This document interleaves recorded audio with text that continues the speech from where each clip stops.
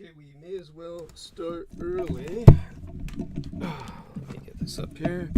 You'll hear all kinds of strange noises because nothing is prepared. And everything I'm doing is totally out of sync. Okay. All you're going to hear is noises. Turn this around. Upside down. The world is upside down. There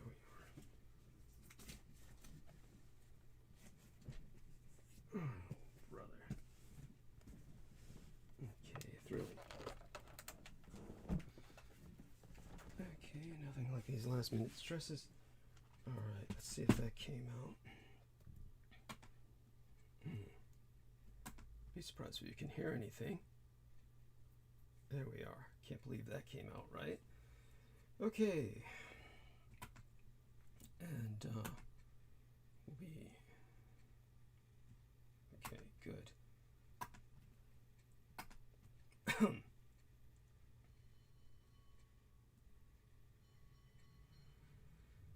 Okay.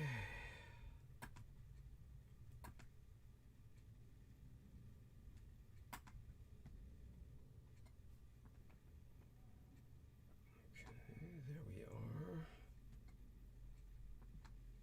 Wonderful supportive person up there already. All right, now let's see what we can do in terms of getting myself in trouble. Any further trouble? All right, and we'll bring on some other people to add to that trouble. Might as well get everybody on early. Okay. Let's try establishing call. That would help. Okay. Start with the usual.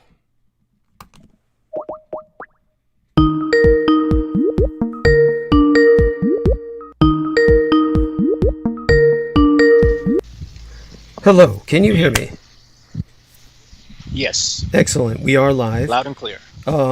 We also hear your air conditioner loud and clear. Oh, that's the fan. If I don't have that on, I'm going to literally be roasting. Yes, you're going to die. Yes, I understand. Okay, just see if you can position it a little better so that when you do come on with us, we hear you instead of that. All right. Let's try. Just give me a second. Take your time. That's all right. Readjust.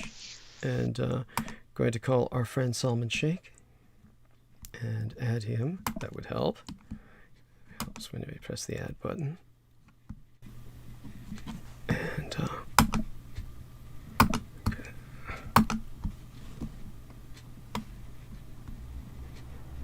okay. And Amanda. Our dear friend Salman Sheikh has joined. Excellent. Assalamu alaikum, Brother Douglas. My greetings of love and peace be with you, JMO, and all of our brothers and sisters of Team Dietrich on this wonderful evening.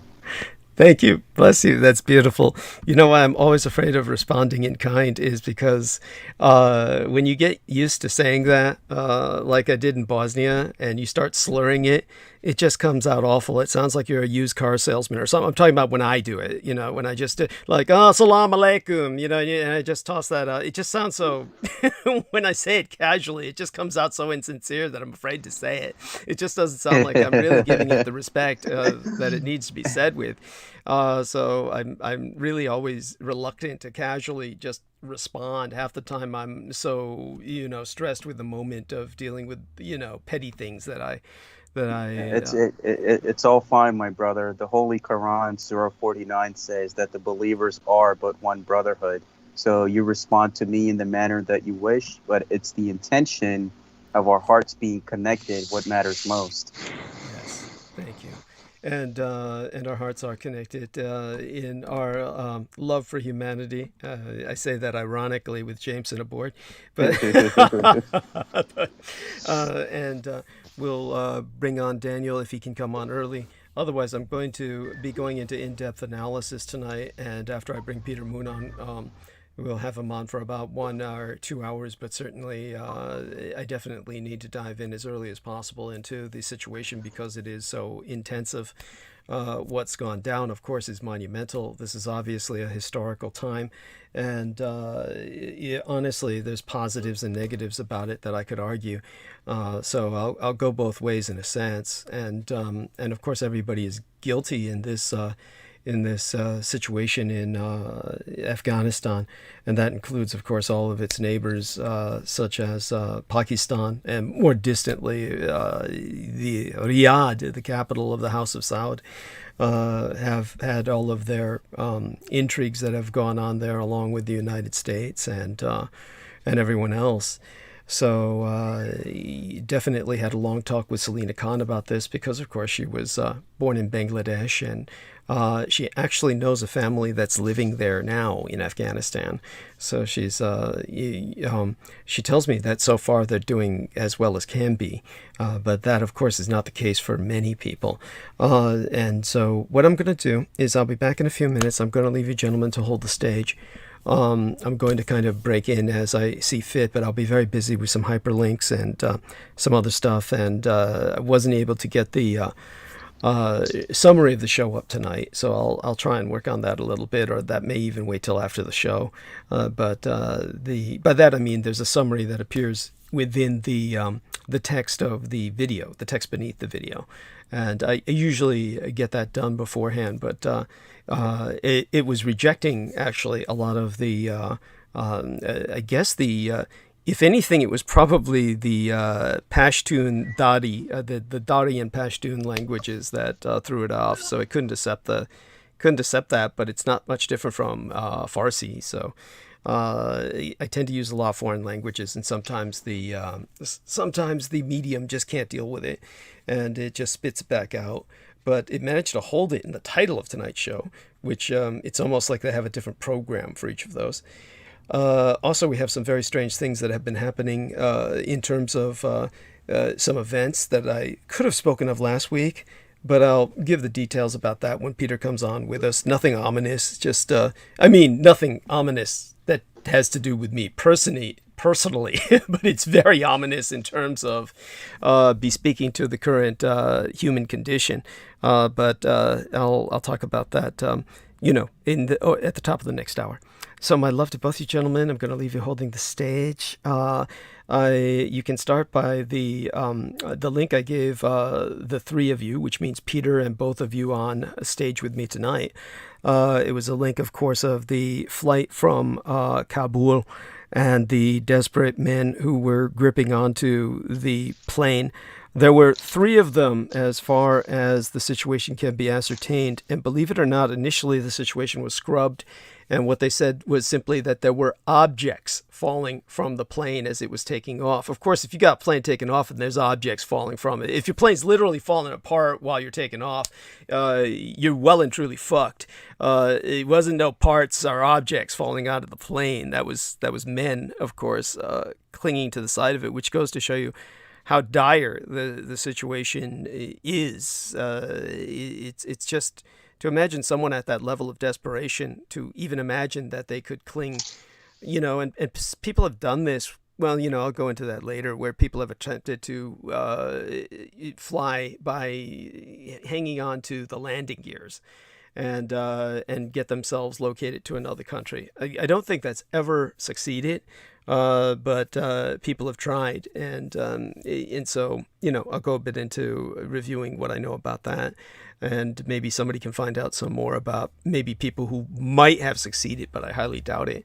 The altitude is so cold up there, and they die of hypothermia. Of course, is what everybody dies of. It's also cold. Isn't the oxygen also different because of the lack of pressure? Oh yeah, everything. So they'd probably wind up dead on arrival if they did fall out of the. They have found bodies like that. They have found bodies where the people have been found dead on arrival. As far as I understand, that's the only condition they've been found in. Once the landing gears are retracted, you're not going to fall out. It's by the time that the landing gear is loaded, you're just dead. Anyhow, because you're not going to have any air pressure up there. you're not going to have any pressure to get air into your lungs, because there's a reason why the air cabins are pressurized.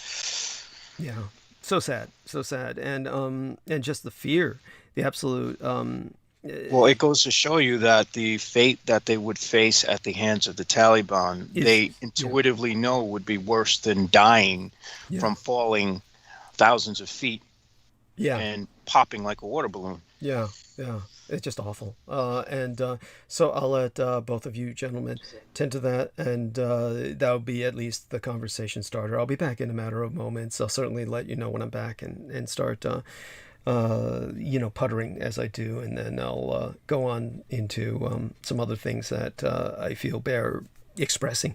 All right, my love to both of you. Thank you so much for making this possible. Good evening, Brother JMO. How are you tonight?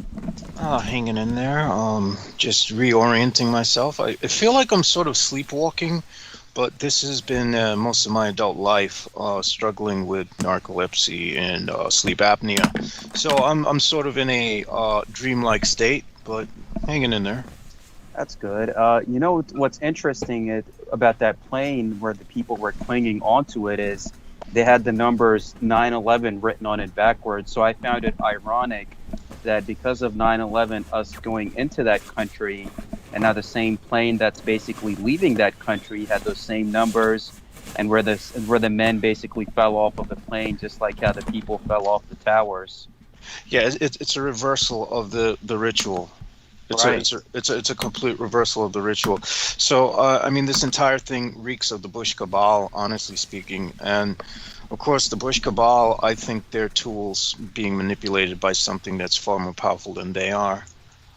That's right. And again, I am taking into context that George W. Jr. might actually potentially be the son of Aleister Crowley. That's very, very possible, because I know many people. This was in 2010 when I first came across this, like when YouTube was like fairly new with its content.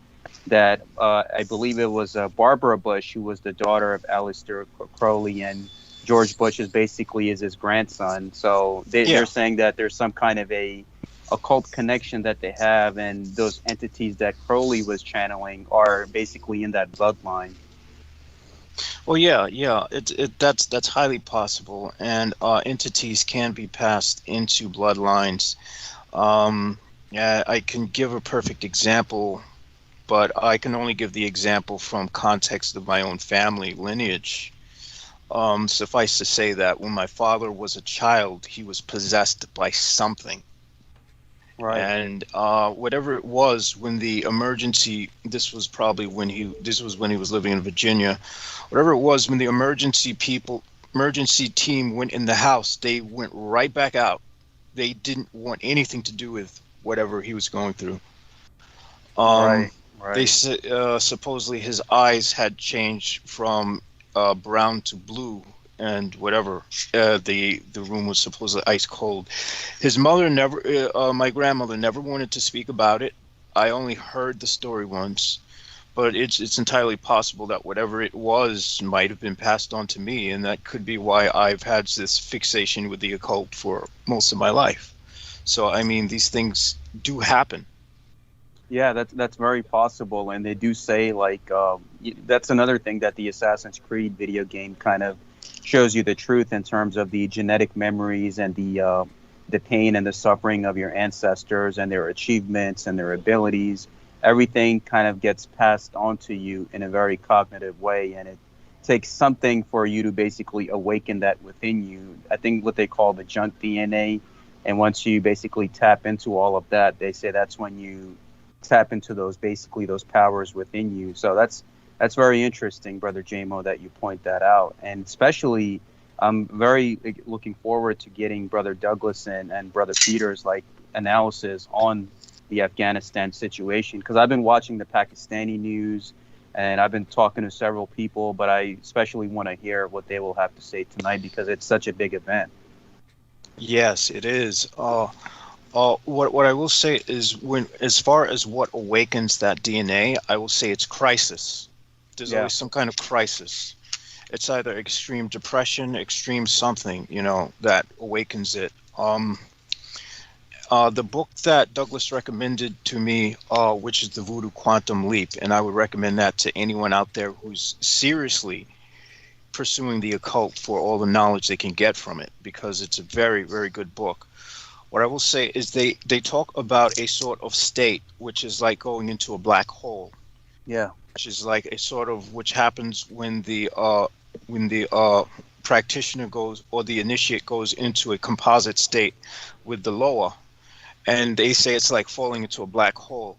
Now, several years ago in 2006, I experienced what it was like to be in a black hole, but it's the experience itself was something that just took me over one day when I was just lying on my bed and crying, and I just literally passed out. Next thing I know, it was like I was being compressed, like all around was just pitch black, and it was ice cold, and it was like being crushed. It was like falling into the depths of the ocean and being compressed and crushed infinitely. And when I came out of it, I had no idea what happened, but I saw many, many things, and I saw many faces of things that did not look. Some things did not look human, and I don't know why they were shown to me. But there's a lot of, well, reality is stranger than people give it credit for. Yeah, I agree completely. And from the Islamic occult point of view, basically your destiny was already laid out for you. So right now in this lifetime, you're Jameson Reese, and all the things that you went through growing up, the Air Force, and seeing the world for what it was, and going through the things that you did. Basically in Arabic, they use the word maktub, and in the Holy Quran, they mention the same thing from the Sufi perspective, that both the infernal and divine come from that one true creator, the al-haq, the truth. And they say that whatever path is destined for you, you fulfill that to the best of your ability, because you do serve a purpose. And that's basically what it is that you do get shown these things. You do go through these experiences of falling down and getting back up.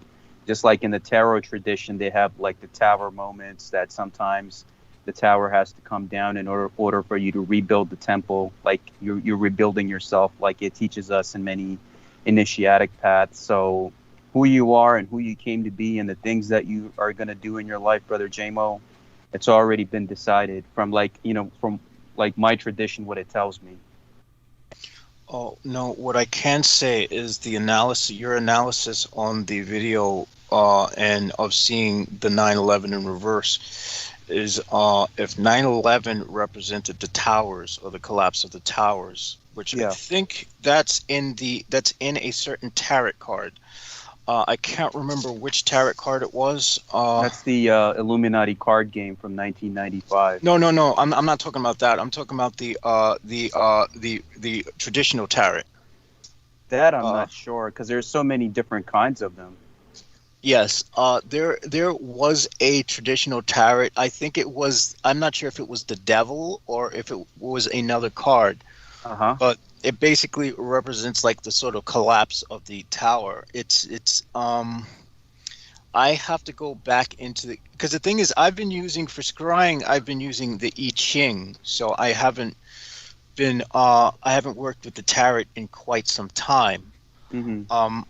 But if what I will say is the inversion of the falling of the towers is the fall of humankind. Yeah, and so the 11:9, and the fact that these people are falling out of the wheel wells and falling off the sides of the plane, this represents the plummet of humankind. Yes, that's exactly right, because the ritual is now being completed. Yes, the ritual is completed, and now we into the phase where now our external realm starts to resemble the infernal more than anything. Yes. We've passed the point where we had the capacity to try to bring heaven down to earth. But because everyone was so focused on ascending from this plane and going up into heaven, rather than bringing it down here, because of that imbalance, now what we have to suffer with is the hell. that is raised up in its place. Yeah, that's fascinating. You point that out, and please, if you find that original tarot, that card, send it to me in the private message. I would love to see that, because I came across all these different tarot cards, and somebody had asked, like a sheikh, like in the Sufi tradition, that is it haram in Islam to do the tarots and this other stuff. So he said, like, divination is allowed because it's connected to some kind of a spiritual practice, so it was allowed for us to look into those practices. So that's very fascinating that you came across something like that. And it's interesting because even in the Sufi tradition, it tells you that you are basically mankind. Everything in this world's been given to you. God has given you everything in this world in terms of its resources, what it's capable of doing. But it's up to us in terms of how we choose to create this realm, where even the Persian poet Omar Khayyam, who was a Sufi, also says that I myself am heaven and hell, and that also relates to the condition of the earth. And that's why you see that we're out of touch, and Mother Earth is just lashing out at the beings who have tarnished her for so long. Where the West failed was the fact that the West had decided in and of itself that because of the sort of radical Christianity that shaped America, and because of the sort of because of the sort of neglect to the physical realm that sort of came with the Christianity, which we don't see the same thing in Judaism, by the way. We don't see that same mindset in Judaism. Note that. So that's one thing the Jews have over on the sort of Christian societies. But the problem is, with the sort of neglect of the physical realm and the desire to escape the physical realm into the heavens, what then fills that emptiness in this world is hell. Yeah, that's exactly right. And it's interesting because in the Kabbalah and Sufi traditions, in terms of what comes from the Orient, a lot of it's denied here. They just don't look into it. Is because, like you said, with the radical Christian point of views that they grew up with here. And even if you look at the Gnostic teachings, which is the esoteric Christianity, it's all interconnected, but they have their own way of looking at the way that they want to view things. I appreciate you pointing that out. And yes, when we look at the traditions of the Orient, and we even look at things such as the lesser banishing of the pentagram and the greater banishing of the pentagram, and ritual magic, what we have is you are pulling the divine down into the spirit, into the physical world. Mm-hmm. You know, instead of trying to leave the physical world, you're creating a sacred space. You're creating heaven on earth. Yes. You know, whereas, you know, when we look at what Christianity has done, or contemporary Western Christianity, I would say that Christianity and Satanism would be one and the same thing, because you're pretty much bringing the infernal up, because you're trying to leave earth behind and escape earth. So, I mean, you know, when it comes down to it, I don't, you know, and it's for this reason why when we speak of Satanists, I usually don't see it as a negative. I see it as being no different than Christianity. Yeah. What I will say is the two complement each other, whereas the only difference is that the Satanist, at least you're honest about your wanting to descend into hell. And to some degree, you know, if you're descending into hell, perhaps, you know, what's going to fill the place if you're descending? Perhaps it might be the divine. I don't know. I don't have an answer to it. I'm not trying to justify Satanism. Most of the people who are Satanists are materialists and more or less just want to abuse the earth for what they can for this life and take everything they can from it. And it's no different than what the Christians have done in practice. So, I mean, so we're dealing with the fallback of a sort of spiritual imbalance on a massive scale. Yeah, and that's absolutely right. And because the predominant religion is is Christianity in the world. I mean, it's the largest religion in the world, and most of the practitioners of it are, the highest population of practitioners are in Asia, honestly. They're not in the United States or America or in the West. But the truth of the matter is the way that it is approached, at least by the West that has colonized everything and that has put its face onto everything, is distorted and corrupted. Yes, that's absolutely right.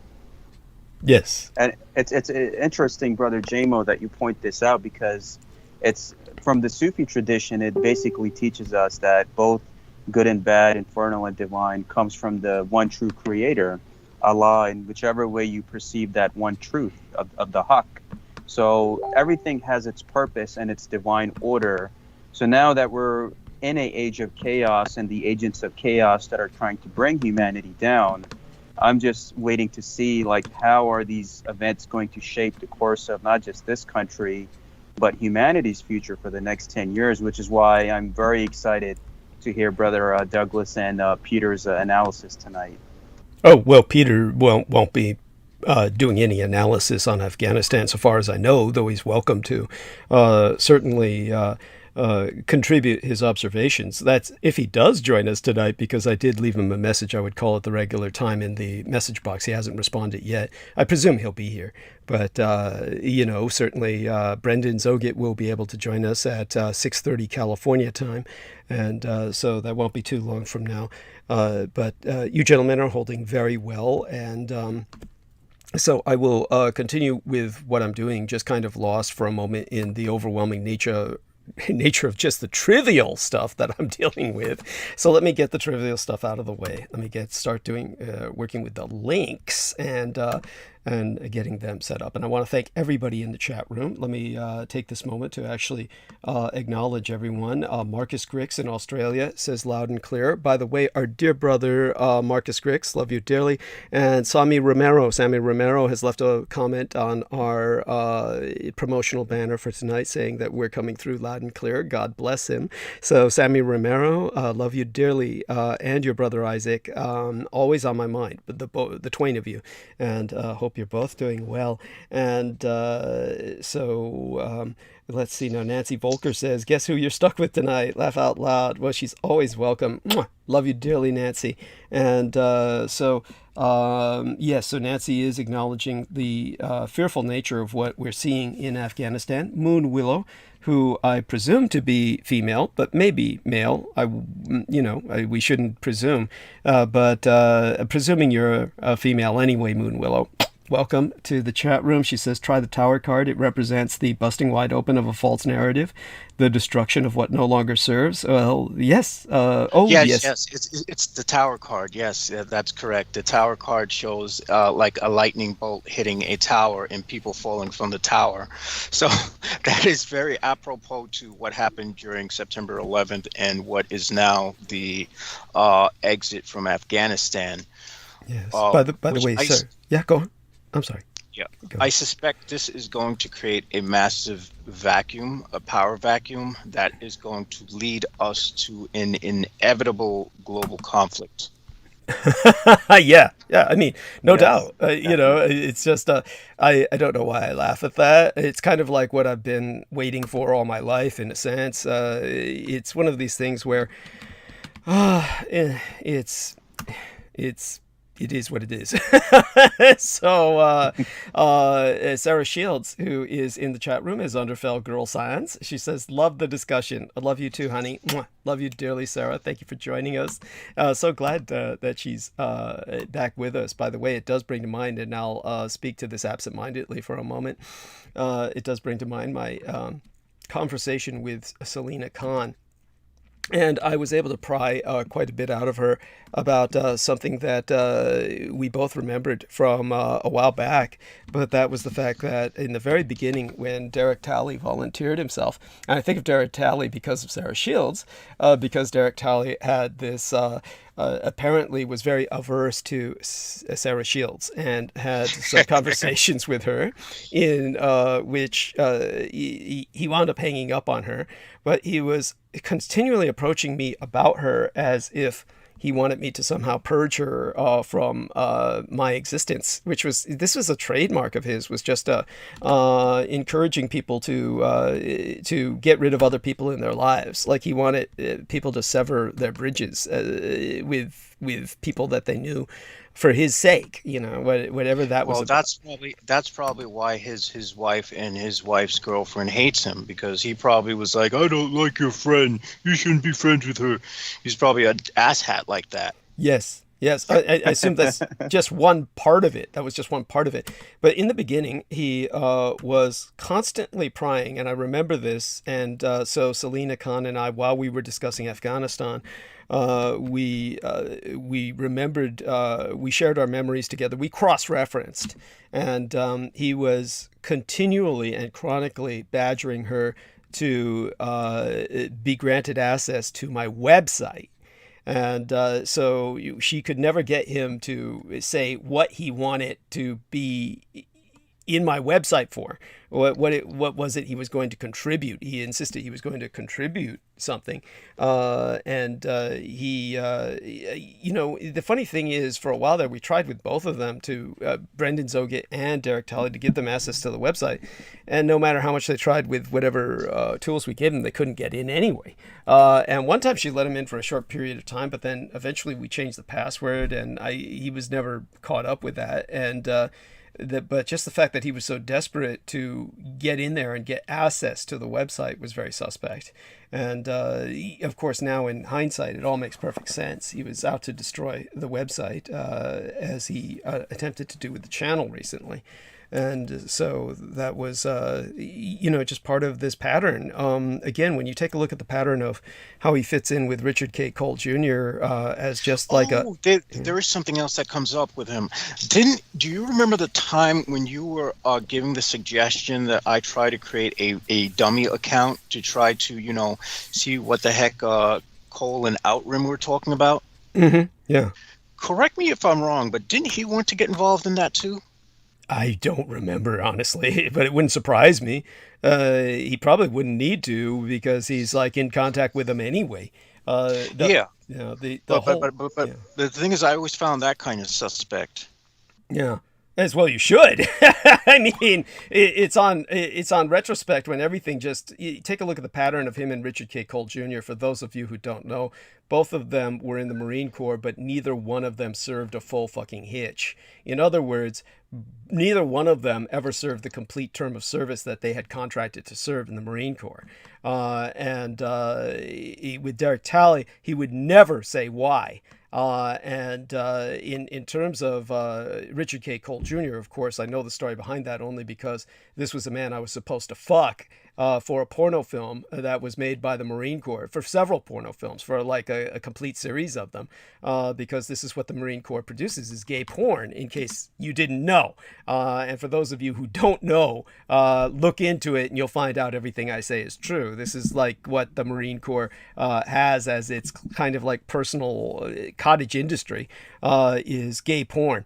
And so when it comes to Derek Talley, not only did they have that in common, Richard K. Cole Jr. and Derek Talley, but they both kept using that photograph of themselves from the stupid boot camp before they even graduated. That stupid photograph where they're both in this, it's not even a full uniform. It's just like the top of a uniform to make it look like, they're in full uniform. And it's just everybody wears that same top. It's like hundreds and hundreds of people wear that same top. Thousands, ultimately, as the years go on.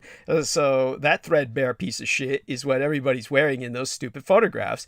And yet neither one of them finished their contract, and yet this is the whole identity they have of themselves. So yeah, that is super bizarre, because I didn't complete my Air Force contract, and I had like this, when I was cleaning the basement and I was cleaning house, I got rid of all the stuff from basic training and the videos and stuff. I was like, I don't want this shit. Yeah, well, I mean, you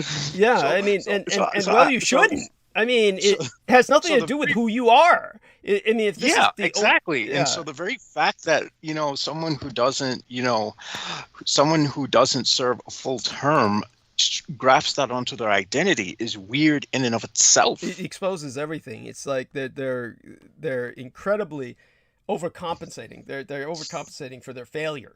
And so you have these two idiots overcompensating for their failure, and this is their identity. And yet, Derek Talley had a job. He had a job. He could have shown a picture of himself trucking or anything, but instead, no, it had to be that.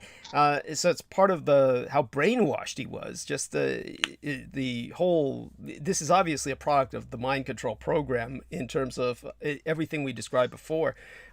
His being convinced he lived the experience of Full Metal Jacket, all that shit. It all comes to pass now, and so there we have that. So it's so that aside. We'll return to the topic at hand, which is distressing enough, just what's going on in the world around us.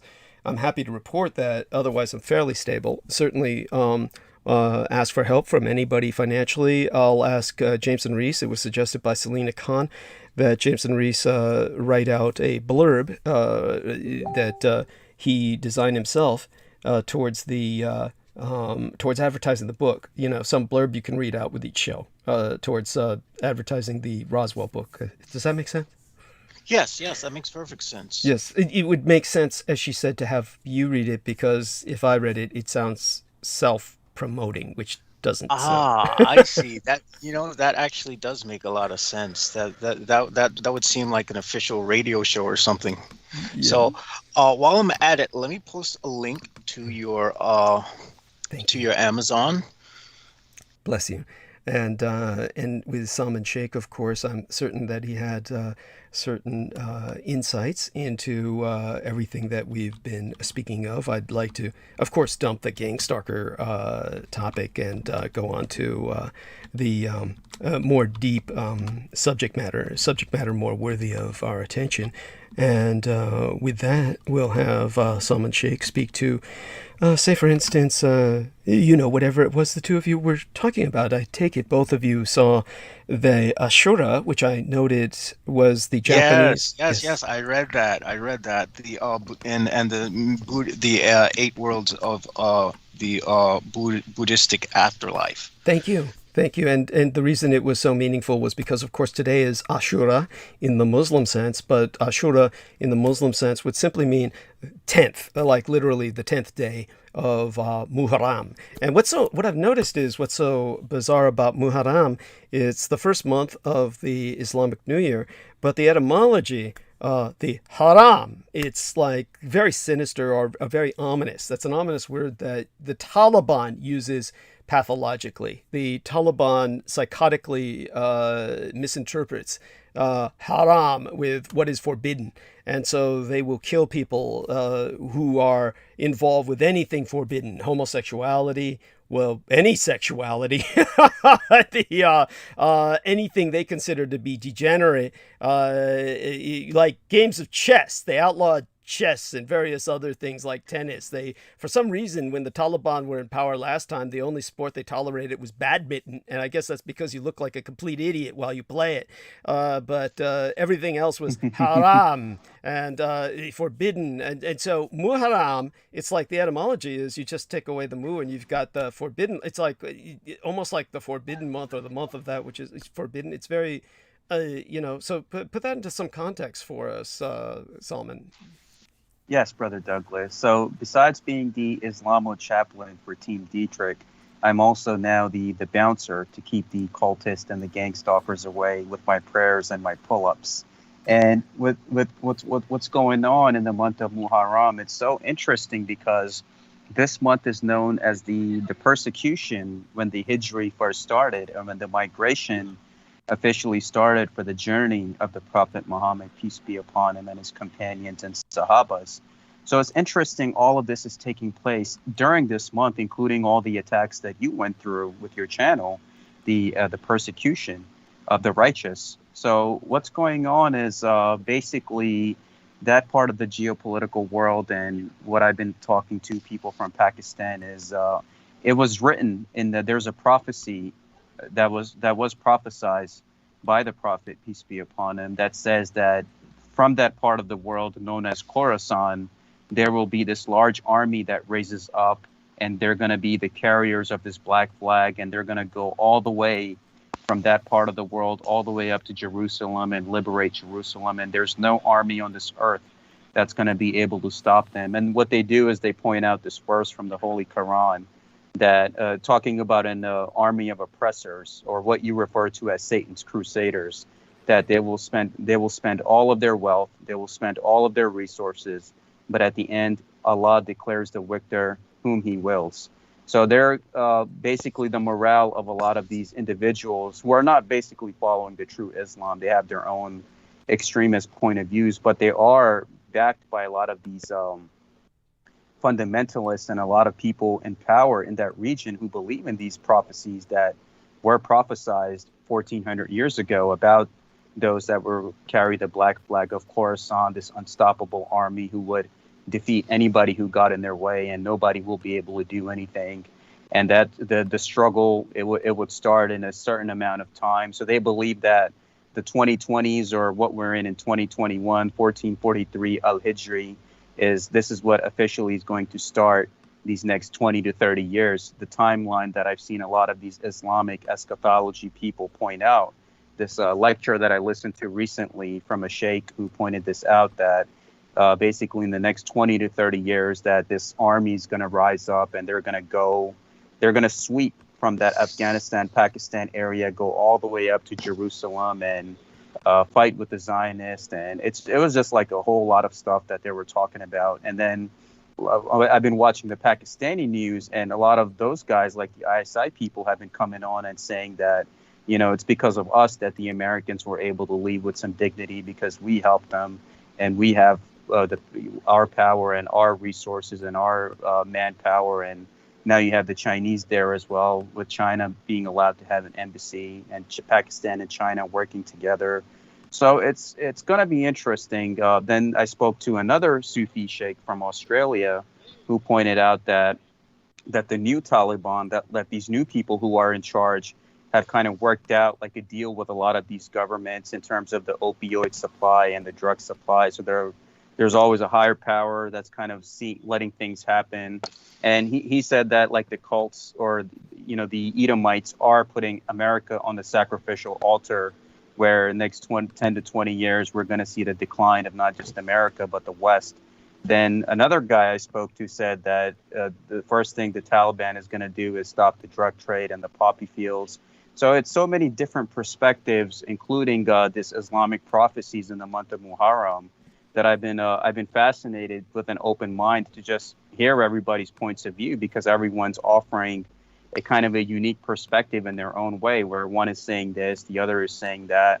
So I'm just excited to see what's really going to happen within these 5 to 10 years, with all of these things kind of boiling up now, with the Pakistanis and the Chinese and the Russians and all of these like ancient and religious prophecies that are coming about, and especially what's going on here with the social and moral decline. How's it all going to fit into this big picture that we find ourselves in, including myself, Brother Douglas, JMO, and all of us that are on this path to try to understand ourselves and the world?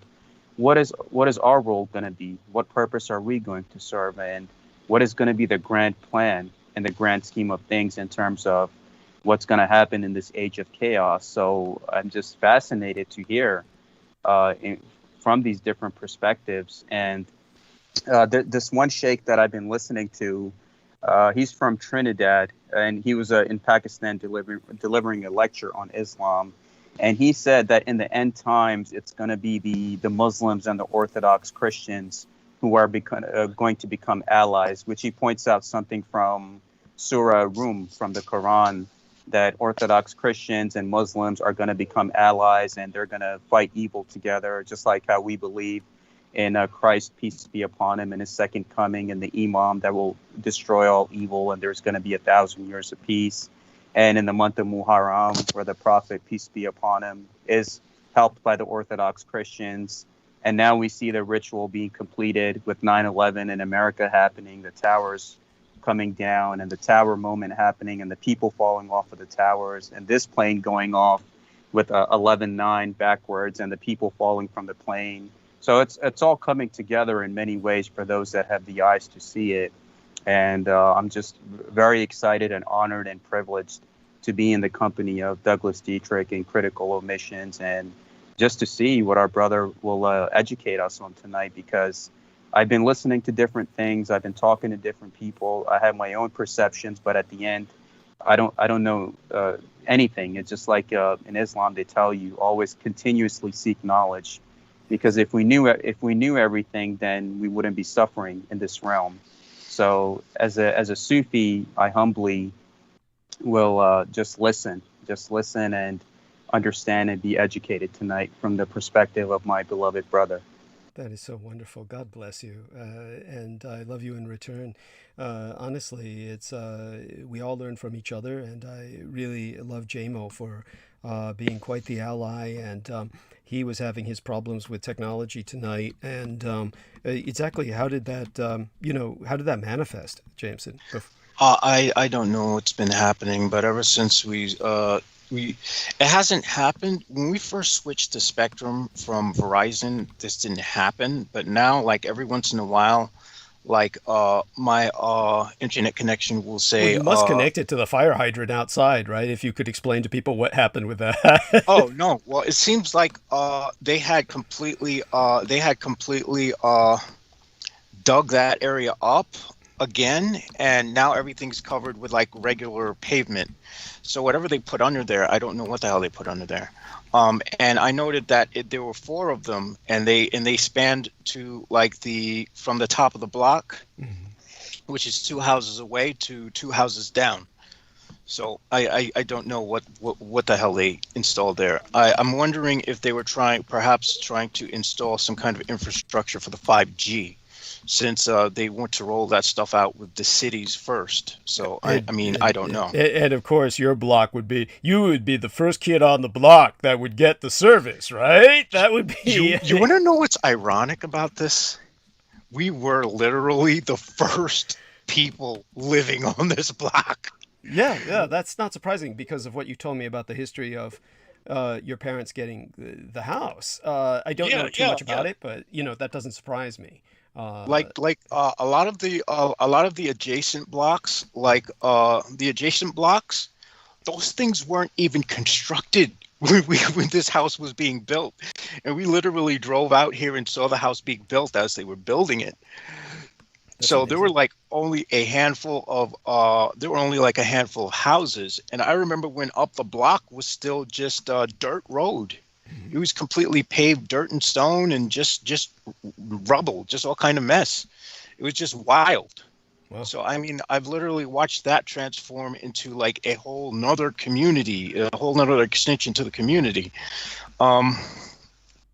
Which, who knows? Maybe that has something to do with the targeted individual thing. well, it certainly... Yeah, I would think that whatever technological phenomena you're experiencing would have something to do with the fire hydrant work outside.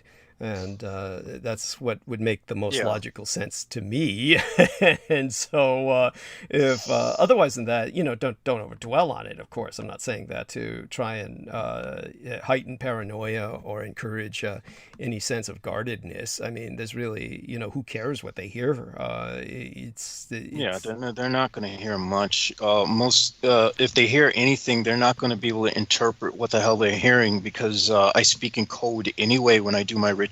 So unless they have a way to decipher everything I'm saying, which only I have the master key and legend and have shared it with no one, they're not going to understand anything. I doubt they would, even if they had the key. Even if they had the key, even if they had the key. Trying to you'd have to be a linguist. You would have to be a high-level linguist to be able to reconstruct how everything came about. Yes. There we have that. And with that, of course, 5:45, let's take a look at Messenger and see if anything is coming through here. Oh, I did want to note something. Of course. You did say that in the Arabic calendar we're in the year 443, right? 1443. Salman can take it from there, really. I'll let... Definitely, yeah. So 1443 coming up to 12, simplified to 3. So we're in that aspect of the triune tribulations of man, which will occur in this era and this year, which is going to be interesting how things kind of pan out in terms of the geopolitical. And even my country in Pakistan, you have all these refugees that are trying to get into Pakistan. So it's interesting to see what's going to happen in terms of the Afghan situation. And this one guy that I spoke to said that a lot of these people in the army were committing atrocities against the people, and that's why they're running, since now they will be held accountable. But I mean, who knows, like, what's going on and what's really going to happen down the road. I guess only time will answer, especially this year being as critical as it is. Thank you. And please go on with what you were going to ask or say, Jameson. Honestly, the stage is both of yours. Yes, I was going to say that next year it would be then 1444. We have 3 fours. Yes, the triple four. I'm going to be very interested to see what next year is going to bring. Yes, by the Islamic lunar calendar, next year will be 1444, which, just so people understand this who are Westerners, 4 is considered a very unlucky number in Asia. Both Japan and China use the same character for the number 4, the same iconograph, and in both Chinese and Japanese, it rhymes with death. And so it's many places in China and Japan, especially the older buildings, very much like older buildings in the United States and some places in the West, they do not have a 13th floor. Many places, older buildings in Japan or China don't have a 4th floor. It will go straight from 3 to 5. And because no one wants to, exit the elevator and come out on a 4th floor. It would be like in those horror films where somebody winds up on the elevator to the 13th floor and it doesn't exist, and yet they somehow, in another dimension, wind up there. That's what it would be like in an Asian horror film. And so 444, when they couldn't grasp, many Asians, this Western trip about 666, which is this big, honestly, I can't either. Understood. But so in order to try and push the concept to Asians, many missionaries, like in the time of my mother, when she learned what was called missionary English, then many missionaries would try and promote the concept of 666, the naming, the numbering or the naming of the Antichrist, which seems to be America's favorite parlor game. But they would basically promote the concept of 444. So if you see like biblical pamphleteering in China, or some kind of pseudo-Christian, I guess you'd call them like these films you see in America, which are kind of like apocalyptic films where they are made by these Christian organizations, and they all have low budgets, so they can't really get the message across because there's not enough of a money behind it to give you any good visuals. So, but they try to promote the end times and get everybody hyped up and mobilized towards living in fear. And so you see these kinds of Christian types of films. If you see something like that out of China, then they're going to be using the number 444 instead of 666. So we'll be seeing that on the lunar calendar, and so it should be fascinating exactly what next year is going to be like. Of course, I myself have always identified with the numbers simply because I've been surrounded by death and tragedy all of my life. So you just learn to acclimate after a while and roll with it. So there we have that. But with that, of course, I turn it back towards Salman Sheikh, and he may have some Masonic or Muslim or Islamo-Masonic. They're kind of the same anyway. Some numerological interpretations for us. Oh, of course. So 1444 adds up to 13 simplified to 4. So the 4 comes up again. And it's interesting why in Asia that's seen as something that's of a negative, of an ominous nature. And it's interesting now with China and Pakistan and Afghanistan and basically majority of the world's population and that part of the world being affected. So Asia is going to be a hotspot for this rest of this year and next year, which is going to be interesting to see how things kind of turn out, not just for my country, but for Afghanistan, all of the parties that are involved there, which from the Masonic point of view would be order out of chaos, that you do have chaos that needs to happen in order to order from come. So it's just like how in our lives we fall down and we get back up and we emerge stronger from our losses. And because you have to go through those tower moments in order to be the individual who you are, where you have to hit rock bottom for you to emerge stronger from your lessons, to be the individual that you're meant to be. It's like with Brother Douglas, with all of his struggles in his life, he's always been loved, provided for, protected. He's still here with us. So we also believe the aspect of trusting God always, that always trust God and you're always going to be okay no matter who or what stands behind you. So this kind of has lifted the morale up very high for the extremists in that area because of these Islamic prophecies and plus the stories of Prophet Musa, Moses, peace be upon him, where he was being chased by Pharaoh's army and these different aspects, and God made a way for him and destroyed his enemies. And all of these prophecies, even the Prophet Muhammad, peace be upon him, that when he was dealing with the Meccans, it was an army of 10,000 soldiers, and he was only 313 with the apostles and the Sahabas, and they defeated them. So this has basically, these eschatology point of views has lifted the morale up of the extremists in that area. Plus the verses in the Quran where it tells you that they're going to spend all their wealth trying to destroy you, but in the end, it's Allah who determines the victor. So now they're saying we destroyed their economy, their 2.2 trillion, and they're running away from here with their tail between their legs, and they can't defeat us. So now it's going to be interesting how in that part of the world where you have 80% of the world's opioid supply and all of these drugs that are coming out of there, the lithium, the minerals, and now you have a extremist faction of that part of the world that's going to be in charge. I'm interested to see if they're going to be diplomatic about things, how they're going to work with China and Pakistan and these different elements that are there surrounding that area.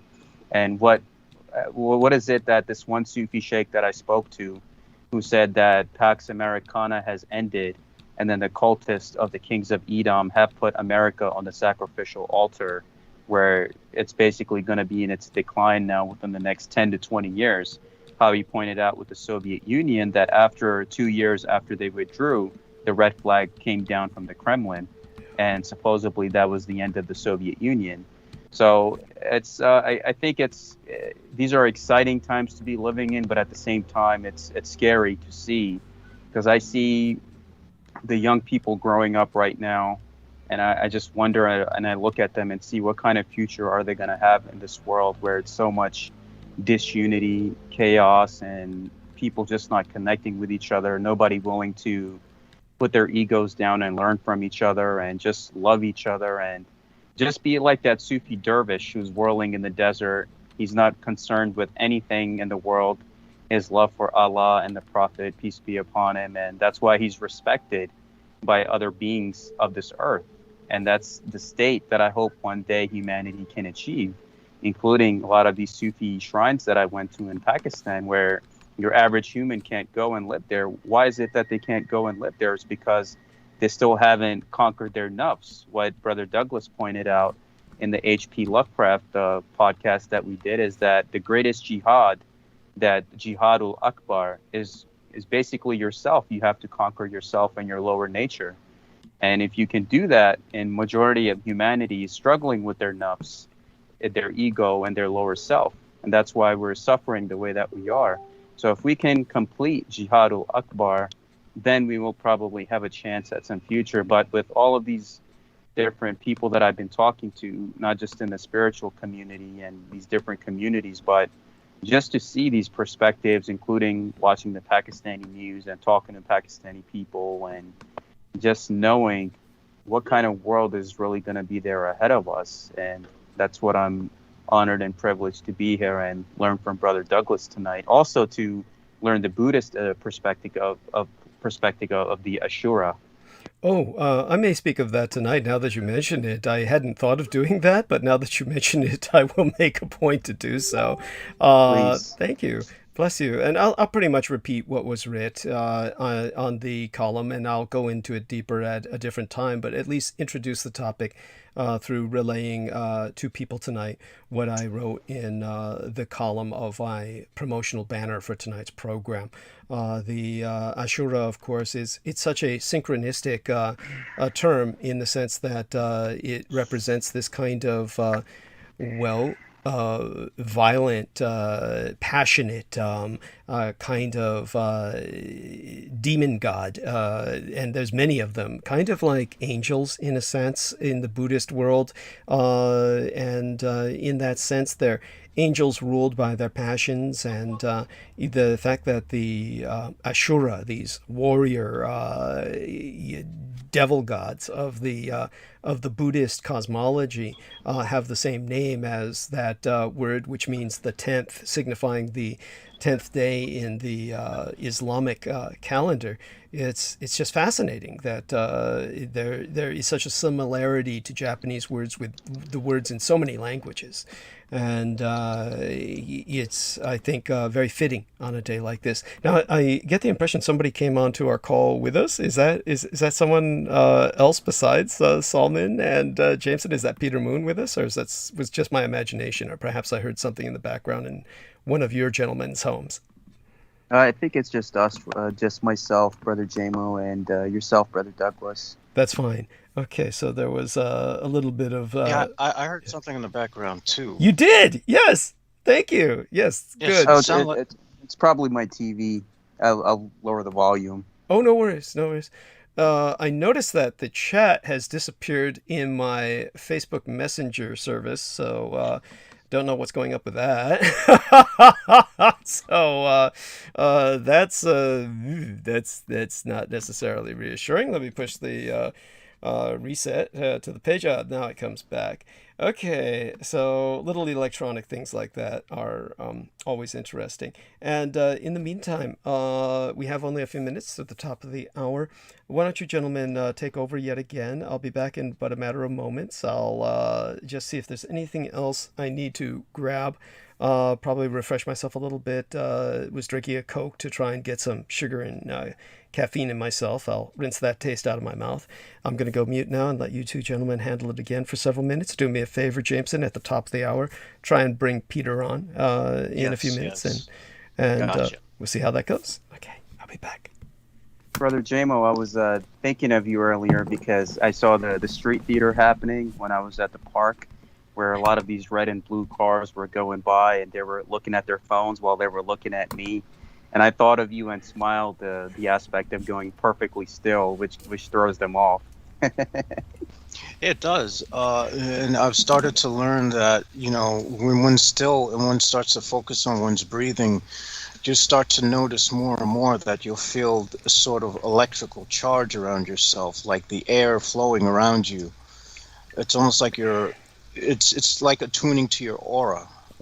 Yeah. I don't know why what it does is it seems to have had a strange respect. Something strange is coming from it, where I've started to have people who I've never spoken to, or people who I didn't think would have any respect towards me, show like respect towards me and stuff. So it's interesting how things are changing. Oh, of course, my brother. And you know what I do in that park is when I'm feeding the birds and I go around just breathing in and connecting with the trees and the roots.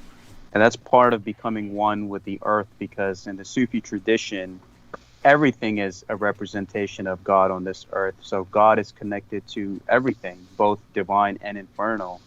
And that's when I send prayers of protection towards Brother Douglas and yourself, and to put that tube and shield of light and protection around us, the people that we love, our homes, that whoever tries to send anything after us, it's returned back to them times 10. And that's why you have that benevolence around you in many ways, that light of these different archangels and just the different aspects of the light, where you're one. You have found that balance of both chaos and order within yourself.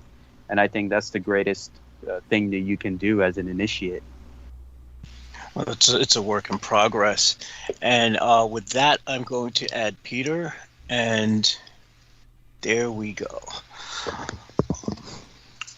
What I did want to note was that the Ashura sort of remind me of the L or the L's, which if you look at the last names of every angel has L at the end of it, which is EL. That's also it's also, I think, a Babylonian god of the air, and that's also El and Asherah. And in Western occultism, they're associated with Venusian entities. So that sort of goes in with these sort of passions and the warlike aspects. That makes sense, because all that aspects of war is connected to the Islamic story of Ashura as well, where the grandsons of the Prophet Muhammad were martyred in battle, Hassan and Hussein. And now we're going to see this aspects of the mourning that a lot of the Shia are going to do within these next few days. And it's interesting how that's correlating with the events taking place in the Islamic world with the Afghanistan situation, how all of these things are tied to war and destruction, and how you have the martyrdom of the prophets that's like going to be coming on tomorrow. It's actually on Thursday. And you're going to see a lot of these events taking place in Afghanistan and Iran and Iraq and Pakistan simultaneously across the Muslim world. So it's interesting, the timing of events with America packing up and leaving, and the plane situation now, Ashura and Muharram, that everything is kind of correlating with these Islamic prophecies, which a lot of these, I guess it's putting fuel to the fire of many of these extremists who are believing that they're doing God's work on this earth. It seems to me like they're more or less exploiting the chaos, because that's what a majority, unfortunately, of people who are just lost and violent do. Yes. Good evening, Peter. Hello there. Yeah, how's it going, Peter? I'm good. I'm alive. I'm here. What are we talking about so far? Oh, we were just analyzing the situation in Afghanistan, and what potential implications this has on the sort of global stage. Well, that's the subject I wanted to bring up, and there's nothing the world needs more now than hundreds of thousands of people analyzing the situation.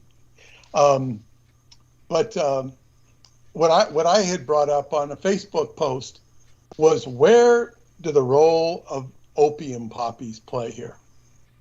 What is the role of opium? Because Afghanistan is a major facilitator of the opium trade. That's what was said that the invasion was really all about, was to keep the opium trade going. And of course, the Taliban has been assigned the responsibility of furthering the opium trade. But it's like, what are all the hidden things we don't see, that we don't know?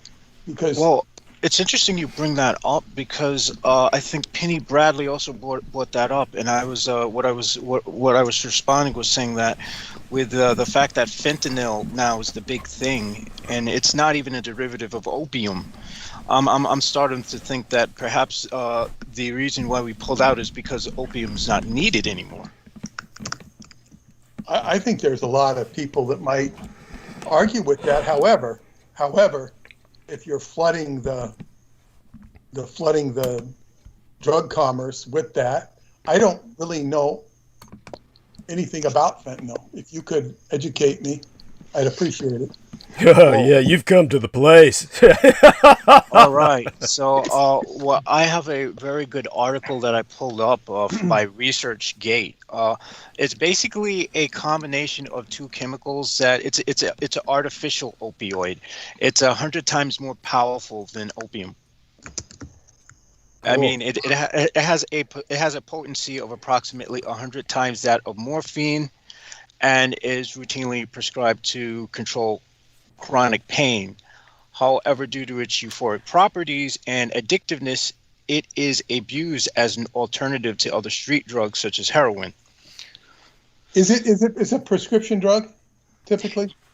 Yeah, it was originally created by, I think, the Jensen Corporation. They were the ones who originally created it, like 90s, 80s. They synthesized it by, it's a mixture of different salts and acids. And I mean, I am not educated enough in chemistry to really go into the chemistry of it. Could you spell the name of the corporation, please?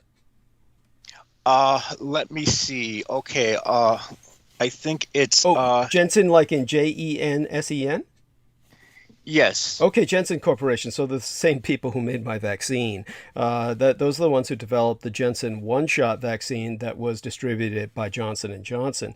Amazing how all these companies work together. As for fentanyl, yeah. Actually, this was Janssen Company. I'm sorry. Okay. I got that wrong. This was synthesized by Dr. Paul Janssen. Okay, could you spell that? JAN N.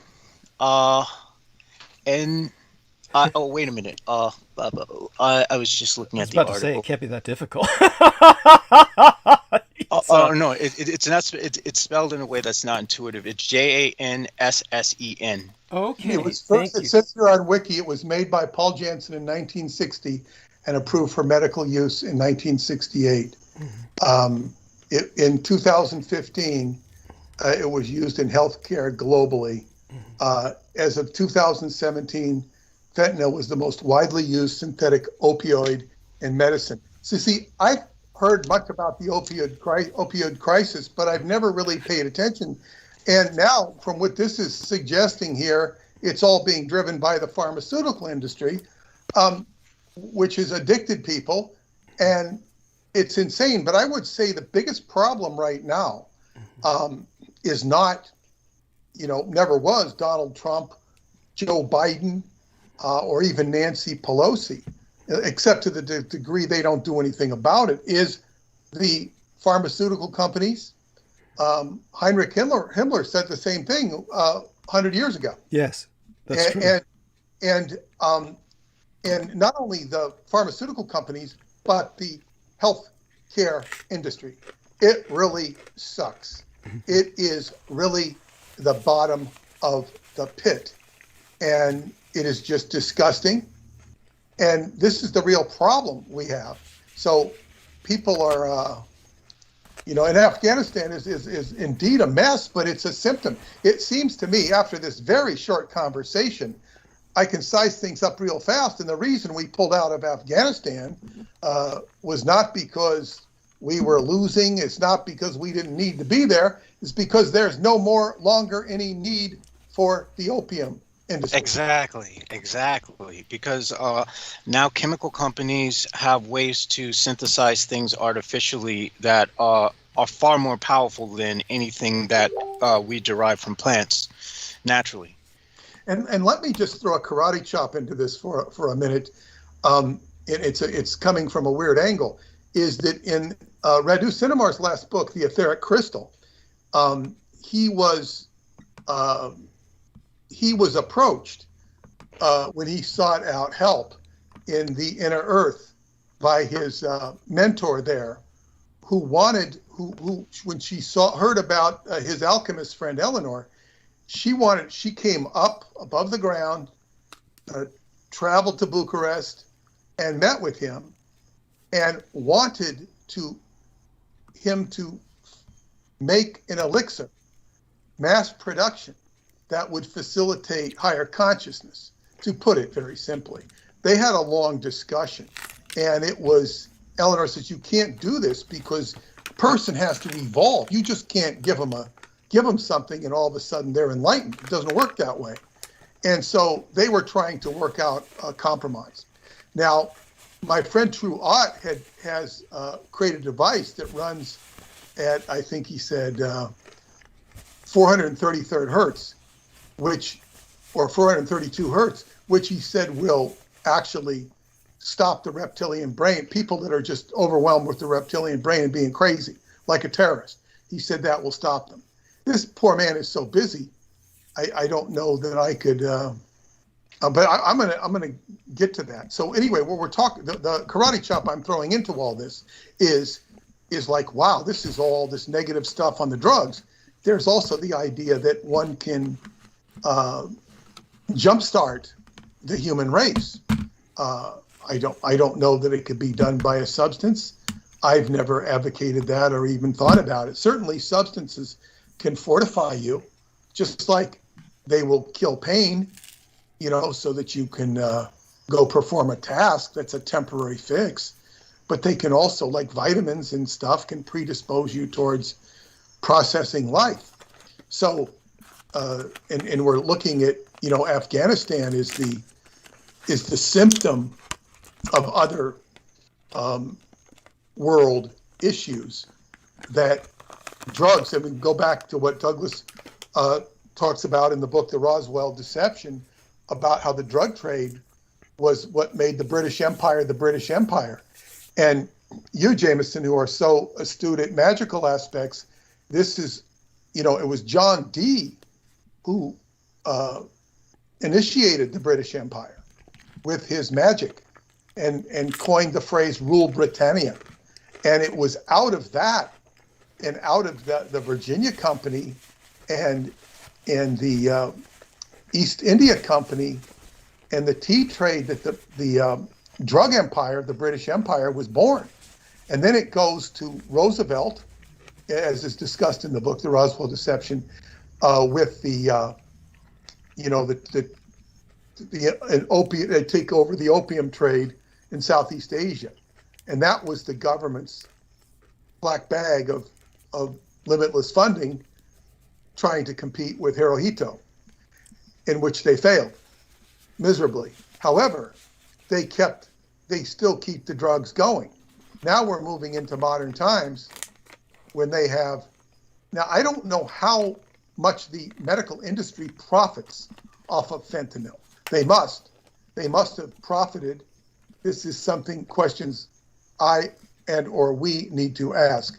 Now it says here, there is concern that the growing demand may prove highly attractive to organized crime and aspiring criminals, especially those operating in areas around the Golden Triangle in Southeast Asia, where production of synthetic drugs has expanded dramatically over the last decade.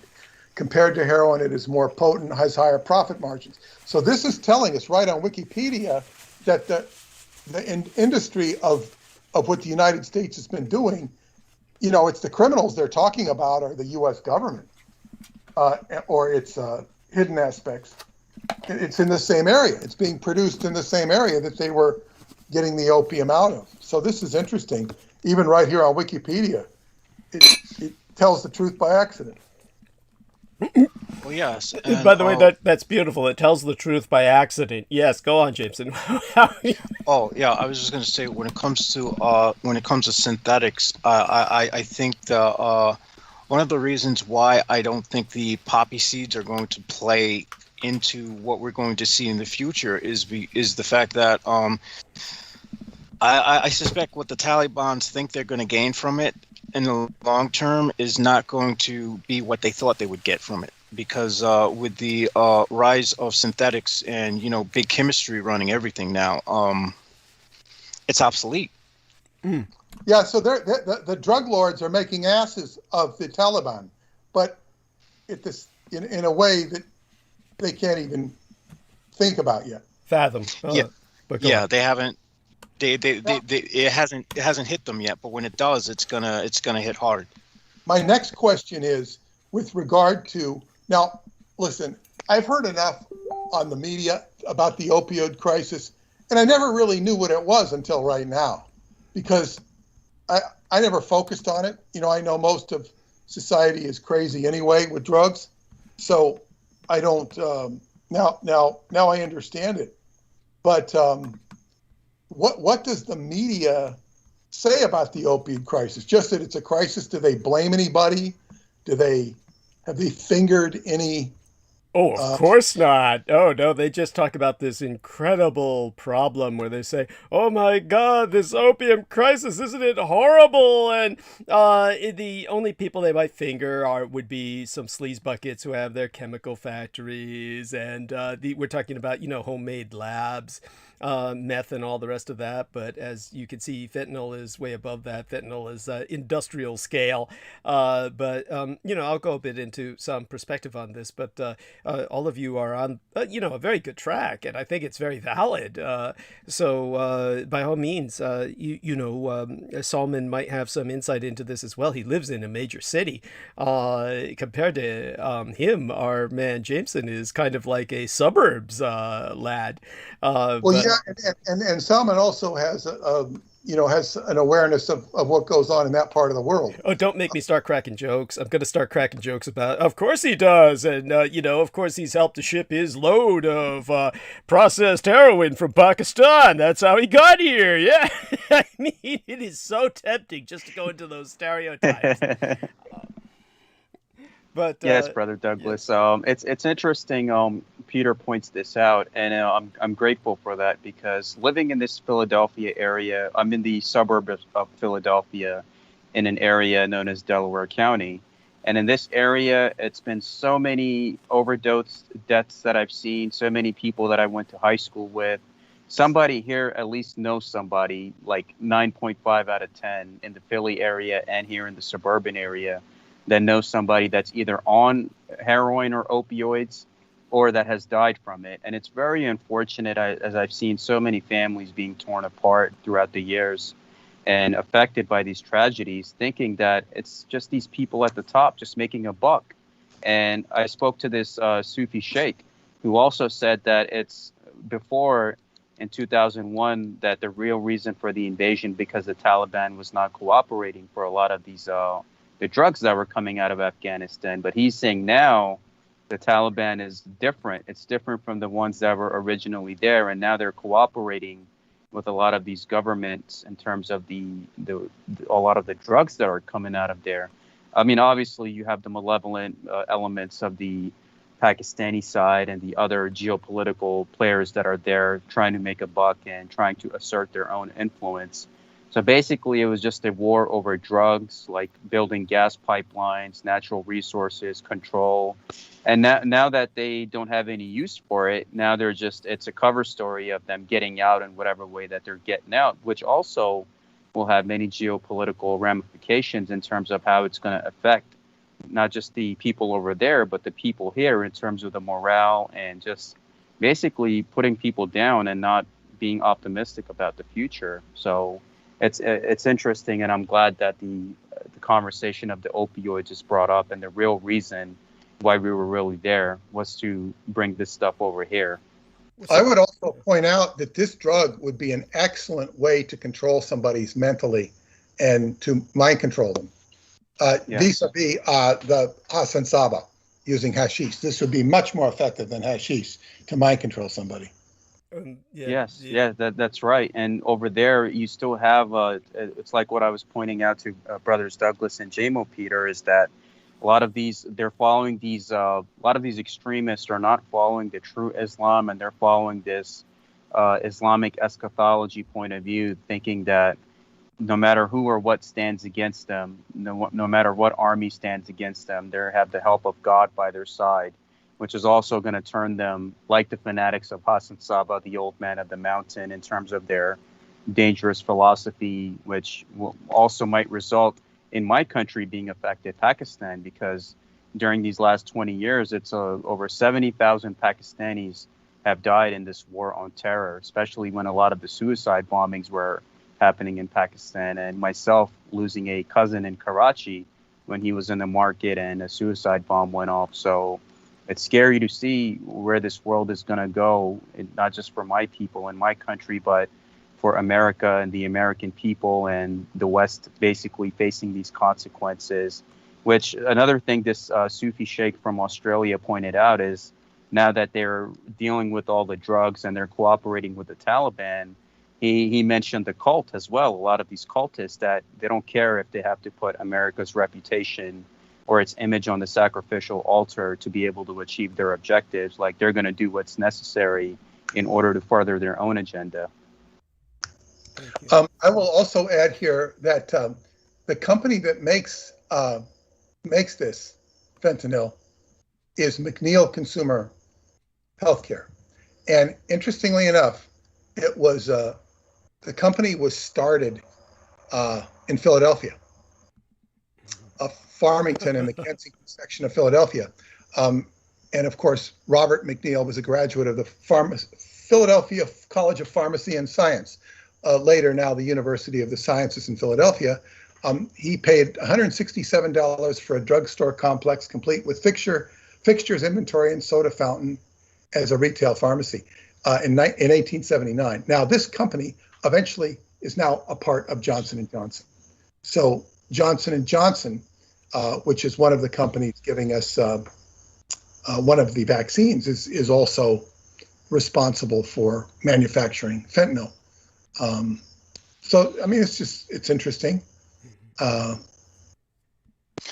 we can also look at the role that the coronavirus is playing as well, because with this, I'm not sure how much. I don't think they really gain much. I mean, based on what Douglas said, they don't really gain much from the vaccines. From the vaccines. Yeah, unlike what many people think. Go on. Money-wise? Yeah, no, money-wise, as a matter of fact, just so people understand this, I'll say this as briefly as possible. Honestly, I could do an entire transmission on this, but it's just as briefly as possible. People are under the impression that the pharmaceutical industry makes money off of vaccines. Nothing could be further from the truth. They lose money. They don't want to make vaccines. The only way that they are driven to make vaccines is because the state reimburses them. Literally, this is where the government step in all over the world and pay pharmaceutical companies to make these vaccines, because otherwise they would just sit back and watch everybody die. They don't. The vaccines do not make them any money. So that's the important thing to remember. Nobody is doing this for money. They're being paid for a tremendous amount for producing the vaccines by the governments, because the governments otherwise lose their tax-paying base. It's also been pointed out that now they're capitalizing on the people faltering from the vaccines, heart attacks, and strokes, and this sort of thing. That's been pointed out. That's where the money comes from fentanyl as well. I mean, if you want to know how the pharmaceuticals are benefiting from fentanyl, it's not even directly. The street people are selling them. The corporations make the money by, or rather the health industry makes the money by taking people into emergency rooms that are all fucked up as a result of the fentanyl. Which, by the way, I'll go a little bit into the disadvantages of fentanyl for what you were suggesting in terms of, mind control and all the rest. I mean, it's kind of like, when the pharmaceutical industry, or adjuncts thereof, the chemical industries, we're talking at this point about the kind of chemical industry that was involved with E. Doc Smith, who, as Peter Moon could tell people the background story of that son of a bitch, but he was basically kind of a chemical engineer, sort of, and he certainly designed certain things that were monumental in industrial scale production of shit food that is actually bad for you. One of the reasons why the overwhelming majority of Americans are pre-diabetic. White powdered fluffy flour and shit, and processed sugarized donut powder and cereal shit. So E. Doc Smith made all that, and then these same kind of industries produced a synthetic sweetener that is, orders of magnitude sweeter than honey. Okay, something like that you would think would be, oh, well, that's just going to take the world by storm. No, it doesn't, because the human tongue has no ability to even really sense that. I mean, past a certain point of there is such a thing as information overload. Past a certain point of sensorial overload, your body is just not really appreciating what's being dished out. So that stuff doesn't really go anywhere. People are still after organic honey. And when it comes to something like fentanyl, it's just too powerful. It's just too potent. The people who take it, you can't really control their minds with it, because you're wiping their minds out. I mean, there's nothing left to function. It's not like you can get them onto a state where you say, oh, now I turn you loose. Kill that man. I mean, they're not going to remember. It's not scopolamine. Thank you. Yeah. It's not the zombie powder. Yeah, well, the scopolamine, by the way, is just not precisely. Well, the scopolamine is one of the ingredients. Yeah, one of the zombie, synthetics. Yeah, it's one of the things powder. synthesized. Yeah, it's a very complex right combination of herbs and whatnot. Yes. That is a very, very guarded secret. Yes, and scopolamine would be a derivative, and but the scopolamine would be like, say, Lynn Fenton, the sister of Dr. Lorian Ann Fenton. Now, I had a great talk with Crystal River the other night. Hey, shout out to she, if she's listening. God bless her. And so when I was speaking to her, we talked about how when she was involved with a rock band and she was touring the country and with them, and kind of like in a symbiotic relationship where she did a lot of card readings and fortune telling or whatever she does. I'm sorry, I don't mean it to sound dismissive. I don't know exactly what she does, but she was, psychically working with various people at these concerts.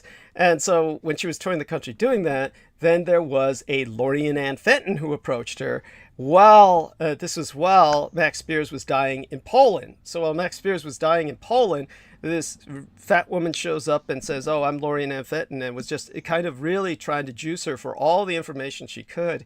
And when we got to exchanging some pictures, I said, "Oh, that's not Lorian Ann Fenton. That's her sister, Dr. Lynn Fenton, who was operating under her name." And Dr. Lynn Fenton is a psychiatrist who was the one who was handling the case of the so-called Joker killer, who was held responsible for the Aurora, Colorado theater mass murder. And she was the doctor who, the Air Force reservist who was in charge of prescribing him scopolamine. But you see, even with something like that, the point I'm making here is that someone like that, he's just the scapegoat. He's not the person who went in and killed everybody. I could almost guarantee it. That guy was so fucked up on the scopolamine, he couldn't even lift the gun. So, we could speculate, maybe he did do it, because my gang brother Beaver was just playing the part of the devil's advocate. Maybe he did it and then just was spent, like, this post-orgasmic depletion, and he was just totally limp.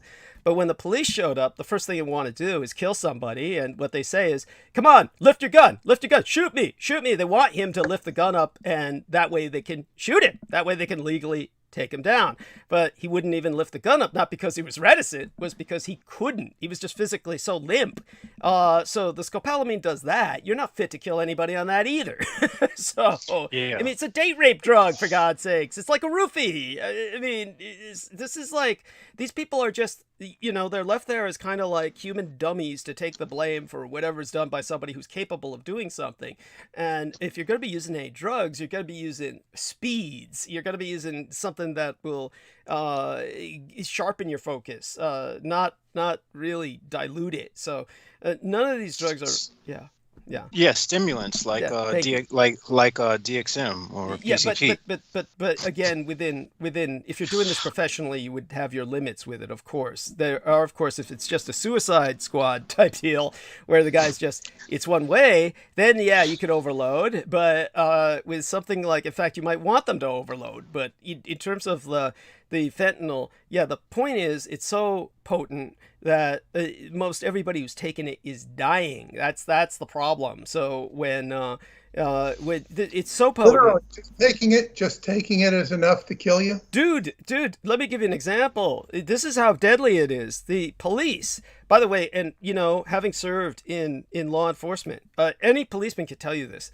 All that shit you see about gloves, and they sell them at police services and all this, these are gloves that you can wear for safety when you're feeling people up for needles and shit. Okay, you can't feel anything with gloves. It doesn't matter if they're just surgical gloves, the little plastic slip-on things, you can't feel shit. So whenever somebody's doing any searching of anybody, you're going to take the gloves off. It's that simple. You can't find anything otherwise. You're not going to feel anything otherwise.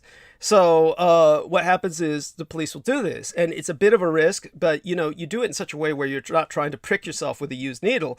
But, okay, you can't do anything about the powder. This is what happened was some police were feeling some culprits up for, needles, knives, whatever. And then, their hands brushed across the fentanyl. just epidermally, just their fingers touching the fentanyl pills, just the pills as they're powderizing, like tablets powdering off, like all pills will do this, some pill powder dust, that absorbed through their epidermis and has killed a number of cops. That is just getting that through your fingers like that. And that's how potent this shit is. It's worthless. This is just something you're going to take if you want to die. It's a suicide pill. Nobody uses this in the way people think they're using it. It's not like you get a regular drug customer out of this. So it's not a profit motive. There's nothing here that's useful to anybody. And so when it comes to something like that, it's just what it is. It's a phenomenon that's out there, and the people who are using it are just sending themselves off. But these are people who are so doped out on heroin or whatever else they're using, mostly speed, actually. It's meth and crack and everything, that they're at the point where they're doing themselves in anyway. So some people who have survived this, cops who have survived absorbing it epidermally, the one experience they'll talk about is, I was deathly sick. They'll say, I was so sick, I thought I was going to die. So even if you don't die, you'll think you'll wish you had, while you're going through the horror of how nauseous and everything else you are. It's just worthless. So this is why the organic heroin is always going to be there. This is not something that's going to overwhelm it. This is not the synthetic that will overtake it. It's just like a fad. It's like a fad. It's obviously it was around. Well, because the heroin is more digestible, sustainable. And sustainable. Yeah. Yeah, and the in terms of, like, it's like you yourself said. I mean, it was developed in fucking 1968. I mean, it's like around the time, my sister and I were fucking born, and they only started really applying it aggressively in industries, the health industry, just recently, comparatively speaking. And so why is that? It's like somebody just suddenly realized, oh, hey, we can use this as a painkiller, which is bizarre to me, because it's like they suddenly just realized it, like an epiphany, because that's bizarre to me, because the hospitals, it's like the first thing they try to do is make certain nobody gets any painkillers. And there was an article out recently about a woman who had a nervous disorder where she had extreme pain. It was very similar to when I had extreme pain with my lung collapses. And the MDs just said, well, we're not going to give you any painkiller because we believe that you'll become addicted. We feel that you're an addictive personality. And so with many people, no matter what pain you're in, I mean, literally racked with pain to the point where your body is flipping like a fish out of water, which is the case where this woman was and where I was at. And they'll just say, go fuck yourself. And this is because anytime you look at the AMA journal, the American Medical Association journal, and doctors told us this in their lectures when I was auditing all those courses at UCSF in medical journalism, and doctors will say, yeah, the first thing a doctor does in the morning, he'll get up and, open up the AMA journal. And just like your average American who looks at the comics and the obituaries, the first thing a doctor looks at is who lost their license. Go to the page where all the MDs lost their license and, chuckle at, whoever got fucked over. But the reality is there's only one thing that gets an MD to lose his license. And that's it's issuing painkillers. It's basically they'll take your license away for giving people painkillers. So how this suddenly they had this epiphany where let's use this, it must have been that it was so potent that they would give it like almost homeopathically, just like here's a little bit, and that way we could say we're giving them such a microdose that they didn't get into trouble for it. That's the only thing I could think of. And then it got loose on the street, and people are selling it in much higher doses, and people start dying. Actually, instead of selling it, what they're doing is just spiking drugs with it. So they're spiking regular drugs like weed, or regular drugs like marijuana. There we are. That's the only thing it would be. It's so powerful. Regular drugs like heroin and crack, because no one wants to buy this shit. There we are. Your average user on the street does not want fentanyl. There we are. Drugs. Because your average user in the street, whenever they're doing whatever drug of choice they're doing, if it has fentanyl in it, they're dead. Okay. What is it?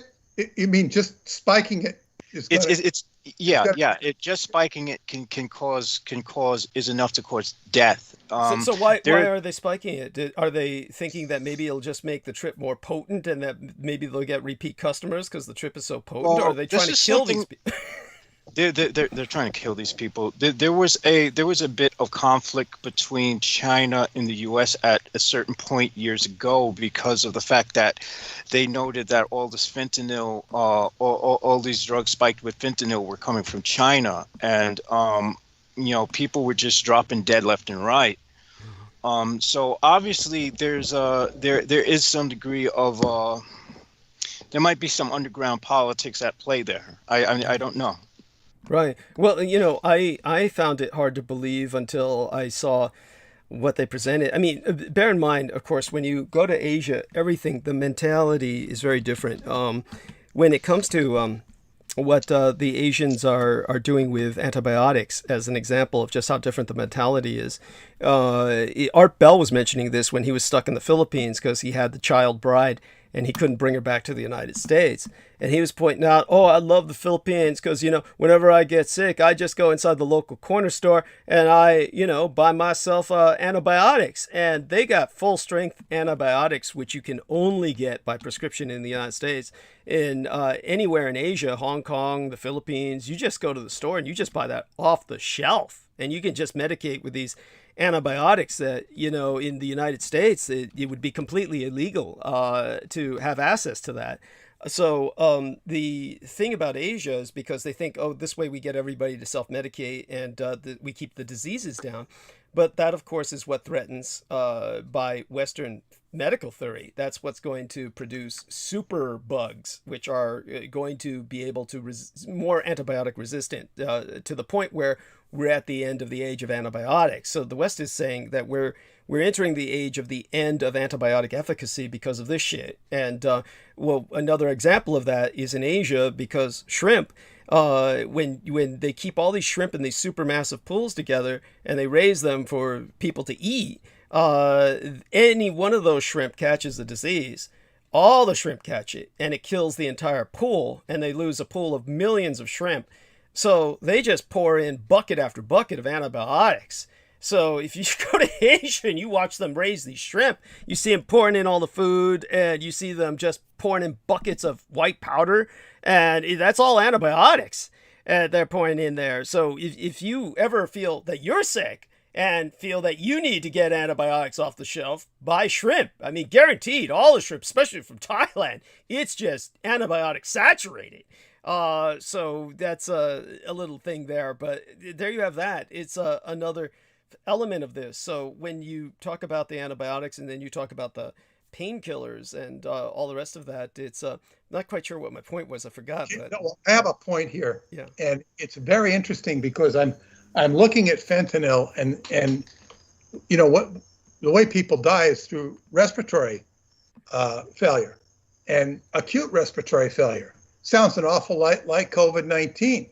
So I'm looking for the deaths and it's obfuscated. They're not printing all the deaths, but it says here that more than 36,000 people died from overdoses involving synthetic opioids in 2019. The latest provisional drug overdose death counts through May 2020 suggest an acceleration of overdose deaths during the COVID-19 pandemic. So if somebody's like, it could be fentanyl. If they gave fentanyl to a COVID patient, he's going to die. So it's like, I see a relationship here, certainly in terms of synchronicity, if not more malicious, that the fentanyl, By the way, I would presume that they would be dying of respiratory failure because the body would become too relaxed. In other words, the biggest problem with, and what they worry about with me, is because I dope up. And when I've mentioned this to MDs before, that when I drink alcohol and take various kinds of recreational narcotics, and by the way, I once OD'd on 2 pills worth of fentanyl and, got sick as a dog, but I recovered without dying, which again just shows I've related that to MDs and they'll just say that's physically impossible and they'll just dismiss it and think that I was fantasizing or exaggerating, but whatever. But that's how I know I'm not baseline human, just another factor. But in terms of, don't anybody out there ever do that, ever. But in terms of when it comes to what they're worried about in my case was because I dope up so excessively, they say, well, you're just going to stop breathing because the autonomic reflexes your body counts on your autonomic nervous system to breathe when you're not conscious. And the autonomic nervous system can be overwhelmed by various kinds of anesthetics. And this is why they put you on an oxygen machine when you're under anesthesia, is because your autonomic nervous system is overwhelmed enough where your body is so relaxed, you stop breathing. Now, and so people have seen me, of course, unconscious or rather sleeping, quote unquote. This is why I've always said I don't really sleep. I die and reanimate. And they literally cannot see me breathing. So my breathing is either stopped or it's just so minimal it doesn't register or is not seen.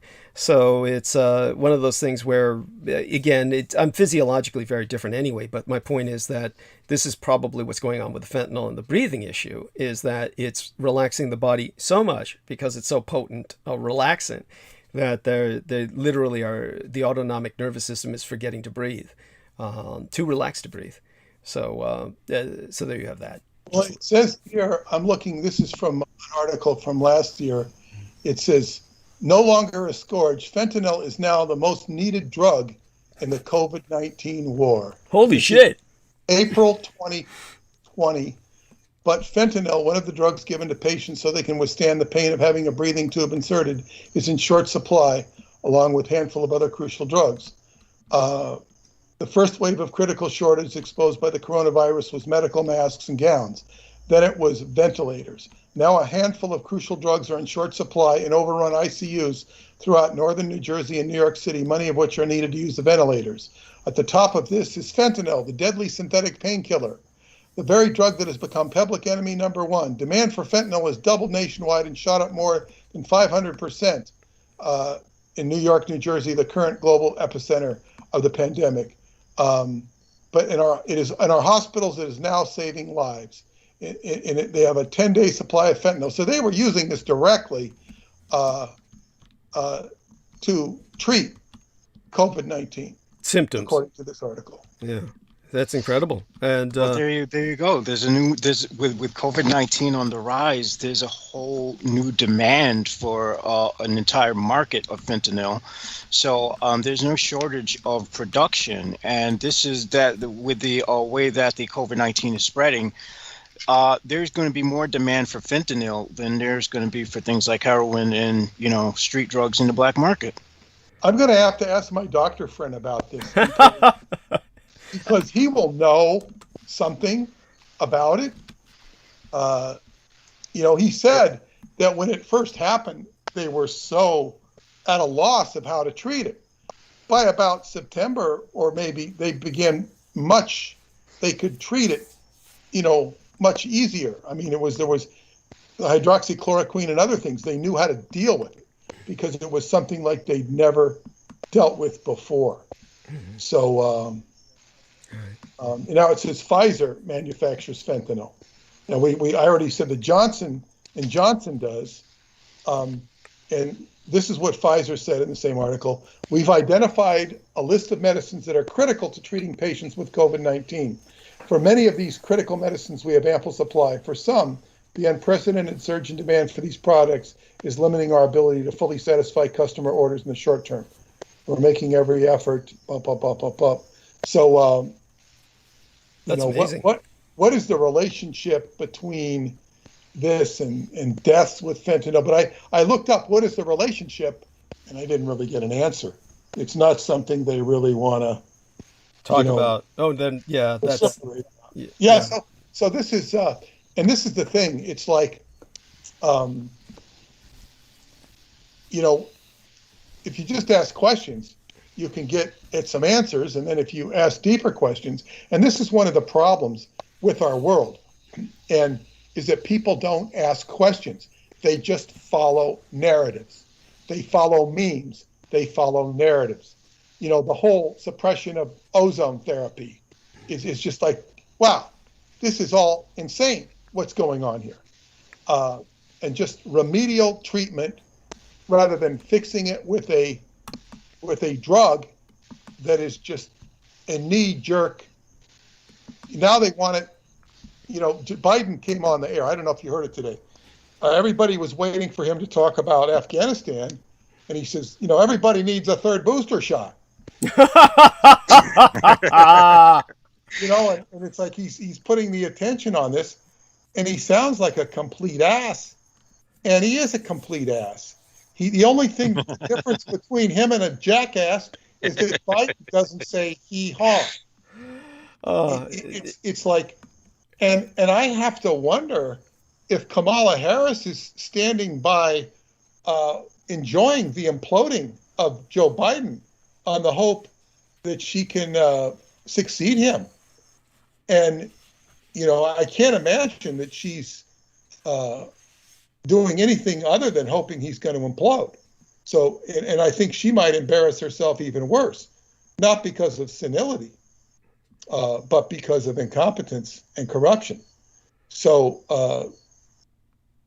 and it's like it's really interesting to see all the Biden supporters who just go silent now. And that people don't go off on Biden the way they went off on Trump, because Biden is, he's just a complete jerk. And he's completely corrupt. And Trump pushed people's buttons. The reason people hated Trump was not because of his policies. They hated Trump because he pushed their buttons. He pushed their buttons. And, and Biden, somebody said Biden is, he's an empathetic man. I say, yeah, he's real empathetic. He's like, this is why he leaves over 10,000 people in Afghanistan. And he said that, they didn't make a mistake. They didn't make a mistake. He's defending, of course there's going to be chaos. He is a jerk on steroids. And he always was a jerk on steroids. And this is the problem. It's like it always was a problem with him. So what did people expect? It looked like he was just going to mosey along here, putting trillions of dollars into the economy and sitting back there and watching Wall Street go up and everybody kind of tapping their belly and going, ho, ho, ho, and now the stock market is stopped because of this Afghanistan crisis. It's also fat and heavy, but it's looking for a reason to crash. I don't know if it will, because I don't think it has a good enough reason. And if Biden goes, the stock market might soar because he's gone.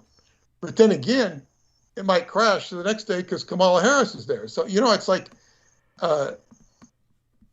what madness? What madness is our government? It'll be very interesting, just from a political standpoint, to see how this twists in the wind. It's not pleasurable to watch, but it's interesting. So, what did you think of the footage I gave you via that link? I do want to add something to that.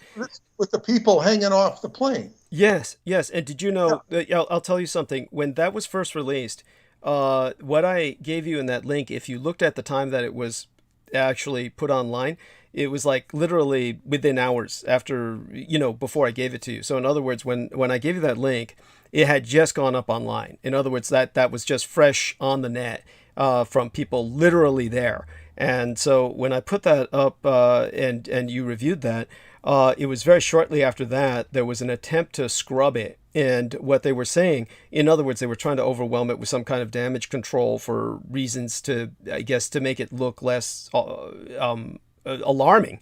But they were saying objects falling from plane as objects were seen falling from the plane as it was leaving Kabul. And of course, these weren't objects. If you've got, bits and pieces of your plane falling off while you're taking off, you're fucked. But it's just people who are hanging on. And altogether, there were three of them. And one of them, of course, was found dead when he was hanging on to the wheels, the landing gear. And so when they drew the landing gear up into the plane, he was crushed. So he was found dead later within hours. But the other two fell off. So it goes to show what these people are facing in Afghanistan is so horrible, so fearful of fate that they're willing to just die like that. But I'd like your feeling about that. What did you feel when you saw that, or what's your impression as to what to take from that? Well, it's desperation. It's complete desperation. And I have been more flummoxed, not by people panicking and going crazy, because they knew what they were up against. They knew what they were in for. Why else would they be so desperate? And a lot of those people didn't look like they were particularly American rah-rah boys.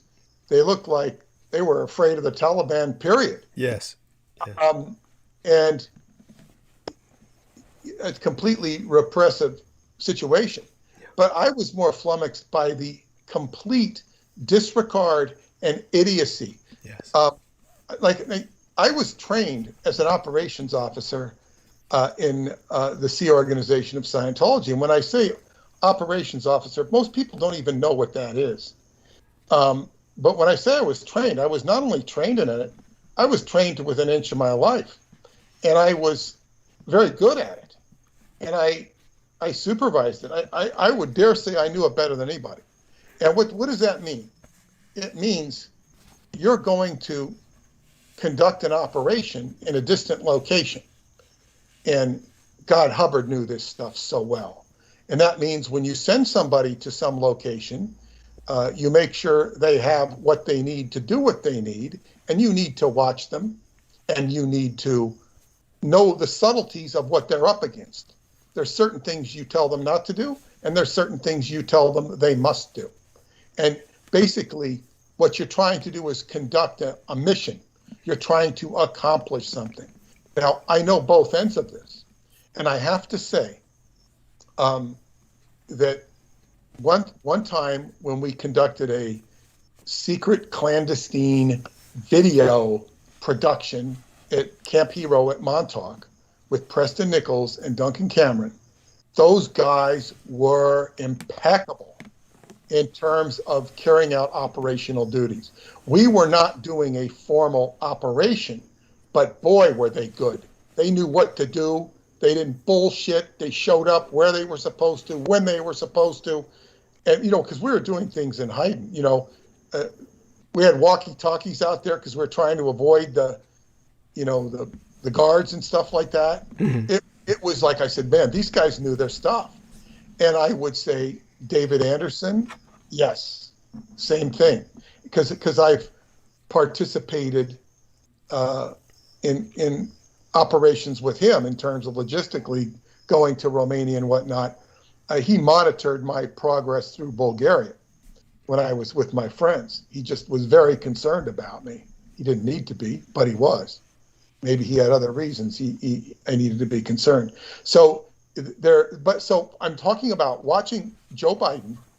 It's like, and what is a soldier like in the field? Soldiers will often bitch about what's going on with headquarters because headquarters doesn't understand, doesn't respond. Right. Unless the person at headquarters understands the men in the field. Mm-hmm. The more brass you get, the more distant you are and the less you care about the men in the field. Biden is just, I don't know if he served in the military. Maybe he was a supply officer if he was. Not maybe that I don't know, but he worked in the cocina, in the kitchen. I don't know. But I don't know if he was in the military. But this is a guy who has no understanding or regard. Or like Hillary Clinton, she was once chastised for eating at a cafe when she was campaigning, and she didn't tip the waitress.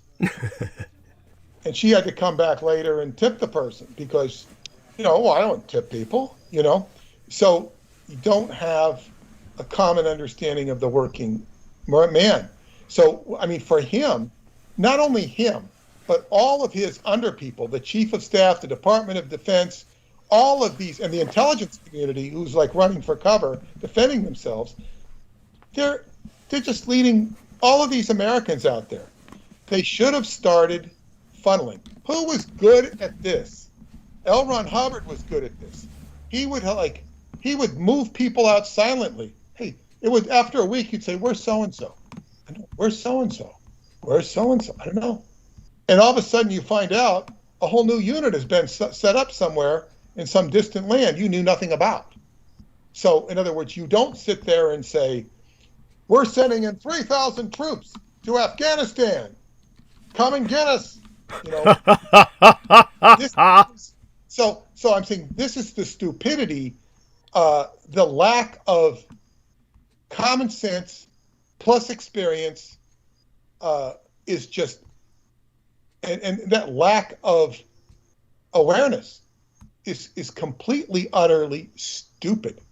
And I can understand, like say Kamala Harris, she's never been in the military. She has no idea of it. Or Hillary Clinton, I could understand that. Doesn't make it right. But the commander-in-chief is the commander-in-chief, as you pointed out. That's why Harry Truman and John F. Kennedy and Dwight Eisenhower were considered to be, and even FDR were considered to be qualified because they had served in the military. Well, with FDR, it was departmentally, but yeah, he wanted to get the military experience, so he personally led an operation down in Haiti. So, as you well know, the story behind that, and was so overcompensating, trying to look masculine, that he, of course, went full mass murder down there. Yeah. But it's the commander-in-chief of the armed forces. They better know something. And I wouldn't just blame Biden. It's all the fools beneath him. And they're just sitting there going, oh, we're going out for Afghanistan. We're going out for Afghanistan. It's like it's not even real. It's not real. Just like when all those cities were burning in Seattle and Portland, it's like they didn't give a hell about the citizens. They just, these are peaceful protests. It's like, it's madness. And just like what was going on in New York City, these are peaceful protests. These people are, and this is what we're not through with this revolution. I mean, first you had the Antifa riots, then you had the January 6th, the Republican riots. It'd be kind of good if they got together and rioted together. Overthrew the oppressive elements that try to influence our, what should be a duly elected government. Because even if you accept the premise that the elections were on the up and up, look what we have elected. Well, look at this. This is crap. These people do not represent the people. They represent themselves as an elite ruling class. So it's a big mess. But still, when I see the video of these people flying, oh yeah, they tried to cover it up, and so even CNN is going after Biden because there's a place where even they draw the line. Because it's inexcusable. My question is now, I mean, nobody thought Governor Cuomo was going to go down because he was so outrageous he'd stay in office. Well, he's gone down. He's resigned. They're still talking about impeaching him. Right. They're going to write a report on the impeachment and, assign it for prosecution if they'll ever do anything. But Biden is very likely to be impeached by his own party. But then what do you have with Kamala? I mean, she seems completely unqualified, incapable, and corrupt. It's like somebody's having a good laugh. somebody's having a good laugh. Well, I think that this situation is such that there's plenty of blame to go around. I'll go into that in my arc of narrative tonight. One of the things that I'll definitely do is go into all sides of this. I think it's important, but most of all, I'll bring up other aspects that people don't realize is certainly how this has impacted, in particular, the Chinese and Taiwanese, because well, I'll go into that, and it's definitely far more relevant to them than most people would imagine. In terms of where we're at now with Afghanistan, of course, this is a humanitarian catastrophe. And it's one of those things where I can appreciate the horror of what's going on. And the interesting thing is that everyone seems to be responsive to this. And that's a good thing. That's a good thing. People should be responsive to humanitarian. They should be outraged. Yes, people should be. I mean, and people need to be responsive to humanitarian crisis like this, especially one that the American empire is so involved with. And well, let me say one thing about that. Is when I was on the ship in Scientology overseas in Europe and Africa, if you were told never go to an embassy. Yeah. Now, of course, the reason they didn't want you to go to an embassy is just going to make trouble for the ship.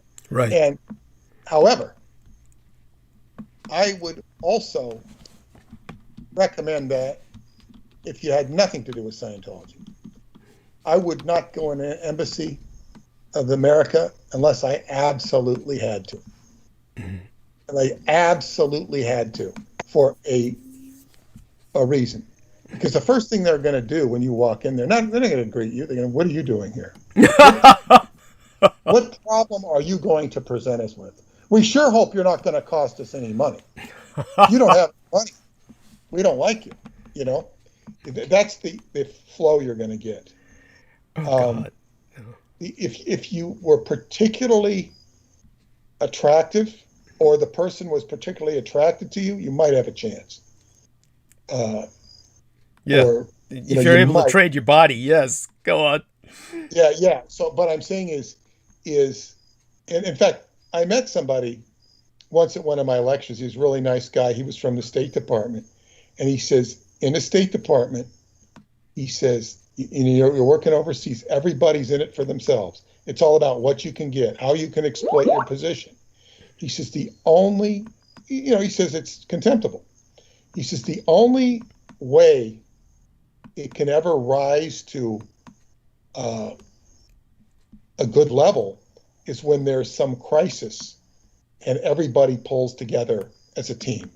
Like the crisis like right now. This is a little overdone for being a crisis. But in other words, where everybody can pull together and become a team and, be Americans. It's when they acknowledge all the Americans, as they have occasionally done at Atlanticron, they'll, and I don't like that. I don't like to be identified as American. I am an American, but I don't like to brag about it. And people have a certain amount of admiration for America. They have a certain amount of wariness of it, but I don't like to be. I'd rather be known as in Romania as somebody who's half Romanian because I'm married to a Romanian. There we are, or as a human being, yes. Well, yeah. I don't deny that I'm an American, but I don't want to be. It's just like we don't have to put attention on this. I'm not here because I am an American. I mean, another term for it would be a citizen of the world. I always like that one. And when it comes to the Superman comics, they actually had Superman kind of renounce his American citizenship and kind of become a international citizen of the United Nations. That was in the Superman comics. In the Superman comics more recently, yeah, we're talking about maybe about 10 years ago, maybe or less. About within this decade they did that. Yeah. And It was Truth. The original TV show was Truth, Justice, and the American Way. oh yeah, it was that way forever. And then they decided to make him more of a representative of humanity and He's of more sellable. He's more sellable. Yes, yes. And it makes it more sellable. It's like with the G.I. Joe toy line. I mean, of course, the cartoons in America are all the real American hero. Of course, they turned it into more of an international core for the European market, etc. These things, depending on the marketing. If we were in the toy business, we could come out with our old Yakuza Joe. Yakuza Joe. Yeah, yes. Have Yakuza Joe. And we could have him with his own dirigible. I mean, these are something that, if we were in the toy business, we could be doing super dirigible toys and even have them like flying, with drones, super dirigible drones. And I think that's great. Hopefully we get it.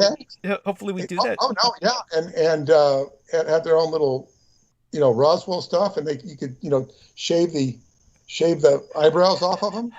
I don't know if we need to go that far. In other words, you could have the kids, they do have those kinds of dolls where you could cut Barbie's hair. I remember they tried these experimental cut off their fingers. You can cut off their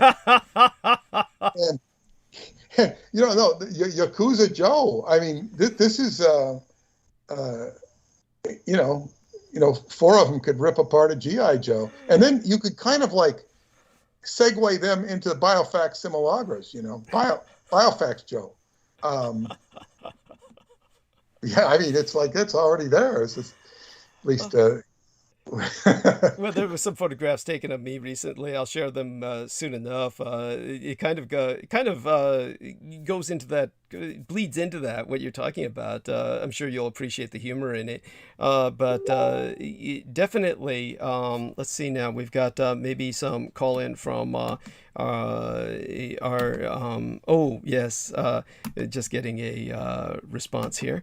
Maybe in the future we can get a photograph of me shaking hands with one of the biofax simulacras. It's like at some point, Yeah, oh yeah, something like that. actually beat one and shake hands and maybe even do a qigong something. Now that would be interesting, since they have no need to breathe. That would be a bit interesting. You do push hands. You do push hands with a biofax. Anyway.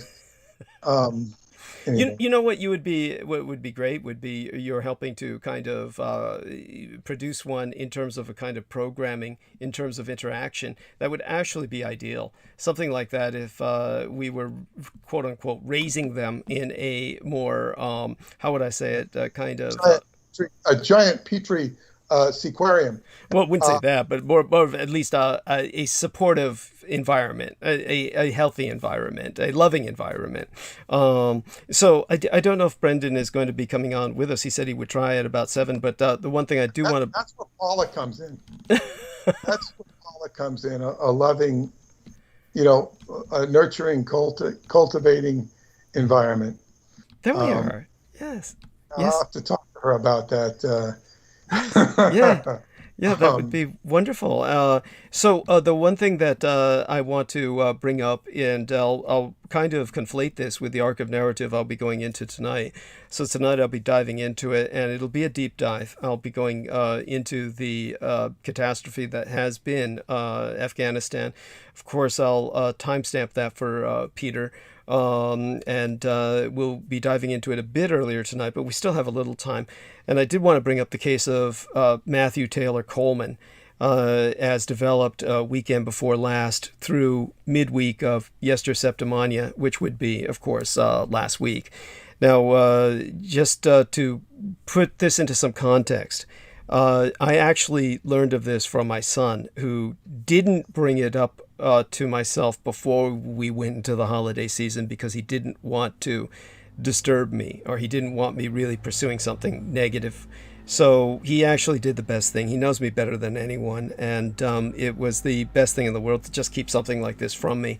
So I didn't bring it up when it was a bit more topical. So there might be something out there that people can find out for me that we don't know yet. But I was reminded of Michael Hemmingson, and I was reminded of, all too many things. And this is just a situation that is it's unspeakable. And so I'll do my best to just relate it without getting angry. But basically, according to a criminal... Before we tell this story about Matthew Taylor Coleman, my first thing I question is the veracity of the story. I'm not saying it's not true, but I can't accept it as true, because I just wonder if it's true. It seems to be true, but sometimes we get tripped. Anyway, I just wanted to put that qualifier there. Thank you for that, Peter. It sounds like you might be vaguely familiar with the situation, or no. But I'm just saying is sometimes it's so easy to buy into a story and be sympathetic to the veracity of the story when we live in a media world that's so full of crap that puts our attention on things. I mean, especially when it involves QAnon. Right. So you do. It sounds like you do know about what's going on. Then you've heard. Well, yes, but I'm saying I'd heard of it, and I'm looking up it now. Okay. But it's like it's basically saying, conspiracy theorists gone wild. Well, let me explain the context. The one thing certainly they do go wild. If they usually don't kill over it, but go ahead. In terms of what's been going on lately, there's been all kinds of things like this. In Southern California, for instance, there was a man who was a kind of just a personal trainer. He was a personal trainer professionally, and throughout the COVID period of time, when everyone was in lockdown, he couldn't live up to his profession. And so he killed his children before killing himself because he felt he couldn't give them food. And so this level of desperation in someone who could not be a provider, this manifests in this kind of pathological behavior all the time.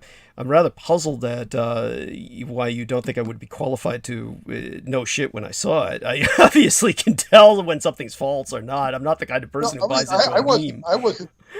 No, I understand that. You're not saying true. About myself personally, it but true. Yeah, it seems true. Well, it's definite. Well, I mean, there's. I mean, I've been reviewing the criminal complaints. Basically, what happens is in terms of the criminal complaint that was filed midweek last on Montauk Biorhythm Eve Day. This is what makes this story so poignant. As dated Wednesday, the 11th day in August, back when Peter Moon and I were contending with everything we were dealing with, including the attack on my channel. Then what happened was that a white Californian male named Matthew Taylor Coleman, who's a 40-year-old Santa Barbara surfing school instructor, he confessed to killing his 2 young children in deference to QAnon and the Illuminati conspiracy theories. That's exactly what he told an FBI investigator, was that he thought they were going to grow into monsters, so he had to kill them. He was very proud of what he did. Now, QAnon, for those of you who may not know, just to sum this up as quickly as possible, that's a sprawling far-right conspiracy theory that promotes the absurdly fallacious claim that former President Donald Trump has been locked in a battle against a shadowy cabal of Satan-worshipping pedophiles who are all comprised of prominent Democratic politicians and liberal celebrities. And the FBI has previously warned of the danger posed by followers of QAnon. Now, by the way, I hear, is that Brendan who's come on with us? Yes, I'm here. Oh, okay. I need about 5 minutes, though. Okay, take your time. Let us know when you're ready. So the Illuminati, on the other hand, for those of you who are not familiar with the way that term is abused, I'm not going to go into the real history of it, the literature of it, as opposed to the history of it, which is factual, rather the non-factual or the contrafactual literature of it is all based on a conspiracy theory that was popularized by Robert Anton Wilson, a follower of Magus Anton Szandor LaVey. And it purports a secret society that controls the world, while serpent DNA is possibly a reference to this all too long-running theory that the world is secretly run by a cabal of reptilian humanoids, having a perversion thereof of the actual mythos of Buddhistic and Japanese tradition about the Hachiūrī, or the serpent people, that goes back thousands of years. This is a perversion of that is very anti-Japanese. It's basically a product of World War II, where the propaganda kicked in too late. In other words, the Americans began to propagandize about the Japanese as being of the dragon bloodline, the serpentine bloodline, and that was to promote the extermination of all Japanese. But it really gained legs after the war. But it is, at essence, an anti-Japanese ideology. Well, Matthew Taylor Coleman has been charged with foreign murder of U.S. nationals. That's the category this falls under. And that was after taking his 2-year-old son and 10-month-old daughter into Mexico and killing them. And this is all evidenced by an affidavit that was filed as part of a federal criminal complaint and a statement from the U.S. Attorney's Office for the Central District of California, which I confirmed this with.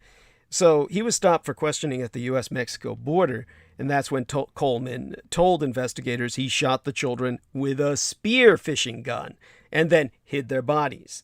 And so Coleman spoke to the authorities for an extensive period of time. Why would he volunteer this? They asked him because he's proud of it. He was very proud of what he did.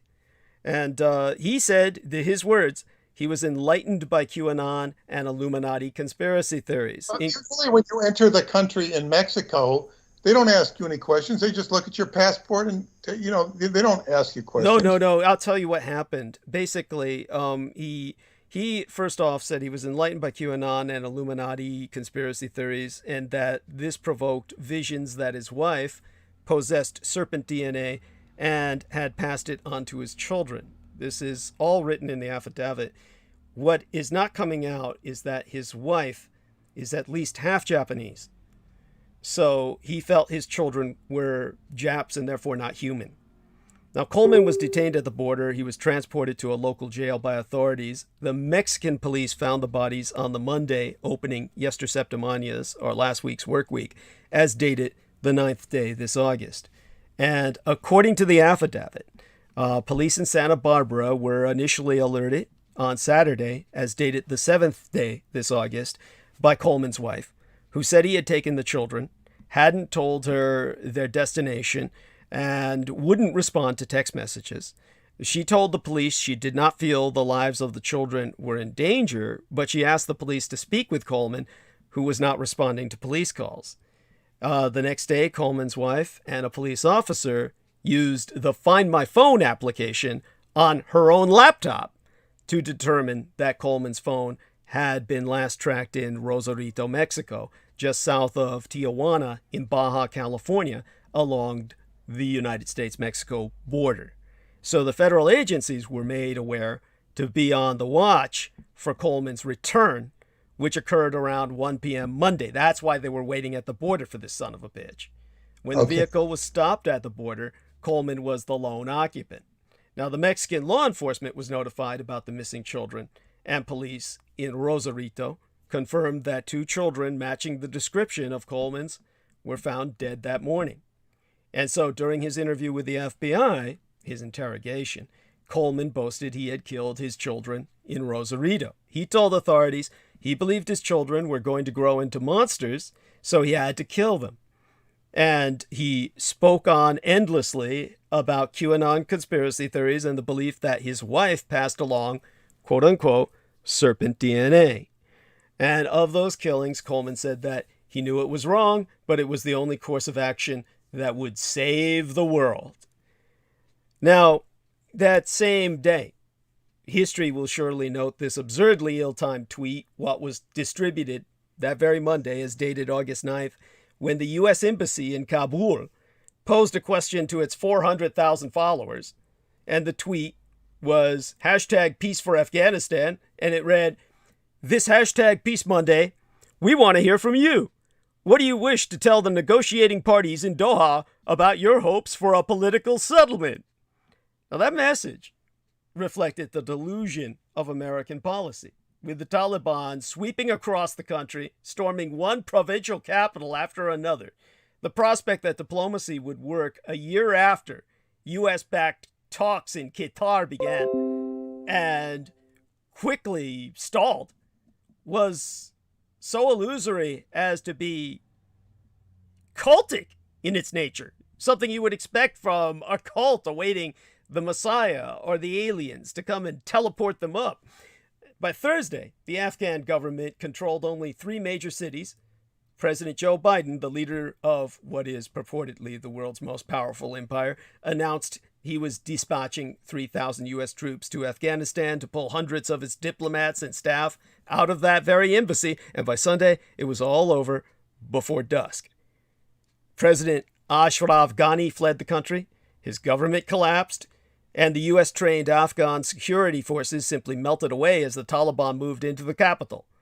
And American diplomats, having evacuated that fortress-like United States Embassy, were forced to shelter in place at the airport as they waited to be evacuated. I mean, America's 2 decades-long misadventure in Afghanistan has definitively ended.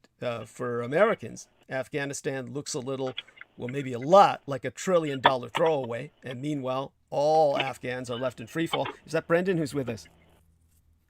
Yes, I'm here, and they were like flying civilians out, fall of Saigon style, and people were falling off planes, and the details are gruesome. Let's just put it that way. Yeah. By the way, just to close what I was saying about Matthew Taylor Coleman, I have personally since reached out to Coleman's attorney, but I have not received a response. That's no surprise. But the United States Attorney's Office confirmed to myself that he was scheduled for an initial court appearance in the U.S. District Court in Los Angeles on Wednesday, midweek, Yester Septimania. That's last week. And this weekend, I'll go into that later to begin the arc of narrative. Right now, we have Brendan Zogit with us. And the one thing I must tell you, Brendan, is that as soon as possible, I need to establish a Skype call between our man, John Warrington. Shout out to him. Hugs to our dear brother, Jonathan Warrington. And I need to get you on that Skype call. And we've got to make Jonathan Warrington one of the manager level people on my channel so that he can have full access to it. Maybe you can do that without even consulting me, because he's somehow involved with the channel anyway. If you could make it certain that he can get everything easily, it's important, because I'm going to shut down my showsdd.com and keep the douglasdietrich.com going. But the showsdd.com is totally unnecessary. I don't need people accessing the archives, and nobody is donating any money through that. It's worthless to keep paying for that. So I've bought us some time, basically paid them enough for one more month, and I'll probably play with them and toy with them. If they call me up saying, where's the money, next time they try to take it out of my PayPal card, I've blocked them from the PayPal card. That won't be till next month they do that. And then I'll just say, it's been stolen. I got a new one. You got to wait till it goes, in other words, I'll extend the time. So we probably got 2 months. But just what we want him to do is make certain he has everything that's in there himself. I'm sure he does. He's the guy who put it all in. But, we all need to work together on that. So wanted to let you know that now. And everybody knows now, I'm going to be shutting down the archives for access to people on my website. If you want to access it, you better go now. So with that, do tell us everything that's going on with yourself and what you feel about what's going on in the world. It's very important. I mean, I personally am dealing with some stuff as far as like some tragic level stuff over here in Northern California. The fires are so bad. Yes, I'll tell people about them. The sun is blood red. All of my nature spots up near Lake Tahoe are completely destroyed. Absolutely destroyed. All my star watching spots, entire people's homes. So it's truly a hell on earth. Yeah. And it's not just California. It's these fires are in Siberia, Greece, yes. Turkey. Yes. The world is burning. France. Brandon, I read where there was this fire up in the northwest of California, yeah. But it seemed very isolated. I didn't know it was as far south as where you are. They're up in Tahoe. It ended in the last 2 days, it moved closer. It moved south towards Lake Tahoe, Placerville, El Dorado Forest. And the place where I took all my star photos is completely destroyed. It's called like Ice House. I also saw that it was definitely caused by an arsonist. Yes. Yeah, most likely. I mean, not all of these are natural fires. The main fire up in the northwest pocket was caused by an arsonist. They tracked him. Wow. And that's super unfortunate. That's like, what is the motive? Like, what are these people doing? You know? Of course, it's mad, or they're ideologically motivated by some nihilistic ideology. The cult of the kings of Edom, the worshippers of Kafirga. I mean, it's the same agenda to kill everyone. It's like whether whatever they're using, we don't have to get into details, but it's just a matter of like how many people they're trying to, and then for the rest of us, it's just a hell on earth. So it's definitely I wouldn't even call it satanic, like an anti-godly agenda. It's like beyond even just normal evil. It's inhuman. And from my view, if you come from the Vedic, it's like the beings that are doing this are not from this realm. They're from like lower like realms, and they're not human. I mean, obviously the agenda isn't human here at all. Like whether you go from the draconian law angle or any of it, So we got to bring back humanness and human and divine and, what the humanity is for here on Earth. We got to bring that back and actually fight against these. In the scriptures, they're called like the Asuras. Yes. Or the beings that are against like the Devas, the natural elementals. Yes. So. That's interesting, like because I'll be going into the positive aspect of the asuras in the Japanese Buddhist. It's not the asuras who are the ones instigating this, because the asuras gain a lot from the passions of humankind and the conflict of humankind. Without human beings, the asuras have no sustenance. Yeah, I mean, I'm just using that term because it's accessible. Let me just qualify it. I'm using that term because it's accessible, but there's tons of different names in the scriptures. There's like Rakshasas, Brahmarakshas. There's like so many names, like hundreds of names for these beings. Right. And you're right when you say that they're not the Asuras, but I'm just using that as like an accessible term. Right. Because if you go from the etymology, like you have Asur means the letter A means negative, and sur means tune or harmony. Right. So what an asur is someone who's going against divine harmony. Or like a negative vibration. So you see the difference is that this is the Asian Indian perspective, and their cosmology is very different from the Japanese Buddhistic cosmology. Vedic. So go on. Yeah. It's all Vedic. It's all Vedic actually. Yeah. So Buddhism is a derivation of Vedic culture. Oh yeah, but what I'm saying is by the time it got to Japan, then the entire concept changes, because it's like Buddha himself. It's an atheistic religion, if you can grok that. I mean, back in India, what Buddha was saying, don't worship me, don't worship. But by the time he gets to Asia, he's a god, right? So it's like exactly. But by all means, go on. Yeah. And so, whatever these beings are, they're not human and they're not nice, and they're definitely not for our interest. Yeah. So, people need to realize that and like just understand like. But at the same time, we don't want to give them an excuse, because this is something I used to argue with Ramona. She would say that these are demons in human form, and I would say no, these are just real evil people, and you give them an excuse by saying that they're possessed. Well, there's levels. Yeah. I mean, there's levels. It's like there's beings without spirit, and then like other beings can like use their body, like anyone could just like get in any car, Yes. And like drive the car. It's like there's levels to it. It's not just like, they're not just possessed in just a regular possession. It's like there's levels like as well with that. So I agree with what you're saying. Thank you. So in other words, they're predisposed towards opening themselves towards that. Yes. Yeah. Or I'm saying there's levels like there's spirit, right? Every being or most beings have spirit. We'll just say that spirit, right? It's called Atman in the Sanskrit. And then you have supreme spirit, which is God, Param Atman, like perfected spirit. And then there's millions of variations in between. And then on the lower spectrum, there's people without spirit at all, is what you would call like an automaton, Yes. or someone who's lost spirit over time by losing their connection to Shakti, which is the Divine Mother. And like when you lose that connection, you open yourself up more and more, and there's gradients to it, to eventually you get to the point where you have no spirit. Yes. And then these beings come in whenever they want. Yes. They manipulate people however they want. And then this is where we're at, pretty much. Yeah. Thank you. And that includes like the Queen of England and the royal families. Like, they're not like reptilians, but they're definitely not human either. So, you know. Or they've lost so much empathy. They're so Yes. they're so Yes. lacking in empathy that They're, they what's the word is dehumanized. They're dehumanized. Yes, yes. And so this is the situation where we're at now, and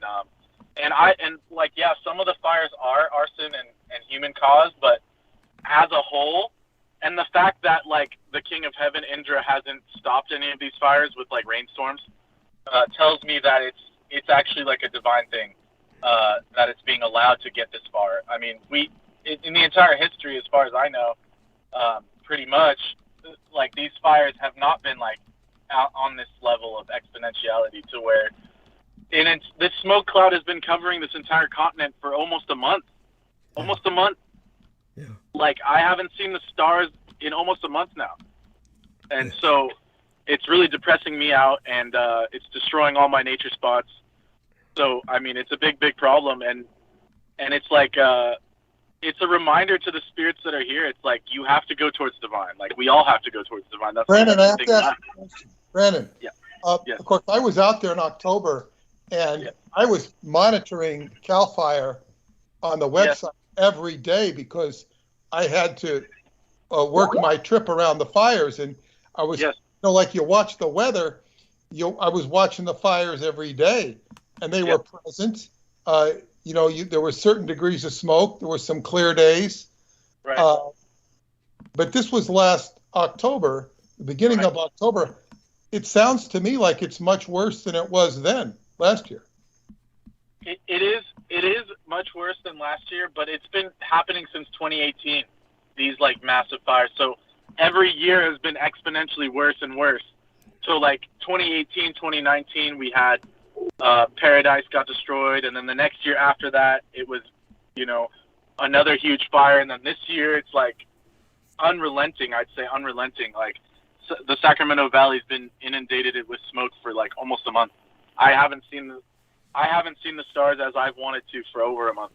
So what do they have? Do they have red days? They mark days with red, yellow, orange, green. Have you been in? Yes. It's been between yellow and purple for like at least this last week, and right now, like, I can't even see the sun. It's like as far as air quality, it's in the purple, unhealthy for everyone. Like, you go outside and you have to stay like, indoors. your eyes burn and Yeah. Just tragic. How is it in San Francisco, Douglas? The forecast shows wildfire smoke pouring into the San Francisco Bay Area all through this week. The forecasters have confirmed that a shift in the winds in Northern California just yesterday evening, that was forecast to increase the fire risk in our own San Francisco Bay Area and push the wildfire smoke into region, and it's darkening our skies to an orange hue. We've got these hot, desiccating northerly winds called the Diablo winds, the winds of the devil himself. They're expected to pick up over the North Bay after sunset and then spread across the region overnight. The weather models show a drastic increase in smoke last night into this morning across the Bay Area. And Anna Schneider... Those fires that caused that were the ones that destroyed my nature spot. Yes. They caught over the last 2 days. They had to close the road up there. All of Grizzly Flats got destroyed, which is like a small like village type thing up in the mountains, like totally flattened, like, and that's what this current smoke cloud is coming from. Thank you. Area. It's just horrific. It's coming through the capital of our state itself. And this, while they're trying to, all of the Republicans have gotten together, 100 Republicans and one single Democrat trying to recall our governor, Gavin Newsom. And so it's a situation where while we're burning down, they're trying to pull down our government. Politics, at this point, I understand the value of politics, but at this point, it's beyond politics. It's a joke to even care about politics at this point. I hear you. This is a real deal issue, and it has to do with humans respecting nature more and going towards divine. It has nothing to do, nothing else will help. And from my view, nothing else will help unless people start changing their ways. The vaccine won't save you. There's no vaccine for natural disasters. There's no remedy for that until you start bowing to divine and higher forces. There is no other remedy. So, yeah. No, you're right. You're right. We are well beyond where politics can help. Yes, this is so. By all means, is there anything pleasant that you have to share in terms of something that will cheer you up, something that will help you? No, at the moment, no, because my entire life was really the only joy I got was watching the stars and the movements in the heavens and taking photos of nature and stuff. And currently, it's all I'm doing is really working and then going home and staying out of the smoke, and so all my joy is completely removed. Oh my God! But I'm not in the dumps or anything. It's just the fact of the matter, the reality. So I'm trying to do my best to continue my tapasya, my penance, and work on myself. And there's the old adage the sword has to go through flames to become stronger. So it's I'm using it as a spiritual kind of thing, as far as strengthening myself. Are there any drugs that help? I mean, any of your purple tea or anything that helps you? I actually stopped. It got to the point where I just stopped doing all drugs. It's that doesn't even help. I've been taking some Blue Lotus lately, but even that gets to a point where it's it's not helping. When you can't breathe and you can't see even the sun or anything, it's for me it's not really much that can be done. I mean, smoking isn't going to do anything. Yeah. There's different forms of oppression going on right now, from Afghanistan to the issues surrounding COVID-19, a natural or semi-natural disaster. It's these things, and then there's cities that have oppression with crime. It's a South Africa is totally in shreds, in tatters. The people here think BLM is bad, but you go to South Africa and there's people getting gunned down in the streets. Their homes are getting raided for refrigerators and washing machines just for scrap metal. I mean, it's something that we don't even hear about here. What's happening in South Africa? Yeah, total societal collapse. Earthquake in Haiti. Yes. Oh, the Haiti! It's just that, and then the storm that followed. It's nature is striking back, and nature is certainly, as you say, we need to come to terms with nature. That's the only thing that can save us now, along with coming to terms with ourselves, our own nature. And humans are part of nature, but it's even beyond that. It's the respect for nature has gotten so bad, and people crying about the climate and stuff, and then they're we're using more disposable masks, we're mining the earth for more metals. I mean, none of it's changed. It's even worse. The pandemic has made our treatment of the earth worse. So this is what's going to happen. It's just going to get worse and worse and worse until the spirits here decide that they don't want any more of this. Myself included, I'm already on that level. I don't want any more of this. I'd rather go to higher realms. I'd rather be in higher dimensions. The earth plane is like a prison plane anyways, but now it's really in your face. The situation is at that point. I'm trying to work on myself and get enough soul power to escape this realm itself and go to higher realms. It's at that level, Now, Brendan, we're counting on you to be kind of an example to people in a positive sense. I don't want you to start a mass suicide movement tonight. Why don't you? Well, it's not suicidal because it's like suicide is like it's useless because then you just start over. It's yes, that's right. Coming from the reincarnation point of view, suicide's useless. You work on yourself now, and then in order to go to higher realms after death, I'm not talking about like leaving the body like some like Tibetan yogi, like, you know, leaving the body at will. I'm saying working on myself to the moment of death, being able to shoot your spirit to higher dimensions, and then, you know, as per the Vedic, there's 7 realms above Earth, and there's much more pleasure, much more bliss, and as far as I'm concerned, this is factual. You know, they call it heaven, and that's where a spirit should want to go naturally, evolve. You know, natural evolution to these planes. You know, higher planes. That's the method. You know. I appreciate that. So what you're saying is that what you're saying when you say you're ready to move on, and do clarify this for listeners so they don't get the idea that suicide is the option. Say suicide is the worst thing you can do because then you just reincarnate back again into this suffering. Rather, what you're saying is to evolve yourself to the point that when it does come for you, death, which is not going to be uncommon in a world where we're going to be fighting over rice and water supplies, then what's going to happen is that your spirit will ascend so that it's beyond this wheel of reincarnation. Yeah, in the Vedic, it's called moksha. Moksha means you are free from the cycle of birth and death, and that is the ultimate goal. All the ancient cultures, if you want to come from the anthropological view, that's what the Egyptians were always concerned about, the afterlife. They didn't care about the life here other than living, with the laws of nature. They weren't concerned about staying here. That's why the pyramids were pointed towards Orion. Orion is the gate out of here.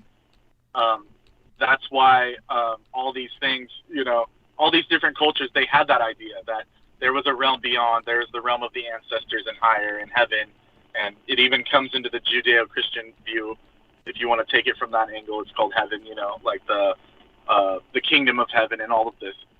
So it's something that all cultures have, actually, an idea of higher realms. But it's like a matter of how to get there is taking care of the body, real meditation, like coming to center, focusing on divine in nature, increasing your fractality and your power and all of this. So that's what I'm saying. And I'll read this here from my guru PT. It's called Evil Love. The word love keeps getting used on this planet 1 trillion times a day without a clue as to what it is. An extensive air of mystery has been created around a simple concept. To love someone means you want the best for them, and the best that can happen to anyone is that they evolve from their current state. To want evolution of anyone is loving them. Wanting evolution of everyone is loving everyone.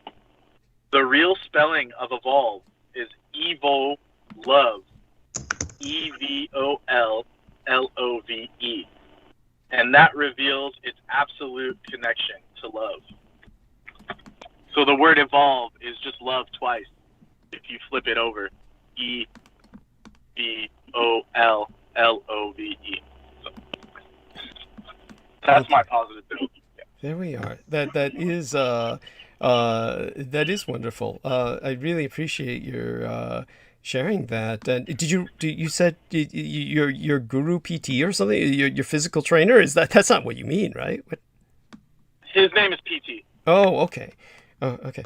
PT. But is this the guy you've spoken of before? Asian Indian individual? Yes. Okay. Yes. And thank you for sharing that. And also, what other things, how much time do you have left with us? I mean, obviously this is your lunch break at work, but certainly your work is better than what you had before, is it not? It's pretty much the same thing. I mean, I get paid a bit more, so in that way it's good. And I have the weekends off, so that's better. But, it's a slight improvement. Any improvement is good, so I'm not complaining about that. And on the personal level, you were saying some personal tragedies, aside from, of course, being deprived of your one joy in life, which is communion with nature, which is understandable. How everything else is going all right? What about your health in terms of seeing the chiropractor and what's going on with the lawsuit, everything else? Oh yeah, that's going well. My MRI came back and it's negative, so that's a good sign. That means nothing permanent, no permanent damage. Oh, thank God. So in that way, it's helpful. I probably won't get as much money, but that's not the point. The point is being healthy. So. Yes. Peggy Wood says, Brendan, going within is the best way to get there. Love this topic. She says, you're very much on point with growing your consciousness. And she says, evolve. She says she's been saying this for a couple of years. So thank you, Peggy. Good. Yes. They're on the right track, and much love. And yes, and now is the time to raise your consciousness and expand yourself and go higher. I mean, how many more alarm bells do we need? I mean, every alarm bell has been rung, whether it's natural disasters, whether it's, we're getting hit from all angles, government, nature, psychology. I mean, now's the time. I mean, this is the Aquarian age. It's a rough transfer between ages as per what usually happens.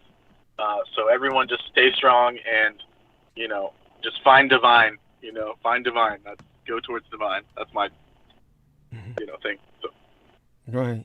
And by divine, you mean take care of yourself. It would be the best way for them to do that, right? I mean, the most immediate thing. Yeah, there's ways to do it. If there's a will, there's a way, as they say. So you got to have that learning attitude and say, like, I want, like you can even use the mantra, like, I want pleasure, I want bliss, I want to go towards higher, That's how I do it, and it's helped immensely. And it's brought people, beings into my life and various teachings, ways to help yourself. Like, once you're honest about it, the things will come. No, with some of these beings, you raised my curiosity there. I mean, we're fascinated by, was there any extra dimensional contact, so to speak? I mean, not necessarily. Okay. I mean, as far as that goes, other than, like, you've heard of, like, the Avatar. I mean, the Avatar is here. But it's a topic I'll have to get into another time, Okay. So. I look forward to that. We all do. And Right. Yes, well, we love you dearly. You take care of yourself, and you Much and I, love. hopefully you'll be able to speak with me sometime, but like maybe Friday or Saturday. Oh, yeah, definitely. Just let me know, and I will. Most likely Saturday is the best. Okay, so we'll aim And for. we'll get John Warrington dialed in and all of that. Sounds good. Bless you. All right. And All right. Blessings, everybody. Good to speak with you, Peter. JMO. yeah, Okay. thank you. Nice. Night, man. Thank you. And so just to follow up with that, so people get an idea of what was going on here. It's basically the Bay Area's Weather Service office. It issued a red flag warning due to the high winds that would be increasing wildfire risk throughout the past 48 hours, lasting till 3 p.m. today from 11 p.m. yesterday. The North Bay interior mountains and the East Bay Hills in particular, the Weather Service was warning in its forecast that the highest threat is over the northeast Napa Mountains. And going on record, as they did, they admonished the public that now is the time to take action to ensure you are properly prepared for potential poor air quality. So this pattern has been expected to unfold across Northern California and likely further spreading all the existing fires, such as the Dixie Fire 250 miles northeast of San Francisco, and creating more wildfire smoke. So while the strongest offshore winds were forecast for yesterday night into this morning, the pattern is expected to continue into the morrow. And so the lady I was citing earlier, Anna Schneider, she's the National Weather Service meteorologist, and she was the one who said that there was going to be another round of offshore winds Wednesday night into Thursday, so tonight through tomorrow, that'll keep the smoke in region. So it's just aside from all of the winds pushing smoke from Northern California, where there's dozens of wildfires tearing across our landscape because it's so parched due to this historic mega drought and the weeks of high temperatures that have left vegetation as flammable as tinder. The Dixie Fire, that one that's 250 miles northeast of San Francisco, where I'm at, that's the largest blaze, and it's torched more than 900 square miles in the northern Sierra Nevada and southern Cascades since it ignited on July 13th. It just won't stop burning. There's nothing they can do. The Caldor Fire broke out Saturday in the El Dorado National Forest about 40 miles southwest of Lake Tahoe, and it's grown to about 2,261 acres with no containment by Monday night, which was the last time I checked, burning through heavy timber in that steep river canyon. And then we had the weather forecast that prompted PG&E to warn that it might cut off power to 48,000 customers in portions of around 18 counties yesterday evening through afternoon today. That's to prevent the winds from knocking down or hurling debris into the power lines and sparking new wildfires. But the scientists all concur that climate change has made the United States West, the frontier west of America, warmer and drier in the past 30 years, and will continue to make the weather more extreme and wildfires more destructive. So, yes, we're dealing with a very different world, and our children are going to grow up in a burning world. When they talk about Oregon and these fires up there, they're covering an area that's larger than New York, Chicago, and Los Angeles combined. And then you've got the fires in Siberia are larger than all the fires in the world put together. They're just... the world is burning, and it's all part of, well, apparently our man Brendan feels it's part of a purge, and I'm sure Salman Sheikh agrees with that, and if you've got something to say to that, Salman. Oh, yes, of course. See, that's the exact same point of view that Brother Brendan and I share in common. It's not anything apocalyptic or anything negative. It's just the truth. Everywhere I go, I see people being nasty to each other. There's that divide between son and father, mother and daughter, brother and sister, brother and brother, and people are fighting over each other, or still, regardless of this chaos that we're facing, over race, religion, not knowing that you are one human species. And if you come together and help your people and help the world, there's so much that we can do. And I can only wish that people go to the path of like how the Sufi dervishes are, that are one with everything around them. And that's why when they deal with beings like the ghouls or the angels, jinns, vampire, they don't see them as a threat, or vice versa, because they've ascended above that human nature of chaos and division and gluttony and greed. And so I agree with Brendan that the 85% will perish, and they will be the architects of their own destruction, no matter how many warnings the divine gives them. We have to do the right thing while we have the time to do so. And I just pray that humanity makes the right decision. Those that will survive, I know they will be of a pure heart, mind, body, and soul that will remake this world in a better way, which is abundant for everybody. No social inequality, no greed, no war, no fighting over race, religion. Everyone is equal. No one is above or beneath one another. And I hope it didn't have to come this way, like in terms of the way that it's going to happen. But it's like what Brendan said. It's not me. It's not him. It's from the Most High himself. Thank you. And with all of the people in the chat room, I want to thank all of you. Veronica Barrera is with us, and buenas noches a todos, Senora Veronica. And she is saying, hola, Douglas, and wonderful. And Chris Marty says, we love God, with a question mark. I'm not sure. I presume we do. And I would like to think that's not a question. That's not even a question. By the way, our man, Deep Space Pilot, is the lead bandsman for the Deep Space Pilots acid rock band. And he's Ronald Stroyne. He's an attorney in Chicagoland area. And he says, yes, street dealers cut their heroin with fentanyl, and only the customers who have a very high tolerance survive. He says, I've had clients caught with what they thought was heroin, and it turned out to contain fentanyl, and their asses were lucky they got caught before they got home and shot up. And so thank you for sharing that. But I still don't understand the logic why the street dealers are killing their clients. It seems to be self-defeating. By the way, Nathan Brooks says, love you all, Team Dietrich. We love you too, Nathan. Thank you so much. There's a family man for you who had his own children basically barred from his access because of a wife who was preventing that. And yet he has other children in a family, or that may be the same children. I'm not sure. But he did unite with his family. I'm happy to report. That was in Texas. And that makes me laugh because, of course, our dear friend Crystal River is in Texas, and she gave me a warning not to not to ever call the cops to conduct a welfare check on her, because I do that with people. Like, I was tempted to do that when our man Salman Sheikh dropped off the call the other day, and it was almost as if somebody, had come up behind him with a baseball bat and knocked him out and left the cell phone on with his camera pointed at the ceiling. And, and I have called police multiple times to conduct welfare checks on people. And, of course, she's a pot smoker. And the last thing she needs in Texas is, asshole cops coming into her home and dragging her away. And there we are. So Selena Khan has brought to my attention a link to the disturbing Coleman family murders.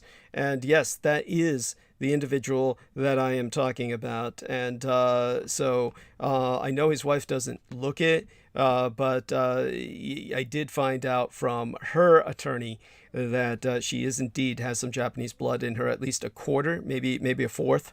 But this is where he was convinced his children were going to grow up to be monsters, because people online were telling him, well, the Japs are all snake people, and therefore that's what's going to happen. And so this is why he went and did what he did. Understand that World War II is still being waged, and it's being waged not only against the 1,000-year Reich in exile, it's being waged in the minds of men on the surface world. I'll go a bit into that with an arc of narrative. It's why I have to. It's why I could never, in the truest sense of the word, be a pacifist. We live in a world where violence really is, unfortunately, the only answer to certain kinds of people and the certain kinds of cults or the states that they manipulate. We're in a world of intense struggle right now. And while Brendan may talk about bringing ourselves to a point of personal enlightenment where we go beyond that when we die, while we're alive, we have to fight for what we believe will maintain humanity at a level where we can still deign to call ourselves human. And certainly I appreciate what Peter Moon was saying about his being trained as an operations officer, and how he noticed that when Preston Nichols and who was the other guy when you guys were like avoiding the guards? Duncan Cameron, yes, that they were, well, they must have been trained as lads back when they were very young to be field agents in a sense. Duncan was in Vietnam. Okay. He was part of Project Phoenix. And Preston, he's had so much damned experience. Who the hell knows? Plus the Montauk Project itself. If anybody was going into time and stuff, it would have been very specific orientation towards accomplishing certain things. Preston would be incredibly efficient. If it came to anything like secret, doing stuff, boom, boom, boom, boom, boom. Comedy could also enter the fray. One time he snuck onto the base late at night. I picked him up. I let him off at the base with another guy. I sat out in the parking lot, came back and got him. But when I let him off, I said, "What is that?" He had a wig. I said, "Well, that's in case. So I don't want somebody to recognize in case we get caught. Like, Preston, that wig is not going to, change you." It's a little miscalculation on the wig, but other than that, That's so bizarre. I mean, to think about how practical people can be, and then at times they'll do something that's just downright silly. It's very strange. But that was Preston, but he could be diabolically accurate. They blanked out Abby Coleman, she's the wife, a lot of her pictures, blanked out her face. But there was I did see one picture of her where I think she definitely looked Asian, Japanese specifically. Like maybe not full Japanese, but right. I could see it. Thank you. I appreciate that. And in terms of where we're at tonight, I do want, I'm so glad that you're here with us. And obviously, what I'm going to do is I'm going to refresh myself for a few moments. I'm going to leave you gentlemen on stage. When I come back, we'll talk a bit more, and then I'll pretty much dive into the arc of narrative for tonight, because it's going to be, I just need the time to really cover all of the subjects. It's one of those things where when there's a monumental historical incident like this, the incident doesn't even do it justice. When something like this happens, it impacts everyone in ways that people really don't understand. So I'll try my best to draw all that together. It's interesting that all of you started tonight with the drugs. It's been a very important part of the past wars. When it came to America's wars in the past, because of the legacy of World War II, because of the legacy of the British Empire, because of the legacy of what were originally the Opium Wars, which my relation, Commissioner Lin, my Chinese side of the family is the Lin family, and Commissioner Lin was one of the incredible heroes of China who fought the British, and he was a police commissioner, and the Chinese did not have a standing military at that time. The Chinese at that point in history had such a peaceful empire that they had no need for a conventional military in any distinct sense. And by the time the British invaded, all they could do was mobilize their police forces. And so he used the police forces to the best of his ability, but of course they were defeated by a military in the field. He was sent into exile because of the British wanting to kill him. So to protect him, the Chinese government of the Qing dynasty ordered him into exile. But after that, the British began their opium-based economy in China. And it was after that, when the Americans inherited that opium empire, that the Americans based all of their wars on the opium. So when it came to Vietnam and the Golden Triangle, that was the primary reason for involvement in Vietnam. It certainly wasn't oil. There were no accessible resources like gas or oil or metals of any sort in Vietnam. It was the opium. And when that collapsed, then they transferred their operations into Afghanistan. There's only a few places in the world that can actually grow the quality of opium that's harvested for either recreational or pharmaceutical narcotics. And one of them was the Golden Triangle in Southeast Asia. The other was which was, of course, they called it the Golden Triangle because it was south of China and where Laos and Vietnam converged with northern Burma. So that's hence those three nations and the Golden Triangle, one of the reasons why that name came about. The Afghanistan was the other place, and the other place is Turkey, actually.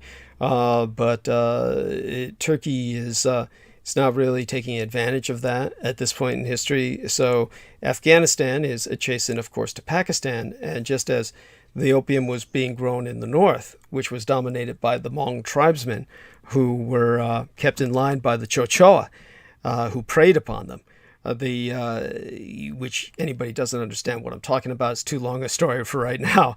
But in terms of the Afghans, they're very much manipulated by the Pakistani.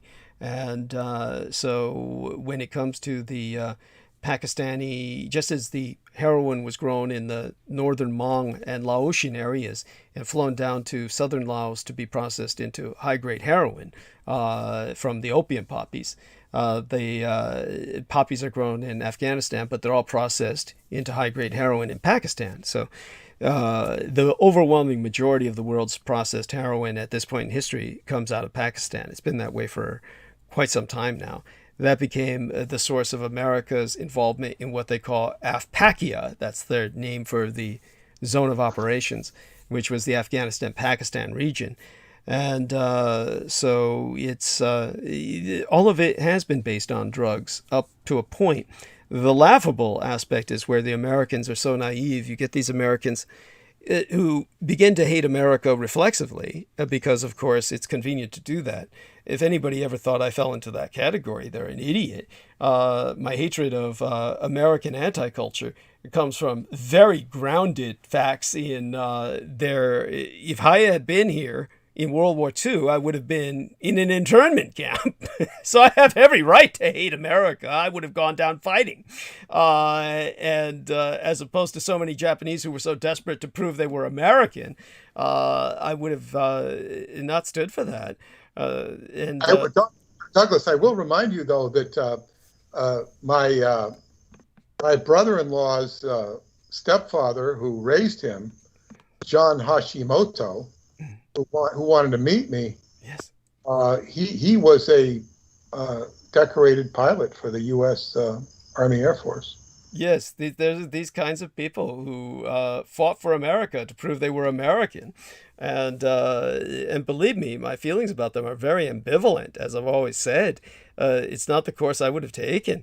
I'll have to ask my brother-in-law, who I get along with very well, next time I see him about that. In fact, I should send him a book. Because, as they say, his father was involved. Yeah. And his father might have told him some stories, stuff that's never come up before. Interesting. Yeah, and I think that's important. It is important. It would be interesting how he responds to that, because he's aeronautically trained. If he has the father's passed away. Oh, too bad. I did get to meet him before he passed away. He was very nice. He was interested in meeting me, and I was happy to meet him. And of course, but my brother-in-law, he's not Japanese. He's got the name Hashimoto, but no, he's just American. There we are. I like that. Yeah, he's just American. Yeah. He's got some native Indian blood in him, Native American Indian in him as well. Understood. And that's always nice. And let me shut down Salman Sheikh's little video here. I clicked on his video. He does that infinite set of push-ups. He's got that in a loop, like it's a graphic interchange format or something. And it's amazing what Salman can do. He's in great shape. Between his strength and your aerobicized what would we call it? Endurance, Peter. I think the two of you could do a kind of Olympics on your own. And I don't know about that, but we'll leave the Olympics to the Olympians. There we are. In terms of the Ashura, of course, I do want to give people not only a little bit of a background of that, but also tell them a little bit about, of course, the Japanese Buddhist Ashuras. And just so I can clarify it now that Brendan's not with us, Selina Khan, of course, she is very skeptical about many of these cosmologies, because she was born in Bangladesh, and she's seen how people can, it's just so many people abuse these cosmologies to become cult leaders and personality cultists, and it's something that some people, after a while, they simply become so jaded and concerning spirituality. It's that, common throughout India. There's just too much spirituality, so people have a certain contempt for it. Yeah. Yes. And people from the outside will come, ooh, wow, neat. Yes. You know, and they're intrigued by it. And it's what she says is quite understandable.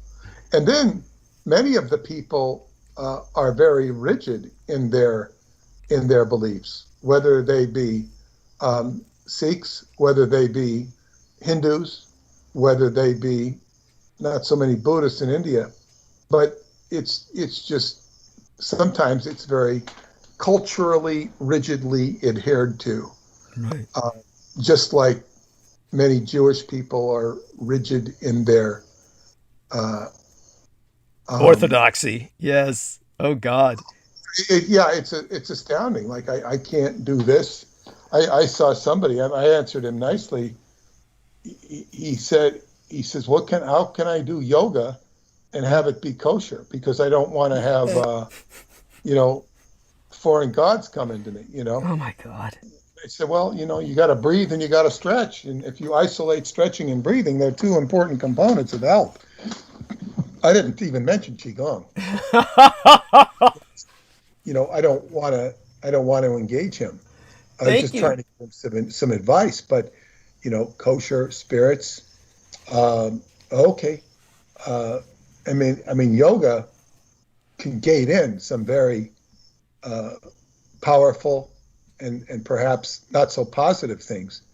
It's possible, but I always look at it as a matter of stretching and breathing and health. Well, I think people are really paranoid when they get to the point where they're afraid that by opening themselves up with a breathing routine, they may somehow become possessed. But, that's the level of where we're at.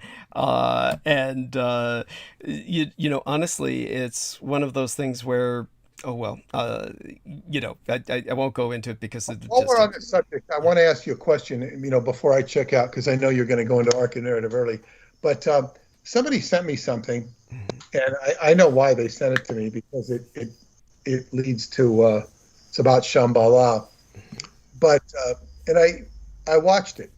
I normally don't watch things people send to me, just out of time. But it's by a guy. It was about a guy named Ernst Muldashev. He's a Russian surgeon and ophthalmologist.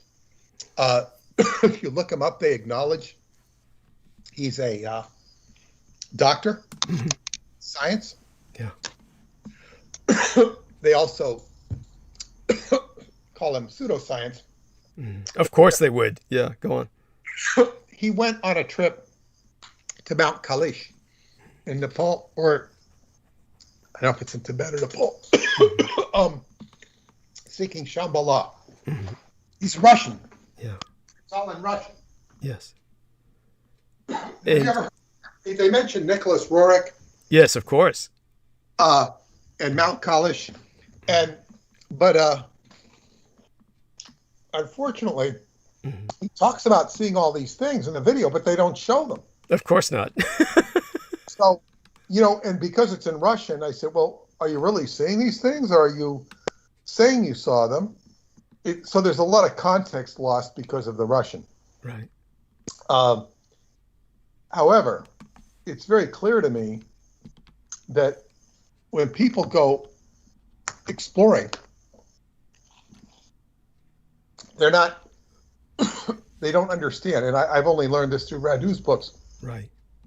You've got to be on the vibrational frequency. It's not about,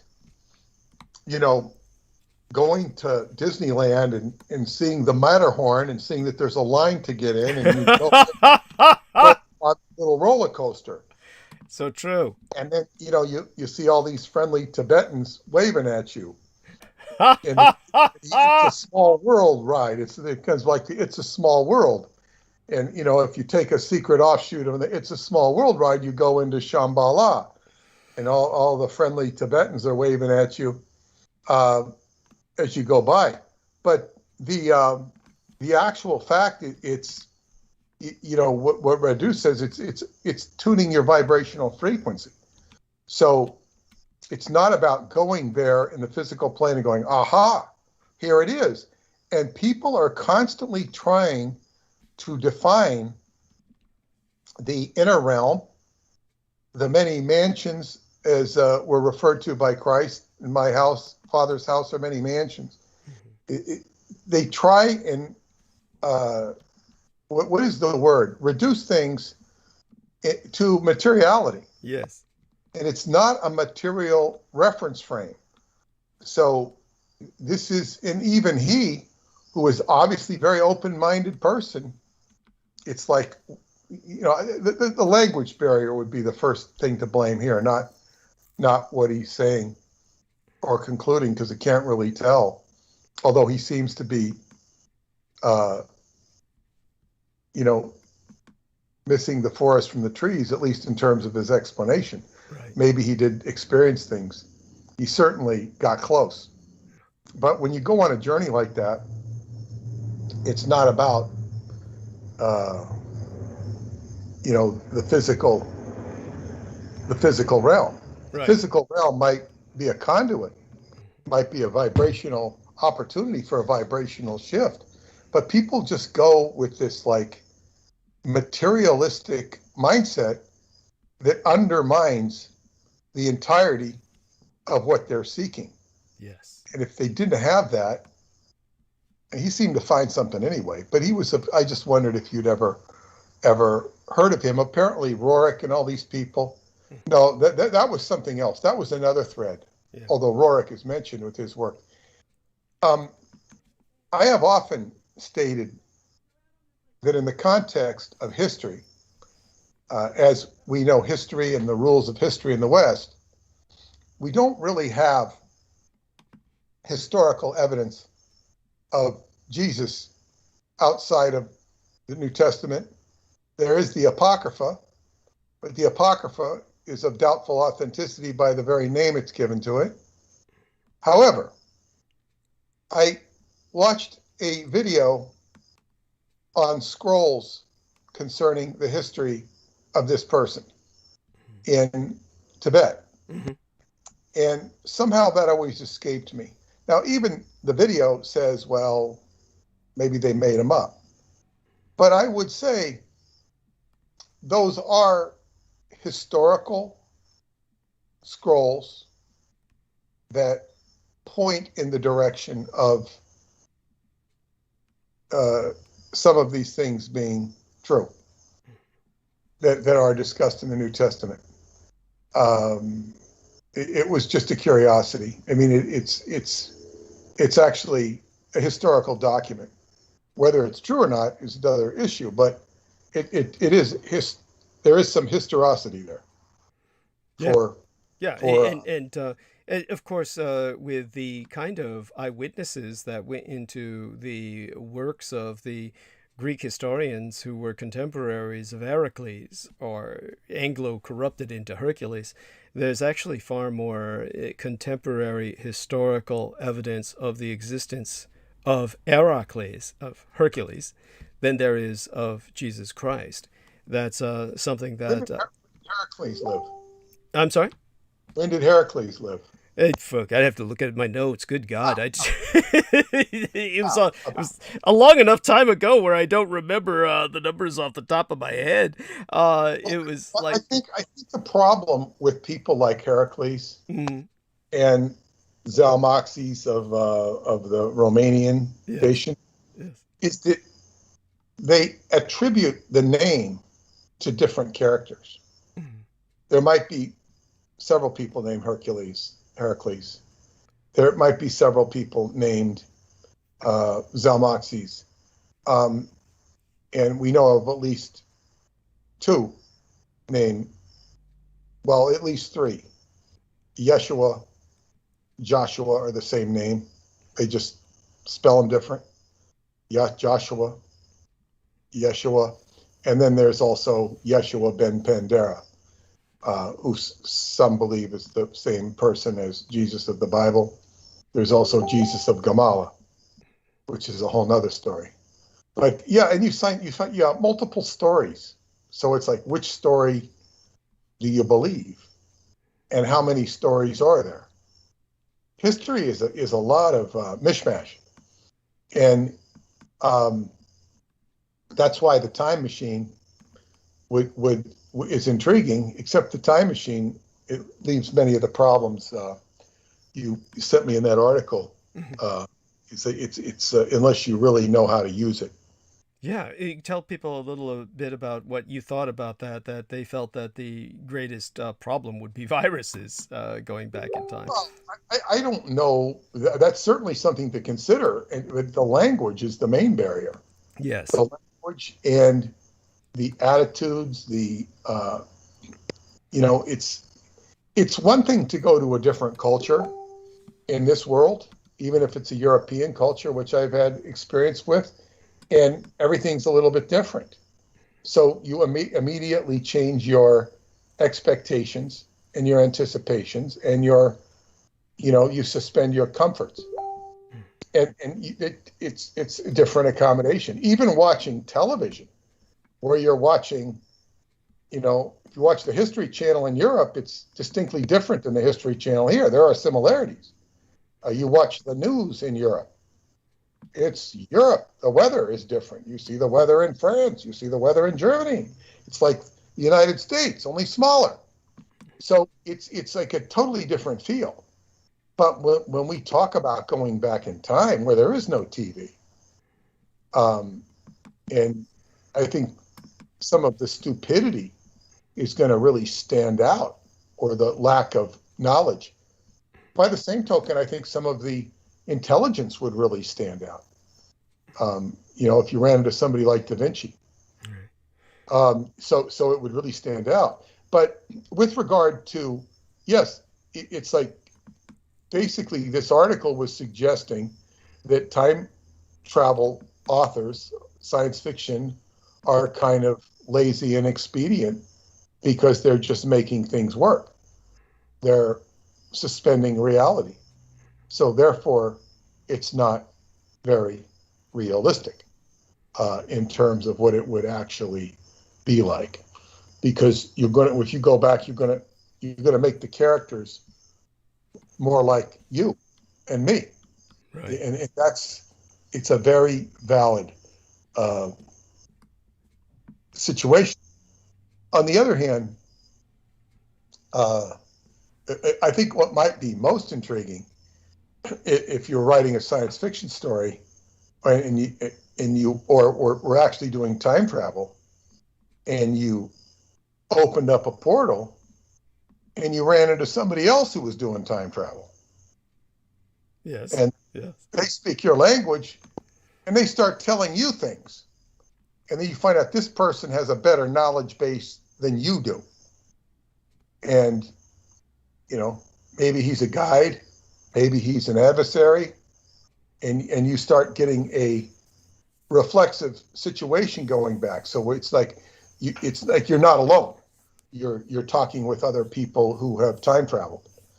And unfortunately, it seemed like when we were working with Andrew Bartzies, I was going in this direction because he was dealing extensively with people who had time travel issues. Interesting.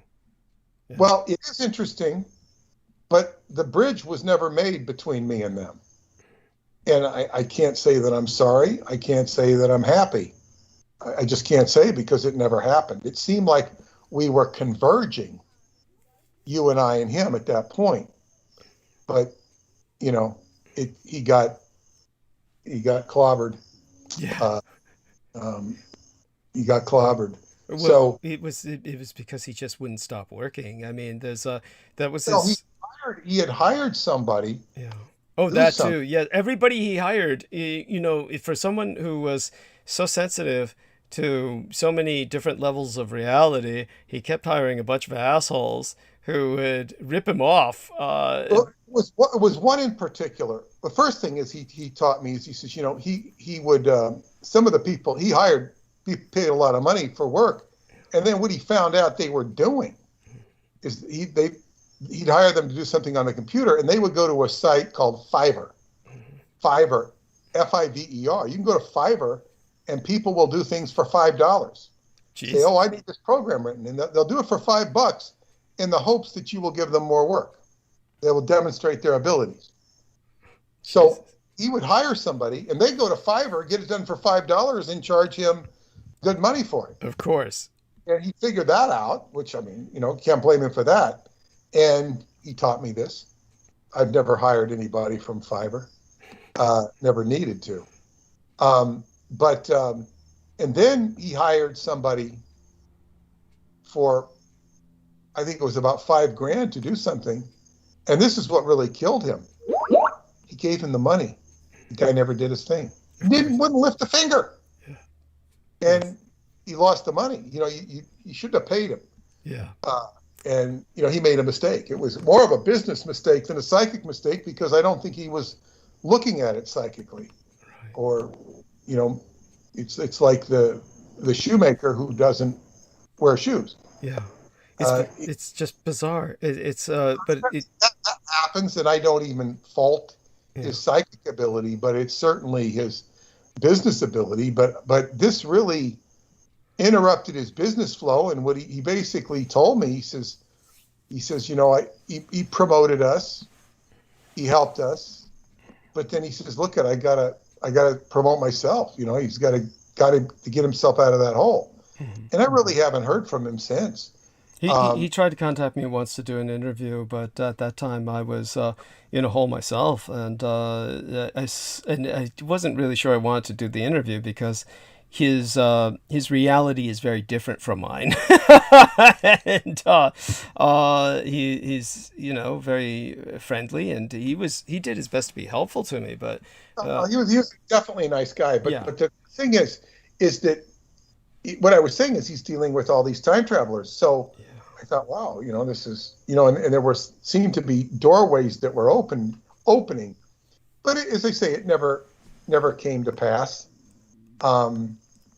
He was he used to work with racehorses. He worked with horses.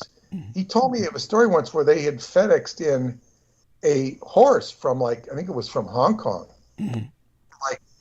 FedEx bill was like $250,000 or maybe $500,000. I don't know what the FedEx a horse to work in Washington. That's impressive.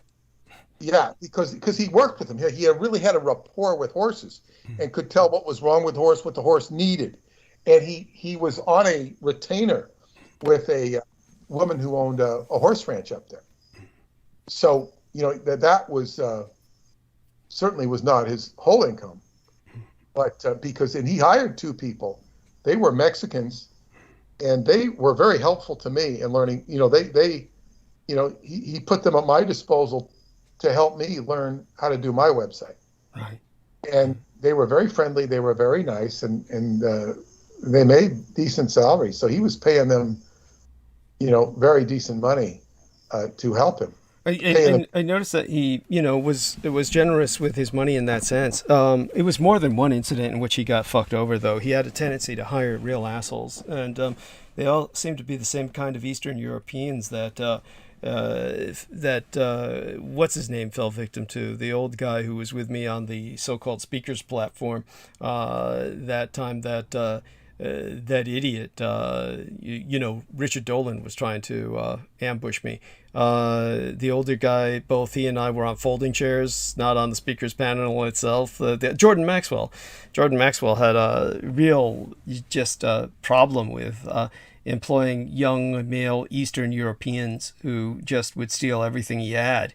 and literally copyright his name, and then take all his work and say, I'm him, I've copyrighted his name, and sell it online. I mean, Andrew Bartzi's was at that level. He was hiring people like that. I'm sure one of them was this Croatian man or woman, I forget. Then another one was, like you mentioned. So there was a bit more than what he told you in terms of people. That was just the one I knew because I guess that set him back. But with the idea of these time travel, to get back to the subject of the time travel, so it's like the impression I got, and I didn't talk to any of them, the impression, certainly the problem that I've met with people who have either experienced time travel or think they have, they're very fragmented. Integrated. So the challenge become, and here it comes back to coherency. It's coherent. It's kind of like when you see the old Flash Gordon, and you see the frequency trying to come in, and or the signal's blocked, or like a snow on a TV. It's like it's not clear. Once you get a clear picture on a TV, wow. In the old days, we have to adjust the vertical and the horizontal because the TVs would go wild, particularly the black and white TVs, and you'd have to have knobs to control the vertical and the horizontal, or it'd get weird. Yes. Well, it's a lot like submarine warfare. People have a concept of submarine warfare that you've got two blindfolded men in a dark room, no lights on, and they're searching for each other with a baseball bat. Both of them have baseball bats. They're trying to feel out where the other person is. A very large dark room, by the way, like a super basement you can lose yourself in, and hoping to whack each other when they touch each other with a baseball bat. And there's been almost no submarine on submarine combat in history. It's simply a concept. I mean, maybe there was one battle in history that I know of that ever made it into recorded history.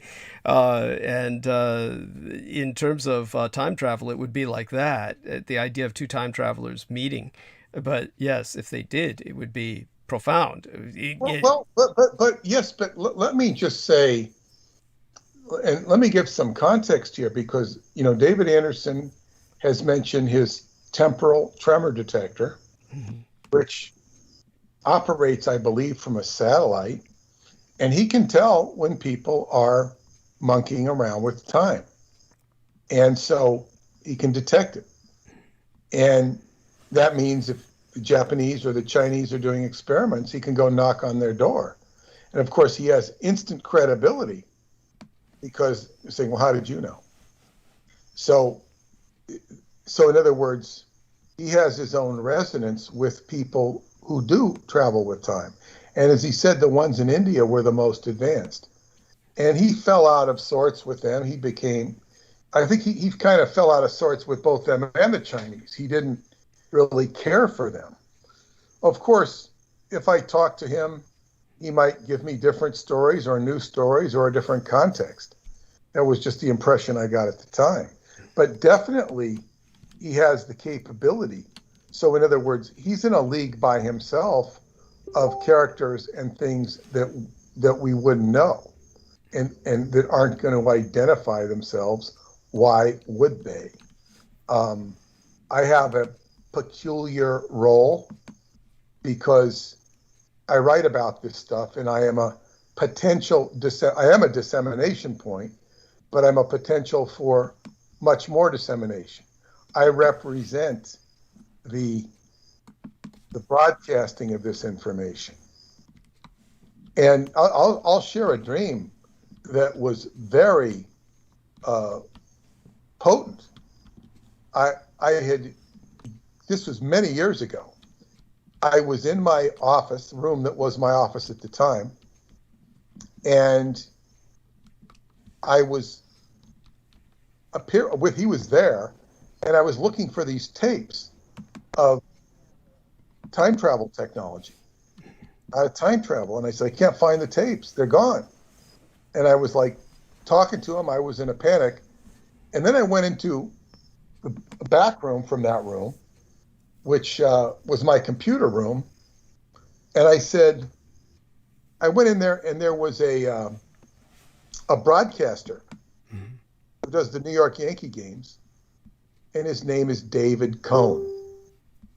Now, he's a broadcaster. He's an analyst to this day on the New York Yankee games. His name is Cohn, okay? Cohn. But C-O-H-N as opposed to C-O-N-E. Yeah, C-O-N-E. In fact, when he used to pitch in Yankee Stadium, he also pitched for the Mets. I don't know if they did it in the Mets, but the Yankee Stadium, they had fans out in the bleachers that would wear big cone heads. You know, like the cone heads from Saturday Night Live. They would wear cone heads to honor him. The cone heads, they call them. As only sports fans can be so ridiculous. But anyway, the reason that he was appearing in the dream as Cohn, well, certainly his name is David, like David Anderson, but cone is like the light cone. Now, I knew nothing about light cones at that time, but this was the dream, light cones. So then I had this dream, and then I go out into the living room, and I had this TV, and there was a lion. A fierce lion. And of course, Stuart Swerdlow taught, not inaccurately, about the lion frequency. The lion frequency is like the highest frequency. And that's a whole nother story about the lion. But the lion took me, I don't remember if it took me by his tooth or whatever. He's very forceful. And I couldn't mess with the lion. And he led me to the TV where there was water, which is broadcasting, the TV. In other words, I had something to do. Now, years later, I said, I was so upset that these tapes were lost. They were just verbal tapes where David had given me the secrets of time travel. Well, it's later I realized I break down his information that he'd shared with me and also that appeared on his website, and I was able to break down his time travel into simple English. So in other words, those were the secrets. When I never thought that I would realize that dream. So I was broadcasting his information, and the lion represents the highest level. And of course, that was the New York broadcaster, because I live in New York. I'm related to that broadcaster whose name happens to be Cohn. And I'm doing these videos on light cone. So that dream actually actualized itself. So there is this idea, and I one time asked David how he felt about me writing about it. And he said he kind of way back and forth. He said, I'm kind of neutral on it. He didn't like it too much, but he didn't dislike it either. He said he was neutral. So there is this definite idea that I have the potential to disseminate his stuff. Now, he's disseminated his stuff in a video that was supposed to air on the Discovery Channel. Mm-hmm. This is when his technology was in its relative infancy, but it was shelved. It was tabled. And it was tabled with 9/11 about that time. And they showed his, I believe it was his facility on Long Island. I never saw it. He one time said to me, I think it might be on YouTube. It's not on YouTube. And he had made definite efforts and intentions, talked about releasing courses and stuff, but he's pulled back from it. So I'm like the default spokesman for him by reason of association. So it's like, but if he wants to communicate with time travelers, he has all the mechanisms to see if somebody's, so if he can do that with other people, why can't other people do it with him? Mm-hmm. Whether it be from past times or future times. So it's almost like a whole secret world unto itself.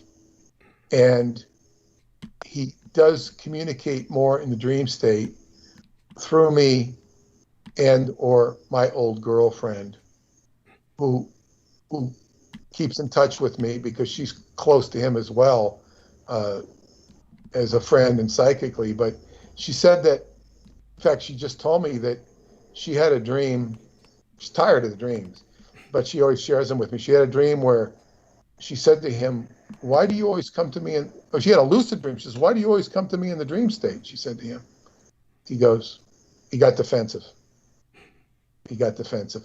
And of course, dreaming is a part of Qigong as well. Yeah. You want to become self-aware and you want to connect in the dream. And I've had many dreams with him that have been reflective of the truth, even to the point where I picked up the name of one of his employees. Oh. So, and he at least he told me that. I said, I dreamt of this guy and this was his name. He says, "Oh yeah, that's interesting because he works at the center, at the research center." So that's so with regards to time travel, it's a different world. It's a different world, and I don't know what else to say about it right now. But those are some interesting stories of what it portends for the future. But I will say, trying to put this antenna up in Chaklavina Cave, I meant to write to David today and tell him that I think there must be really something to it, because it's easier to get an answer out of you than it is out of them. Yeah. As far as doing anything. Yes. As far as because I do have somebody who indicated he would help. Okay. And then I write to him and I don't hear back. So that's maybe that I get David to put it up. And he'd probably be more than happy to do it if he had the time to go there. I'm sure he'd be more than happy to do it. Okay. Yeah. Well, definitely before you leave for tonight and check out, and I wish you a blessed slumber and the sweetest of dreams. Speaking of dreams, I've looked up some of what I've written about Heracles in the past. So he did predate Jesus by 2,500 years. So that's why it's no surprise, of course, that Jesus is so much like Hercules. Some of the similarities would be that Mary was impregnated by God, like Alcmene was impregnated by Zeus, and Herod wanted to kill Jesus, just like Hera wanted to kill Heracles, who takes his name from her. And Jesus traveled the land, helping mankind by performing miracles, just like Heracles did. And Jesus died and rose to heaven, and Heracles died and rose to Mount Olympus and became a god. So in terms of the secular evidence that could be assembled about Heracles during his lifetime, the amount of people who wrote of him during his period of life were many. Certainly there was Flavius Josephus, which I guess was a bit later. But Joseph was in, he emerged around 70 AD with the fall of Jerusalem. Yeah, and then there was Cornelius Tacitus mentions Heracles. Aesop, of course, and there was, he's the one who told us about Heracles and the wagoner. Plato, of course, mentioned him. There was, there's quite a number of works. Apollodorus, etc. Yeah. With all respect to, due respect to the Jesus story, there are many stories in history which are similar. Yeah. Oh, yeah. And if we look at it Kabbalistically, in the realm of Taparet, in the center sphere of the tree of life, that is an experience of DNA as it evolves.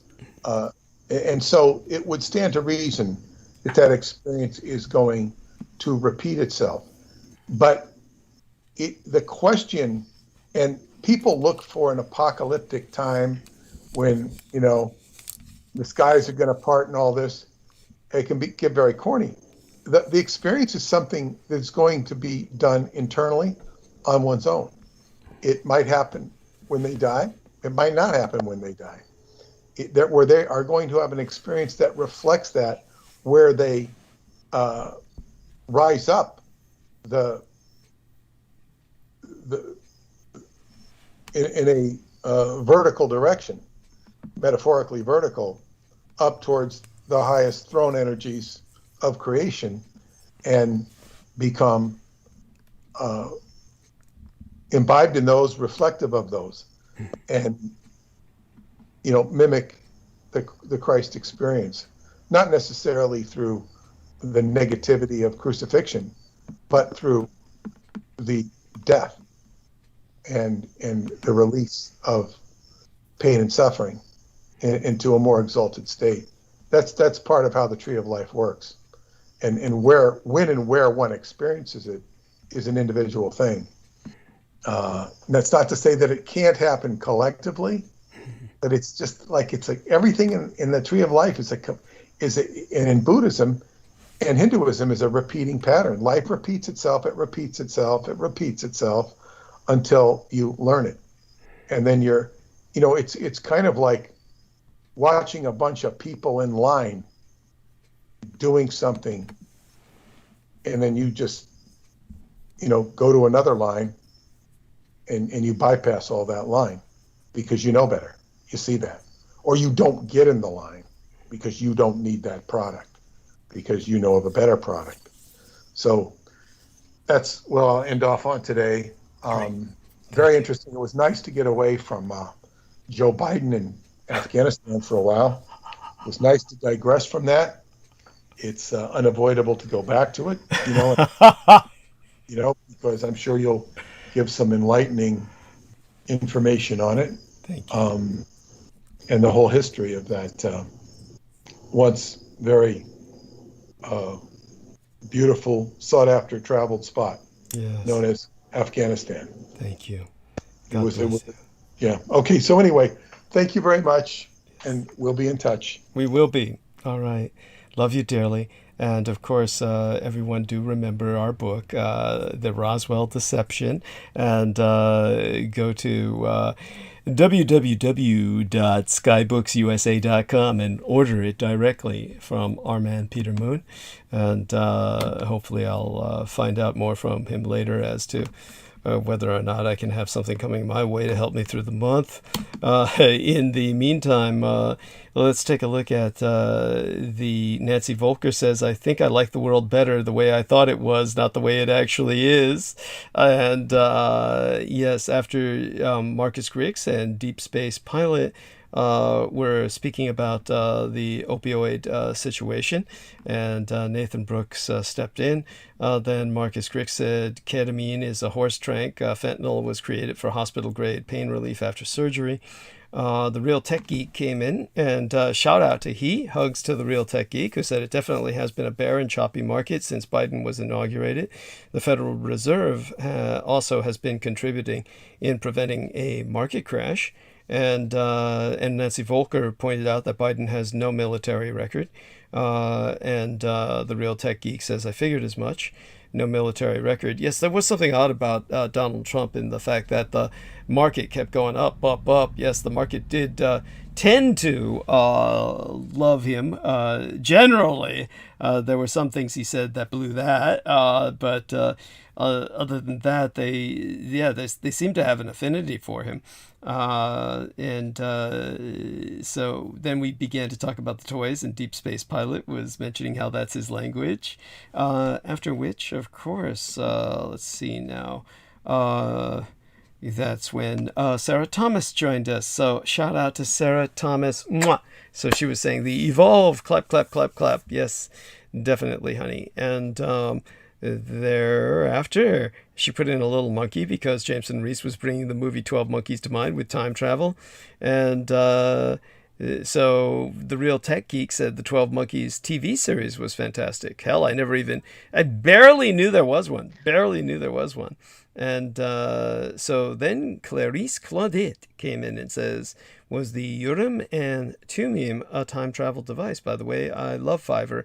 I have had so much good work done on there. Holy shit. What the fuck do you do? It sounds like something that would be borderline underworld. Anyhow, Tammy Miller says, hey from Georgia. Hey, shout out to both Tammy Millar and Clarice Claudette. And And of course, the lady Sarah Thomas, love you dearly. Mwah.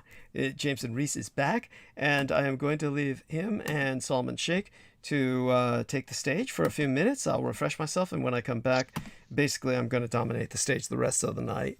If Jameson will hang with me, of course, then hopefully he can spell me when I need it throughout the night. Otherwise, hopefully I won't need it throughout the night. But in the meantime, I'll be back in a matter of minutes. Grab a candy bar, which I don't recommend anybody do this. I only do this on transmission nights. Don't live off candy bars. And in the meantime, we're going to bring Salman back with us. I'd like to hear Salman and Jameson start the conversation talking about this horribly disturbing Coleman incident. And it was interesting that I didn't take it personally, but in a sense, it's hard not to imagine that, I would hope that Peter would not think I would be so naive as to fall for some kind of fallacious internet urban legend or something like that. No, there are ugly things that are happening out there now, and they're happening because the cultists of the kings of Edom. This is what QAnon is about. I should have brought this up while Peter was with us, but this is really goes back to Aquino. This is the fruit of Aquino's labors. Yes, and this goes into that broadcast I did on the Order of the Nine Angles and how these things are all connected with the QAnon movement. And the and the sort of pedophilia underbelly. Thank you. That pervades the entire world. So it's all connected, and they're all part of the same beast. Yes. They're just different extensions. Thank you. And so I'll leave Salman and you to discuss that. I'll be back in a few minutes. And later on, when I find time tomorrow, I'll review both of you. I'll replay the part. So let me refresh myself, grab that candy bar. I'll be back soon enough. Yeah, Brother JMO, I'm glad you pointed that out, because it's scary that this guy, believing that his kids had serpent DNA, was able to commit such an atrocity. And I'm glad that the authorities got him, and he's going to be held accountable for his crimes. And it's such sad misinformation that this movement has been putting out there, these cultists talking about serpentine DNA and all of this malevolent stuff, and just taking advantage of their ignorance. And to see something like this, where he was actually proud of doing that to his own kids, I think that's a dangerous level of derangement that this movement has gone into. It takes people who are already messed up, and it makes them even worse. So it's a magnet. It's a magnet for people who have social disorders. Yes. People who are just have some serious social issues, whether it's because of their upbringing or whether it's because they're just fucked up people to begin with. I don't know. I'm not making any excuses for them, but it just pulls in people who have, who just have like this sort of axe to grind, or have a sort of grudge already inherent in them, and it magnifies it. Yeah, that's exactly right. So it's like taking a electrically charged object and gathering dust. It all just clumps together to like those like fluffy pads and whatnot. It's just like that.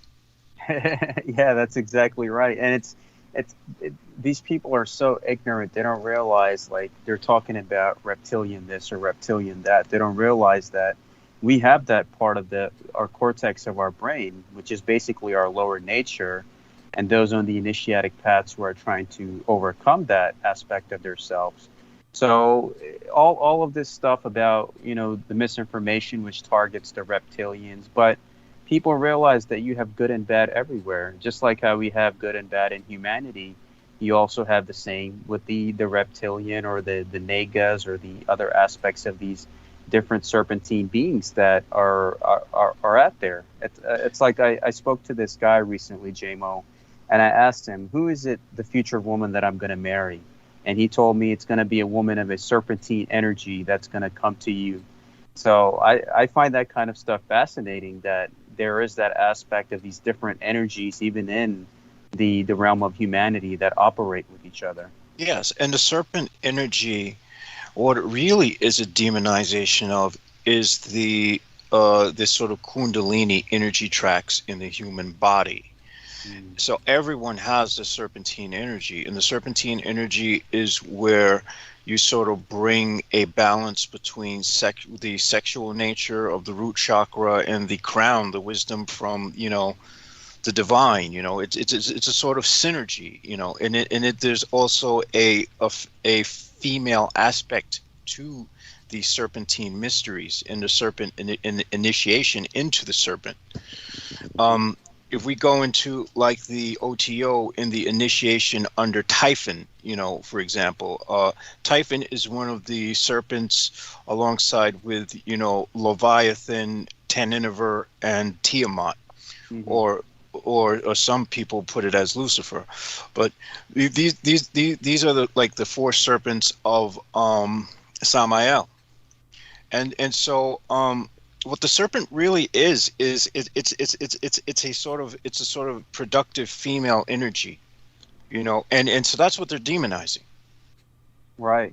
And I'm glad you pointed that out. Yeah, and they've demonized the serpent before in ancient, you know, Hellenic culture. You know, they've demonized serpents all over the place, and serpents were usually metaphors for you know, for female empowerment. What is it that the alt-right and the QAnon movement, what do all these men have in common? What do all these people have in common? A lot of them are misogynist. Yes, especially the incel movement, the MGTOW movement, the red pill movement. It's all about hating women. Yeah, it's all about hating women. It's seeing existence here in Earth as a bad thing. And so this is where me and, you know, the view of Brendan Zoget differs, because I don't see this as the lowest realm. I see this as the highest realm. I see it can become the highest realm.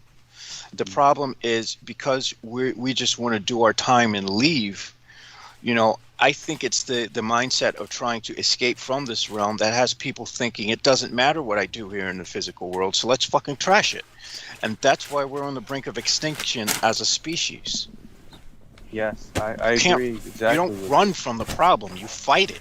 You have to actively fight it. You have to actively bring down what world you want to have around you. And that's what the serpent energy is about. Right. And it's interesting, JMO, like even the aspect of reincarnation that's in Hinduism and Buddhism, even in the Sufi tradition, they tell you that it takes your soul 50,000 years to get back to Allah, or the supreme God, or this most high, that one energy. So it takes you have to go through these different veils and different lifetimes, and it takes your soul like 50 to 60,000 years for you to reunite back into that source of oneness.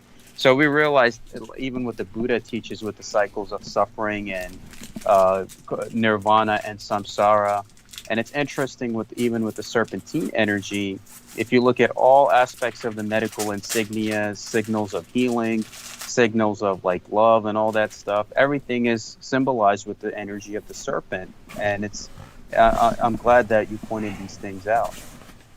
Yes, and what is it? Well, there was something else I was going to say.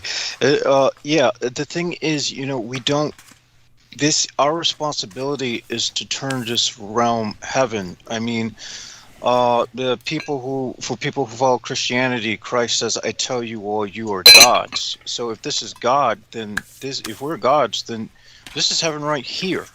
We're supposed to make it. We're supposed to actualize it here and now. And reincarnating doesn't have to be hell.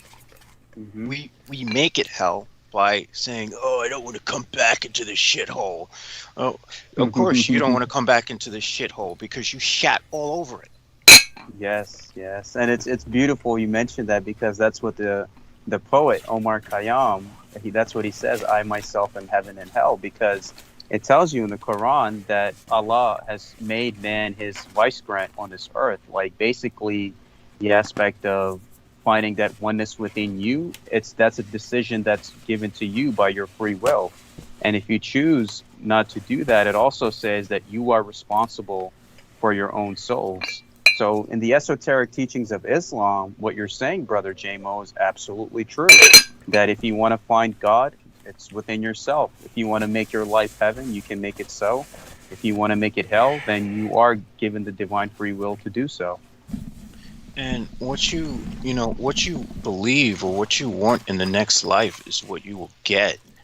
And if I decide I want to come back as such and such, then my one of my duties as a one who practices theurgy, one who practices the arcane arts, is to prepare so that I have all the tools when I return into whatever form I choose to return into. Yes. And to use sorcery so that I can enter the form I wish to return into, that I can become a healthy person. Who knows? I might come back looking absolutely the same as I've done many times before. And I might say, you know what? I might choose the gifts that I want. I might choose what I want to work on here and now based on what my personal evolution. People don't look at it like that. They look at it as us having no control over it. We're just whisked away somewhere, and that's it. It's right.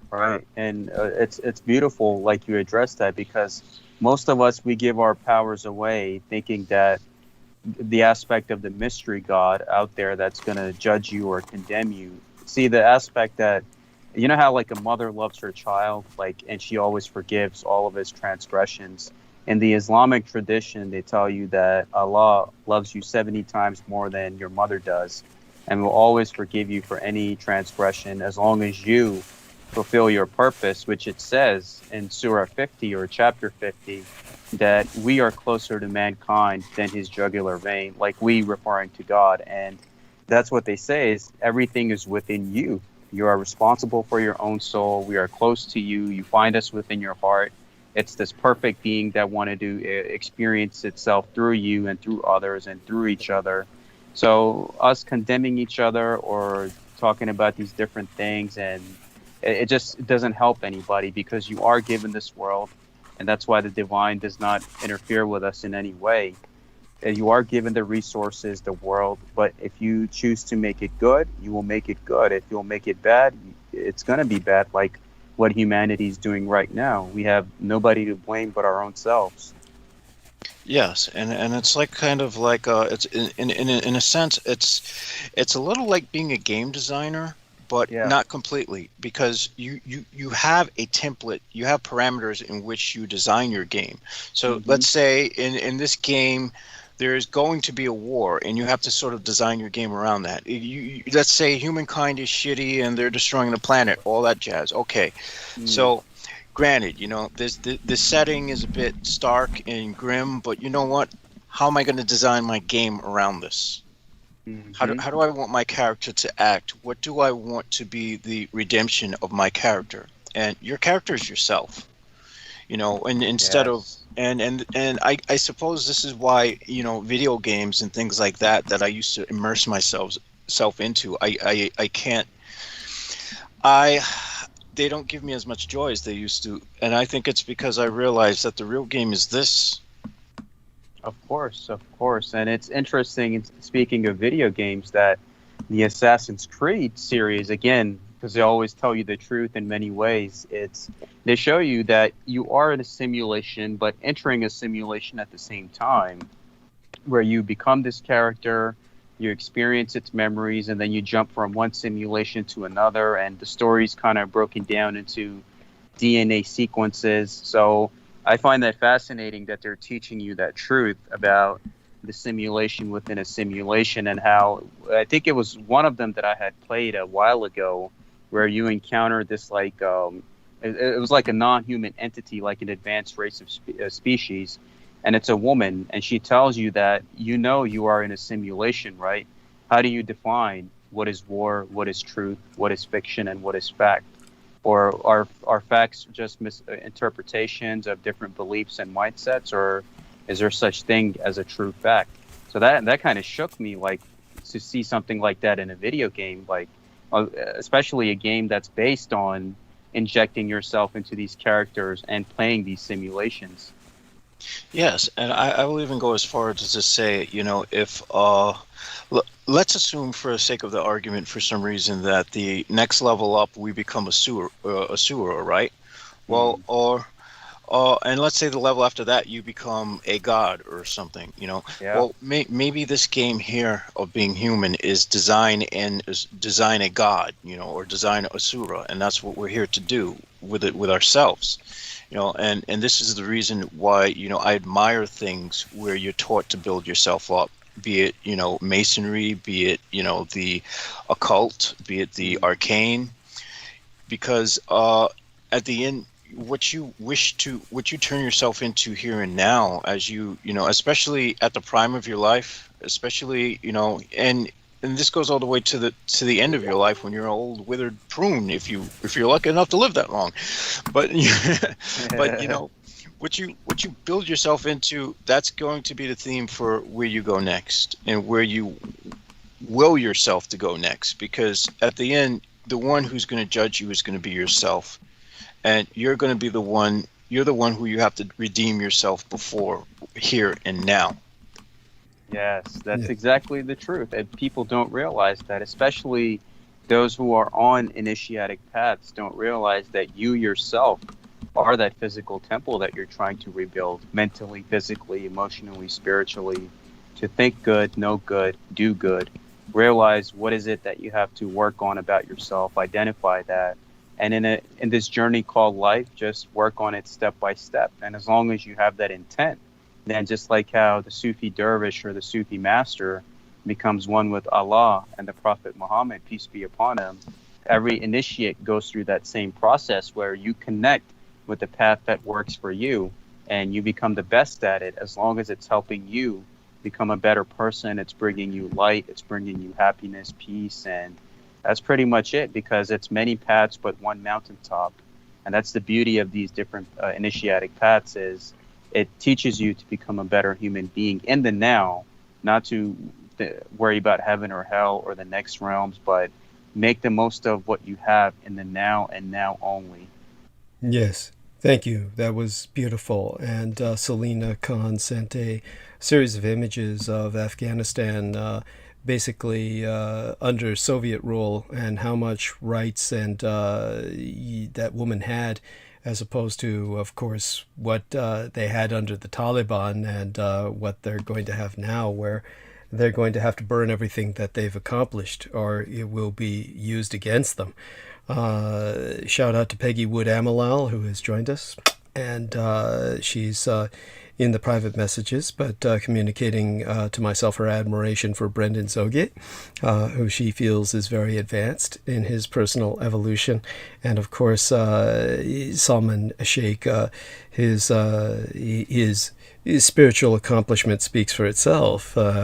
Certainly, Salman, we really count on you to bring us that sense of peace that travels with you, and is such an integral part of yourself. And I think that if it weren't for that sense of peace, it would have been impossible to have really come through some of these recent challenges as well as we have. Your prayers are certainly felt, as our Keith calls. A shout out to him.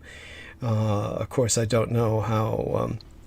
if he ever listens at all, because his schedule is so different, and he has this kind of different lifestyle, but we do communicate in text once in a while.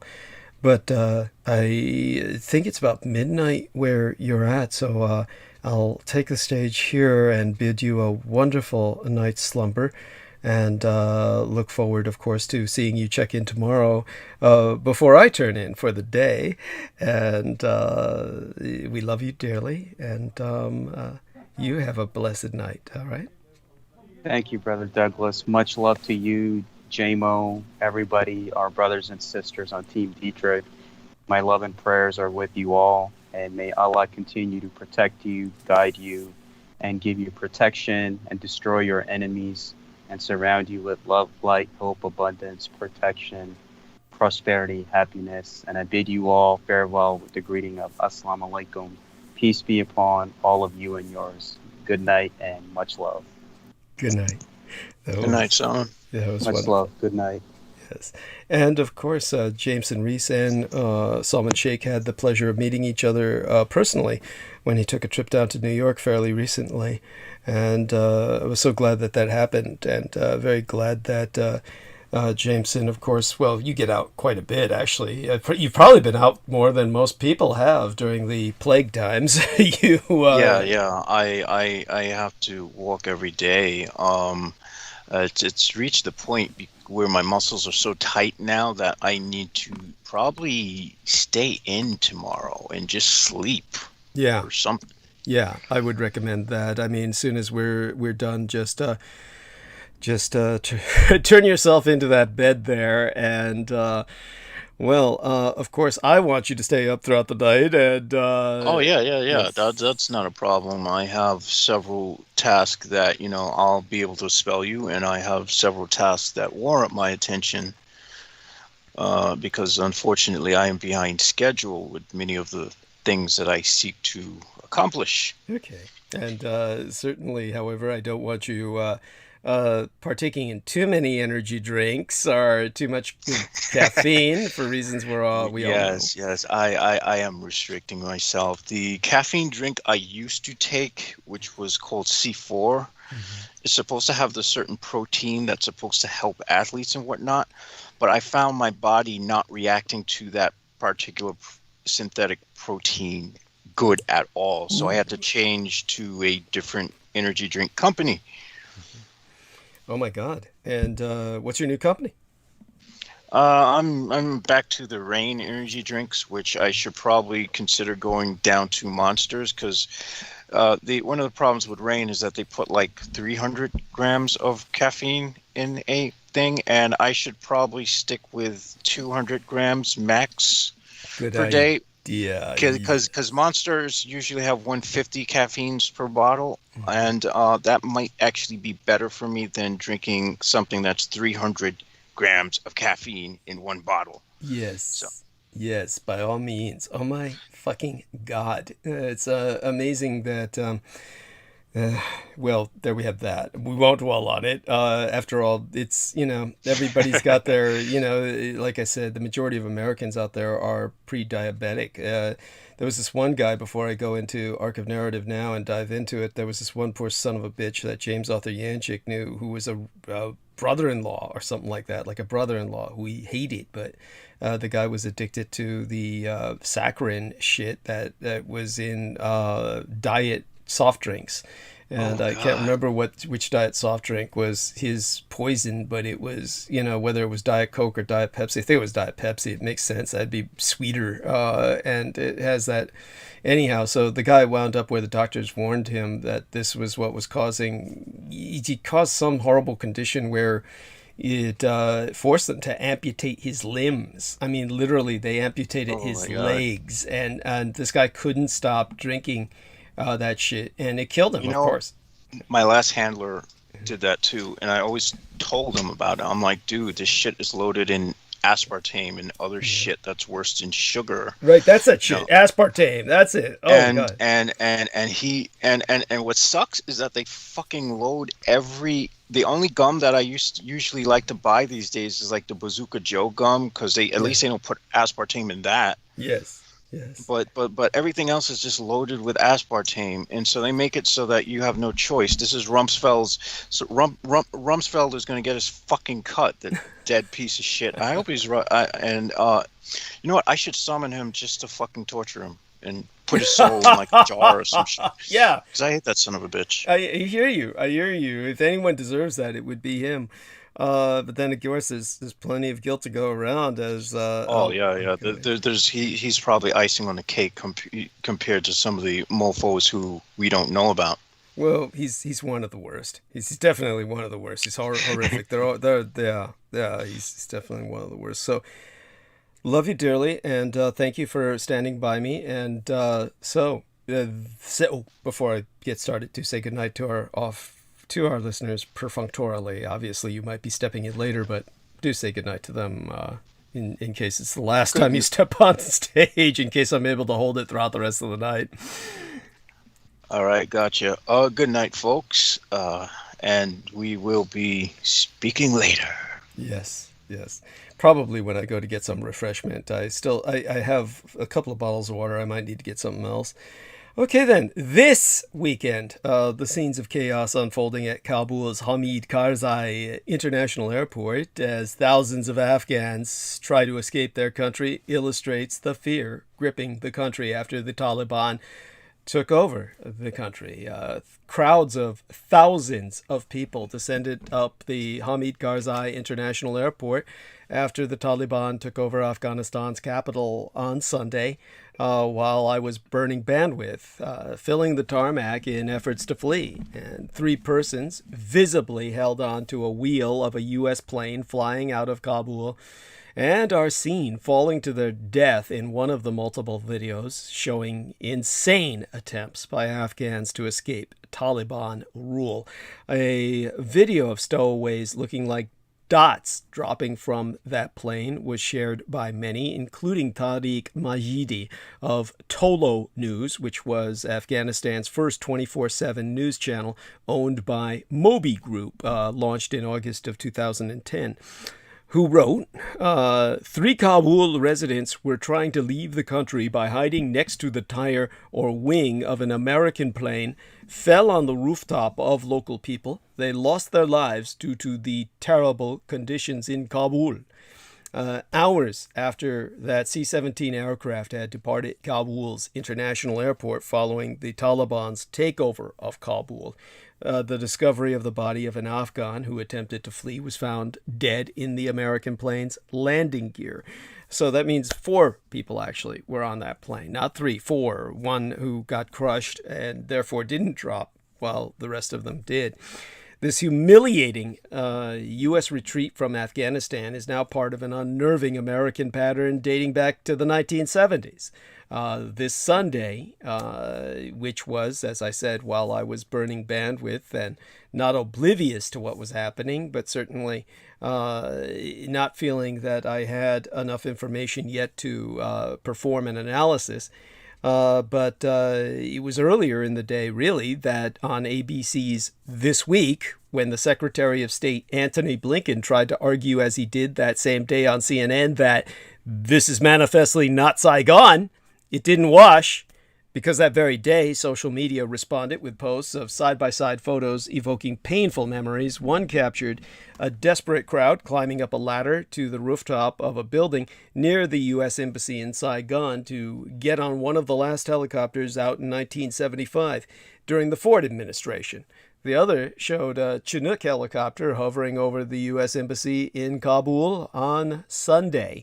And there are other episodes. In 1984, the Reagan administration withdrew the United States Marine peacekeepers from Beirut after a suicide bomber from a nascent cell of what became Hezbollah, the Army of God, killed more than 240 military personnel, the largest loss for the United States Marine Corps in a single incident since the Second World War.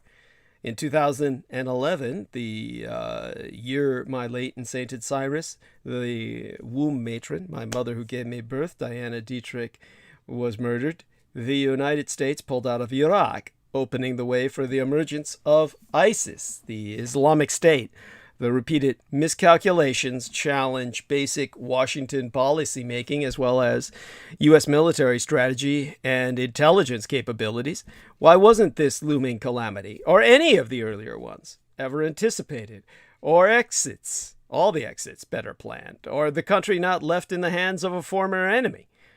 Does the grand retreat from Afghanistan mark the end of the American era at last? It is a dishonorable end that never ends. And yet, still, the Secretary of State, Antony Blinken, was right. This is not Saigon. The fall of Kabul is far worse than Saigon.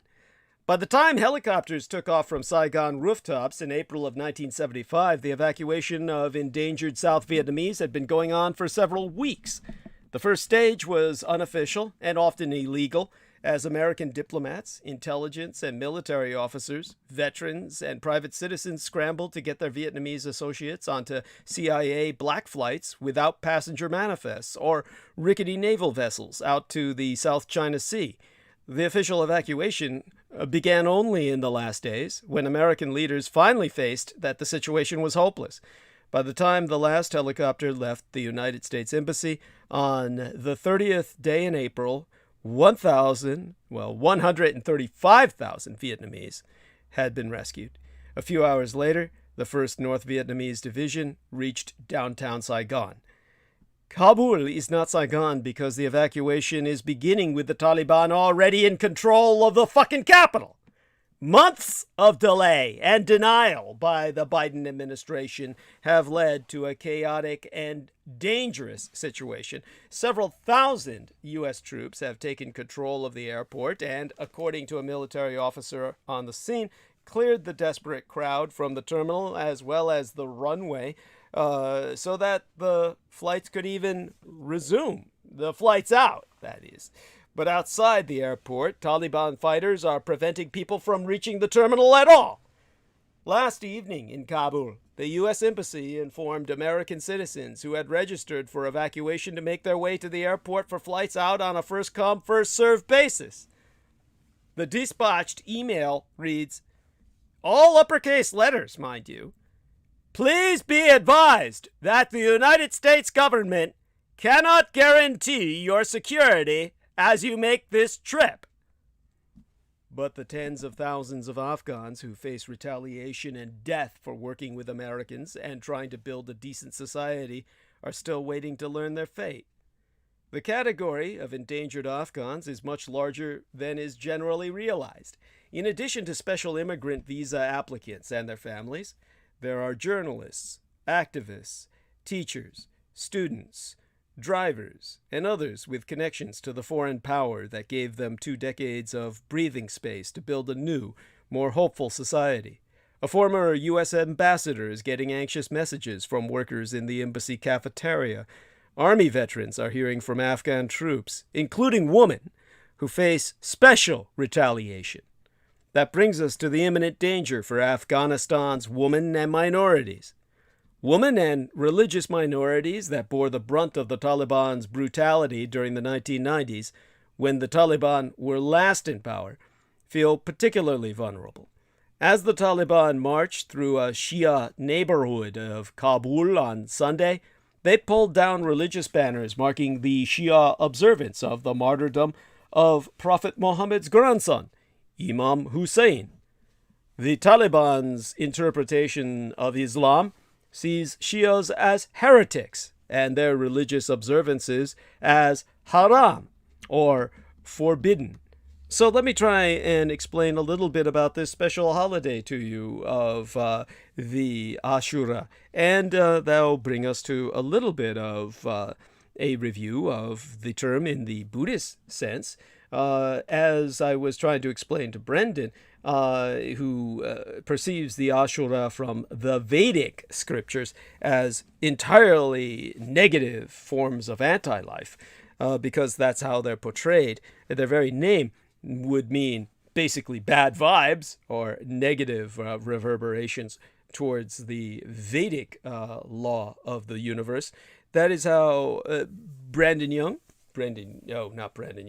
Zogit interprets them in a general sense. And of course, I would say otherwise, but I come from a Japanese perspective, which perceives them as simply more human than we are. They're like us, but better, or more extreme at least, in every way. As for this day today, ending at midnight for us here in San Francisco, but the day itself continues until tomorrow evening, Ashura is a holy day for Muslims all over the world, celebrated on the 10th day of Muharram, according to the Islamic calendar. This year, Ashura falls on August 18th.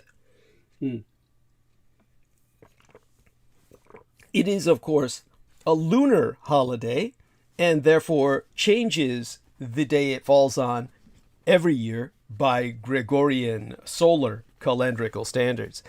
The Shia Muslims see it as the climax of the remembrance of Muharram and the martyrdom of Hussein ibn Ali, the grandson of the Prophet Muhammad himself, peace be upon him, at the Battle of Karbala in Iraq.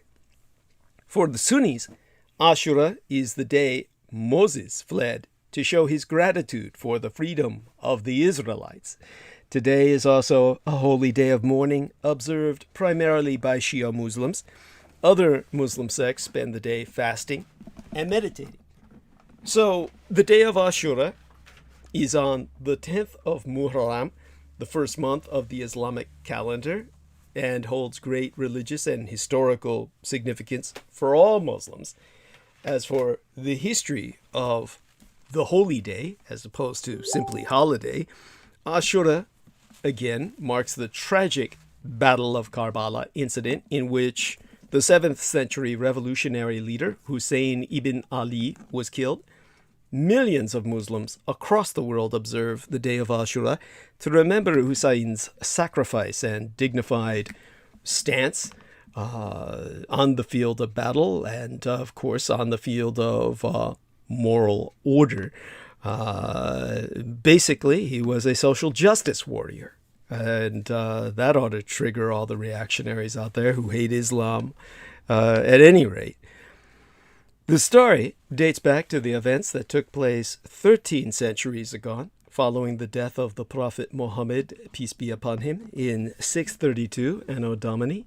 The leader and caliph of the Muslim community were to be decided, over which a dispute started. Abu Bakr, the Prophet's close companion, was backed by most Muslims to inherit the leadership and become the first caliph. Others advocated for the Prophet's son-in-law and cousin Ali, the rightful successor. Those who supported this claim led to the creation of the Shia sect of Muslims. Whether or not he was selected as caliph, Ali is considered by Shia Muslims as their first imam, a divinely appointed leader. The sons and descendants of Ali would carry that title. Shias started following their imam as the true leader, regardless of the title of caliph. When Ali's second son, Hussein, became the third imam, the dispute between the imam and the caliph intensified. From 661 to 750, in the year of our Lord, the Umayyad dynasty ruled the Islamic kingdom. One of the caliphs, named Yazid, ordered Hussein to pledge allegiance to him and his caliphate in the holy month of Muharram in 680 AD.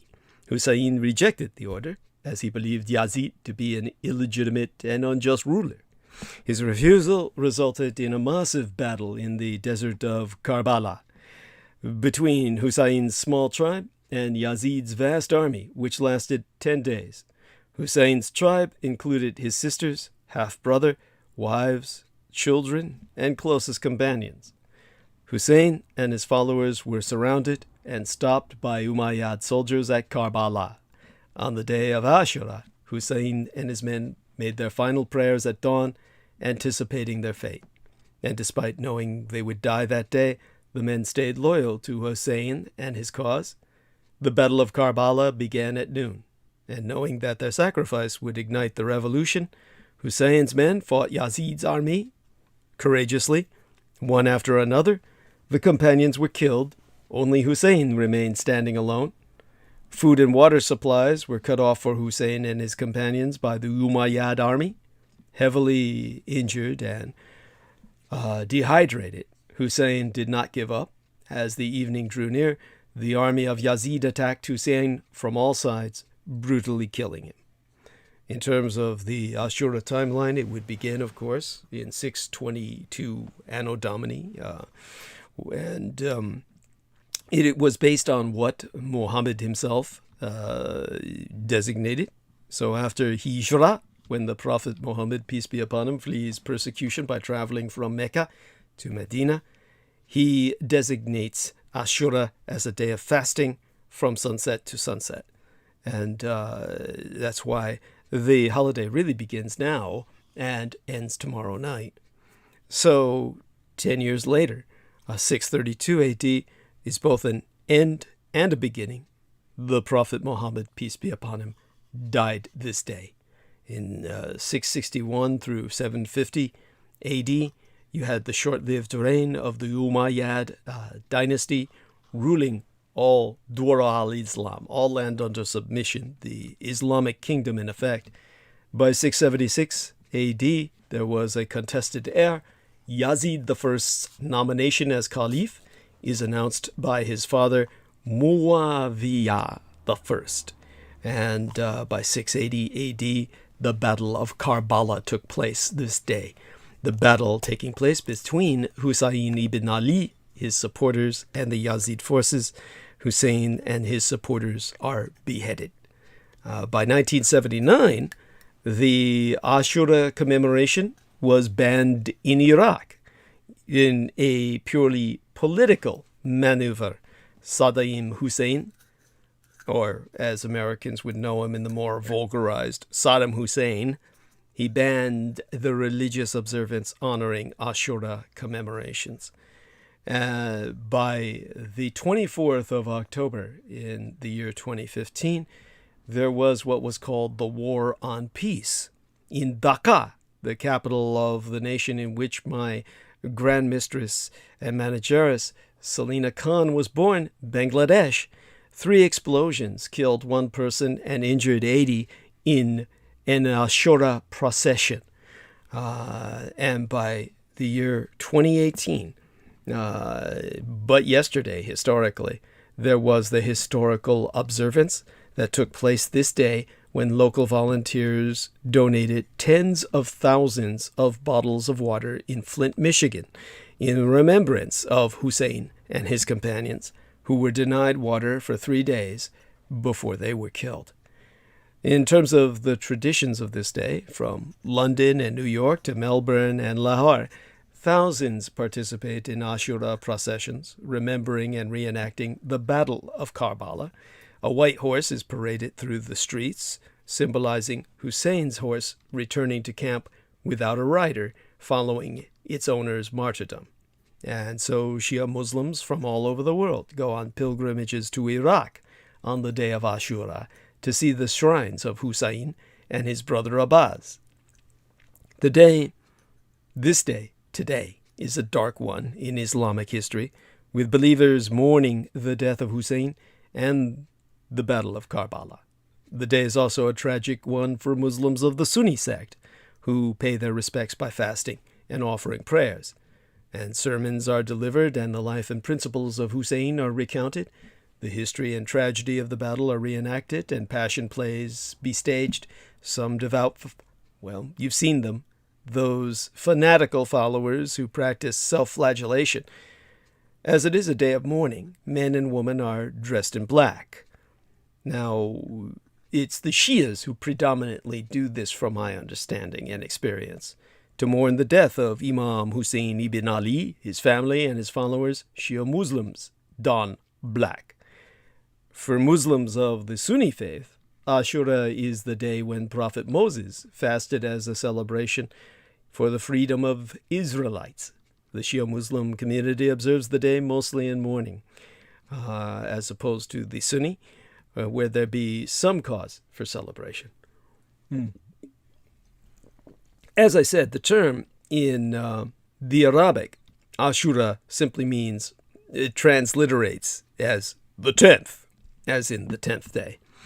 If you were to observe it yourself, you would be mourning. On this day, the Shia Muslims wear mourning attire, as in be mourning their relatives, their relation in this case being their spiritual father, while some make pilgrimages to the shrine in Karbala, Iraq. Observances include offering respect and mourning the passing of Hussein. Parties, music, and weddings are banned during this time of gravitas, this sad passage of time. Of course, you would fast if you were Muslim. For Sunni Muslims, Ashura is a time of fasting to show gratitude for the victory God gave to Moses. It commemorates the day when Allah created a path in the Red Sea and saved Moses and his followers. Of course, your best thing to do on this day, no matter what your faith, is to be tolerant. In Jamaica, Trinidad and Tobago, or Tobago actually, they say, what they call Hoseh, or Ashura. It takes on a unique character that demonstrates religious tolerance and mutual respect.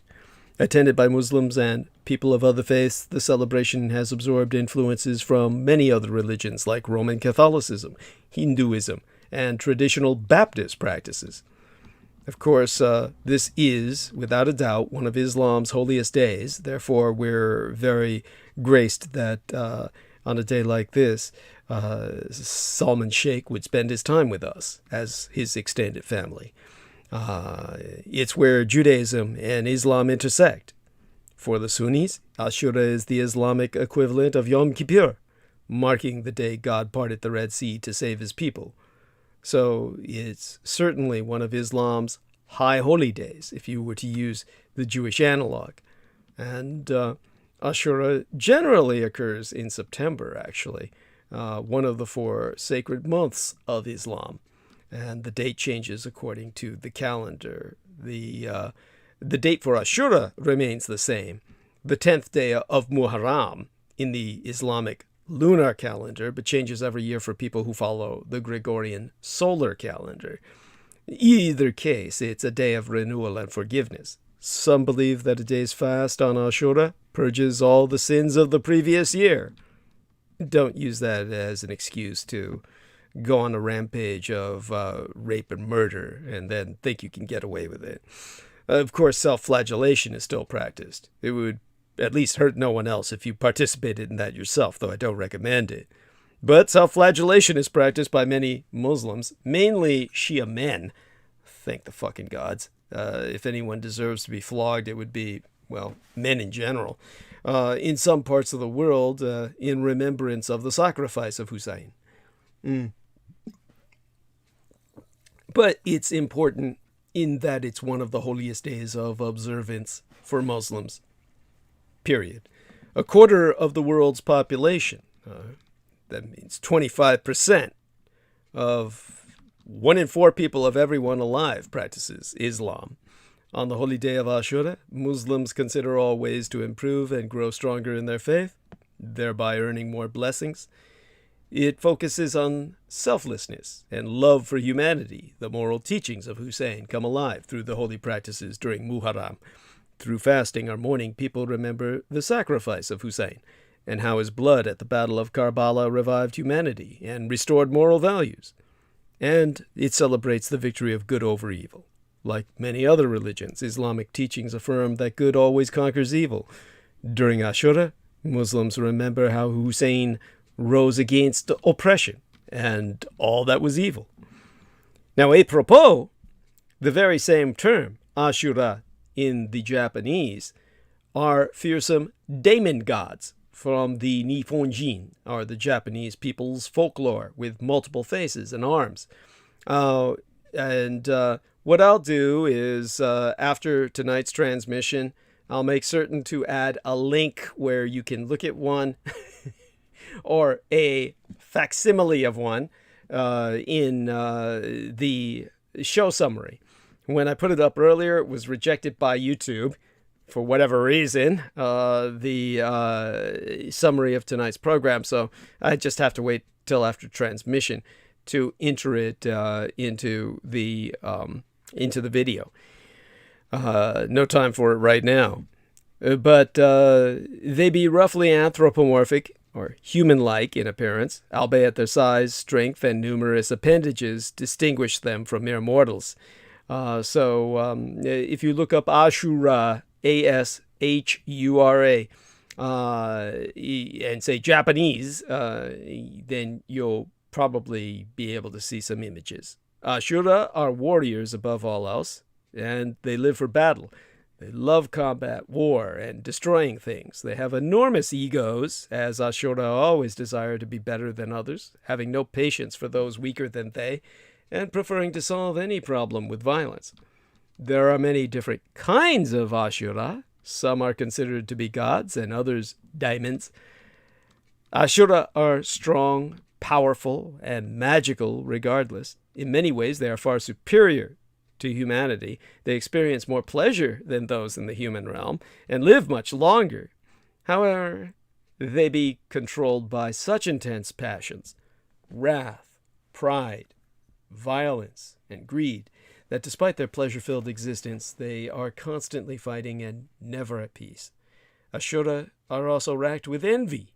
To be reborn as an Ashura means to be constantly reminded how much better life would have been if you had been reborn in a heavenly realm instead of Ashurado, the realm of anger, jealousy, and constant war. Now, just to put Ashurado in context, in Nihon Byukyo, in Japanese Buddhism, after someone dies, they are eventually reborn in one of the 6 Buddhist realms. Tendo, or the realm of heaven. Ningendo, or, well, that's the realm of man. Literally, it transliterates Ningendo as the human path, the way of humanity. Ashurado is the realm of Ashura. Chikushodo is the realm of animals. Gakido is the realm of ravening ghosts.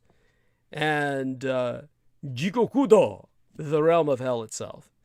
Of these, only 12 realms are considered to be happy rebirths, the heavenly realm and the human realm. Of the remaining realms, the realm of Jigoku, hell, is obviously the worst, followed by Gakido, literally the ghoul path, or the realm of the ravening ghosts. The realm of animals is not a good rebirth because animals are ruled by their desires and thus cannot obtain enlightenment. Ashurado, the realm of the Ashura, is the least unpleasant of the so-called unhappy rebirths. In some Byukoto, or Buddhist traditions, the realm of Ashura is actually considered to be the lowest level of heaven and gets included among the happy rebirths. However, because Ashura are so controlled by their emotions, it is almost impossible for them to achieve enlightenment and become Buddha or Buddhas, and thereby escape samsara, which transliterates as the wandering, i.e. the cycle of endless reincarnation that is implicative of worldliness, being in and of the world. You may be in the world and not be of it if you're a Buddha, or someone like Heracles or Jesus, working miracles to show men they all be gods in human form. The souls who are humans who lived good lives up to a point, but committed some wicked deed which prevents them from being reborn in the realm of heaven. But that, of course, brings us back to where we're at now, which is nowhere near heaven. As I said, in terms of what happened this weekend, we're in hell on earth. Or at least hell is manifested on earth in all too many places, but especially Afghanistan. Contrary to assertions by Western diplomats who engaged in talks with Taliban representatives setting in motion the current debacle, there is nothing moderate about the new Taliban. Their prejudices and intolerant outlook seem still to be the same as in the past. Older Afghans have frightening memories of the Taliban's last stint in power. Those who were too young in the 1990s will quickly understand the ugly reality unfurling before our very eyes. The last time these Islamo-fundamentalists as a group ruled Afghanistan, from 1996 through to 2001, they imposed their version of strict Sharia law. It did not allow women to work or girls to attend schools. They forced women to keep their faces covered in public and be accompanied by a male guardian and demanded that religious minorities convert or be killed. Afghans remember the brutal Taliban years when anybody who broke the rules suffered public beatings, stoning unto death, and public execution. Kabul's soccer stadium was the venue for the Taliban's public punishments. Men and women in pale blue burqas would be either stoned to death or shot dead in front of a stand full of people witnessing the Taliban's form of violent justice. The Taliban believe they be soldiers of God. They consider most modern ideas anti-Islam. Their beliefs are too strong to be moderated by the promises of well-spoken representatives sent to negotiate an American withdrawal. Those who tried to escape from Kabul airport over the weekend were trying to avoid being trapped in the bleak dystopian future that awaits them. Oh, a message from my mistress, Selena Khan. Let's see what she has to say.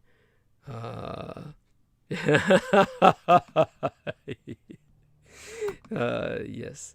And there we are. It's understood. So, thank you, Selena. And now, over the last 2 decades in Afghanistan, women judges, journalists, members of parliament, and governors of provinces have emerged. More women and girls went to school and college in the last 12 decades than ever before in that country. The government has made efforts to protect religious minorities. The Taliban hate that. Over the last year, while negotiating in Doha, the Taliban has conducted targeted assassinations of women, civil society activists, and journalists. After recent victories, the Taliban have already knocked on the doors of faith leaders of minority communities and women and human rights activists. A tweet by the former Washington Post reporteress, Amy Ferris Rotman, says the Taliban has lists of women who held high office and have indicated that they will not leave them alone. According to a July report by the United Nations Assistance Mission in Afghanistan, the UNAMA, more women and children were killed and critically injured in Afghanistan during the first 6 months of 2021 than any year since 2009. In July, when the Taliban started their current military offensive and took over border outposts, the Taliban Cultural Commission issued a diktat. All imams and mullahs in captured areas should provide the Taliban with a list of girls above age 15 and widows under age 45 to be married to Taliban fighters.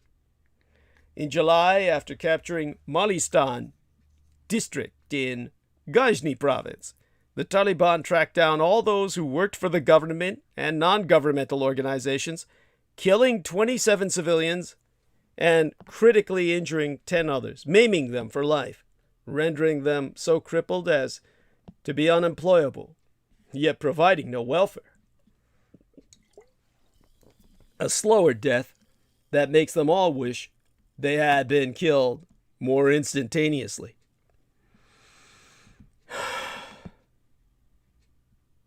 After capturing the eastern province of Herat, which is culturally Iranian, the Taliban paraded alleged thieves on the streets after blackening their faces and tying nooses round their necks. We can expect a return soon to public beheadings, amputations, and stonings. Over the last year, we have witnessed dangerous signs that bode ill for Afghanistan's small and varied religious faiths, numbering Hindus, Christians, Sikhs, and Shia Muslim Hazara among them. Taliban rule will be a disaster for Afghanistan's small religious minorities and the Shia Hazaras. Their distinctive looks and professions of faith easily identify them. The last time the Taliban were in power, they declared jihad, holy war, against the Shia Hazaras, who ended up facing repression and persecution, including mass killings. Over the last 12 decades, the Hazaras made major gains in education and social status.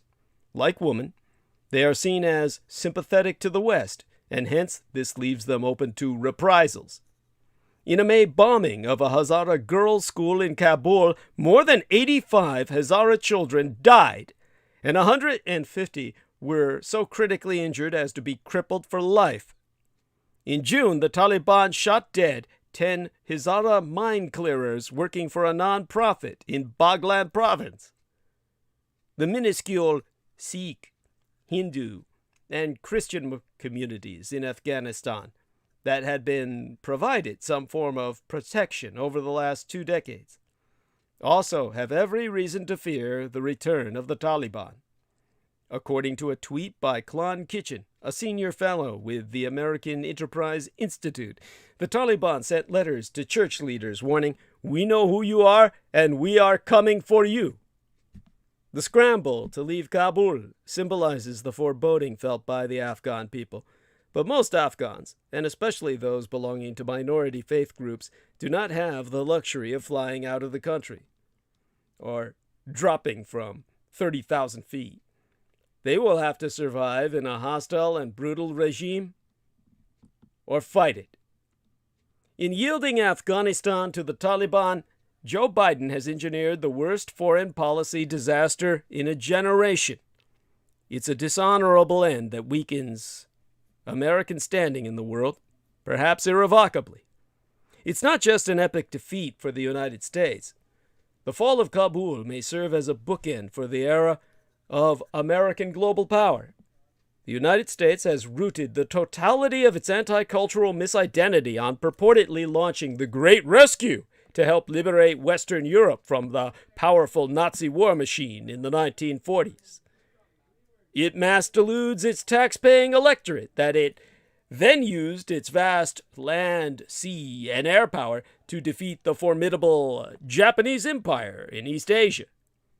80 years later, the U.S. is engaged in what historians will doubtless someday call the Grand Retreat from a ragtag militia that has no air power or significant armor and artillery in one of the poorest countries in the world.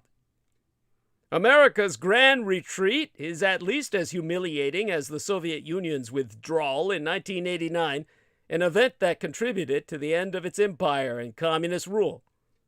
The United States was in Afghanistan twice as long and spent far more. The Soviet Union is estimated to have spent about $50 billion during the first 7 of its 10 years occupying the mountainous country. Yes, the United States fostered the birth of a rich civil society, the education of girls, and an independent media. It facilitated democratic elections more than once and witnessed the transfer of power. According to Human Rights Watch, 37% of Afghan girls are now able to read. The Tolo channel hosted 18 seasons of Afghan Star. That was a singing competition, much like American Idol. Zahra Elham, a 20-something member of Afghanistan's Hazara minority, became the first woman to win in 2019. But untold numbers of the Afghans encouraged by the United States are desperately searching for ways out of the country as the Taliban move in. Women have pulled out their blue burqas again. A female university student tells of seeing all around her the fearful faces of women and the ugly faces of men who hate women. And the enduring imagery of the Americans flying out on their helicopters will be no different than Soviet troops marching across the Friendship Bridge from Afghanistan to the then Soviet Union on the 15th of February in 1989.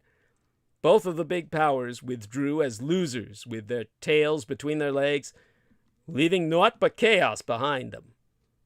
For the United States itself, the costs do not end with its withdrawal from either Afghanistan or Iraq. It will more immediately cost another $2 trillion United States dollars just to pay for the health care and disability of veterans from those wars. And those costs will not peak until well after 2048. So America's longest war will be a lot longer than anyone anticipated 12 decades agone, or even as it ends. In all, 47,000 civilians have died in Afghanistan as officially acknowledged. There must be 10 times that number, according to Brown University's Costs of War project. More than 2,400 were U.S. military personnel, and almost 4,000 were American civilians. Yes, U.S. contractors. That's how heavy our involvement was. That's a lot of non-military personnel to get killed. 4,000 1,000, even over 20 years. That's a lot. The images of the Taliban's repressive rule, little kids working on the streets of Afghan towns to support widowed mothers who are not allowed in public, checkpoints festooned with confiscated audio and videotapes, are indelible. On Sunday, as America erased its presence in Afghanistan in a race to get out, I wondered, was it all for naught? What other consequences will America face from its failed campaign in Afghanistan decades from today? We barely know the answers. And while President Joseph Biden cowers at Camp David, the Taliban are humiliating America.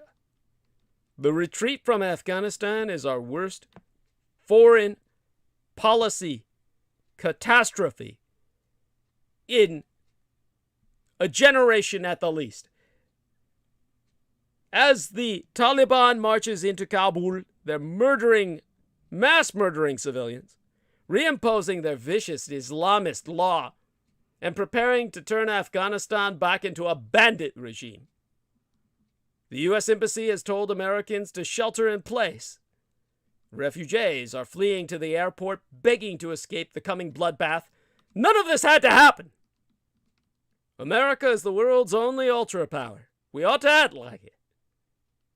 An immediate challenge involves the parlous predicament of thousands of Afghans who worked with American civilian and military agencies.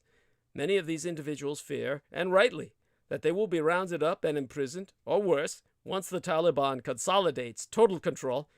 Not surprisingly, they are desperate to leave their country. The United States has an obligation to provide them safe haven within our own borders, and it must not shirk the responsibility by cajoling countries such as Qatar to open their doors to them. But President Biden and his national security team have failed to protect even the American embassy in Kabul. They have broken America's promises to the men and women who long for freedom, especially those thousands of Afghans who served alongside our military and intelligence services. They are turning their backs on the women and children who are desperate for space on the remaining flights out of hell. Gross incompetence has given the Taliban a terrible opportunity to slaughter our allies. 88,000 of our Afghan allies have applied for visas to get out of the country, but this administration has approved just 1,200 so far that I know of. I've looked at the processes of a bipartisan group of senators that has pushed Biden to expedite this process, but to no avail. At this point, it's not clear how many will ever be able to get out. Every translator and ally who stood beside us is now at risk. This bloodshed wasn't just predictable, it was predicted. For months, Republicans and Democrats on the Senate Intelligence Committee have warned the Biden administration that this would happen. Now the administration is acting like this is a surprise. It's shameful, dishonest spin. Secretary of State Antony Blinken has been all over cable news pretending this isn't a disaster. Administration apologists can bleat talking points all they want to, but they can't drown out the screams of the woman Taliban forces are systematically brutalizing. The administration naively talked about a diplomatic solution. The Taliban were never interested and have broken every agreement they have signed. Just look at recent headlines. Last week alone, 27 children under the age of 4 or 2 were murdered at the hands of the Taliban. The Taliban executed 22 Afghan commandos as they attempted to peacefully surrender. They've made their intentions known. These butchers are bragging about the slaughter online. The Taliban don't give a rip about getting invited to the United Nations International Cocktail Party in Brussels. Bromides about the Taliban's role in the international community aren't going to call them off. The Taliban aren't going to stop being the Taliban because White House Press Secretary Jen Psaki scolds them. America's retreat is a major propaganda coup for the jihadists. The Taliban will claim to be a superpower slayer. The Taliban helped their allies stage the 9/11 attacks almost exactly 20 years ago. And after our retreat, they'll be able to brag about humiliating us again. Make us no mistake. The Taliban will exploit every image of American retreat. Pictures of desperate Afghans perilously crowded around the unguarded airport in Kabul are painfully reminiscent of images of Saigon, images that cemented communist victory in Vietnam and showed American weakness to the world. Jihadists are flocking to the hallowed ground where they have just defeated the infidels. Afghanistan will become a sanctuary for terrorist groups all over again. So who won the Iraq War before this? Will give us a hint of who wins this one. Red China! But the spoils of victory were never going to last. On the 20th day in March of 2003, one day after the United States and a coalition of the willing began its military assault of Iraq, China's foreign ministry released a statement condemning the war. I can read it from the Chinese. The Chinese government appeals to the relevant countries to stop military actions and return to the right path of seeking a political solution to the Iraq question. 4 years later, as a vicious anti-occupation insurgency in Iraq erupted into a full-blown civil war, Red China again expressed its displeasure with the operation, blasting the United States for flagrant abuses of human rights and violation of sovereignty in the country. And yet, despite these and many similar statements, it's worth pointing out that one of the grim ironies of the Iraq War was this. No country, with the possible exception of Iran, benefited more from it than Communist China. Before we begin, it's worth acknowledging that there's something more than a little gauche about declaring a winner in the Iraq War, which surely ranks as one of the greatest strategic blunders in all American history. For the United States, the Iraq War led to the death of almost 4,500 soldiers and the critical injury of 30,000 others, cost over $1 trillion, and failed to establish any thriving capitalist democracy in country. For the Iraqi people, the costs have been incalculably higher. Over 1 million civilians lost their lives during that conflict, and over 2 million others sought refuge in other countries. Put simply then, Red China won the battle by choosing not to fight it. Originally, Red China panicked when America smashed Saddam's army. The Persian Gulf War proved that big armies are toast, sans air power. In 1991, CHICOM, that means Chinese Communist military officers, watched as the United States dismantled the Iraqi army, a force with more battle experience and somewhat greater technical sophistication than the Chinese PLA, or their People's Liberation Army. The Americans won with casualties that were trivial by any historical standards. This led to some soul-searching. The PLA hadn't quite been on autopilot in the 1980s, but the pace of reform in the military sector had not matched that of social and economic life in Red China. Given the grim performance of the PLA in the 1979 Sino-Vietnamese War, as well as the collapse of the Soviet Union, something was bound to change. The Gulf War provided a catalyst and direction for that change. It was all about learning. To get a sense of why the Gulf War matters for the PLA, the Chinese Communist People's Liberation Army, we need to take a quick detour into organizational theory. Armies learn in several different ways: experiments, experience, grafting, taking members from other similar orgs or organizations, vicarious learning, and scanning. In 1991, the PLA lacked any relevant experience in modern warfare since the disastrous campaign against Vietnam in 1979. It lacked the funds and the political wherewithal to undertake the kind of large-scale exercises necessary for postmodern war. Grafting is notoriously difficult for modern military organizations, as it has become awkward to simply hire sergeants and colonels from foreign countries. This leaves scanning and vicarious learning, both of which involve trying to learn as much as possible from the environment, scanning, and from the experiences of other armies. In 1991, the Gulf War made apparent both what worked via the United States military, or via V, and what didn't work via the Iraqi military. It's not surprising in this context that the Gulf War would have such a big effect on the PLA. One big problem came on the equipment side.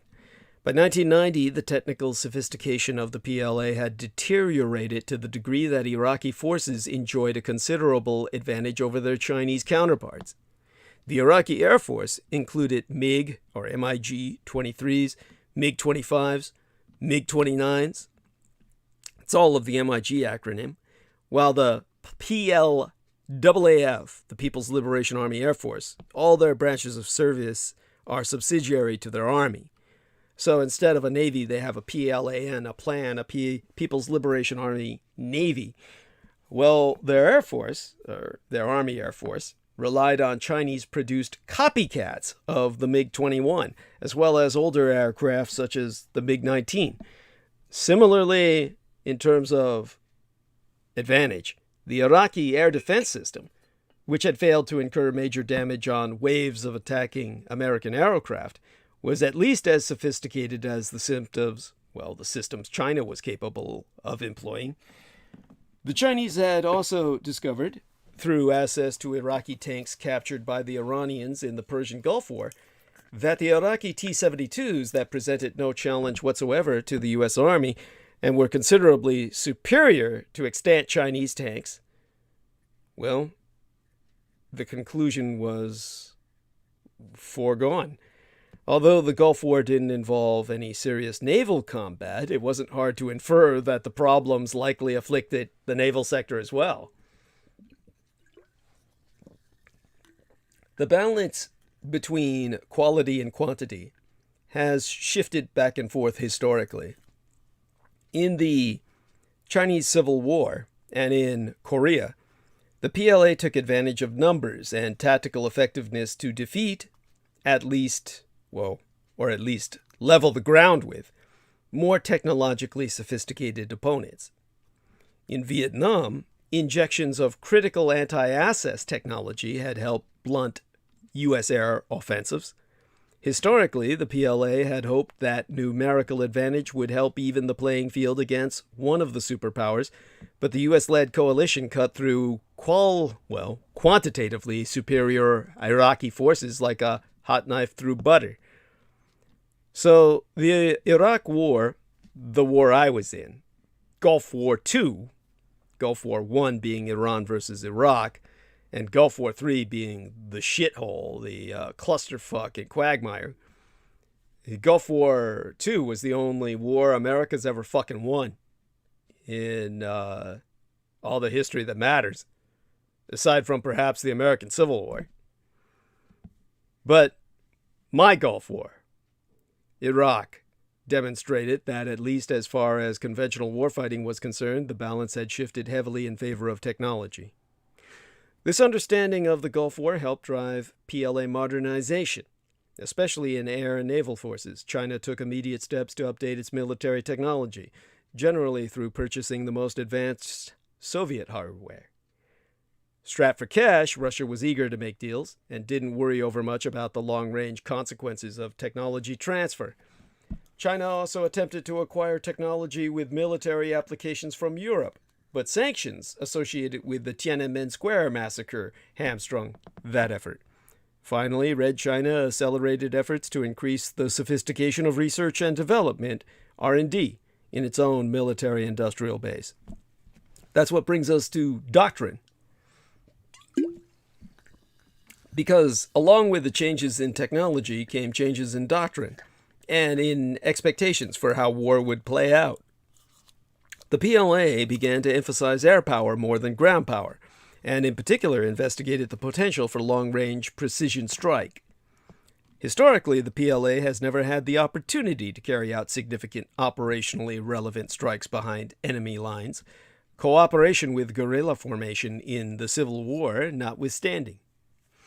Indeed, the PLA even lacks experience with traditional deep battle maneuver warfare, in which the exploitation of breakthroughs gives armored spearheads the ability to disrupt enemy logistics and command. While the Second Gulf War, Desert Storm, did not demonstrate that deep strike could decisively win modern wars, it undoubtedly did show that long-range precision strike could help disrupt enemy operations and even seriously attrite fielded enemy forces. The PLA immediately began to develop its capability in this area. The plan, the PLAN, the People's Liberation Army Navy, and the PLAF, PLAAF, the People's Liberation Army Air Force, they grew in importance relative to the ground forces of the PLA, although this has as much to do with the disappearance of the Soviet threat and the decline in importance of North Korea as it does with a new understanding of technology. In addition, the plan and the PLAF began to concentrate on platforms that offered long-range strike opportunities. The two services also began to shift towards smaller numbers of higher technology systems.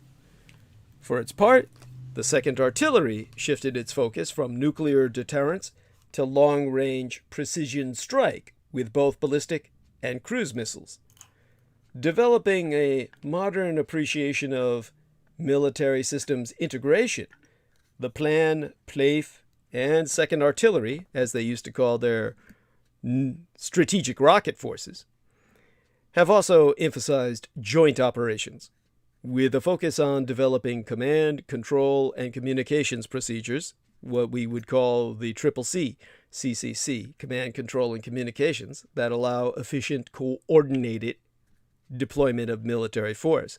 However, it's hard to evaluate the success of such planning in the absence of wartime experience. The conclusion to be drawn is that, well, first we would conclude with the question, did the Chinese overstate the implications of the Gulf War? Both myself and Michael Aquino participated in, that being his last battle. But that would bring in the occult elements that are a whole different theater of conflict. But did the Chinese overstate the technical aspects without our even exploring what they knew of the occult aspects? The answer to that would be yes and no. Revised scholarship on the Gulf War has made clear that whatever the impact of shock and awe, the coalition's conventional military superiority carried the day to the extent that it was otherwise carried, and rather won, by the occult factor. American and British forces had significant technical advantages, but they also had much better training than the Iraqis, the experience of the Iran and Iraq War notwithstanding. For that reason, the Iraqis were no pushovers, and it was the occult that carried the day. But the Chinese really didn't see that. Instead, they saw that the air war set the stage for coalition victory, but the coalition still needed to excel at conventional maneuver warfare in order to succeed. Still, the Gulf War provided CHICOM, the Chinese Communist military and civilian decision-makers, with a ready example of what modern war looks like, and gave some lessons about how to fight and how not to fight in the future. The PLA has since become a radically more sophisticated organization with much more effective learning capacity than it was in 1991. We have yet to see, however, how all the pieces will fall together in real combat. But this isn't quite the whole story.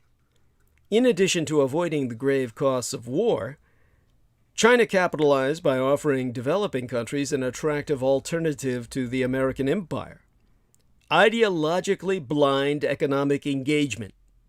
And as a result, Beijing was able to expand its soft power at the expense of an increasingly unpopular Washington.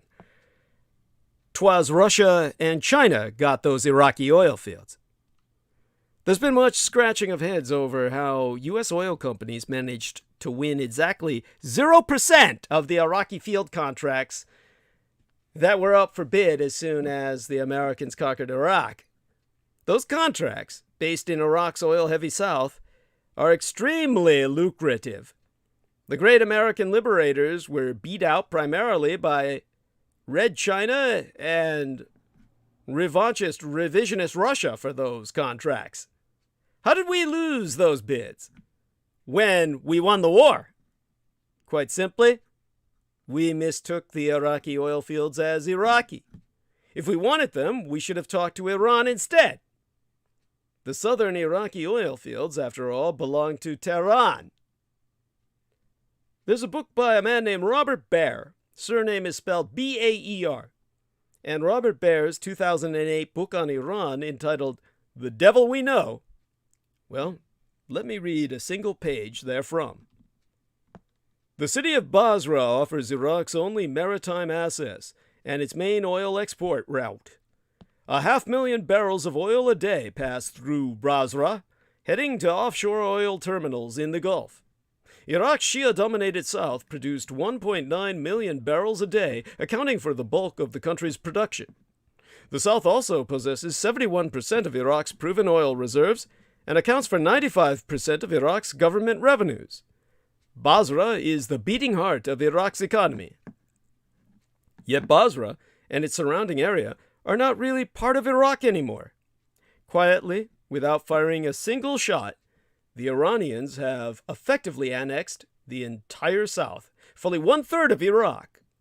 In Basra today, the preferred currency is the Iranian rial. The Iraqi police, the military, and at least one of its intelligence services answers not to Baghdad, but to the Iranian-backed political parties. SCIRI, Skiri, Dawa, and other Shia groups under Tehran's control. But it's not just the police. The same Iranian proxies run the universities, the hospitals, and all the social welfare organizations. They exert more control over daily life in Basra than the central government does, and clearly more than either Britain or the United States. Iran supplies Basra with refined fuel and nearly every other raw commodity that keeps the city alive. An Iranian allied faction is in charge of Iraq's oil exports, siphoning off hundreds of thousands of barrels a day to support the faction and its sponsors in Iran. Iran takes a direct role in reviewing lists of foreign companies bidding on Iraq's mega oil fields in the south. In other words, you can't do business in southern Iraq without a green light from Tehran, and no one even bothers to hide Iran's role. Iraq's Shia oil minister was quoted in the Iranian press as saying there was an agreement between Iran and Iraq to jointly invest in Iraq's oil fields. Now, Baer goes on throughout this book with pages of evidence. Exemplae gratiae. Iraqi Dawah spent 25 years in exile in Iran until in January of 2005 it hopped across the border and promptly won 38 of Basra's 41 parliamentary seats. In other words, the majority of the parliament is Iranian, governing Iraq. As it turns out, Iran even recently occupied one of Iraq's oil fields with troops. And tellingly, based from what I'm reading in this book, they did it with only 10 to 11 Iranian troops, which doesn't exactly imply massive resistance from the Iraqis. But this would be little more than speculation, if not for the fact that revanchist, revisionist Russia and Red China walked away with all the rights to the Iraqi fields after America won the war. In September of 2009, revelations of Iran's accelerated nuclear program brought international rebuke, but the United Nations Security Council has failed to act on the massive multilateral sanctions required to really deter Iran. Why has it failed? Both Red China and revanchist revisionist Russia, which have veto power on the Security Council of the United Nations, have consistently signaled that they would block all sanctions. It was in winter of 2009 that revanchist revisionist Russia and Red China defended Iran from sanctions that could have crippled its economy. Then they both beat out the world's largest private oil companies to secure wildly lucrative deals in the south of Iraq, a region where Iran, by all evidence, exercises strict economic and political influence. Unless we can find a way to get along with Iran, we can probably expect for the free market economies of the West to have less and less access to the world's most important resource, which we fought and bled for, which our men died for. The Iraq War wasn't just a discrete battle to remove a unique threat in the Middle East, though this has oft been the ex post facto justification therefor. It was instead the signature element of a Bush administration attempt to end tyranny in this world through an aggressive promotion of democracy at the point of a bayonet and at the end of a bullet, and market-friendly pro-Western policies to be imposed. Washington combined this rhetoric with sanctions against unfriendly regimes, Deus ex machina style involvement in the Gaza elections, and continued support for despots who happen to align with our interests. For the Communist Chinese Empire, America's Iraq misadventure coincided with its own embellished foreign policy. After Chinese Communist dictator Deng Xiaoping assumed power in 1978, China practiced a modest form of foreign policy, eager to keep a low profile while focusing on development. This worked well, almost too well. Hungry for natural resources to fuel its breakneck economic growth, Beijing, for the first time in decades, began to operate in areas far from its periphery, including Africa and South America. Robert Mugabe may have torpedoed Zimbabwe's economy, but Beijing still had use for his copper. Burma's generals may have bankrupted and isolated their country, but China was happy to purchase its timber. Regimes that came under American sanction didn't scare Beijing. After all, Red China was once subject to American sanctions itself and would eventually be so again. To the world, the Communist Chinese Empire represented a new kind of superpower, one that was both economically powerful and middle income at the same time. And the approach worked. A BBC poll in 2012 reported that across several countries, China contemporarily remained more popular than the United States. But that didn't last. There were already signs that China's unquenchable desire for raw materials was beginning to backfire. First, demonstrators in Burma successfully lobbied the new civilian government at that time to stop construction of a Chinese-funded dam, citing suspicions that the dam project would benefit China more than Burma itself. No shit, huh? In Zambia, where China had invested greatly in copper mines, workers complained of harsh working conditions bordering on slavery and endemic corruption. Communist China has consistently claimed that its engagements with other developing countries are mutually beneficial, but a growing number of people around the world were not as sure even then. Meanwhile, the United States elected President Obama and dialed down its foreign policy, ending the war in Iraq and rebranding the war on terror to a single war against Al-Qaeda, depriving Red China of its foil. Washington won't stop interacting with the rest of the world. No present-day American president could credibly be an isolationist, much as they might claim to be. But it's clear that the swashbuckling Bush-era days, when the government was drunk with democracy promotion, are over. Obama's foreign policy, if imperfect, was nonetheless sober, and as a result, Beijing's own activity even then faced heightened scrutiny. In a 2013 editorial in the New York Times, George Washington University scholar David Shambaugh argued that Red China needed to change its behavior in order to improve its reputation. But that was never going to help.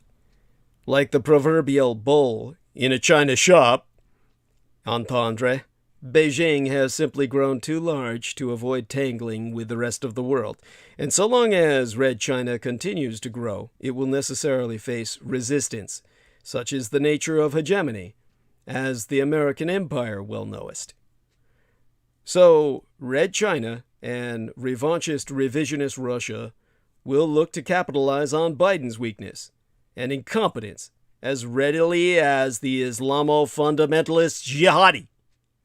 Their message is simple. Why should Ukraine or Taiwan put any faith in the United States after seeing how Washington has abandoned its allies in Afghanistan? America's enemies are salivating at the thought of taking advantage of the president who surrendered in the war on terror. Chi-Com media outlets carried threats to my Taiwan and criticisms of the United States during the chaotic American withdrawal from Kabul. After the Kabul debacle, an editorial by the Global Times, a communist Chinese state-run outlet, took aim at my Taiwan's ruling Democratic Progressive Party, the DPP, and our president, Tsai Ing-wen, stating, "From what happened in Afghanistan, the DPP should perceive that once a war breaks out in the Straits, the island's defense will collapse in hours, and the U.S. military won't come to help. As a result, the DPP authorities will quickly surrender while some high-level officials may flee by plane." This editorial calls on the DPP, the Democratic Progressive Party of Taiwan, to keep cross-straits of Taiwan peace with political means rather than acting as strategic pawns of the U.S. and bear the bitter fruits of a war. The Global Times editor-in-chief, Hu Zijin, also commented on the Afghanistan withdrawal on Twitter, writing, "After the fall of the Kabul regime, the Taiwan authorities must be trembling. Don't look forward to the U.S. to protect them. Taipei officials need to quietly mail order a 5-star red flag from the Chinese mainland. It will be useful one day when they surrender to the PLA." And in a separate tweet, Hu wrote, "Chinese netizens joked that the power transition in Afghanistan is even more smooth than presidential transition in the U.S. When the CNN anchor, Jim Sciutto, wrote on Twitter that my son asked me yesterday if the U.S. won or lost the war in Afghanistan. As I responded, I realized how difficult the answer is. The head of China's dailies, well, China Daily is the rag, and the head of China Daily's EU bureau, Chen Weihua, encouraged Jim Sciutto to explain as to his own son that the U.S. clearly lost the Afghanistan war, with Chen Weihua so commenting in thread of Mr. Sciutto's own tweet the following. In English, he wrote it in English, "Tell your son, the U.S. lost. It was a no-brainer. No need for self-glorification or narcissist self-comfort." This all brings us to China's own deal with the devil in Afghanistan. The Taliban's promises can never be trusted. Red China knows this, but it has few good options. All those foresighted comments came just after the Taliban seized almost all areas of Afghanistan previously under central government control, mostly without resistance. After a lightning-fast series of advances throughout the country, the Taliban took control of Kabul on the Ides of August, as dated the 15th day this month. The setting up of a formal government is only a matter of time, and then China will be faced with a seeming nightmare, an Islamo-extremist government on its own borders. And yet Beijing has responded to all the latest developments, with an incongruous optimism. On Monday, opening this work week, Foreign Ministry spokesperson Hua Chunying emphasized unto reporters that Red China has already spracketh. They've spoken with the Taliban directly and received assurances that the group To quote a Xi, "We'll never allow any forces to use Afghan territory to do things that endanger China." The Chinese side noted that yesterday the Afghan Taliban said that the Afghan war has ended and they will negotiate the establishment of an open and inclusive Islamic government and take responsible actions to ensure the safety of Afghan citizens and foreign missions in Afghanistan. China hopes that these statements can be implemented to ensure a smooth transition of the situation in Afghanistan, curb all kinds of terrorism and criminal acts, and help the Afghan people avoid war and chaos and rebuild their beautiful homeland.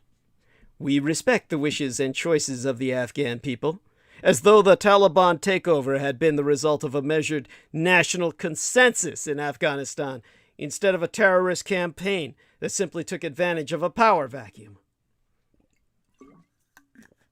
In particular, Beijing is concerned about the possibility for their Caucasoid Muslim Uyghur-led terrorist groups to conduct attacks or foment violence in Xinjiang, Uyghur, northwest China, more historically East Turkestan, which shares a narrow border with Afghanistan.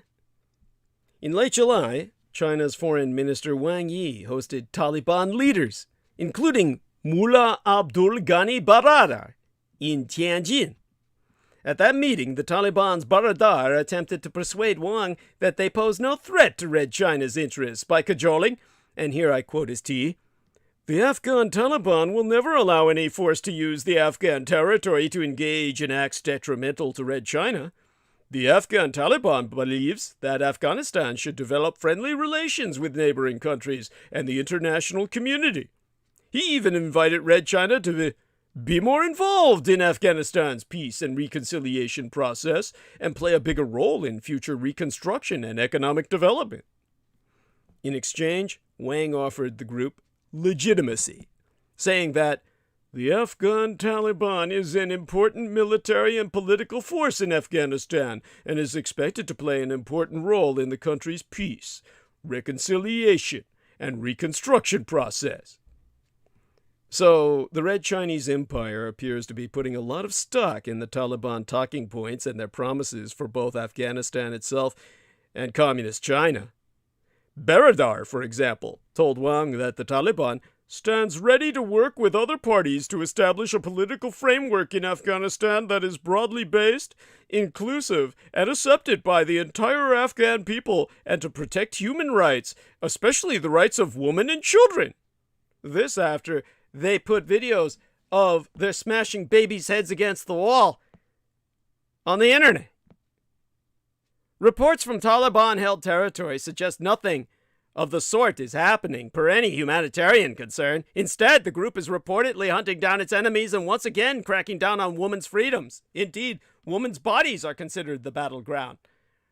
And that battle is prosecuted by mass rape.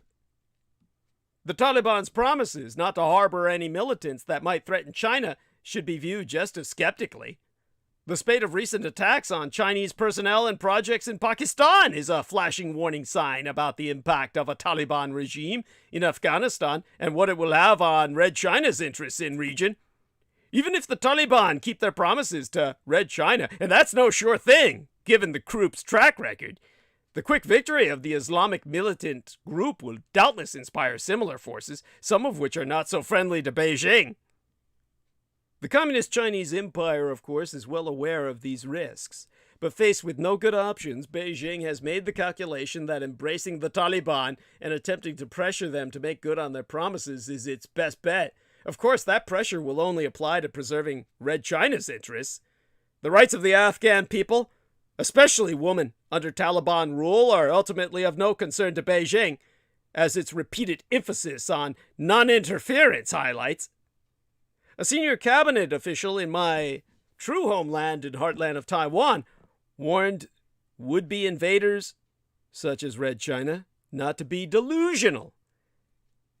On yesterday, in an indirect message to Red China, amid a flurry of speculation about what the U.S. withdrawal from Afghanistan could mean for my self-ruled island nation, news outlets and commentators in Beijing have seized on the American withdrawal and the Afghan government surrender to the Taliban as evidence suggesting Washington's security commitments can never be trusted. Similar sentiments have emerged in local media in Taipei, the capital of my native Taiwan, where the current administration's loyalties are being questioned. Much of the doubt is being sown by pro-communist news organizations in my own Taiwan. But media personalities who lean toward the opposition KMT, the Kuomintang, the corrupted Chinese Nationalist Party, were equally skeptical about the ruling DPP, the Democratic Progressive Party's commitment to Taiwan's defense.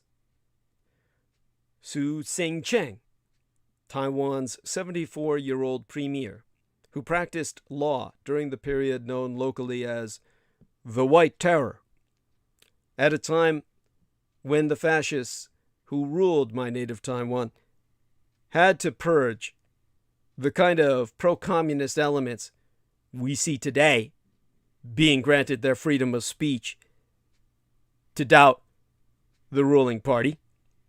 That was never tolerated during the time that I was born.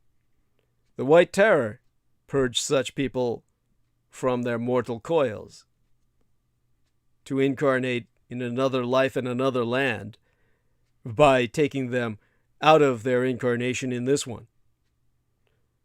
Having survived that, Su Tseng-Cheng thereafter became one of the founding members of the DPP, circa 1986, so that would never happen again. He still now belongs to that party, which is often described as pro-independence, in other words, seeing themselves more as Taiwanese than as exiled Chinese. Today, that phrase, pro-independence, has been co-opted to mean independence from the People's Republic of China, which has never governed my island of Taiwan since Mao Zedong founded the PRC, the People's Republic of China, back in 1949. When asked whether President Tsai Ing-wen, the presidentress of the DPP in Taiwan today, and her cabinet would flee the island in event of an imminent attack, Premier Su himself was critical of those in media who sought to undermine Taiwan's will to fight, and offered a resolute response to Taiwan's neighbors and partners in the European Union who have voiced concern about peace and stability in the Taiwan Strait, dismissing suggestions that Taiwan would rely solely on American forces for our defense if Red China were to launch an attack, himself emphasizing that American assistance is never guaranteed, and that Taiwan needs to avoid internal chaos and refrain from the belief that it would be easily swallowed by others. So, employing a Chinese idiom that encourages the upholding of morals and values, Premier Su called on the Taiwanese people to have conviction in their country and, to quote his tea at length and verbatim, believe that only by defending this piece of land can we stop others from invading and annexing it. Virtue is not alone. It will have neighbors. Certain people like to talk up the enemy's power while questioning our own resolve. When the Chinese Nationalist Party installed authoritarian rule and 38 years of martial law in Taiwan, we lived through martial law without fear of death or imprisonment. We opened the door of democracy for Taiwan. Today, a powerful country wants to annex Taiwan through the use of force. Likewise, we fear neither death nor imprisonment. We will safeguard this country and this land. Furthermore, the real and bloody lessons of Afghanistan show us that internal chaos renders any external assistance ineffective. Only those who help themselves will ever be helped by others. Only by helping ourselves will willing friends have the opportunity and time to help us. That is why, since assuming office, President Tsai has placed special emphasis on Taiwan's relationships with like-minded countries. To the foreign forces that seek to invade Taiwan, we say this: do not be delusional. That was from our premier. Now, when it comes to maintaining this status quo of tension, at its core, conclusively, the Taiwan independence movement seeks freedom from the Republic of China government and its affiliated long-ruling KMT party, the Kuomintang. This is all Taiwanese I'm talking about, not the People's Republic. which moved its capital to Taipei following our retreat from the mainland in the Chinese Civil War, more than 70 years agone. 7 decades ago. Bear that point in mind. That's an average man's lifespan. In fact, it's far longer than your average lifespan in the third world. Our presidentress, Tsai, is oftentimes wrongly portrayed as being pro-independence, despite being elected twice on a mandate of maintaining the status quo. While interpretations of this status quo may vary, it entails the indefinite postponement of Taiwan's formally declaring itself a republic under the name of Taiwan, as opposed to how we refer to ourselves, the exiled Republic of China on Taiwan.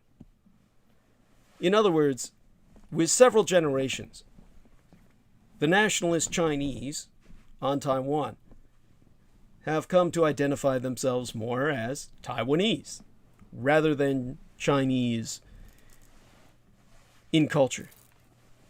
Her administration has begun long overdue military reforms to purge those who consider themselves so Chinese as to want to reunite with the communist mainland. This is especially the needed reform that she's enforced over Taiwan's army reserves. And she has simultaneously increased our island's defense budget for the procurement and production of arms and postmodern military equipment. Now, Communist China's military spending is some 15 times larger than Taiwan's, and the gap is only growing. Beijing considers our island part of its territory and has refused to renounce the use of force to capture us. So, after the America's Afghanistan disaster, Taiwan must go openly nuclear. Now, like Japan, we always were, but we must go open about it. The images of Afghans chasing an American C-130 plane at the Kabul airport to their deaths, and some of them plummeting to their deaths after having, like the dog who chases the car, what's he going to do when he catches it? What are the people who chase the plane going to do once they catch it? They caught it. What happened to them once they did, falling from 30,000 feet, will sear the memory of a generation. President Joseph Biden chose defeat. He and Secretary of State Antony Blinken and National Security Advisor Jake Sullivan signaled that the White House could turn its back on major non-NATO allies almost overnight. He ran for president on the platform, America's back. But all we've done is turn our back. But they did more than that. When enemies moved to attack our allies, these officials preferred to blame the victims rather than reconsider the wisdom of their own policy choices. All U.S. allies, beware! America does not have your back. Former President Donald Trump and now Biden have normalized transnational betrayal. With that stigma gone, it will only get easier to throw allies under the bus. History to the American political class lasts 4 years. They do not understand that no administration begins with a tabula rasa, a blank slate. Reputation and trust, they matter. America's enemies certainly have taken note. During Trump's final months, revanchist revisionist Russia moved into the South Caucasus. Biden's team might say this predated them, but Blinken rewarded the action after the fact when he waived sanctions on Azerbaijani aggressors and then lifted sanctions on the Nord Stream 2 pipeline. The Germans should never have prostrated themselves to suck Russian cock. The gas that pumps from their metal pipeline shoved up the Reichline's ass The next time Russian President Vladimir Putin wants to distract attention from Russia's failing economy, it will be open season on Ukraine, if not NATO members in the Baltics. And at that point, will America honor its commitment to war? Red China is as big a threat. While it is fashionable to talk about Red China's rise, the empire's decline is far more dangerous. Decades of one-child policy have pushed Red China toward demographic collapse, accompanying economic stagnation, if not retraction, will force dictator Xi to lash out to distract from his own failing.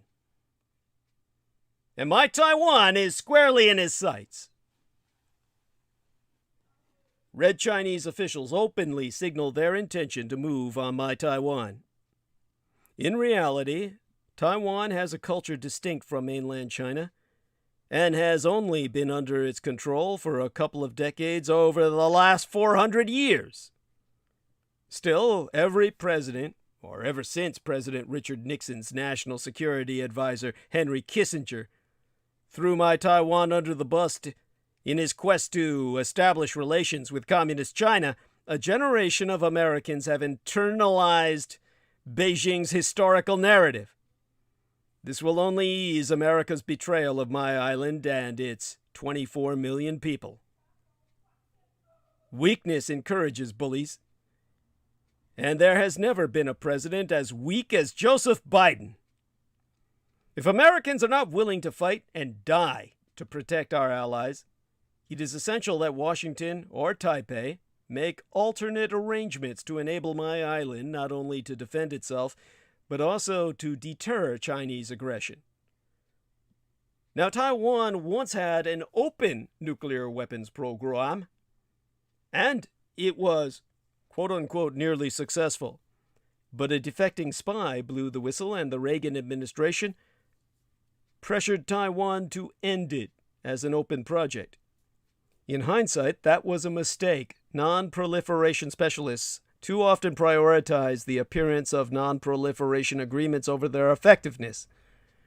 When first the Soviet Union and then North Korea cheated on all their commitments, many at the Arms Control Association and elsewhere lied to protect the fiction that non-proliferation treaty or other arms control agreements worked better than they did, when they didn't work at all. Many politicos may be saying that enabling my Taiwan to become a nuclear weapons power, recognized as such, would provoke Red China or destabilize the region. Oh, they're right on the first. Right on the first count of provoking China, but not the second, per destabilizing the region. Quite the opposite. Diplomatic hand-wringing has not deterred Red China. Beijing's salami-slicing strategy has succeeded as Washington loses all its strategic balance. Americans may worry about the implication of a nuclear Taiwan for the NPT, the New Pacific Trade. But the alternative is now Red Chinese conquest of one of the region's largest democracies by a nation like China. The concept of the NTP, the Treaty of Non-Proliferation, is meaningless. We are talking about the only economic powerhouse, the only developed nation on earth whose own people have no capability of electing their own leaders. Of all the developed economies on earth that are economically powerful enough to be counted as developed nations, Russia is not one of them. Mainland China is the only one whose people cannot elect their own leader. The question then becomes how to enable Taiwan's nuclearization without precipitating a preemptive communist Chinese strike.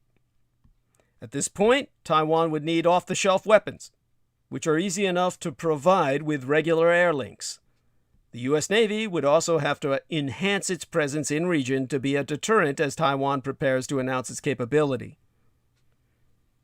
Joe Biden may believe he has ended forever wars, but the reality is his team has just upended decades of security calculations, not only in Afghanistan, but also elsewhere. Make us no mistake, Taiwan's freedom is not what be at stake here, but your very own life as technology-based. TSMC, the Taiwan Semiconductor Manufacturing Company, is the largest contract maker of semiconductors in the world, with clients including Qualcomm, Apple, and NVIDIA. Taiwan plays a vital role in bolstering America's economic and national security, and semiconductors alone make my island's continued freedom crucial to your United States. Being a large 14,000 square mile island of 23.5 million citizens, and with a number of immigrants who work for us, 30 million people, Taiwan plays an outsized role when it comes to America's economic and national security interests. Taiwan is a key strategic ally, a fellow techno-democracy committed to the principles of free markets and free societies, and a critical economic partner whose technology companies play an important role in enabling American competitiveness in advanced technology industries. This is particularly true for the semiconductor sector. Many American companies depend upon Taiwanese enterprises to produce the semiconductors designed in the United States.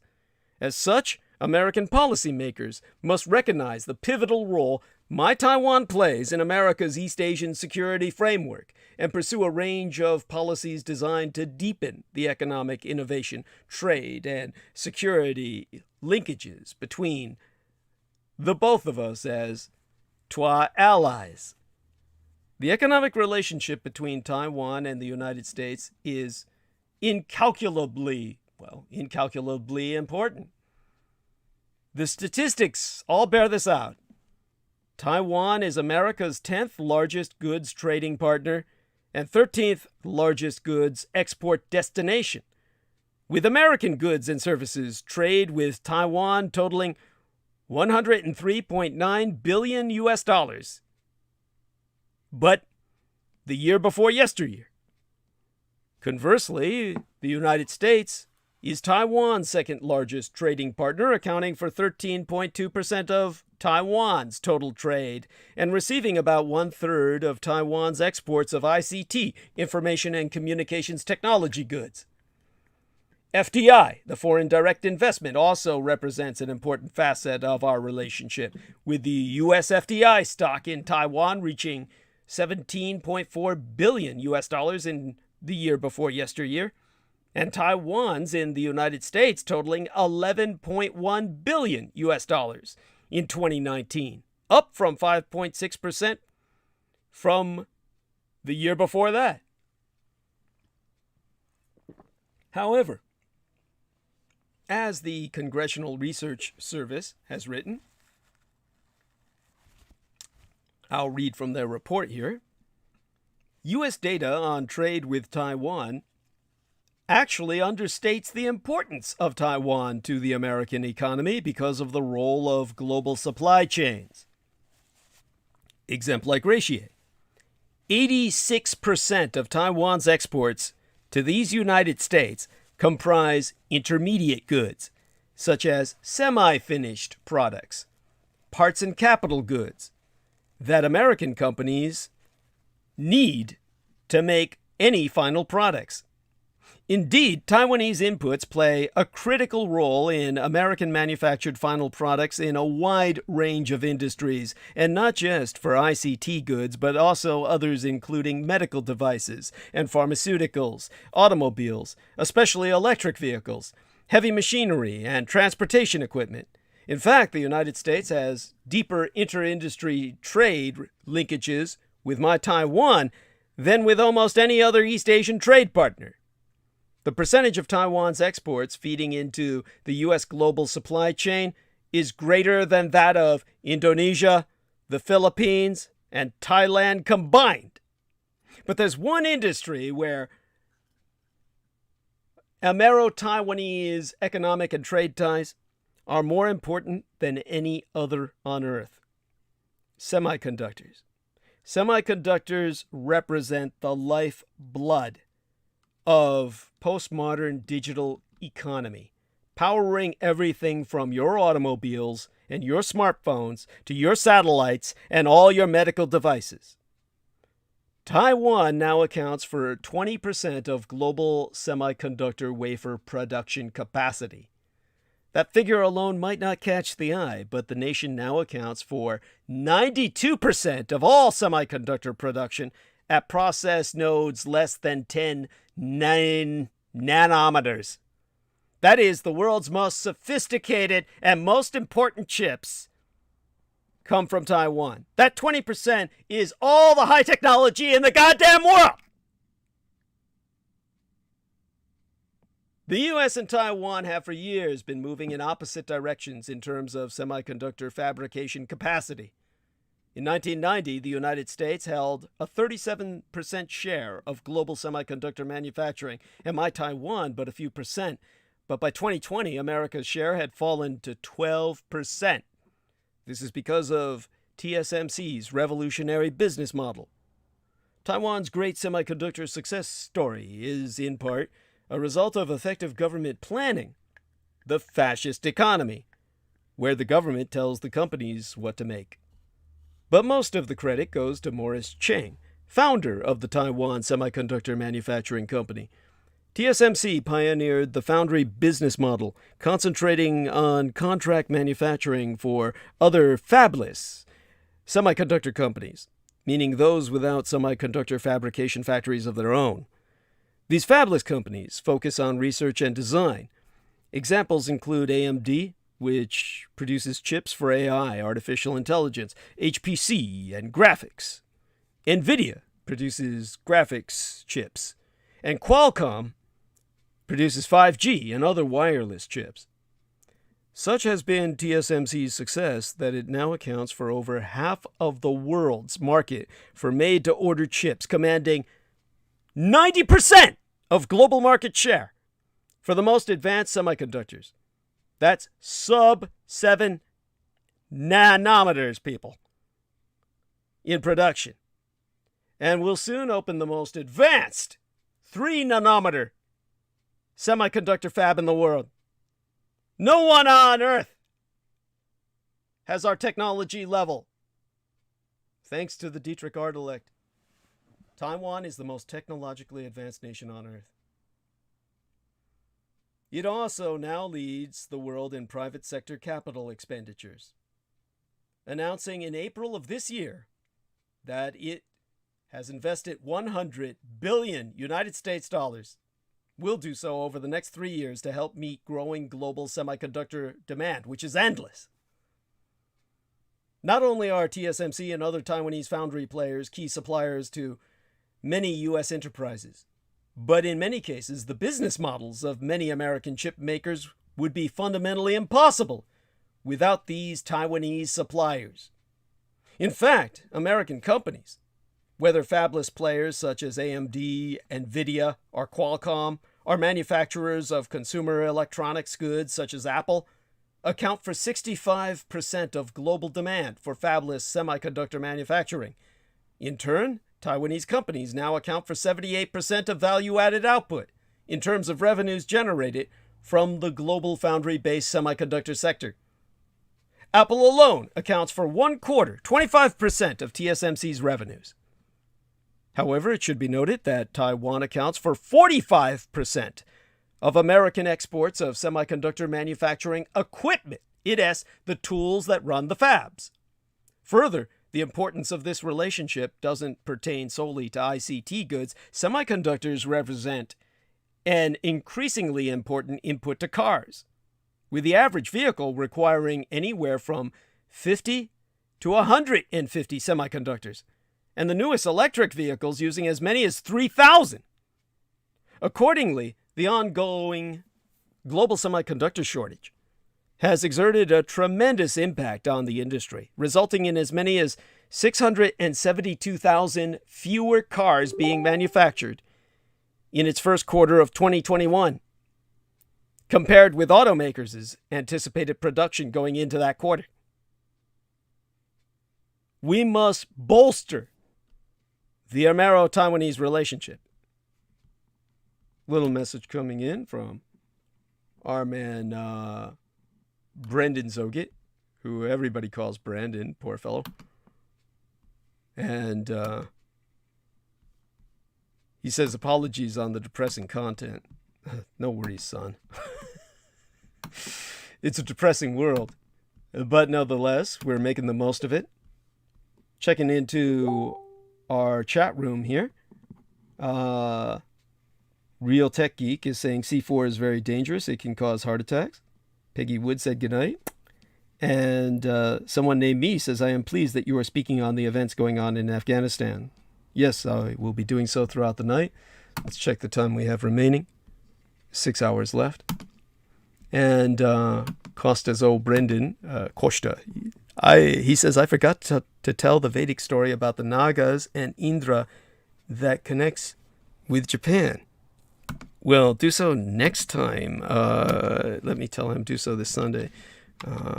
Do so this Sunday. Yeah, I forgot to tell everybody what I was going to say about the communist Chinese putting concrete powder in their fucking pills. Well, Peter was here. Remind me to tell him that next time.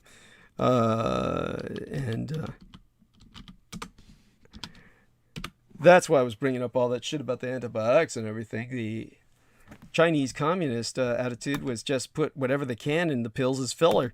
And I couldn't believe it, but it turned out they were putting in concrete powder. And so, don't get pills from communist China just because they're cheaper. It's not worth it. It's not worth your life. And yes, Jameson says anything from communist China isn't worth isn't fit for human consumption. Anyhow, given Taiwan's importance to the American empire, to these United States, policymakers in Washington should be seeking to strengthen our relationship. One place they can start is trade.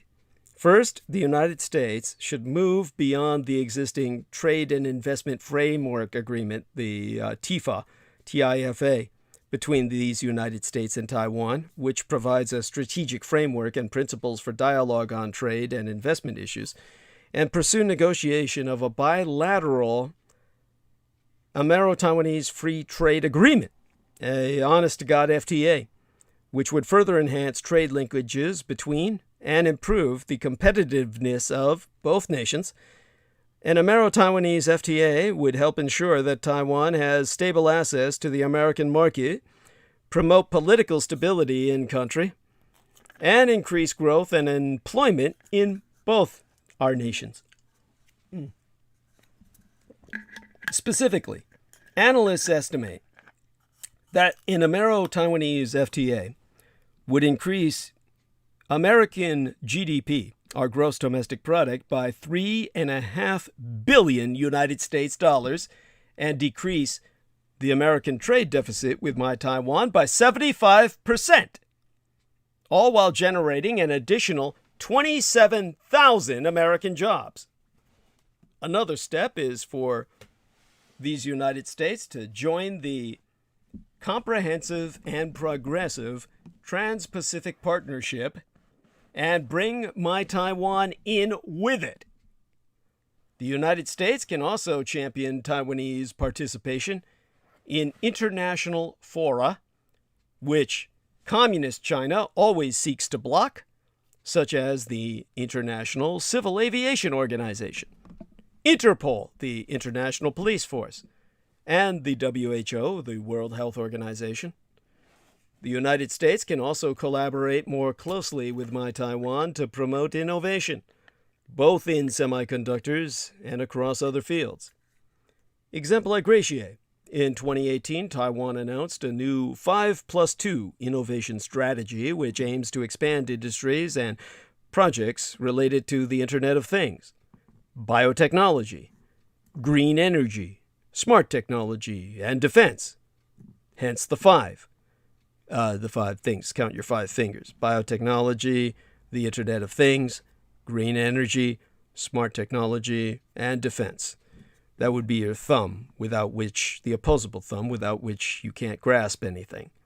All while also promoting agricultural efficiency and a circular economy. That's the term we use these days.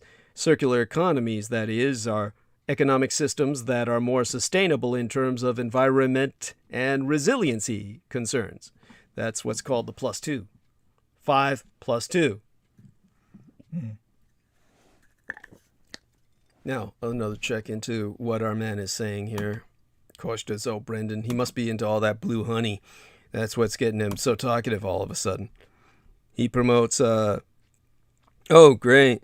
Gorlach Global, the common interests of China and the Taliban. The Germans are reporting on this. Thank you, son. Deeply appreciated. Yeah, he's got a picture here of that plane in which you see, imagine a plane full of over 600 people. Imagine half 1,000 people is 500. That plus 100, half 1,000 plus 100, all packed into a single cargo plane. All together. And all of them are breathing easy because they're getting the hell out of Afghanistan. Now, when it comes to what I've just been describing about the 5+2 innovation strategy that Taiwan has announced, well, the year before yesteryear, showing you how far ahead they are of you. Well, here, the recently created Amero-Taiwanese Economic Prosperity Partnership Dialogue represents an important start, but it could go as further by setting up an innovation experts working group that would act as an integrated platform for collaboration and cooperation in the development of new technologies and industries. One focus could be integrating American strength in software with Taiwanese strength in hardware. As the Carnegie Endowment for International Peace's Evan Feigenbaum has writ, Taiwan has yet to transition from a hardware-dominant ecosystem to greater emphasis not just on software, but especially on hardware-software integration. And Stanford University's Alexa Lee notes that another area ripe for cooperation would be cybersecurity. Semiconductors should, of course, be a focus of Amero-Taiwanese innovation collaboration, which is already occurring, as evidenced by TSMC's collaboration with Purdue University to open the Center for Secure Microelectronics ecosystem. This center aims to ensure a secure supply of semiconductor chips and related tools from one end of the supply chain to the other, with the goal of developing advanced chips that could be detected or traced if security concerns arise. Programs envisioned in the Creating Helpful Incentives to Produce Semiconductors for America, that's an actual acronym, CHIPS, Creating Helpful Incentives to Produce Semiconductors for America Act, for which the Biden administration has sought $50 billion as part of its $2 trillion United States dollar infrastructure plan, would introduce additional opportunities for collaboration, including a $750 million multilateral security fund to support development and adoption of secure microelectronics and microelectronics supply chains, as well as incentive packages that TSMC will likely avail itself of as it invests $35 billion in a new 5-nanometer fab in Arizona. Yes, that is the plan.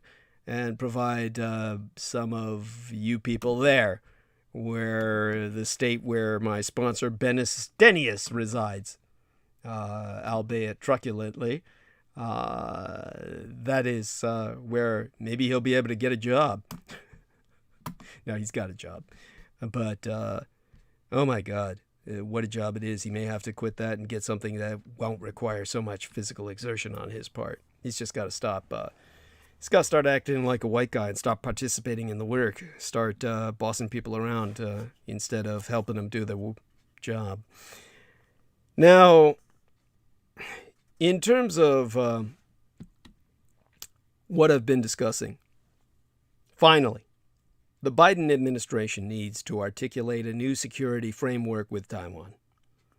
In particular, It is past time the United States abandon its policy of strategic ambiguity vis-a-vis Taiwan and clarify that it would come to my island's defense if attacked. The policy of strategic ambiguity has been attributed to Joseph Nye, Assistant Secretary of State in the Clinton administration, who, when asked in 1995 by communist Chinese officials how the United States would react to an attack on my island, responded, "We don't know, and you don't know. It would depend upon the circumstances." The United States should make absolutely clear that it will not permit what happened to Hong Kong to happen to Taiwan, and that Taiwan's status as a free society is inviolable. To this end, the United States should commit to bolstering Taiwanese security by consistently selling it more advanced weapon systems, including the newest fighter aircraft, missiles, and tanks. As the head of United States Indo-Pacific Command, Admiral Philip Davidson has advised. From both an economic and geostrategic perspective, Taiwan has become as crucial to United States national security. A new study estimates that a hypothetical one-year disruption of the Taiwanese semiconductor supply, whether due to natural disasters or geopolitical conflict, would cost global fabless companies $80 billion in revenues, and electronic device manufacturers would lose $500 billion United States dollars. If such complete disruption were to become permanent, it could take a minimum of 3 years and $350 billion of investment to rebuild enough capacity in the rest of the world to replace the Taiwanese foundries. It is self-evidently imperative that the United States help Taiwan remain a free, democratic, market-based society. While back on the mainland and deep into the supercontinental Eurasian landmass, the United States evacuated embassy personnel to the Kabul airport this last weekend, where crowds have attempted to board flights and at least 7 people have died in the chaos that we know of, or at least have caught on camera. Meanwhile, the Communist Chinese Empire closed all consular services at their embassy in Afghanistan effective August 10th, although the embassy remains open and staffed. In a statement issued after the Taliban entered Kabul, the Chinese Communist Embassy said, "The embassy further reminds Chinese citizens in Afghanistan to pay close attention to the security situation, strengthen their own security protection, and, by all means, never go out." There you have it. They're effectively under house arrest in a foreign land. By the way, Koshtazo Brendan, it's the blue honey, got them all loquacious now. Also, you are talking about Taiwan reminded me of something I can bring up on Sunday. The fact that Taipei has most of the main imperial treasures from ancient China. That is perhaps why they are protected from a direct assault. Quite true. Holy reliquary. CCP, the Communist Chinese Party, this is Brendan talking, knows they need those artilica to maintain the mandate of heaven. Jades, bronzes, and priceless silks. There must be some occult items among them. I have an art book that shows many of the masterpieces housed in the Taipei Imperial Museum. Yes, God bless you, Brendan. That is so. And artilica, of course, as I've explained before, these are the artifacts that have occult binding and respond only to certain people who hold a genetic code that resonates with the artilect itself, the artilica, that is, not the artilect, which is an artificial intelligence, but the artilica is a reliquary, a relic piece that is occult charge to the form, well, to the point where it has a sentience all its own. You can tell that with any weapon. Weapons reek of sentience. They have a life all their own. Most all weapons do. The sad thing is, many in the red Russo collaborationist insurgent Republican Party are trying to blame shift as if the last administration didn't set us on this course. Here's the ugly truth. Neither party is serious about foreign policy. For a decade now, demagogues have lied to the American people about our mission in Afghanistan. There is one president I blame for Afghanistan, and it isn't Donald Trump. This week, there will be stories comparing the fall of Afghanistan and the U.S. exit from Vietnam, and others by armchair quarterbacks of what should be done and what we should avoid. While the Twitter universe will focus on the actions of Donald John Trump, like his decision to release 5,000 Taliban members just last year. The truth is, it wasn't the Trump administration that got us into this mess or made the problem a disaster. A large slice of the American population doesn't even remember September 11th. In the 20 years since then, we've been in a constant, ongoing war with a significant cost to human lives and incalculable injury to Afghans and American troops. What happened? How did we get here? Afghanistan wasn't really on the target list for the United States post the attack on the Twin Towers, for those who forgot. No, we were after specific terrorists, and then the field just kept expanding. Without any provable link between Saddam Hussein and Al-Qaeda, U.S. troops swept into the country and began a military misadventure without end. Now, George W. Bush is whining from the peanut gallery about the inevitable U.S. withdrawal from Afghanistan. George W. Bush needs to shut the fuck up, unless he be ready to apologize to America and the world. Little George Bush says he's watching crisis unfolding in Afghanistan with deep sadness. The former president, who launched a war on terror in Afghanistan after 9/11, has said that he is against President Joe Biden's troop withdrawal decision. Well, so am I. But shut up, George. The only thing Americans want to hear from you is your apology.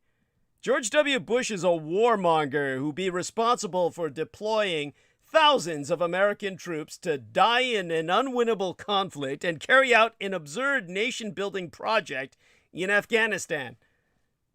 George W. Bush relished calling himself a war president. To quote his tea verbatim, "I'm a war president. I make decisions here in the Oval Office in foreign policy matters with war on my mind.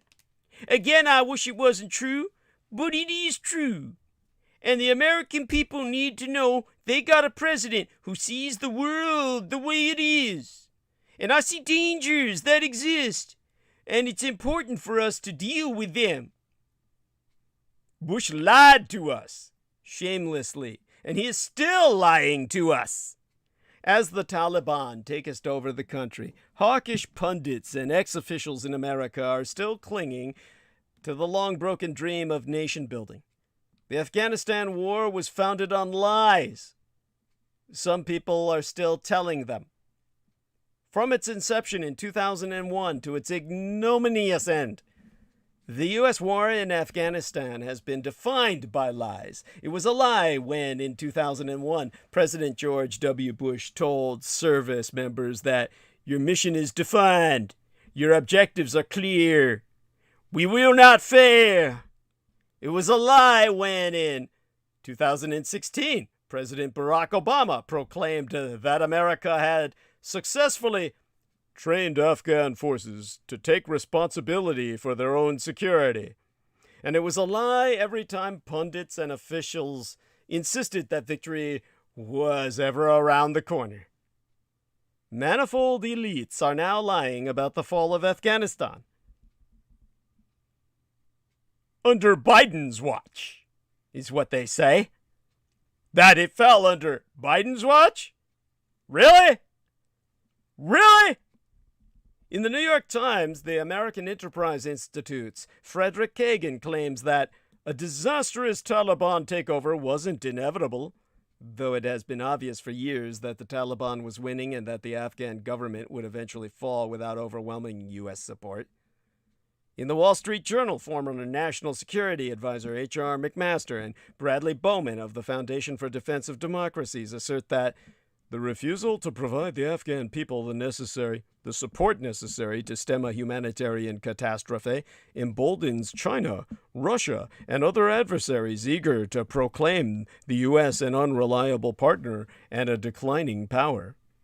Though the U.S. has proved time and again that it is already those things. And in the New York Times, Bret Stephens perplexingly affirms that disaster in Afghanistan will follow us home, as if the militarization of American policing that occurred in the wake of the war on terrorism hasn't already done significant damage to this country. These and other comments evince the cynicism that always defined the invasion of Afghanistan. It's hard to imagine that Kagan, McMaster, Bowman, and Stephens really believe that America's vital security or economic interests will be adversely affected by the Taliban's victory. The U.S. remains a very safe, powerful, and wealthy empire that faces no real serious security threats. Rather, one gets the impression that the hawks are annoyed and embarrassed that a small paramilitary group was able, like the North Vietnamese army before it, to reveal, beyond the shadow of a doubt, America's inability to remake foreign nations in its image. If George W. Bush really wanted to be helpful, he should apologize for misleading America into two unwinnable wars using a pack of deliberate lies. So shut the fuck up, George W. Bush. You have lots of blood on your hands. I tend to work by the you break it, you bought it rule. George W. Bush broke this one, and he bought it. The Bush administration treated lives and the truth haphazardly, and as time went on, that problem compounded. It began with a big lie that there was a huge connection in the Middle East, and it continued to expand. In 2009, the Carnegie Endowment for International Peace pointed out that by the time the George W. Bush misadministration ended, one thing was certain. The Taliban had spread like a cancer throughout the country, had built a shadow government, and was unlikely to be defeated as their strength was becoming baked into the culture itself. On-the-ground observations and reliable evidence suggest that the Taliban have an efficient leadership, are learning from their mistakes, and are quick to exploit the weaknesses of their adversaries. This is all tactical and operational, having nothing to do with any capability for humanitarian governance. Rather, they were to be credited for building a parallel administration, a kind of anti-government, a government of terror, having nationwide logistics, and already managing, if anything be impressive, it was their intelligence network, terrorizing people into providing information and running reconnaissance for them under threat of death. As all this continued, the support for the United States continued to fall. Civilian casualties from IC military strikes and arbitrary arrests by the IC have been highly alienating. The cases of torture on Bagram Air Base during the first years of the war and reports of mistreatment of prisoners are widely known to the population. By the way, I'm referring to International Coalition. The Coalition of the Willing, remember? The 600 prisoners detained at Bagram Air Base are still off limits for the ICRC itself and are subject to indefinite detention without charge. Even if they be Afghan citizens, as almost all of them are, Afghan laws do not apply. Popular support for the U.S. presence among the Pashtun tribe, which is all those that border Pakistan, is very low. In fact, the IC has transitioned from guest to enemy, from mekman to dushman in Afghan cultural categories. Special forces operations, even if technically successful, were generally a political disaster. In Logar province, where the Taliban were strong, special forces were proven to have killed innocent people. We spent more than $1 trillion United States dollars on a war that killed nearly 500,000 human beings in Afghanistan alone that we be aware of. When acts of torture came about in 2004, it was news to us in these United States, but it was part of what was already turning Afghanistan's citizenry against us.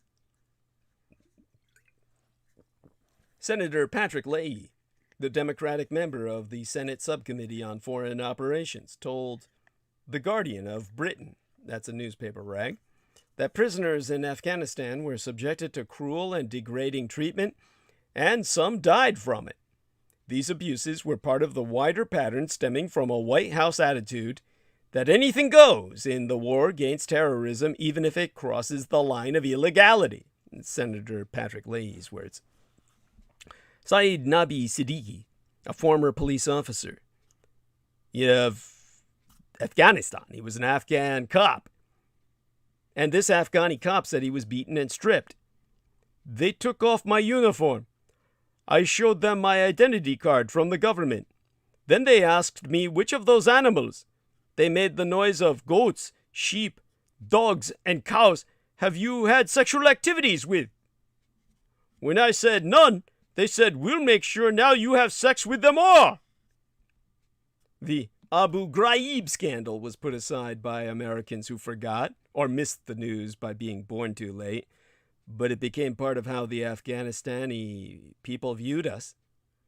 In 2004, when the Abu Ghraib scandal first emerged, former President Bush responded by saying that, under the dictator, prisons like Abu Ghraib were symbols of death and torture. That same prison became a symbol of disgraceful conduct by a few American troops who dishonored our country and disregarded our values. You know, those values that he said all the terrorists were trying to kill us for. Because they hate our freedoms. Bush's statement unveils a particular, I couldn't call it logic, an irrationality of the war on terror that continues to justify abuses to the present, moral equivalencies, and in particular, the United States' perceived moral superiority of itself in the way it fights war. That's why prisoner abuse under Saddam was torture, but under the U.S. it is simply disgraceful conduct. That's also why Bush can talk about our values, despite knowing that a series of torture memos essentially provided the rationale to abuse those prisoners. Any prisoners. That anything short of organ failure or death itself would, according to his misadministration's new definition of torture, fall far short thereof. The 9/11 Commission told us that the funding for terrorism wasn't coming from poor Afghan communities. Big surprise. Something we could have guessed easily ourselves, I would hope. You know, going after banks and oil barons after the economic collapse in America wasn't as fun as deploying a ton of troops. It's like, you know, pouring out that bucket of toy soldiers when you're a kid. Nobody has little plastic toy gold collar criminals like executives to play with in imaginary office buildings. Now, next month, on what has been officially branded as Patriot Day, I shit you not, I will be hostessed by Penny Bradley on this coming 20th annual Memorial Day, commemorating September 11th, 2001, as a National Day of Service and Remembrance. That's what it's categorized as by the U.S. government. Something they used to call Martin Luther King Jr. Day till they made it a holiday.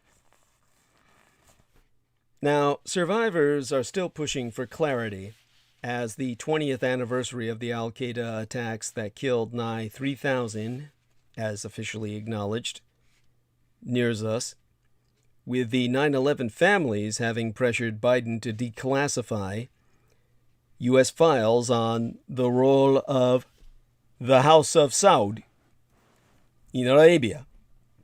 Indeed, family members of the victims of the September 11th attacks have told Biden not to come to their memorial ceremony. They are opposing U.S. President Joseph Biden's participation in memorial events unless he declassifies government documents that they knowest will prove Saudi Arabian leaders supported and financed those attacks.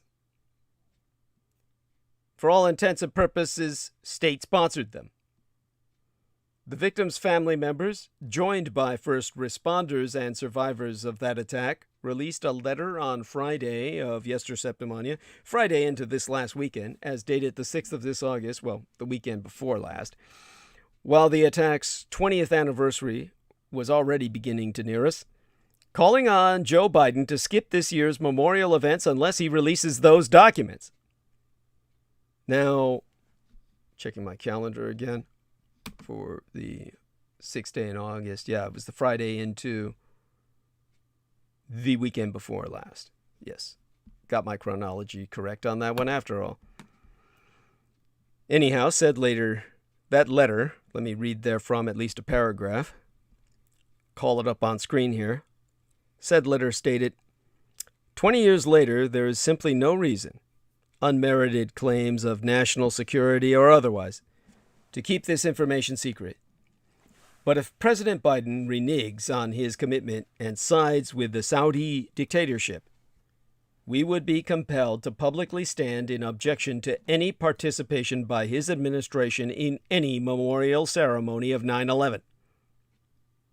In total, about 1,700 people directly affected by the September 11th attacks signed this letter.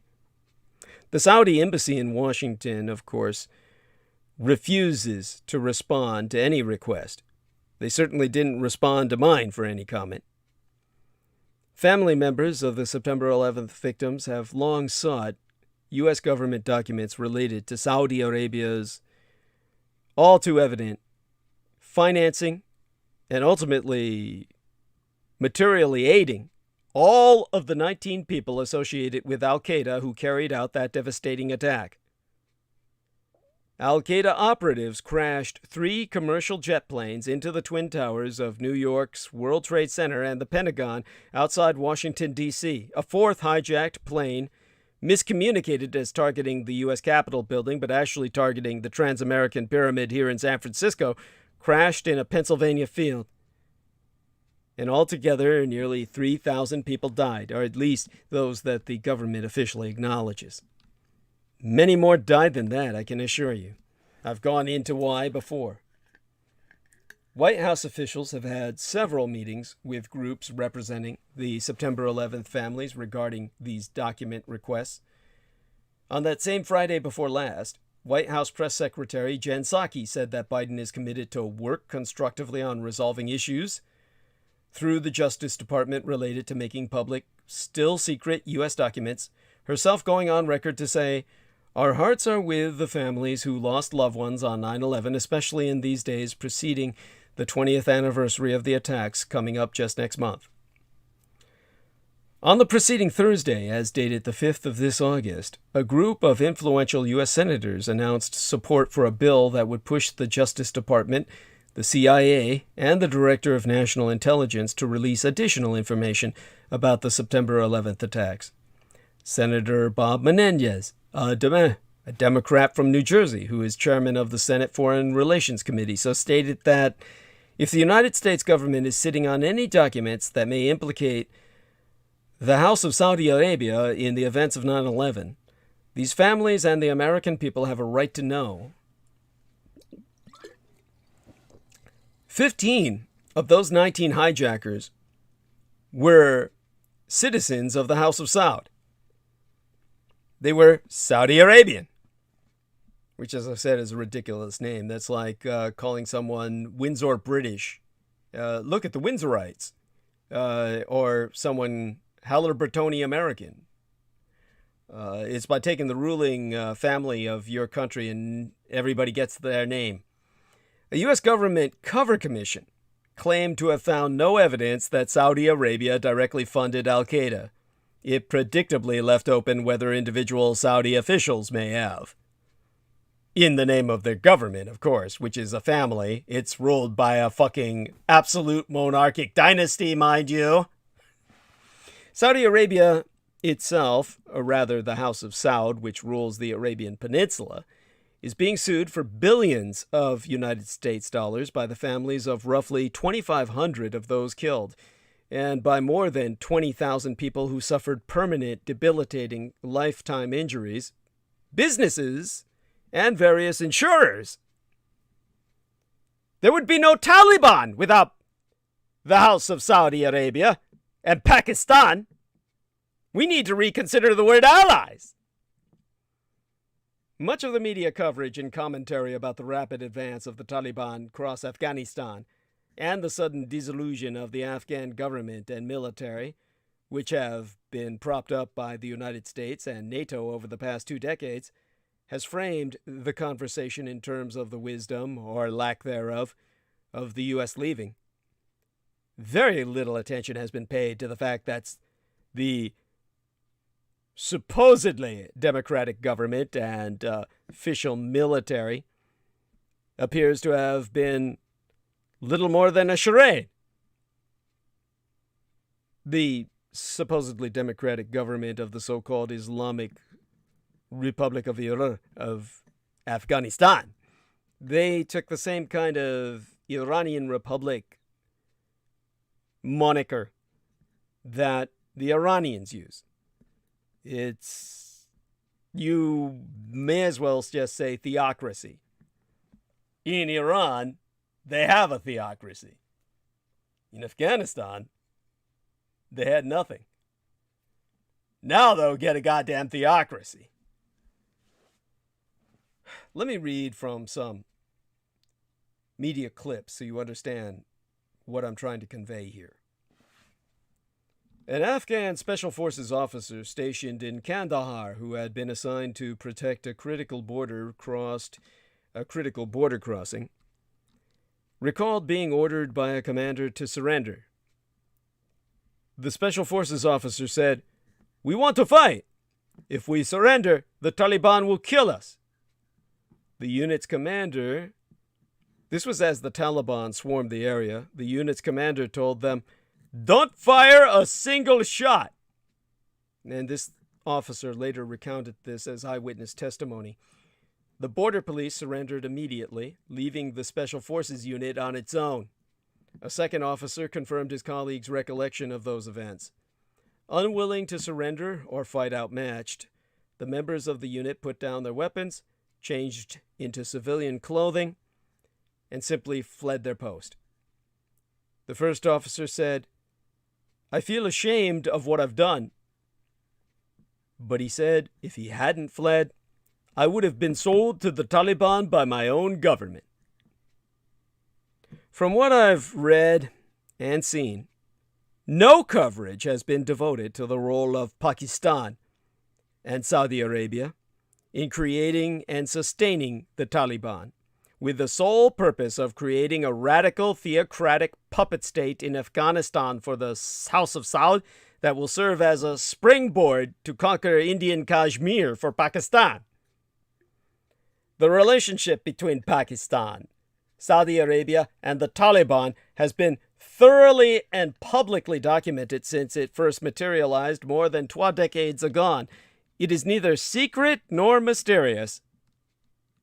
Pakistan chose to employ the Taliban and other insurgent groups as proxies against Afghanistan as an economy of force effort, without having to commit the bulk of its conventional force to dealing with Afghanistan, which would have left the Kashmiri and shared borders with India weakened.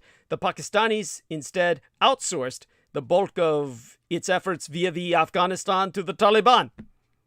The NGO, the non-governmental organization Human Rights Watch, reported in 2000, let me read that from, of all the foreign powers involved in efforts to sustain and manipulate the ongoing fighting in Afghanistan, Pakistan is distinguished both by the sweep of its objectives and the scale of its efforts, which include soliciting funding for the Taliban, bankrolling all Taliban operations, providing diplomatic support as the Taliban's virtual emissaries abroad, arranging training for Taliban fighters, recruiting skilled and unskilled manpower to serve in Taliban armies, planning and directing offensives, providing and facilitating shipments of ammunition and fuel, and directly providing combat support, meaning that when the Taliban called for airstrikes, Pakistani planes would come in and provide them the supermassive firepower they needed on the ground to obliterate all the forces in front of them.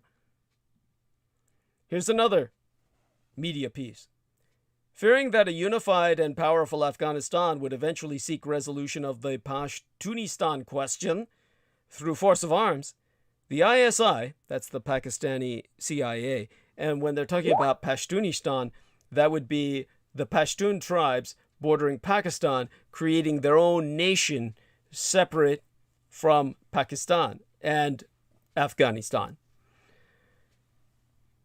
Anyhow, fearing that a unified and powerful Afghanistan would eventually seek resolution of the Pashtunistan question through force of arms, the ISI, the Pakistani CIA, provided funding and training to create the first Taliban formations in late 1992 to serve as a proxy force for the destabilization and conquest of Afghanistan. Consistent with Phase 2, which means initial contact, of the doctrinal UW, or Universal Warfare Model, the ISI approached Mullah Omar. You might remember him. He's the guy who married Osama bin Laden's daughter while Osama bin Laden married his, as this kind of sick and twisted familial bonding that these tribes interbreed with each other in the most incestuous manner, making them both brothers. But anyhow, yes, the ISI, PAC-CIA, the Pakistani CIA, approached Mullah Omar sometime in 1991 or early 1992 to offer its services for the achievement of the Taliban's goals in Afghanistan. Making initial contact with the Taliban was easy for the CAD, ISI, the Qadisi, since thousands of adherents remained in Pakistan around Quetta, where they continued to receive radical Islamist instruction as the ISI-funded Jamiat Ulema Islam Madrasas. Mullah Omar maintained his rear headquarters in Quetta, from which he regularly traveled back and forth to Kandahar, and where he allegedly met with the ISI countless times. As the Taliban was essentially a Qadisi, CAD-ISI creation, it did not take long to coordinate agreements between the ISI and the Taliban to achieve the Pakistani objective of toppling the troublesome Afghan transitional government through a UW, a Universal Warfare Campaign, deploying the Taliban as a proxy force. The ISI offered the Taliban the training and equipment it desperately needed to achieve its goal of establishing an Islamist caliphate in Afghanistan, and all that the ISI asked in return were friendly relations and support of Pakistani regional objectives once the Taliban was in power. Here's another media piece. Saudis bankroll Taliban, even as king officially supports Afghan government. Meaning the king of the House of Saud supported the legal Afghan government that America was supporting, but he was subverting American efforts in Afghanistan by funding the terrorist insurgency. You know, just like the Saudis kindly crashed a bunch of planes into our towers. That was done with American help, of course. You know, all those motherfuckers had U.S. military training and were either enlisted or officers in American Special Forces. Did you know that? Yeah, there's pictures of them in American uniform. Anyhow, this piece written by Carlotta Gall in the New York Times on the 6th day of December 6, 2016, reads, 15 years, $500 billion, and 150,000 lives since going to war, the United States is trying to extricate itself from Afghanistan. Afghans are being left to fight their own fight. This was 2016. A surging Taliban insurgency, meanwhile, is flush with a new inflow of money. With their nation's future at stake, Afghan leaders have renewed a plea to one power that may hold the key to whether their country can cling to democracy or succumbs to the Taliban. But that power is not the United States. It is the absolute monarchy of Saudi Arabia. Saudi Arabia is critical because of its unique position in the Afghan conflict. It is on both sides. A longtime ally of Pakistan, Saudi Arabia has backed Islamabad's promotion of the Taliban. Over the years, wealthy Saudi sheikhs, and rich philanthropists have also stoked the war by privately financing the insurgents out of their bottomless pockets. The contradictions are hardly accidental.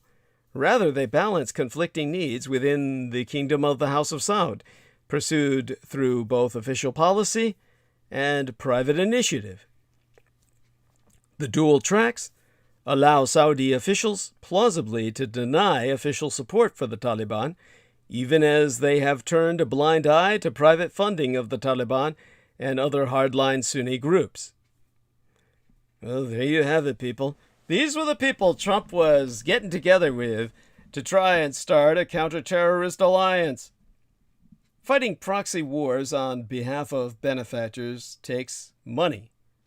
Money the Taliban itself does not have the capacity to generate on its own, no matter how many opium poppy fields they farm.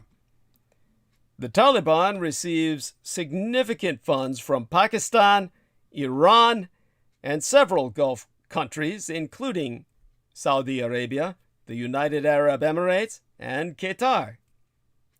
A United Nations Security Council report from May of 2018 said the Gulf region also remains important to the Taliban as a location where drug revenue can be laundered through a network of individuals, companies, mosques, and madrasas, and various charitable foundations. Zakat is the third pillar of Islam. Now, foreign funding provides a significant proportion of the Taliban's revenue and could be as much as $500 million United States dollars a year, or so the BBC reported in 2018. It cited a 2008 classified CIA report as saying the Taliban received $106 million US dollars from foreign sources, in particular from the Gulf states, what we used to call the Trucial Sheikdoms. There is one reason the Taliban exists.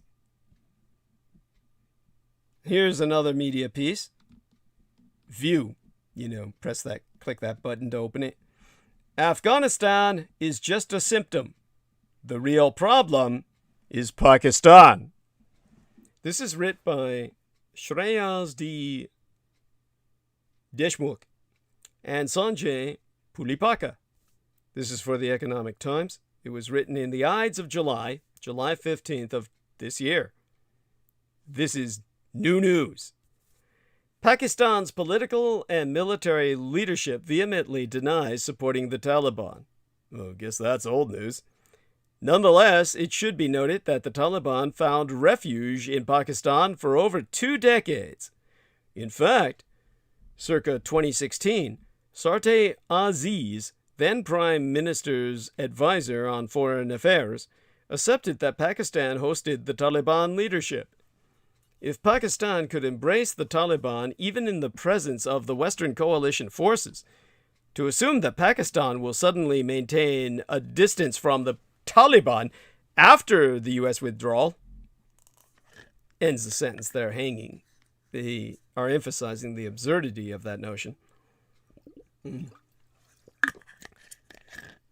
To read another paragraph from this. Given the increased radicalization in Pakistani society, the Taliban continues to get sympathy from large segments of Pakistani society. The Taliban has been asserting greater control on natural resources and is collecting taxes from traders in the border towns in the recent past. The Taliban also funds its operations through narcotics business. Despite massive contra-narcotic efforts by the United States, costing almost $9 billion US, opium production peaked at 6,300 tons in 2020. Now, here's another piece to conclude this hideous pattern. This one's titled, Afghans Blame Neighboring Pakistan for Taliban Gains. And the opening sentence, as the Taliban swiftly capture territory in Afghanistan, many Afghans blame Pakistan for the insurgency's success. This is written by Kathy Gannon for The Diplomat. It's dated August 12th of 2021. This is new news. As the Taliban swiftly capture territory in Afghanistan, many Afghans blame Pakistan for the insurgents' success, pointing to their use of Pakistani territory in multiple ways. Pressure is mounting on Islamabad, which initially brought the Taliban to the negotiating table, to get them to stop the onslaught and go back to talks. While corrupted analysts claim Pakistan's leverage is often overstated, it does permit the Taliban leadership on its territory, and its wounded warriors receive treatment in Pakistani hospitals. Their children are in school in Pakistan while they blow up children's schools in Afghanistan. And some among them own Pakistani property while they destroy the property of those in the neighboring country. Some among Pakistan's politicians have rebranded the insurgents as the new civilized Taliban. You like that? The new civilized Taliban. Ismail Khan, a powerful U.S. allied warlord who is trying to defend his territory of Herat in western Afghanistan from a Taliban onslaught, told local media recently the war raging in his homeland was all the fault of Pakistan.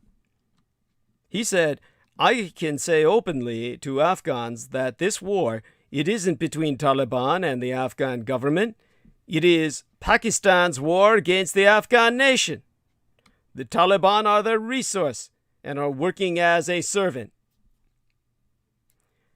Now, I myself am at a loss for the total media blackout, for the complete lack of coverage of these relationships between the Taliban and this network of states, but I am completely unable to fathom why anyone in the United States or NATO would view either Pakistan or Saudi Arabia as allies in the Middle East, Southwest Asia or South Asia, or partners in any efforts to combat terrorism.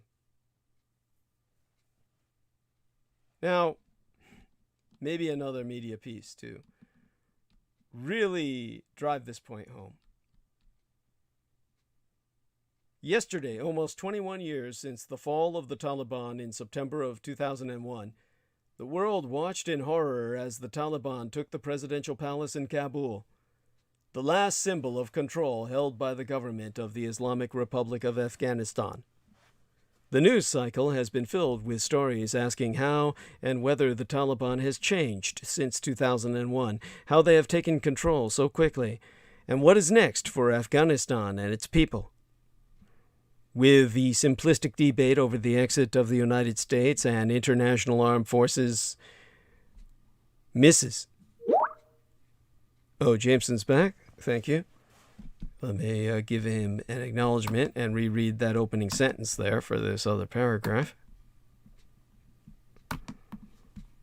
because I got it wrong from the first read. What the simplistic debate over the exit of the United States and international armed forces misses is just how cynical a picture these actions paint of global counterterrorism mechanisms and their commitments to human rights and rule of law when it matters most. Counterterrorism is meaningless when we abandon the Afghan people to their fate under the rule of a terrorist organization. As the Security Council hosts another emergency meeting this morning, world leaders should have no illusions about what the abandonment of the Afghan people involves. A terrorist organization is in the process of taking over a democratic state. This article was just written within yesterday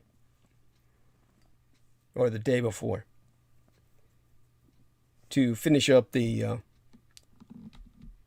last paragraph that is relevant to my point, the Taliban is a United Nations designated terrorist group. In 1999, the Security Council, acting under Chapter 7, I believe, 5, 6, 8, acting under Chapter 8 of the UN Charter, passed Resolution 1267, designating the Taliban as a terrorist organization. This came largely because of its refusal to transfer Osama bin Laden and his associates to the United States after they were indicted for the 1998 terrorist attacks on the U.S. embassies in Kenya and Tanzania. That resolution, which was adopted unanimously, reiterated in the most forceful of terms the Security Council's deep concern over the continuing violations of international humanitarian law and of human rights, particularly discrimination against women and girls, and strongly condemned the continued use of Afghan territory, especially areas controlled by the Taliban, for the sheltering and training of terrorists and the planning of international terrorist acts. So, to pose an important question, a question we have to answer is whether the United States should ever get involved in a regional conflict for humanitarian reasons. Now, here be my reply. Framed that way, should the United States ever get involved in a regional conflict for humanitarian reasons? Framed this way, the answer is unequivocally yes. That is, should we use military force to intervene in an ongoing genocide, for example? The question could be framed conversely. When is it morally acceptable to refrain from military intervention to prevent or cease mass genocide? My sense of this is shaped by my identity as an American of both European and Far East Asian descent, stranded in a dark continent of white savages who worship Jews and believe that extraterrestrials are responsible for their technology, as opposed to the Taiwanese who manufacture their semiconductors. They feel that this is all reverse engineered from Roswell.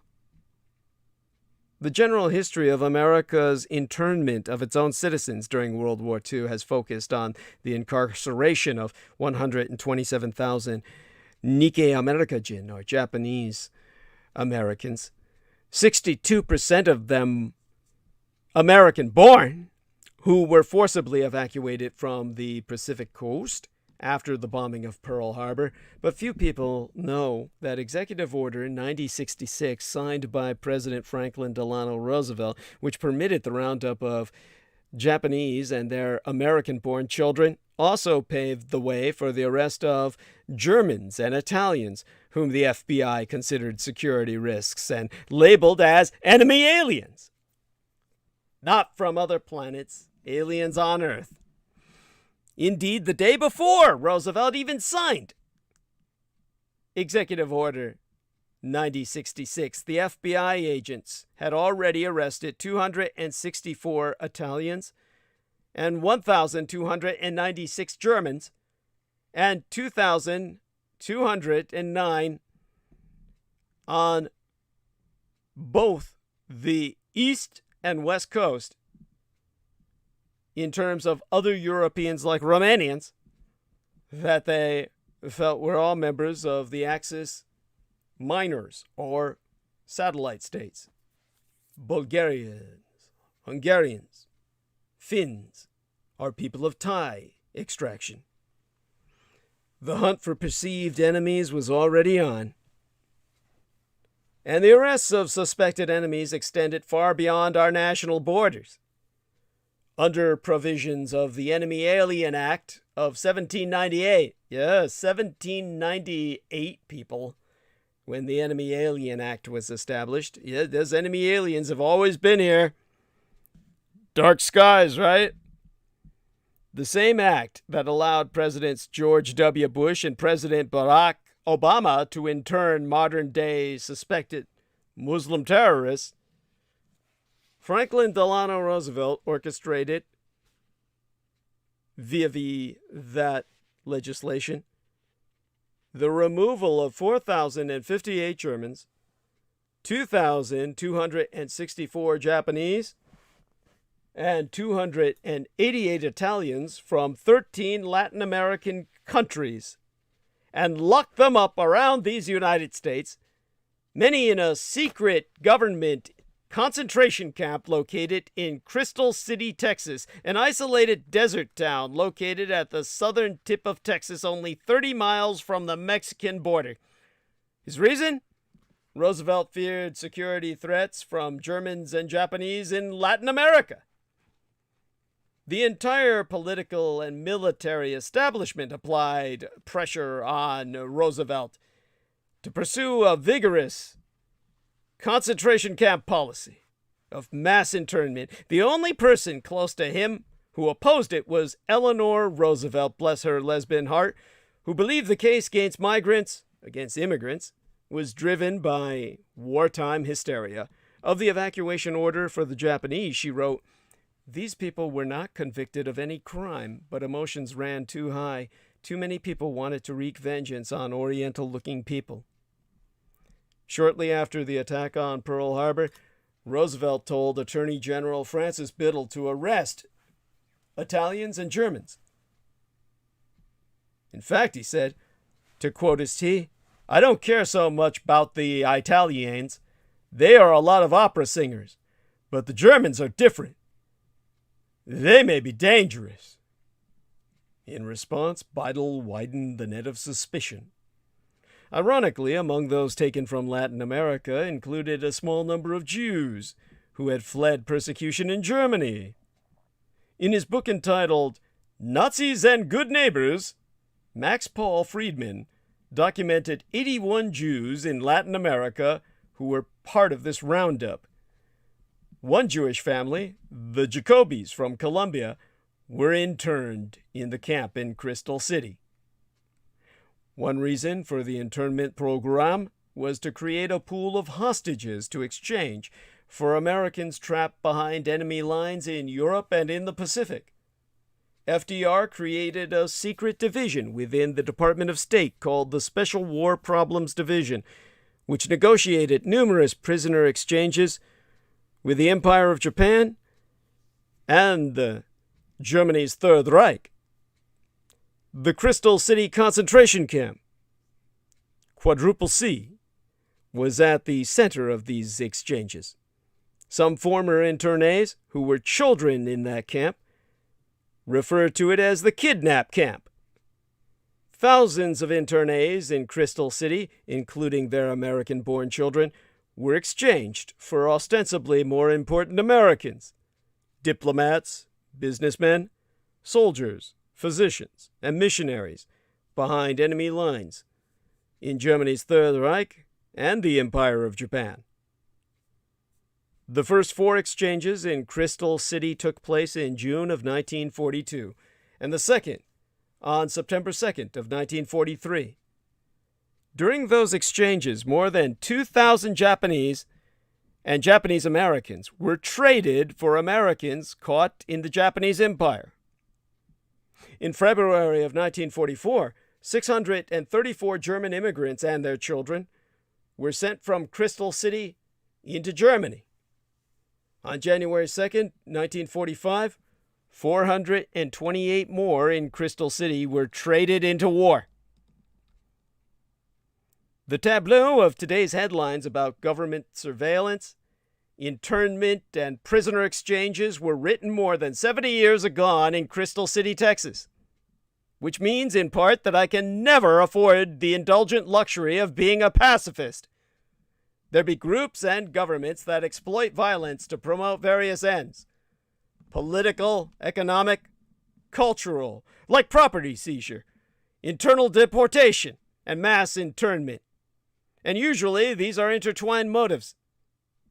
The groups and governments that employ violence for these purposes are most certainly never swayed by diplomacy and any appeals to morality. There are times when they are only constrained by military force. Not simply the threat of force, but the deployment of force. Now, the questions that follow from this are: A. What humanitarian purposes justify the use of military force? And B. Who decides? I myself do not profess to have clear answers to either question, and I suspect it is always a case-by-case decision, and maybe that's how it always should be. A little additional disclosure and context for my views. Despite bellicose rhetoric, the obstacles to a military conquest of Taiwan are nearly insurmountable. Ergo, Communist China will not take Taiwan unless the United States allows it. In other words, only if the United States becomes complicit in a Sino-American combined operation to invade Taiwan, only then might Taiwan fall. Let me check into the live stream here. Enough time remaining. And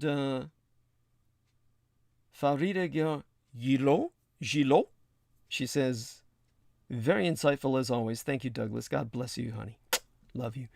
Moed Mechanics says, what about Antiquitech? I like that. Antiquitech, an ancient technology buried in Afghanistan, and the emerging giants, he put that in all caps, and cryptids in this region from the Netherlands.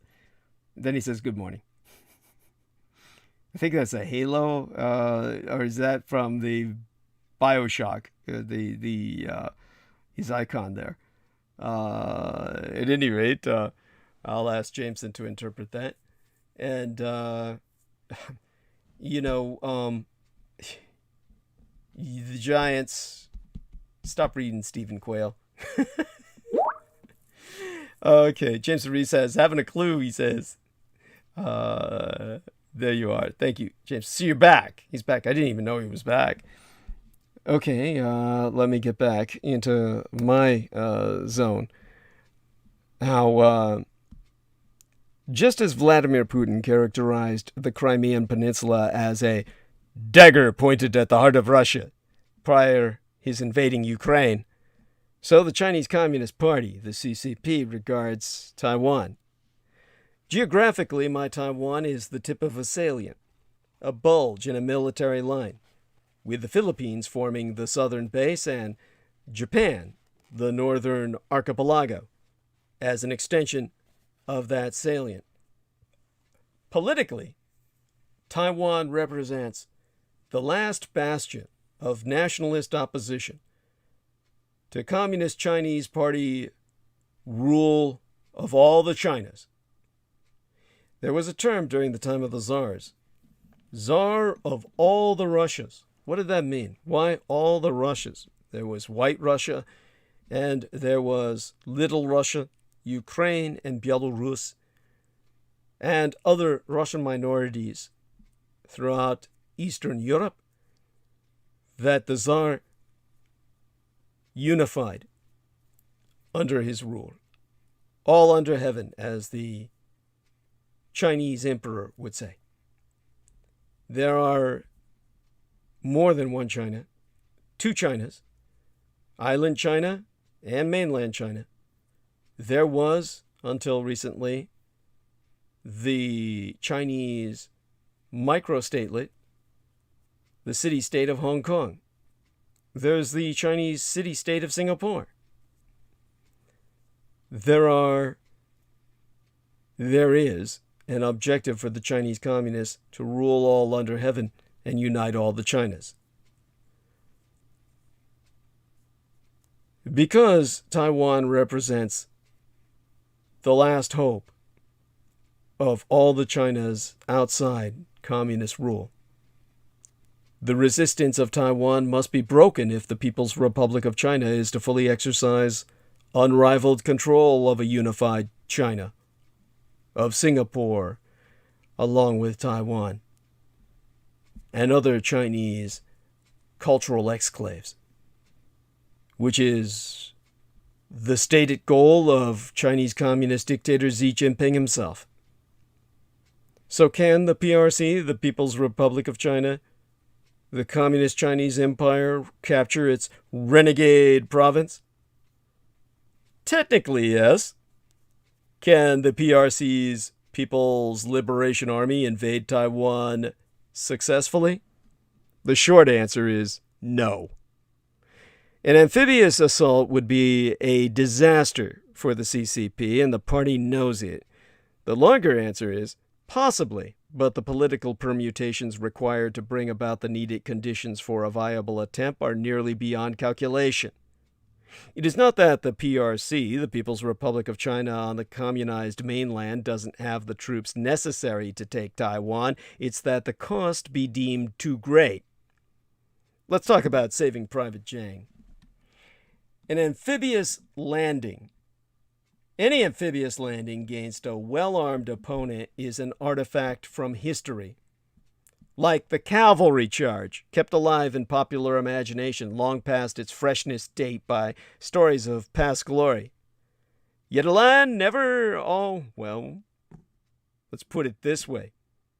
Ilan, or military spirit, moral, mobilization. Ilan itself nearly always fails in the face of firepower, and is too slim a margin to hang your entire regime on. And if the PRC, the People's Republic of China, fails to take Taiwan in a direct assault, it would be a mortal failure. This is not to say that amphibious operations have no role in modern warfare, or rather postmodern at this point in history. Quite the opposite. Well-trained and well-equipped forces arriving from the sea at unguarded points can make all the difference in the overall success of a military campaign. Since World War II, several nations have conducted high-profile and successful amphibious assaults against prepared enemy positions ashore. The largest of these were essentially under World War II-like conditions, basically extensions of World War II itself, as I've said, such as General Douglas MacArthur's descent on Incheon during the Korean War in 1950, which was simply fighting in the Northeast Asian theater of war. Korea, remember, was part of Japan until that point in time, and simply was fighting on the Japanese homeland because Korea was Japan at that point in time.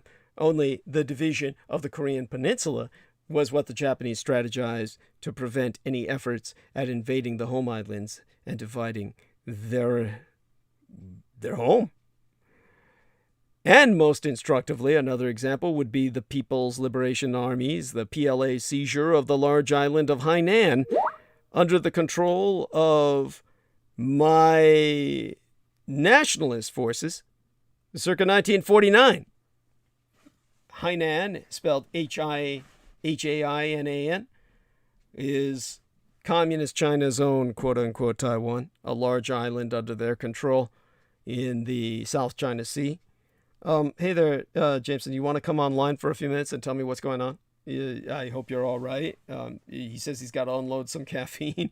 Oh, I get what you're saying. You're saying you're going to do something dangerous now. You're going to start drinking some caffeine to keep yourself awake. Yes. It's this could go either way, but wish me luck. Oh God, don't do that on my account, dude. If you have to,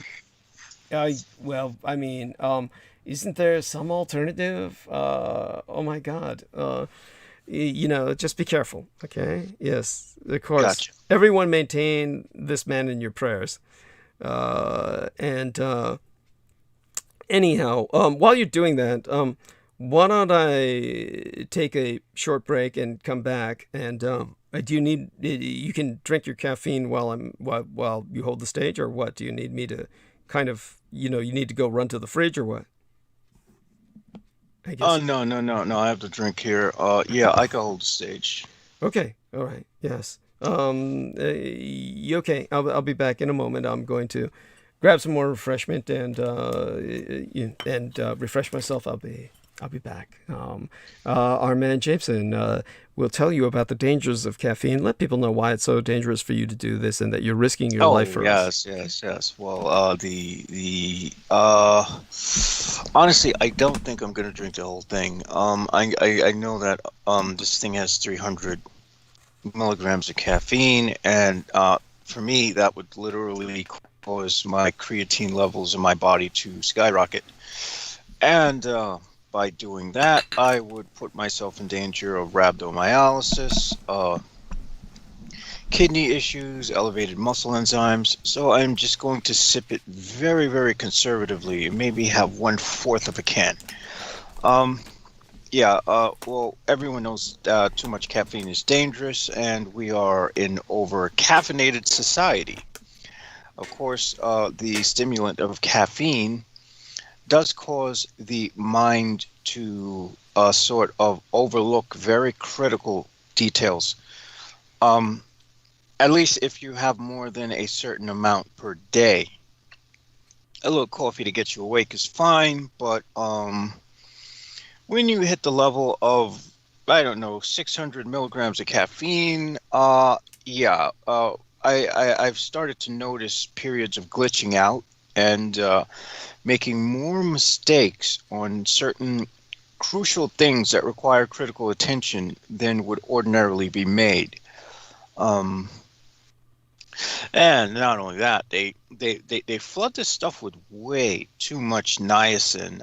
The niacin gives you a flushing effect. I guess this is supposed to trick people into thinking that it's doing something, but all that does is make one feel really hot and uncomfortable. The vitamin B12, vitamin B6, you can easily piss that stuff out. There's no way you can really overdose on those since they're water soluble. Niacin is not water soluble, so that can be very dangerous as well. I have no idea why they put sodium in this shit. At least the freaking C4 didn't have sodium in it. And the problem with sodium is, you have that added to something that's caffeinated, and you have a recipe for tachycardia and potentially a heart attack. Well,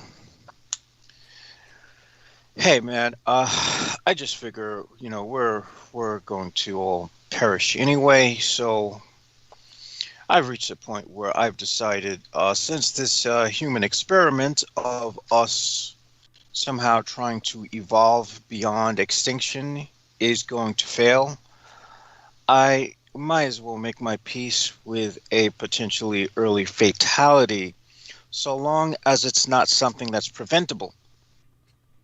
Of course, as far as caffeine drinks is concerned, this is totally preventable, and I would be totally walking into a heart attack if I decide to just guzzle this whole thing. So, that being said, Ah man, I really got to be perfectly blunt. Everything looks super grim. I ordinarily this stuff doesn't depress me, but I'm starting to see that this is what I thought I wanted most in life was to see the human race go extinct and to be the last survivor. But now looking at how, given that Afghanistan is a perfect model of what an orderless America would be like, I'm starting to realize perhaps I need to rethink what I thought I wanted and settle for perhaps just being as happy as I can before I die. Because it is kind of scary seeing everyone else around you die and knowing that everyone else is getting killed because you never know when you could be next. So, that being said, I can hold the stage by looking at a very old article. This is from actually last October, but this goes into QAnon. They're basically giving us a timeline of violence linked to the conspiracy theory. What QAnon really is a series of loopholes and bullshit theories that have no basis and that are meant to net people in continuous what ifs. It's sort of like when you watch the History Channel with these fucking oh my gosh, that ancient alien bullshit. I don't watch that stuff, but usually sometimes when I go to therapy, you know, they have History Channel playing in the main room, in the waiting area, and you know, they're playing that fucking ancient alien bullshit. They ask people so many what ifs that people start to believe the what ifs are possibilities, and they start to come up with this sort of bias that stuff is real, and that's exactly what QAnon does. It sort of hinges off a sort of game theory, and it was designed that way. We'll just say Michael Aquino knew what he was doing when he put it together. Of course, QAnon also comes from those people who were running all those anonymous videos where they have the Guy Fawkes face and they're saying, "What if this and what if that? Blah blah blah blah blah."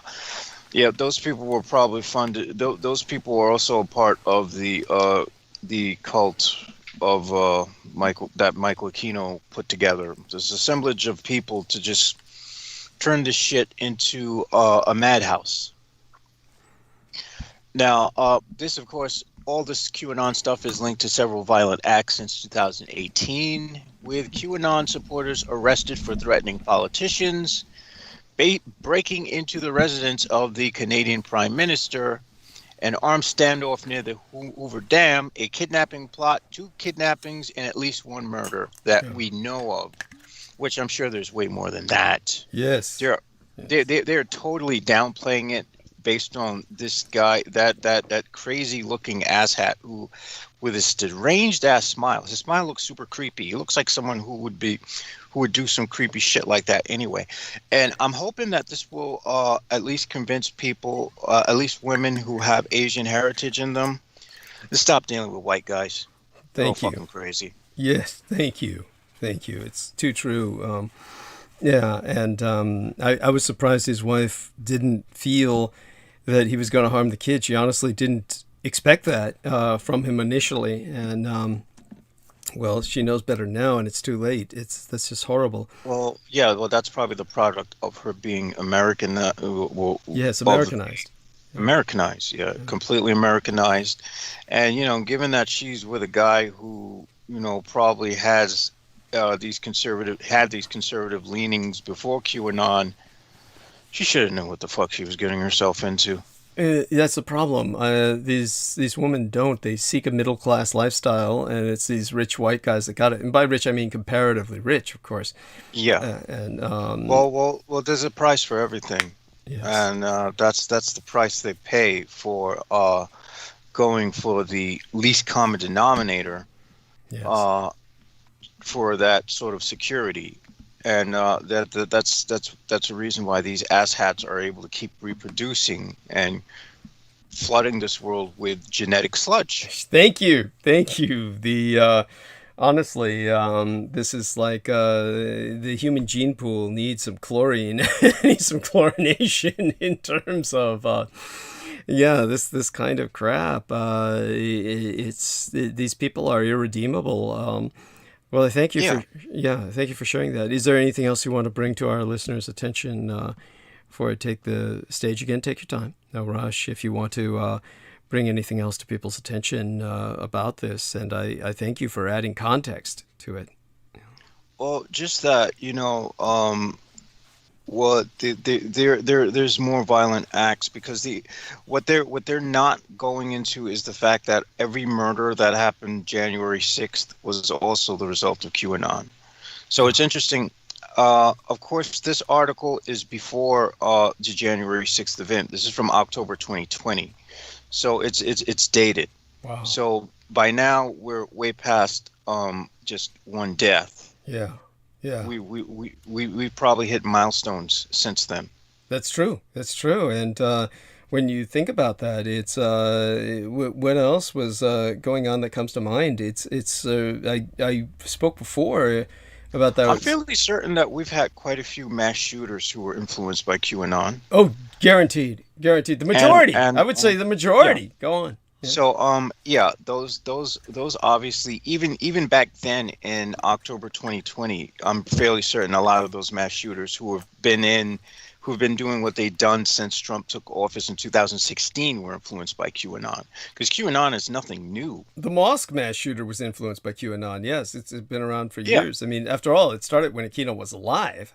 Yeah, So- and before QAnon, it started with, from what I remember, the sort of anonymous groups who would Yes. go and make YouTube videos, and they would have the Guy Fawkes mask, and they'd be like, yes. and all your elite, the elite this, your government wants you dead. This Yeah. is why anarchy, blah, blah, blah, blah, blah. Yeah, and that was so bizarre, because they were like this bizarre kind of, you didn't know what direction they were coming from. They seemed to be majority left at that time, and then they like faded, and then you had this QAnon shit start. It was like, Yeah.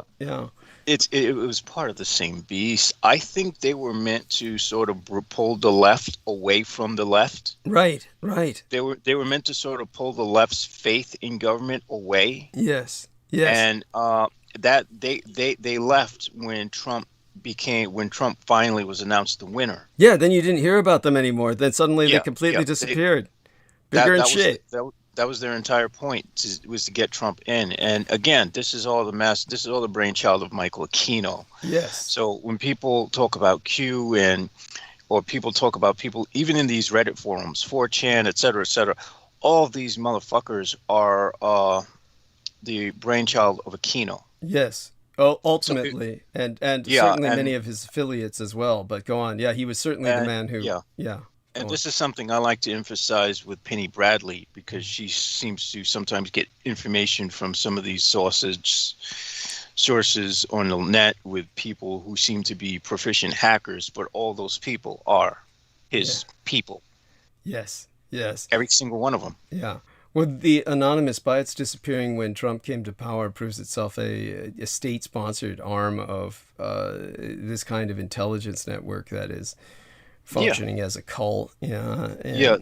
They were like I would say they were like the beta version of what QAnon would become. Yes, and like you said, they were there to pull the left away, and they were doing all that Occupy shit. Remember that Occupy Wall Street, Occupy? Oh yeah, Occupy Wall Street. Yeah, Occupy Wall Street went nowhere. Yeah, I that much I did remember, and I remember I was. It was years ago. This guy, I was in some park in I think it was Tompkins Square Park in Manhattan, and some guy was handing out flyers and whatnot.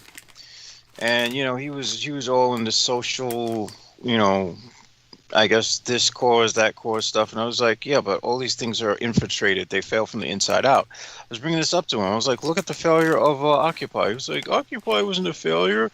At least you got this and that and blah, blah, blah. And I'm like, he just doesn't get it. Yeah, I was about to say, got what? What did he get? Remember that shit in Toronto? It got really violent in Canada. And remember, they were like, Canada looked like it was like something out of a video game. all Occupy did was it became an assemblage for like stoners, tweakers, and just people who are probably all dead from COVID by now. I mean, that's literally all that was. Yeah. And I remember when an Occupy Visa came out. So like the credit card companies decided they were going to cash in on it, and then people were using the Occupy Visas, and I'm like, you fucking dopes! You're trying to go on this freaking anti-corporate rant and whatnot, and then all of a sudden, as soon as the corporations say, okay, well here's a card that has like almost no interest, and they're like, okay. They pacified them pretty fast. Yeah, there we are. It goes to show you all they wanted was some credit cards so they could fucking get the munchies after their smoke tweaked out of their fucking heads. There we are. Fucking idiots. Yes, fucking losers. Oh my god, you got it perfect. You got it down. You might remember that I was shitting all over them back in the day. Back at Revolution Radio. Yeah. I mean, this is the thing. These things go nowhere. Even what little we were supposed to have gotten out of, what do you call it, Black Lives Matter, that was completely co-opted from the inside out to the point where nothing was achieved from it. Nothing will be achieved from any of this stuff. Yeah, it's it's well, I mean, I would argue, of course, when it came to Black Lives Matter and a number of the protest movements concerning police brutality. Those were necessary. Yeah, but my criticism of it was the fact that it was infiltrated, as I knew it would be, because that's just what the fucking wasted alphabet agencies, which are just KKK in uniform on a federal payroll. Yeah, in office suits. You mean? Yeah, KKK in office suits. Yeah. That's just what they fucking do. And so there's no progress that can be made. At this point, I'm more than happy to divorce myself from being human and to be like, I'm just a watcher in human form to see what happens. Well, I can appreciate that. It's one of those things where, that's a little different from what Brendan was probably envisioning when he was talking about moving into a higher plane. But yeah, I'm happy to. I'm happy to watch this descend. Because some people have to take a path. I look at it like this. And this is what I was telling Salman Sheikh, is that the more people seek to ascend and go up to higher planes, the more they neglect the world around them. Yeah. I seek to descend because there's a sort of natural balance that goes with this. The more people ascend, the more hell gets lifted up into this world. Whereas if you have people like me who descend into hell, then perhaps some heaven gets pulled down into this world. It's a valid point. Actually, it's one of those things that's not twisted. I get what you're saying. It certainly it's an important point that this is kind of how it works, how it all balances off. It's a cosmic ecosystem. Yes, it's true. It is, and so you've got the right idea in a very real sense. In terms of okay, let's see how long I can stay in the zone tonight. Well, God bless you, my son. Love you dearly. Thank you for providing me a bit of a respite there, and I'll get back into the zone. And believe me, your talk about that is appreciated, and may even get back onto the topic if I get through the Afghanistan narrative tonight.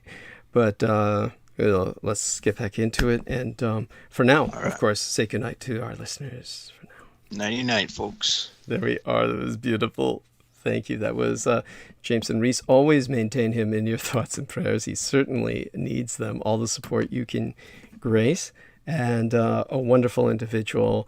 And the world would be much the poorer without him. So as I was talking about, in terms of amphibious landings being somewhat like the cavalry charge, this involves World War II level beachhead, shall we say, sequestration, the taking and holding of a massive beachhead a la D-Day or Okinawa, or all the D-Days in the Pacific. You know, there was one D-Day in Europe that everyone remembers. There were hundreds of D-Days in the Pacific.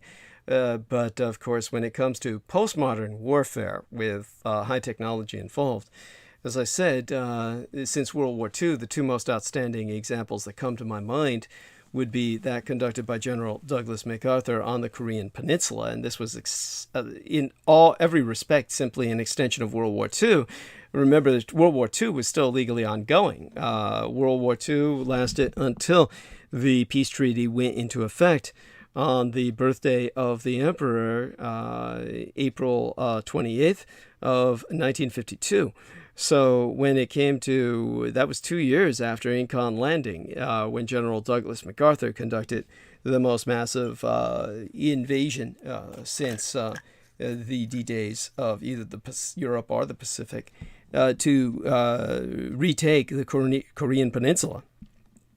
That was the most brilliant operation of his career. His entire life, his career, was justified by that. And he did that, as I said, on behalf of my emperor, not your government. That was why he was considered a traitor and why Harry Truman fired him. But aside from those World War II, literal World War II conditions, as the war was still on under conditions of ceasefire between the Empire of Japan and the United States, and he was conducting a battleground against an erstwhile ally, the Chinese and Russian communists. While that civil war between allies was ongoing, then the People's Liberation Army, their communist Chinese seizure of the island of Hainan before that, the year before that, in 1949, that was also World War II-like conditions of mass invasion, of a amphibious landing, the securing of a beachhead. Both of these operations were successful D-Days, but they were also the last of their kind. For our purposes, in the post-modern world, the latter, Hainan Island, is more important because it informs all PLA notions about seizing the island of my Taiwan. While the PLA has an overwhelming advantage over nationalist forces on Taiwan in all material categories, the one thing it lacks is position. Taiwan has what could be called a front facing the Taiwan Strait and a rear backed by the Philippine Sea, which is really a wide lobe of the open Pacific. The PLA would need to control both of these if it wants even a chance at achieving a successful amphibious landing on the D-Day scale. Chinese forces would have to concentrate in ports and airfields opposite Taiwan in an age when satellites see everything. There would be no element of surprise, which was there at Incan landing and at the taking of Hainan.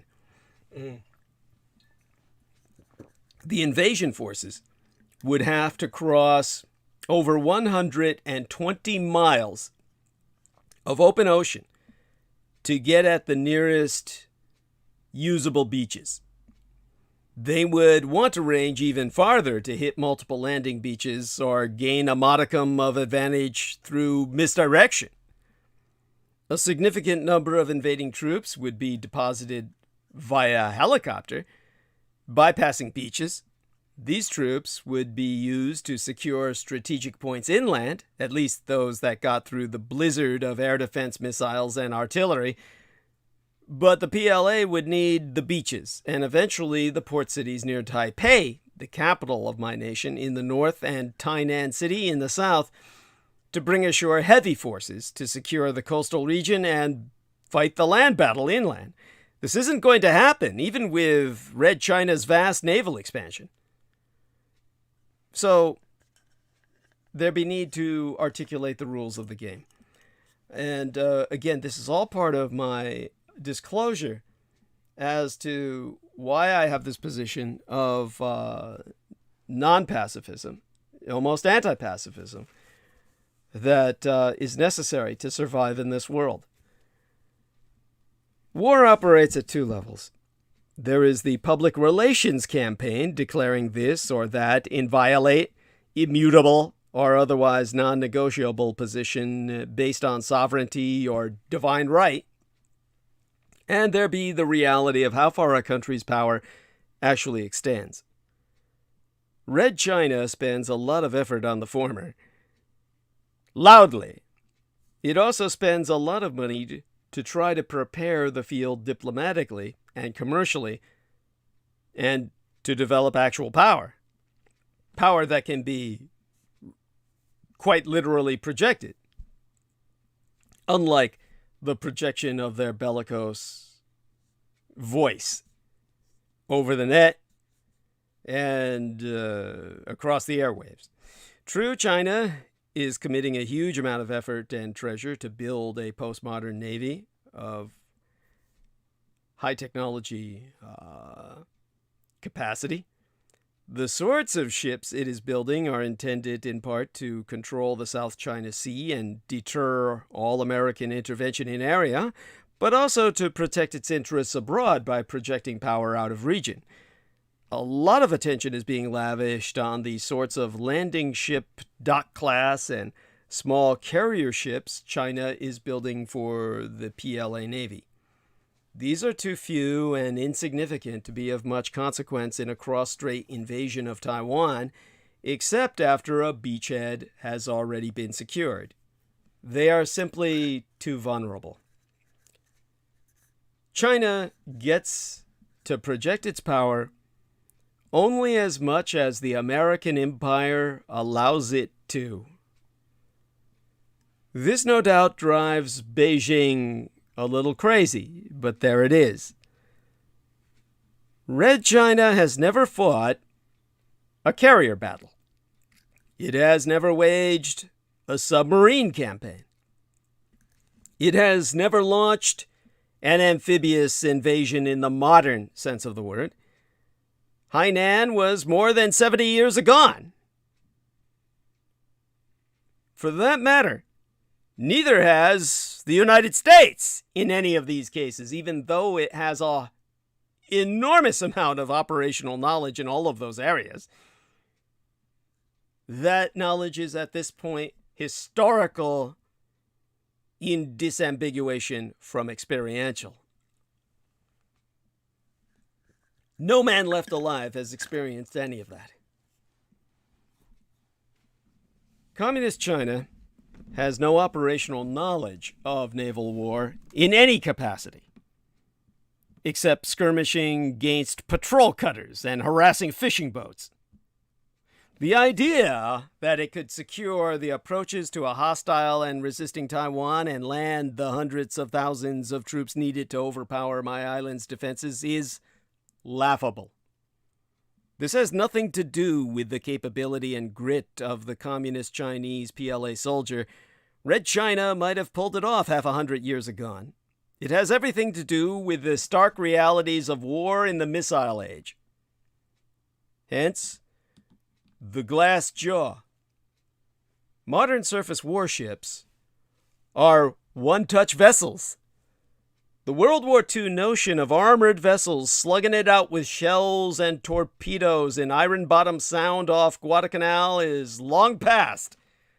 A frigate or a destroyer hit with a modern anti-ship missile would be put out of action immediately, if not actually lost.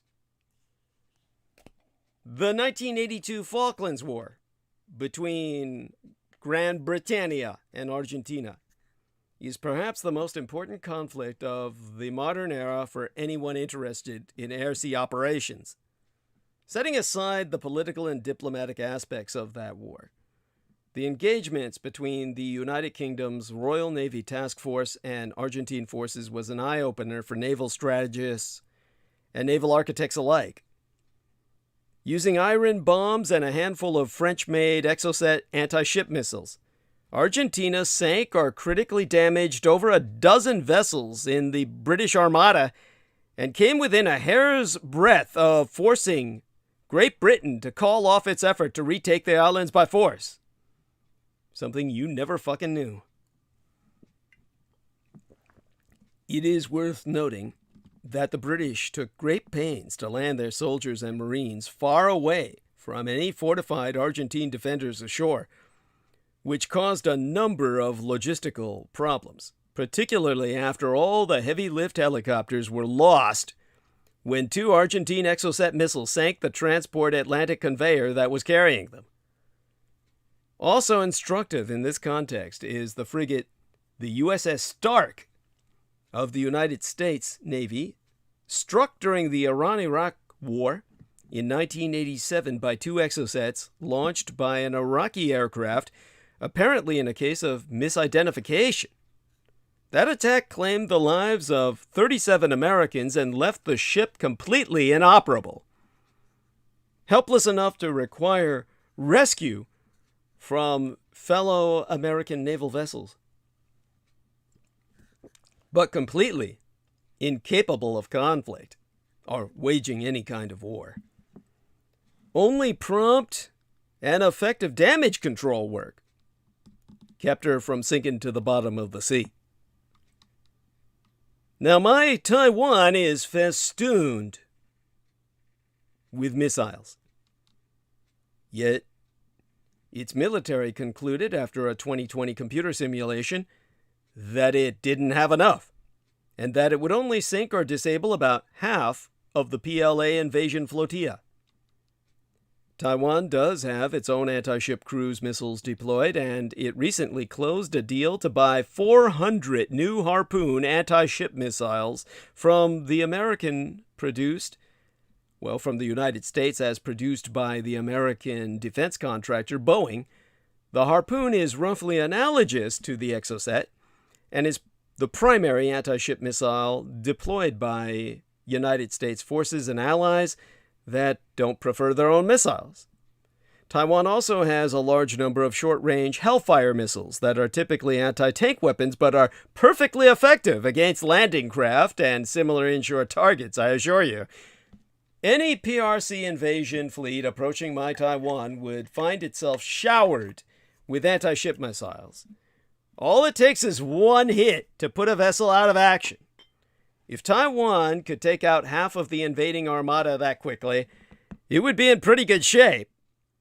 There has been a lot of posturing here from both sides, but the PRC could not survive as a regime if it suffered such losses. Great Britain might have been able to back away from the Falklands crisis after a military repulse and make a political deal with Argentina. But the Tory government of Prime Ministeress Margaret Thatcher would have collapsed. Just as, I don't know if anybody knows this, the defeat of the British military forces at Isandlwana by the Zulus, the African kingdom of the Zulu Empire, led to the collapse of a British government and the fall of the Jew who ran the British Empire, their version of Henry Kissinger, Mr. Disraeli. Matter of fact, after the defeat in the field of British forces by the Zulu Kingdom's warriors, he was known to, well, they found him staring out the window and talking to himself, asking, "Who are the Zulus?" He had never heard of them. So if the People's Republic of China tries and fails to take my Taiwan, the Chinese Communist Party is done for. If you ask why, because Beijing has staked a tremendous amount of its reputation on its absolute right to assert control over Taiwan at a time of its choosing. It has also raised all expectations among its population of Communist China's inevitable victory, all of which means that the people would not stand for an ignominious defeat, which makes the attempt all that riskier. Talk about a hard target, a double-edged sword in which you stab yourself. To complicate matters for the People's Republic of China, which, to remind everybody, has no experience in this area, Taiwan has a number of outlying islands large enough to host missile launchers and even fighter aircraft. Taiwan is a collection of 100 islands, just as Japan is a collection of 7,000. Thus, a PLA thrust at Taiwan would encounter a gauntlet of defensive fire from multiple approaches. Of course, China is well aware of this, and such a thrust would not be attempted until these flanking positions had been eliminated or suppressed. In the event, Taiwan would be subjected to a bombardment from the PLA's ballistic missiles, cruise missiles, and aero force prior any invasion attempt, the likes of which has not been unleashed since the shock and awe stage of the 2003 Iraq War. Taiwan's airfields, naval ports, coastal artillery positions, missile installations, radar stations, command and control facilities, and troop concentrations would all be targeted. Taiwan could expect to have all of its significant bases suppressed by the PLA's aero force and its ballistic and cruise missilery. But Taiwan has its own formidable air force and arsenal of ballistic and cruise missiles capable of hitting the Chinese mainland. However, the PLA would probably avoid concentrating its invasion flotilla and supporting aerocraft in staging bases within striking range of Taiwan until its ability to hit them had been eliminated. But of course, Taiwan's military planners already know this. They have spent 70 years facing this threat and digging in. Much of the interior of my nearly 14,000 square mile island, about the size of Maryland and Delaware combined, is mountainous and jungle covered. You can hide a lot of harpoon launchers and Hellfire-equipped Apache helicopters there.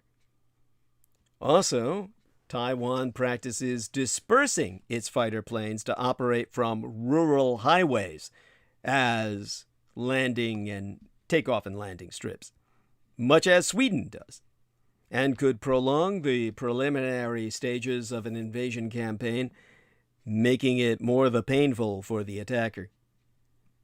Finally, even if the PLA achieved a useful lodgment on Taiwan's western coastal plain, it would face a difficult uphill battle to take control of the island.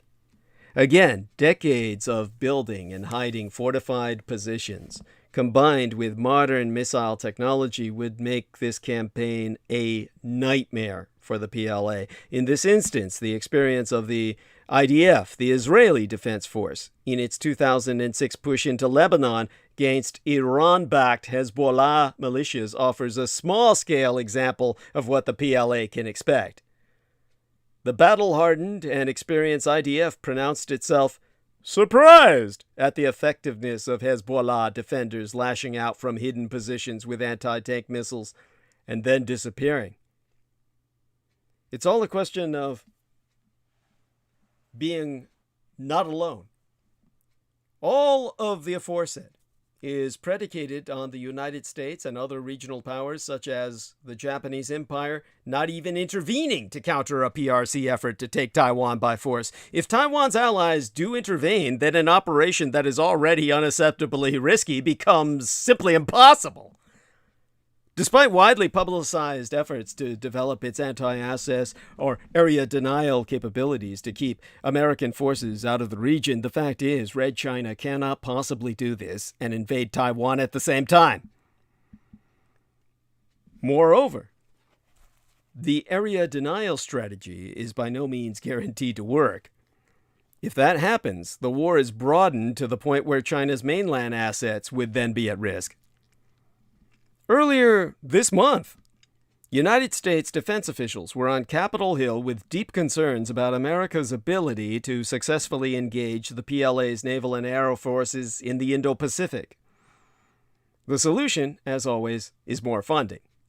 Assuming the extra money is coming, the United States is quite capable of bolstering the air and missile defenses of Guam and basing more ships and aircraft in region.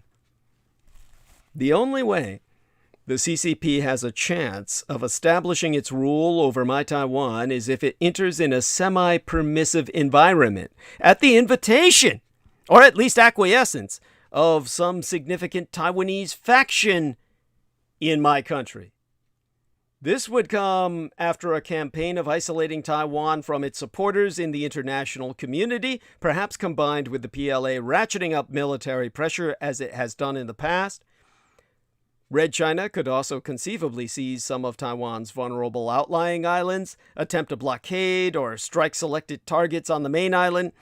Yet any such actions invite a military response from Taipei, the capital of my country, and give the United States and other nations time to prepare an effective intervention. The best way for my Taiwan to remain autonomous and de facto independent is for the United States to sell the nationalists, the blue Chinese, in disambiguation from the red Chinese, all the weapons that they want. More F-16s, more harpoons, more warships.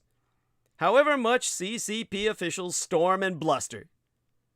The new Biden administration, perceived as China-friendly, will be under intense pressure to hold back on new weapons for Taiwan. The harder Taiwan is to crack, the longer it will remain free. Likewise, the clearer the United States makes its support for an autonomous Taiwan, the greater the chance for peace in the Taiwan Strait. In light of such an implacable parallel despotism, why would anyone even think it would be possible to establish a stable, democratic government in Afghanistan that would withstand the efforts of Pakistan and Saudi Arabia combined in their effort to install the Taliban in only 20 years?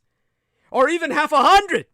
It took us 70 years to get to this point in absolute, resolute, unyielding stance of defiance against the largest population on earth. 1 out of every 4 people on earth being Chinese. And we stood against them all this time to get to the point where we can now force the Empire of Japan and the American Empire to stand beside us, at least in consideration, because we've lasted this far. It takes at least that long. America should have been in Afghanistan 100 years if it needed, to keep Saudi Arabia and Pakistan out, so that the Afghans could develop a culture on their own. But it would have taken the realization that the House of Saud and Pakistan are the enemy. Pakistan is, of course, a primary ally of Communist China. So be it. All too many a service person who went to the Middle East, who now have children who are in the military, have had a family experience in Afghanistan or Iraq. This war has become generational, and the losses are generational as well. And yet all these generations, like Roman legions stationed overseas, who had their children overseas and raised their children as legionnaires, that was to maintain the empire. And they held it until they got word from Rome. And because the only word from Rome was by human messenger, generations would pass and no one knew that Rome had fallen. In that case, Rome maintained itself in cellular breakaway cultures deep in the heart of Africa that may still be there today.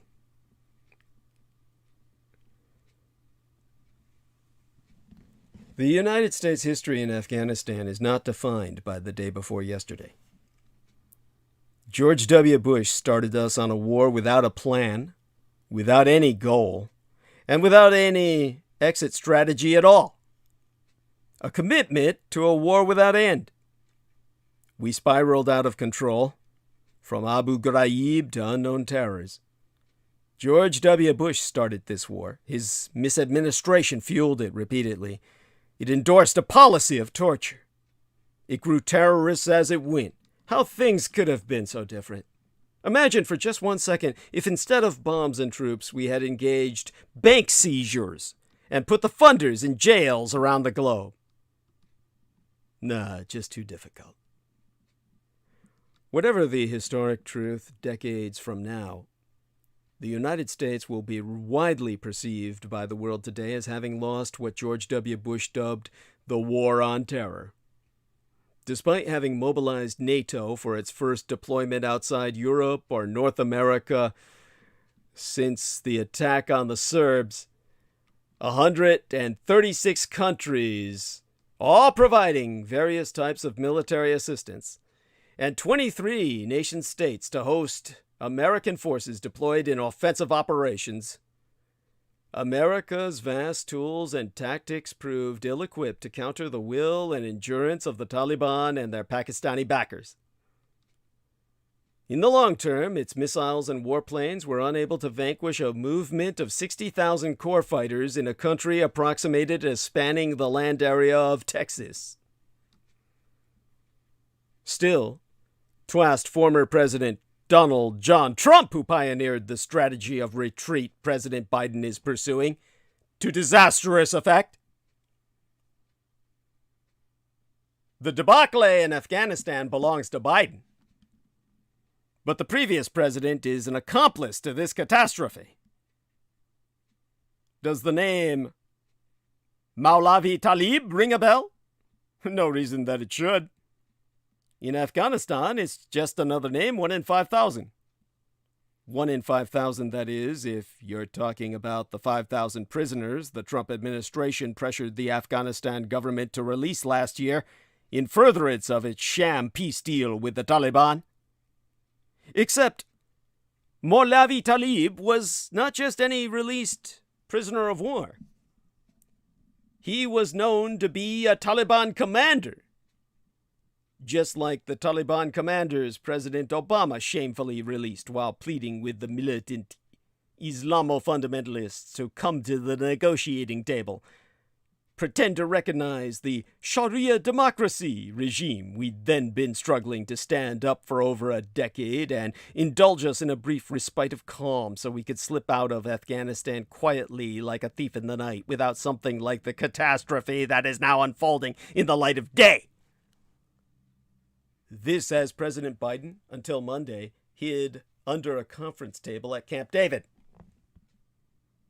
The debacle in Afghanistan, the U.S. surrender, the deadly chaos that has followed, the withdrawal sans any feasible plan to prevent the reemergence of jihadi safe havens, actually the proliferation beyond the havens that already exist, belongs to Biden. He is the executive commander-in-chief. He could have prevented this. He insisted that it wasn't happening even as it was washing over him, and he has shamed our empire as it has not been shamed since the end of the Vietnam War nearly half a century ago. That said, to hear former Trump officials and Trump apologists at the RNC, the Republican National Committee, rip into Biden as if the former president's fingerprints and nauseating forever war drivel were not all over this debacle is impossible to stomach. As the Trump administration knew it would, the release of the prisoners swelled the ranks of the Taliban even as they were overrunning the U.S.-backed government throughout the country. Indeed, the leader of the Taliban, Abdul Ghani Baradar, who took control of Afghanistan on Sunday, had been in Pakistan's custody for years until 2018 when he was released at the request of Donald John Trump himself, in furtherance of its negotiations with the terrorist organization. Those, you may recall, are the same negotiations for which President Trump tried to invite the Taliban to Camp David until publicity about that outrageous notion embarrassed him into canceling. After Maulavi Talib's release pursuant to the Trump misadministration's written agreement with the Taliban, he led the fighting in Helmand province. The Trump jailbreak also filled out the forces of jihadist organizations, most prominently Al-Qaeda, which have aligned with the Taliban throughout the years of fighting and which will now have free rein to set up shop, recruit, train, and plot against these United States, just as they did under the Taliban's protection in the years leading up to the 9/11 attacks. Naturally, one of Talib's moves upon release was to plot jailbreaks, such operations to facilitate the escape or otherwise extort the release of imprisoned jihadists are a staple of Islamic terrorism. They promote loyalty to the cause and spur recruiting. They motivate attacks. This was not news in 2020 when the Trump misadministration induced the Afghan regime to spring thousands of prisoners on his behalf. As anyone who has been following jihadist terrorism for the last decade or three, like myself, could tell you, jailbreaks are always a priority. The Trump misadministration nevertheless agreed to an unconscionable jailbreak. It is right there, indelibly, in the black and white of Trump's signatory agreement with the Taliban. Up to 5,000 prisoners were to be released on the 10th of March in the 2020th year of our Lord. Now remember the circumstances of that mind-boggling arrangement. The Taliban are a terrorist organization, and not just any terrorist organization. They are the terrorists who gave sanctuary to Al-Qaeda when it publicly declared war against these United States, when it bombed the American embassies in Kenya and Tanzania, killing over 200 Americans, when it struck and nearly sank a naval destroyer, the USS Cole, killing 17 U.S. sailors, and when it mass murdered nigh 3,000 Americans in the 9/11 attacks.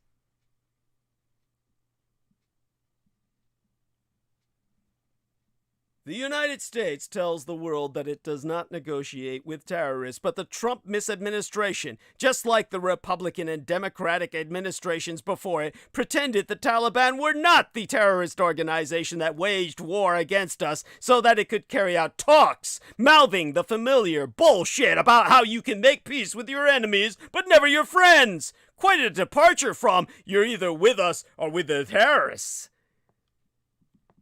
Remembering the shameful Trump-Taliban peace agreement is disgraceful. To begin with, the Trump misadministration negotiated directly with the Taliban.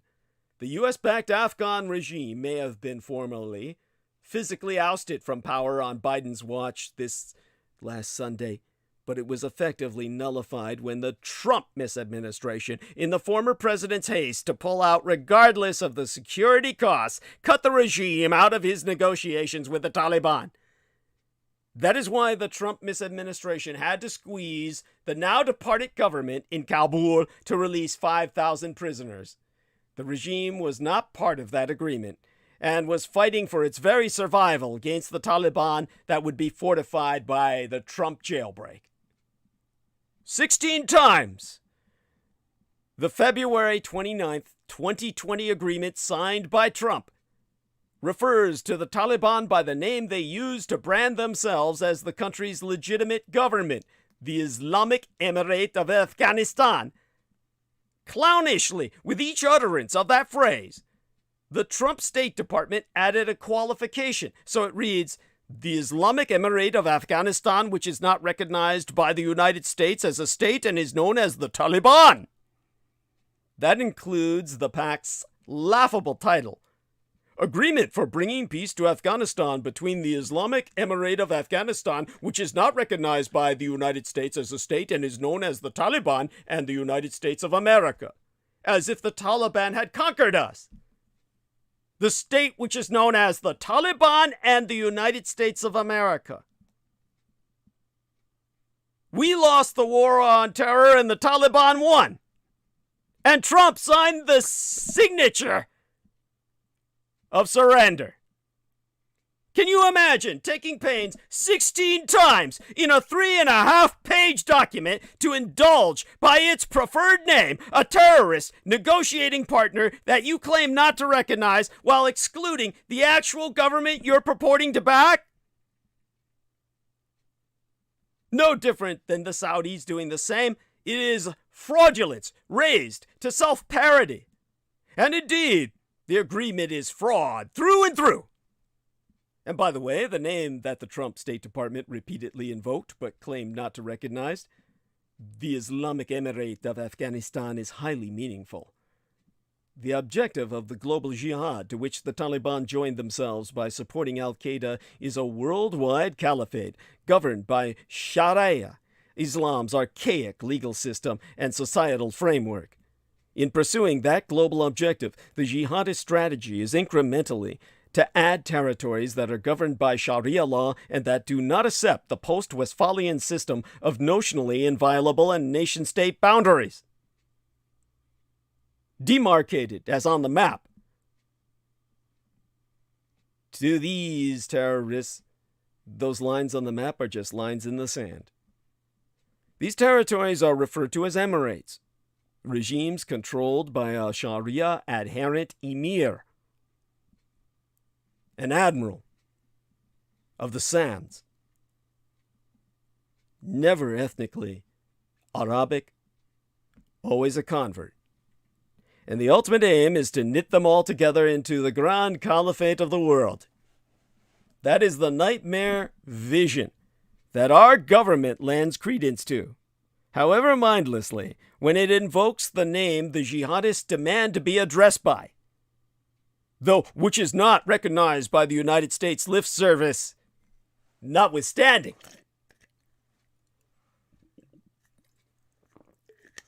If the backdrop of Afghanistan's collapse were not so horrifying, it would be amusing to hear Trump officials and apologists insist that because the agreement contains benchmarks, Trump would not have allowed the situation to deteriorate, as Biden has done, once the Taliban breached these conditions.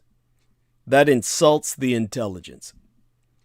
To be sure, senior Trump advisors who know better would have continued pushing against Trump's recklessness, and perhaps they'd have continued to hold him off, at least for a time.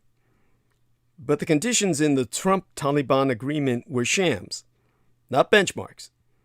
They were being rampantly violated even as the agreement was negotiated and signed, and Trump officials knew it, including when they forced the regime in Kabul to release those prisoners. To take the most notorious example, the agreement expressly states that the Islamic Emirate of Afghanistan will not allow jihadist groups, including al-Qaeda, to use the soil of Afghanistan to threaten the security of the United States and its allies. As the State Department and our 50 billion United States dollars per annum intelligence apparatus well knew when this agreement was signed by Donald Trump, al-Qaeda had all along been aligned with the Taliban and had continued fighting the U.S.-backed regime in conjunction with them. Al-Qaeda's pre-9/11 partnership with the Taliban had never been broken, even as the terror network persisted unabashedly in calling for terrorist operations against American forces, American interests, and the American homeland. We are talking about a incestuous, tribal, interdependent network in which Osama bin Laden of Al-Qaeda and Mullah Omar of the Taliban married each other's daughters, rendering them brothers, in effect. The notion that President Trump would have voided the agreement if the Taliban violated their conditions is sheer nonsense. The conditions were not just made to be broken, they were consciously illusory from the start. Behind the scenes, of course, publicly stoic senior officials were pleading with Trump not to pull out. But the president was undermining this effort at every turn, repeatedly telling the world he could not get out of the forever war fast enough, while his advisors tried to insist that the exit would be conditional on Taliban compliance. In fact, in April, Trump publicly derided Biden for extending the May 1st deadline his agreement had set for full evacuation, because leaving Afghanistan would be a wonderful and positive thing to do, despite the deteriorating security situation and, critically, the lack of credible U.S. counterterrorism capabilities. Trump's agreement with the Taliban was never anything more than a fig leaf. He was determined to get out, heedless of whether our government had in place a plausible counter-terrorism apparatus to prevent the Taliban from giving safe harbor to Al-Qaeda, ISIS, and other anti-American jihadist groups. While senior Red Republicans concerned about our national security ripped the Trump-Taliban agreement, it had the ringing endorsement of the Trump-enchanted Republican National Committee. Before the 2020 election, the historic peace agreement with the Taliban was lauded on the RNC website as a decisive move towards peace and the best path for the United States. As it happens, however, you cannot find that anymore. Even as it ripped Biden for the Afghan debacle, the RNC quietly scrubbed its effusive praise for the agreement from its website. History, however, is not so easy to purge. It will hold President Biden to account as it should, but it will not forget that President Trump was an enthusiastic accomplice, no matter how hard he and his allies strained to distance themselves from the unfolding calamity before us. Politicians don't tell this truth. The politicians and pundits who make excuses for this shameful retreat will dishonestly claim that it was this or fighting so-called forever wars. They pretend that our only choices were a massive occupation or an immediate withdrawal. They ignore the reality on the ground. Their cheap talking points have led to chaos, persecution, and mass death. America has always had one foot out the door in Afghanistan. America never had a nation-building occupation force in Afghanistan. The last time we had 100,000 troops in country was a decade agone. We're not waging endless wars in Afghanistan any more than we're waging endless wars in South Korea. The leased bases we retain in Germany or Japan, which we pay for.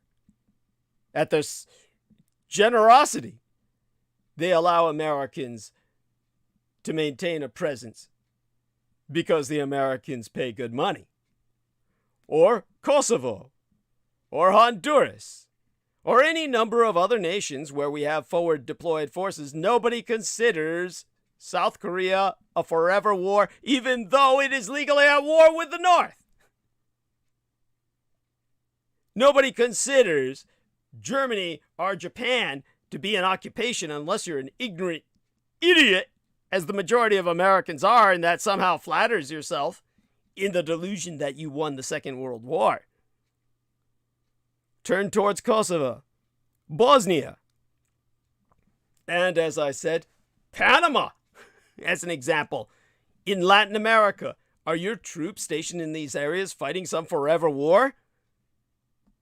Effectively, they're there as an extension of your empire. This is what empire is about, you dumb fucks. America is not a goddamn republic. We are an empire. And an empire is always at war. It's the nature of frontier. A relatively small number of troops was successfully supporting our Afghan allies by providing the backbone for intelligence and special operations missions. Americans weren't expanding empire or fighting unwinnable battles. We were defending airfields and decapitating terror organizations while keeping a light footprint. Americans have heard of some high-profile goons such as Qasem Soleimani and Abu Bakr al-Baghdadi, a decade after U.S. forces arrived in Afghanistan. The headquarters of the Combined Joint Special Operations Task Force was still made of plywood, as were most of the other buildings that housed American troops. Obviously, the resources existed to build out of concrete, to actually bunker these structures. But why would we do that? At any given point in our 20-year Afghan odyssey, we were always in our own minds at least, only a year or two out from a drawdown followed by an eventual withdrawal. Of course, the Afghans noticed this. At a remote outpost near the Iranian border, the lead Afghan contractor, who worked alongside an American special operations team, would always scoff whenever an aircraft brought in pallets of plywood for their construction projects. He would say, "Wars, they are not won with plywood." Many have claimed that the disintegration of the Afghan security forces proves that they were a paper army. Now, that isn't quite accurate. They proved to be a plywood army. The difference between the twain explainest how an army that was once capable of fighting the Taliban dissolved in a matter of days. On the 8th of July, at a White House press conference, when Joseph Biden was asked whether a Taliban takeover of Afghanistan was inevitable, he responded, "No, it is not, because the Afghan troops have 300,000 well-equipped soldiers, as well-equipped as any army in the world, and an air force against something like 75,000 Taliban. It is not inevitable." For years, the Afghan security forces had been fighting their own civil war against the Taliban, sustaining casualties but holding ground. A paper army, one which possesses little to no fighting capacity, but merely assets on the books, could never have accomplished as much. The performance of the Afghan forces allowed U.S. and international troop numbers to dwindle from nearly 150,000 a decade ago to 2,500 this year, without the total implosion of the country. And yet, these forces were, and always have been, a plywood army, one with the capability to accomplish the mission, but with foundational problems in recruitment, administration, and leadership. The Afghan military was, by design, a nationally recruited force, meaning that typically Afghan soldiers did not fight their native provinces. Because of Afghanistan's history of warlordism, the decision to create a nationally recruited army, as opposed to a regionally recruited one, was made early on with the idea that an Afghan military with strong regional tribal affiliations would threaten its own existence. This decision was eminently logical, but it also had its downsides. The tribal familial structures that formed the backbone of accountability in Afghan society did not transfer to the military. This created consistent disciplinary challenges within the ranks. It also proved a problem when waging a counterinsurgency. An ethnically Tajik Afghan soldier from Mazar-i-Sharif, tasked to fight in the heavily Pashtun Helmand province, would find himself as foreign there as any American. We never managed to integrate tribal and regional loyalties into a national army. Had we done so, the Afghan security forces would have been built on a far stronger foundation that would have been concretized. The two other areas where Afghan security forces proved endemically weak, administration and leadership, are closely linked. Any advisor to any of these Afghan units would see how slack they were in their administration. Inaccurate troop rosters and incomplete equipment inventories, for example, fed endemic corruption. Too often, as Americans, we equated corruption in Afghanistan with moral failure on the part of the Afghans themselves, while never questioning our own complicity in creating conditions that fostered corruption, indeed necessitated it. Most tragically, our consistent messaging, or conflicting messaging, was that we were on our way out of Afghanistan every fucking day, encouraged Afghans in positions of power to embrace corruption, specifically the siphoning of resources for personal gain, for their eventual escape, as the one clear and sure means of survival. Corruption became a financial contingency plan, the choice any reasonable Afghan would make to ensure a safe future for their children. When every year the Americans promised that the next year would bring an American drawdown and eventual abandonment to the Taliban, what choice would you make? The deterioration of the Afghan security forces hasn't occurred on the battlefield as much as it has occurred in negotiating rooms, in which key tribal leaders, such as Ismail Khan in Herat, either surrendered without a fight or cut deals with the Taliban as they advanced before any substantial battle for those cities could occur. The Afghan army was there, well-trained, well-equipped, but without any political leadership, at least not anymore. You know, in Afghanistan itself, there is a saying, "The Americans have the watches, but the Taliban have the time." As far back as President George W. Bush's decision to divert troops from Afghanistan to Iraq as part of the 2003 invasion, America has always had one foot out the goddamn door. Never once did we convince our allies or our adversaries that we possessed both the watches and the time. Ironically, this led us to spending more time in Afghanistan than we might otherwise have if we'd postured ourselves correctly, if we hadn't insisted on building in plywood and bunkered in concrete. President Biden's announcement of a complete U.S. withdrawal from Afghanistan earlier this year set off a crisis of morale among Afghans that resulted in their security forces folding without a fight. They might have possessed numerical and material superiority, but their belief in themselves vanished when we left. What we're seeing now in Afghanistan is the accumulation of hundreds of bad decisions over 2 decades. However, the one I can't seem to get out of my head today is that we chose plywood. Now, America is finally pulling out of a losing war. After 2 decades of lies and deceit from the country's military leaders,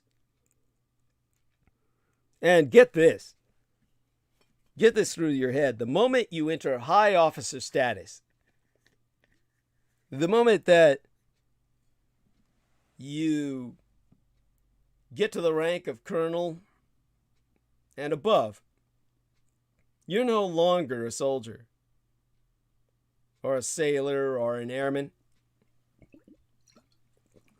or a Marine. You're no longer a service person. You're a politician in uniform. So blame the generals for our defeat in Afghanistan. America's retreat from Afghanistan after nearly 20 years of war, $2 trillion United States dollars in taxpayer funding, and 2,448 dead service members is nearly complete. The top commander of the U.S. forces there, Army General Austin Scott Miller, stepped down on Monday, opening this work week after 3 years in the role. He is not being replaced. Good riddance. We can now say that this war has ended in complete defeat. The Taliban currently controls half of Afghanistan's districts and actively contests an additional quarter that only on paper remain in government hands. Month before last, Miller warned that a civil war is certainly a path that can be visualized if this continues on the trajectory it's on right now. For the second time in the modern era, including the Vietnam War, legally a counterinsurgency, an armed conflict in disambiguation from a legal declared state of war, which should have been declared if that war had ever intended to be won, our military has not accomplished the mission prescribed by the White House and the Congress. Presidents and politicians have received their share of the blame tonight, but for too long our nation's military leadership has escaped reproach. It is the generals and admirals' foremost job to fight and win wars. Dozens of them in every branch of service, across presidencies of both parties and multiple generations, have completely and decisively failed, now leaving us wide open to enemy attack on the homeland by terrorists. They used to say during the Vietnam War, if we don't fight them on the Mekong, we'll be fighting them on the Mississippi. Your average conservative who so hates the social justice activists, the liberal progressives, would say that, well, we lost on the Mekong and now we're losing on the Mississippi. Well, we lost in Afghanistan. We're going to lose here on the home front more Americans than we ever dreamed of.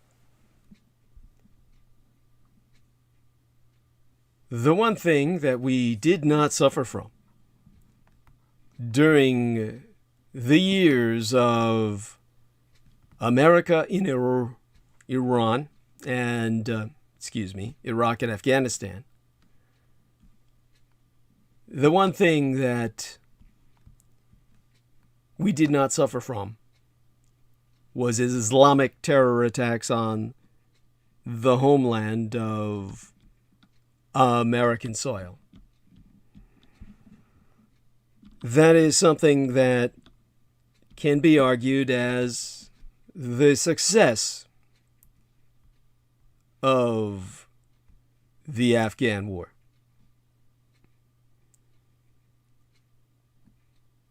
In terms of that situation, let me try and put it into perspective. When it came to the war in Afghanistan,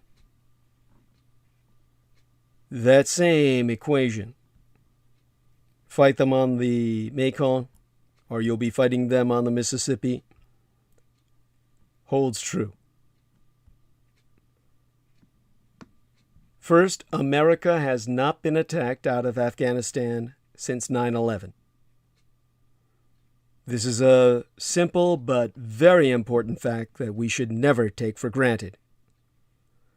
While violence has continued to plague the broader Middle East and also hit Europe hard in a wave of attacks inspired or conducted by ISIS from 2015 until 2017 or so, the United States has been completely spared from any major extremist attacks as motivated by Islamo-fundamentalist ideology on its own soil. We have been rendered invulnerable while we maintained that foot in Afghanistan. About 100 Americans have died here at home from Islamo-fundamentalist jihadi violence since 9/11. If you had told American officials or strategists on September 12th of 2001 that we would manage to limit casualties on the homeland, the home front, to such a level for 2 decades, they would have been thrilled to take that outcome. It is a result, to be sure, of excellent work by Homeland Security and intelligence officials. But the U.S. military operations abroad, including in and around Afghanistan, had much to do with it. That outcome was achieved largely because we managed to destroy Al-Qaeda and ISIS leadership, keep much of the organization on the run to avoid the same fate as top leaders, and deny extremist groups sanctuary from which they could recruit, organize, plan, raise money, and otherwise prepare future attacks.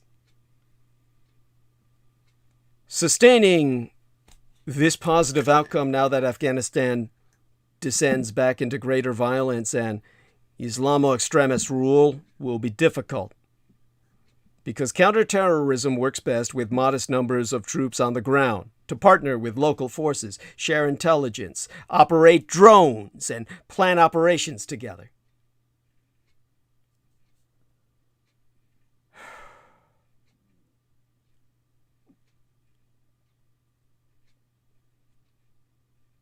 But in the 20 years of fighting in Afghanistan, we have developed many new tools of intelligence gathering and counterterrorism operations that can now be employed, to some extent at least, even from standoff range.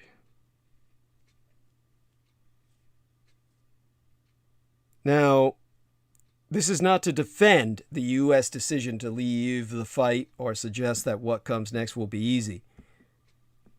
But we are in a much stronger position overall than was the case 2 decades ago. We have also clearly demonstrated, to an extent, America's will and readiness to fight in defense of its values, rather its security. The Taliban may be rejoicing in their military victories, but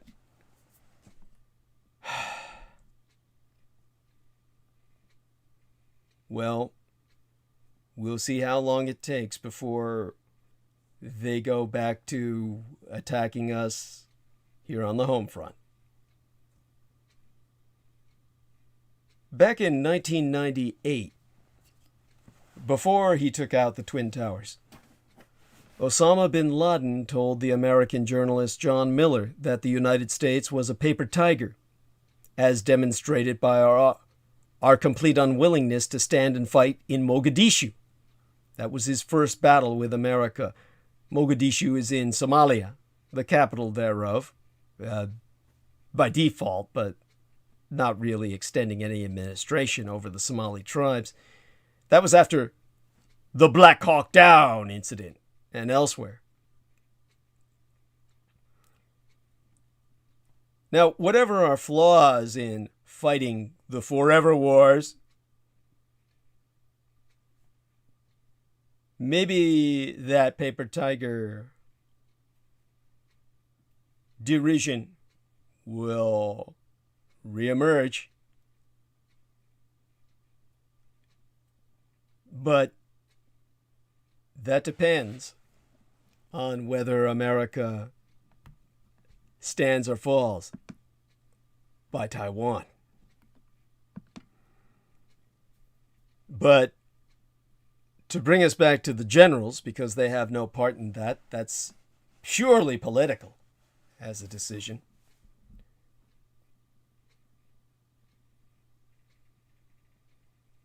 Across 2 decades, our military leaders presented rosy pictures of the Afghanistan war and its prospects to the presidents, Congress, and the American people, despite clear internal debate about the validity of those assessments and real-time contradictory information from those fighting and losing the daily battle against the Taliban. Or, to put it in the words of John Sopko, the Inspector General, who issued a series of reports known as the Afghanistan Papers, the American people have constantly been lied to. The promise that victory was always just around the corner proved intoxicating to presidents and politicians, not to mention everyday Americans, who blindly trusted anyone with 4 stars on his epaulets. Despite the partisanship and institutional mistrust of the past 2 decades, the military consistently has been the most trusted institution in this country, rated highly by roughly 70% of Americans in their naivete. Cloaked in this near-universal trust, these officers repeatedly argued that an unwinnable war could be won. Whereas I said, the reality of empire is that you fight forever. But then Americans deny we're an empire, don't they?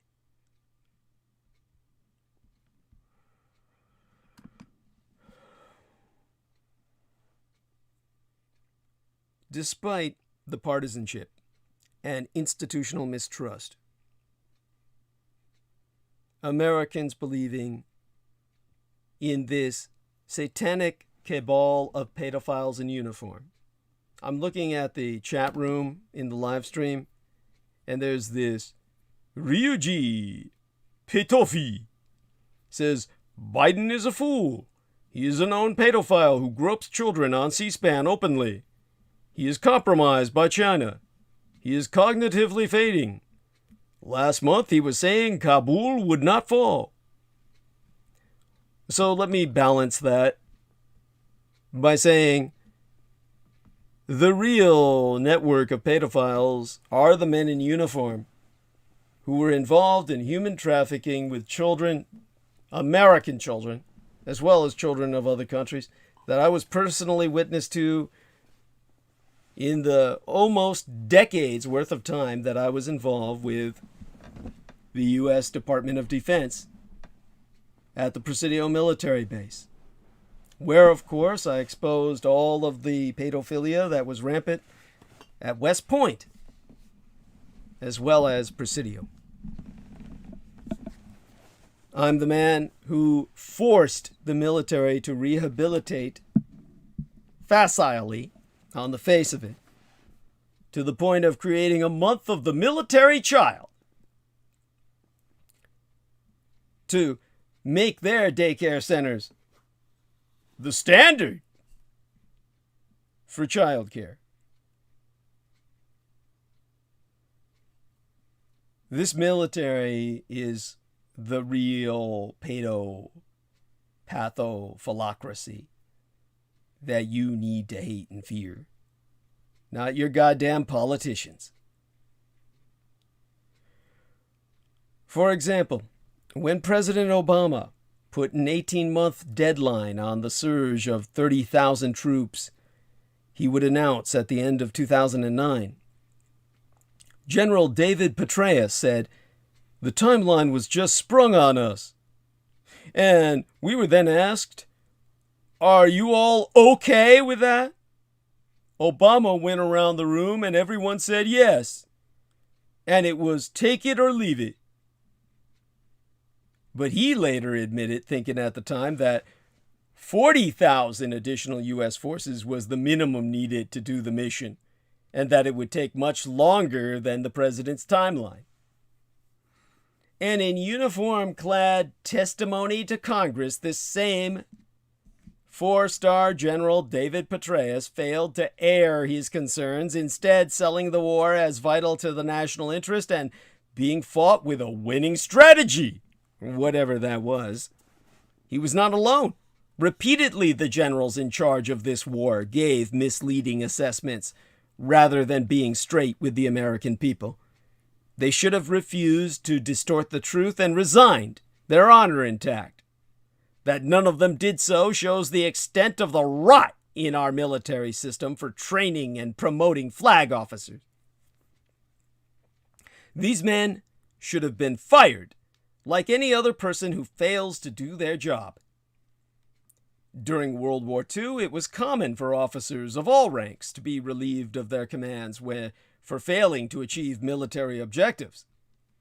But since Vietnam, the generals have had the kind of job security only afforded to tenured professors. Firings are increasingly rare, except for the most junior officers and enlisted service members. Even when a top general is replaced today, as happened to Stanley McChrystal, it is often a soft exit on terms of their own choosing. But even if these generals had been group deluded into actually believing the war was winnable and been honest about its difficulties, they still failed at their jobs. The military can only remain an honorable profession if those who partake in it are willing to accept shame as a consequence of failure. But for far too many generals, shamelessness is exactly what is required to reach the top of the flagpole. Many of these generals have been rewarded with promotions to lead their service branches, to chairman of the Joint Chiefs, or to cabinet positions. Those who retired have gone on to venerated and lucrative post-military lives. They sit on the boards of Fortune 500 corporations, are hired for six-figure speaking engagements, and bask in the glow of the non-profit and academic communities which seek the credibility of their endorsement. This is not new, but it shows that we are once again repeating the mistakes of Vietnam, or what led to Vietnam. General William Westmoreland, the architect of that war, received similar accolades after he was promoted to Chief of Staff of the Army and later retired. As late as 1986, he was feted as the Grand Marshal of the Chicago Vietnam Veterans Parade, where more than 200,000 people marched. This established a standard of veneration that over the years has transformed our generals into celebrities.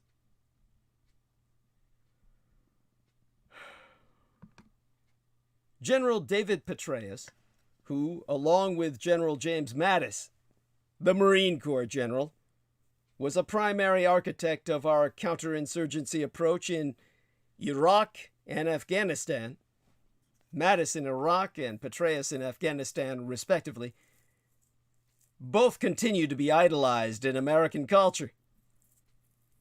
Petraeus broke the Uniform Code of Military Justice by cheating on his wife, an offense any lesser service member would have been harshly disciplined for, and illegally sharing classified intelligence with a reporter. In the sack, no less. In betrayal of his matrimonial promises. A marriage license is a legal license. It's a contract. And, if that contract is broken, certain partners might consider the death penalty to be deserved. His wife would have every personal right to have poisoned him. But, of course, generals like Petraeus trade on the trust of the American people, the trust we give them to act with impunity during and after their military service because they justifiably know that they are above the law. But even an officer like Mad Dog Mattis, who is revered in the Marine Corps and considered one of the great military minds of his generation, for reasons I'll never understand, should not escape culpability for our loss in Afghanistan. As a two-star general, Mattis upheld a similar standard during the Iraq invasion when he was one of the few commanders to relieve a subordinate during wartime for failing to achieve a battlefield outcome. When he returned from deployments, he personally wrote to the families of every Marine killed under his command and drove cross-country to give his condolences face-to-face to their families. By any normal standard, Mattis is a decent and honorable man, and yet the stakes are too high in war to hold generals to any normal standard. I have no doubt that the generals believe they have an obligation not to tarnish the memory of the men and women who gave their lives under their commands by speaking ill of the war or their failures. After all, how can you tell a Gold Star parent that their child died for nothing? And yet their silence, which is not a lie but is also not the truth, has only allowed more American and Afghan sons and daughters to die on the next general's watch. If an officer's foremost task, other than winning wars, is to bring as many soldiers, sailors, airmen, and Marines back home alive, then their silence is an act of profound moral cowardice and a dereliction of duty. American service members risk their lives for a lifetime welfare check and free medical care, providing all the recreational drugs they'll ever need to sell and net themselves a profit what makest any street dealer look like a piker, while being lauded everywhere they go with thanks for their so-called service, but there be no board seats awaiting them. For many years, there were barely any jobs at all. If the occasional service member can risk their life, the least the generals could have done was to risk their reputations by leveling with the American public. But they failed in that too, and now they're basking in undeserved glory while thousands of parents mourn their dead children and tens of thousands of service members return home to wage their war against the rest of us with all the impunity provided by their status as a veteran. Whatever lessons we learn from Afghanistan will be meaningless if they don't result in consequences for the war's leaders. That means no lucrative speeches, no hagiographic book deals, no fawning interviews, no plum sinecures in the private or non-private sector, and no appointments to blue-ribbon government posts.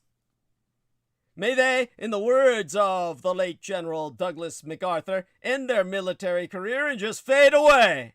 And may their retirement be spent quietly contemplating the profound damage they've done to their country. Ergo, in all fairness, for all their faults, which be countless and damning beyond any redemption, our own troops didn't lose this war. Politicians in uniform engineered defeat. Civilian politicians chose to accept it. We never had to let the Taliban win, but a bipartisan doctrine of weakness has humiliated the world's greatest superpower and handed Afghanistan to butchers. In the next few weeks, the situation in Afghanistan will get much worse. Americans need to pray for that tormented country. They abandoned to its fate. Beyond even that, Americans need to pray for our own tormented empire. There be many repercussions that will endure long after the American withdrawal. First and foremost, Islamo-fundamentalist jihadism has won a key battle against democracy. The West believed that its armor and its steel, backed by a generous infusion of aid, could defeat a hardline ideology with a strong local following. Islam is a religion. Islamicism is an ideology as pernicious as communism. The Taliban are likely once again to install Sharia as law of the land. Afghanistan will again, almost certainly, become a haven for like-minded militants, be they members of Al-Qaeda or others in search of a haven or a sponsor.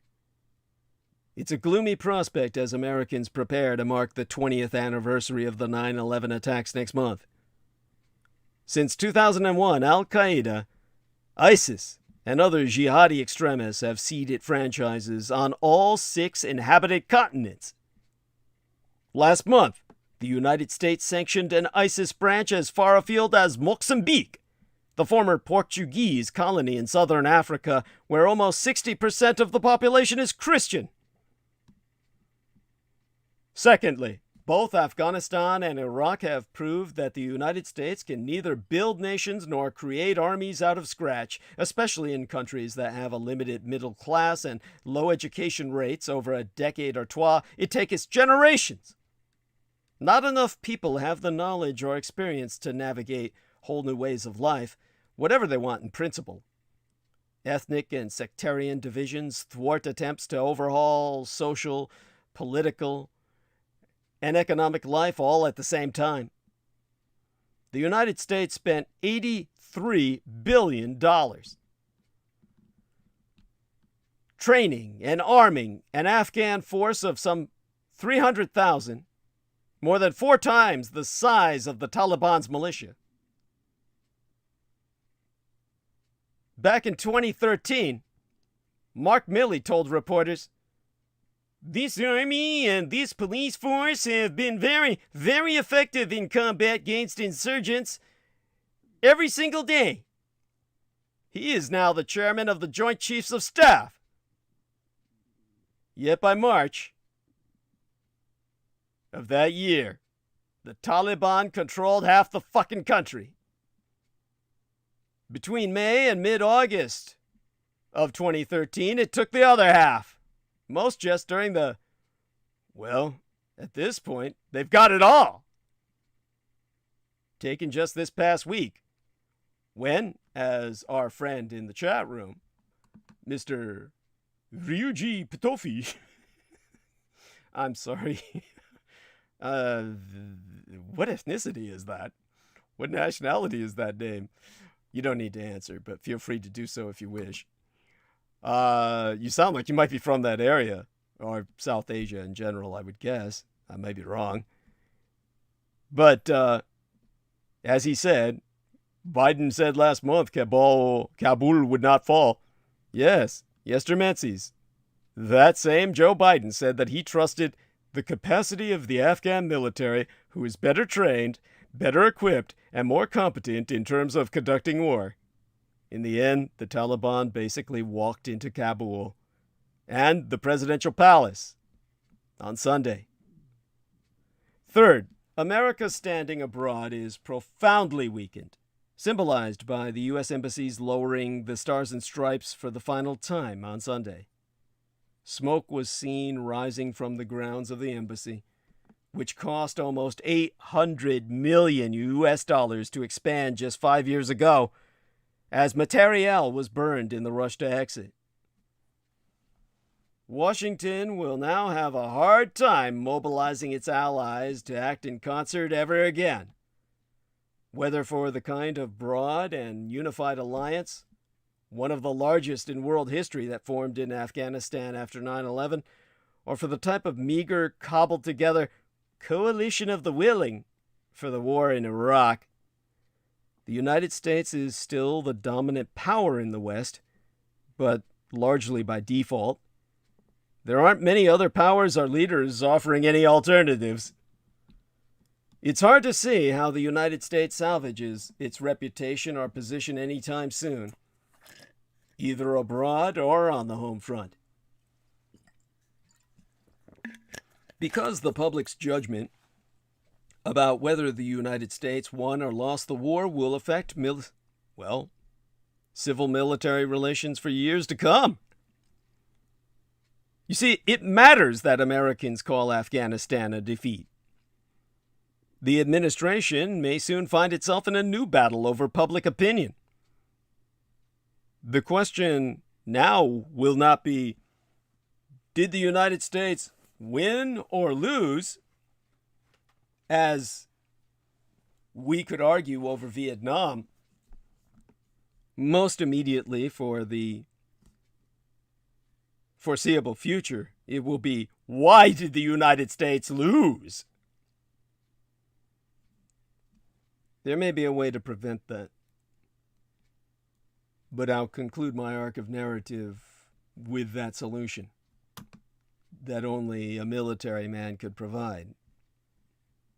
Consider me a better general than any of the fuckers who lost your war. What was it my biological father Adolf Hitler said? I am the first soldier of the Third Reich. Now, you can consider myself the first of the fourth.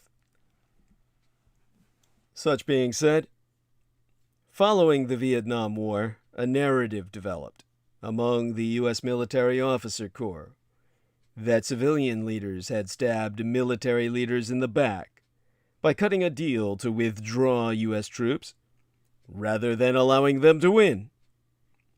A broader literature suggests that a stabbed-in-the-back narrative is common cultural response among militaries that have failed to achieve their wartime goals. Many of these frames have staying power. The Powell Doctrine.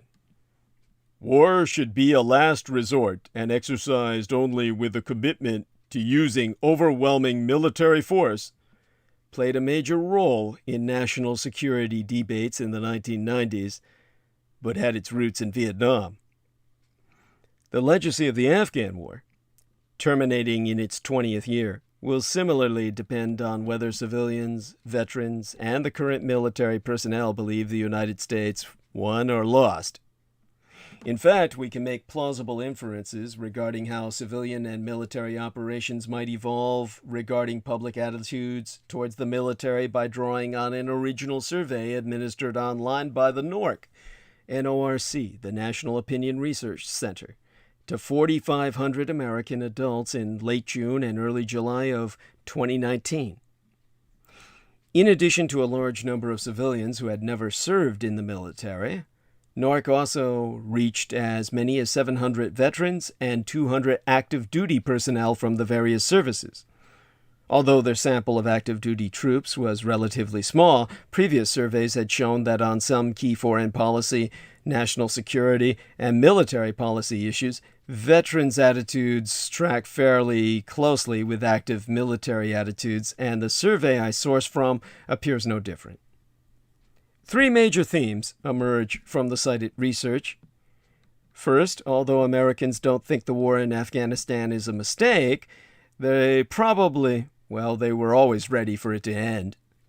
In the survey I cite, only 29% of respondents responded that they believed the Afghan war was a mistake. Well, at that time at least, this was 2019. 45% believed it wasn't a mistake, while 26% were unsure. Unlike opinions on the Iraq War, which a supermajority of Democrats, but only a minority of Republicans, believed was a mistake, opinions on the war in Afghanistan showed few partisan or civil military gaps. Isn't that a wonder? Only 31% of Democrats and 21% of Republicans responded that the war in Afghanistan was a mistake. Just 30% of veterans and 29% of non-veterans said the war was an error. Still, President Biden has some basis for thinking a troop withdrawal before the 20th anniversary of the 9/11 terror attacks would be job-enhancing for him. Even though most Americans don't think the war was a mistake, they appeared ready for American troops to come home every minute it was waged. Biden bet that, and he bet wrong.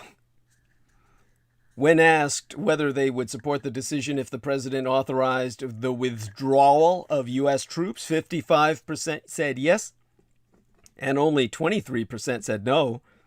67% of Republicans backed a troop withdrawal by Donald Trump, but Democrats weren't far behind. 57% of them would have approved if Trump had ordered withdrawal, and approximately 55% of both veterans and non-veterans told NORC they would support a troop withdrawal, no matter who was president, along with an overwhelming 72% of those on active duty. Isn't that a bitch? Nothing like having a bunch of men in active service saying, "Get me out of here!" In the cited survey, NORC included an experiment. One group of 619 respondents. See, this is what brings me to my second takeaway lesson from the survey that I'm citing. The second lesson being that whether or not troops come home might not be the only thing that matters. The survey was taken in 2019, the year before yesteryear. The terms of an agreement with the Taliban and how that agreement would be framed as a victory or defeat was what would influence public opinion, public support for the deal itself, especially among veterans and active duty troops. So it was towards assessing that endpoint that in this cited survey, the NORC included their experiment with one group of 619 respondents, the control group, receiving no additional information about the war in Afghanistan. They answered questions solely based on their own knowledge of the situation. Another group of 584 respondents read a paragraph telling them that the United States had achieved none of its strategic goals and that it was clear the United States had lost the war in Afghanistan. A final group of 574 respondents read a paragraph telling them that no large-scale terrorist attacks have occurred on U.S. soil since 9/11 and that the U.S. may soon be able to declare victory in Afghanistan. For that very reason, as I articulated, which we can argue rendered the Afghan war a certain kind of success. For civilians who were not veterans, the effects of these treatments were modest.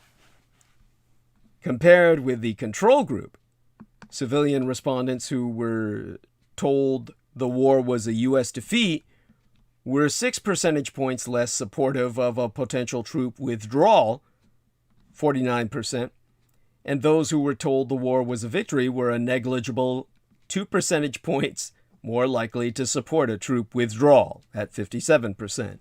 For veterans, however, the effects were large and significant. When told the United States had lost the war in Afghanistan, veteran and active duty for support for troop withdrawal dropped 13 points to 46% overall. When told the United States could declare victory, veteran and military support increased 11 points to 70% for total troop withdrawal. Third, in a takeaway lesson to be learned, and perhaps the most important, really, the perception that the United States is cutting a deal and leaving Afghanistan in defeat will have a lasting negative impact on American civil-military relations if such a narrative takes hold, as seems to be the case. A final deal remained forever elusive because the Taliban has, quite factually, not yet agreed, never did agree to denounce Al-Qaeda or provide all the counterterrorism assurances U.S. negotiators have requested. The failure to conclude any deal is what will shape how civilians and military come to view the end of this Afghan war. In the NORC survey, they asked some respondents whether civilian leaders, military leaders, or America's enemies deserved the blame for the outcome of the wars in Iraq and Afghanistan. They asked other respondents who deserved the credit. When veterans were told the U.S. won the war in Afghanistan, more of them gave civilian leaders credit, and fewer of them gave military leaders credit because they had served under them and knew them all to be a bunch of fucking losers and pedo-cultists. In victory, non-veteran civilians were similarly charitable towards the military. More of them gave military leaders credit, and fewer credited civilians because these dumbass civilians out of uniform don't realize that everybody in uniform is a baby raping Satanist, and they trust them more than the goddamn politicians they elect to represent them, simply because they're authority figures in uniform, and therefore, well, you know, daddy beat the shit out of them when they were a kid and raped them every night, so they figured the man in uniform replaces that. Which in that function he does. When told the United States had lost the war in Afghanistan, however, civilian and veteran opinions polarized. Veterans were more likely to blame civilian leaders. Fewer civilians blamed civilian leaders and more blamed military leaders. Moreover, the percentage of civilians expressing confidence in the military dropped by almost 10 points, from 75 to 66%, a lower level of public confidence in the military than at any time since 9/11. Among the control group of respondents who weren't told the United States had won or lost in Afghanistan, 74% of civilians and 90% of veterans expressed confidence in the military. That civilian-military gap nearly doubled among those respondents who were told the U.S. had lost. Older veterans were particularly likely to blame civilians and express confidence in the military. These survey results I cite do not exist in a vacuum.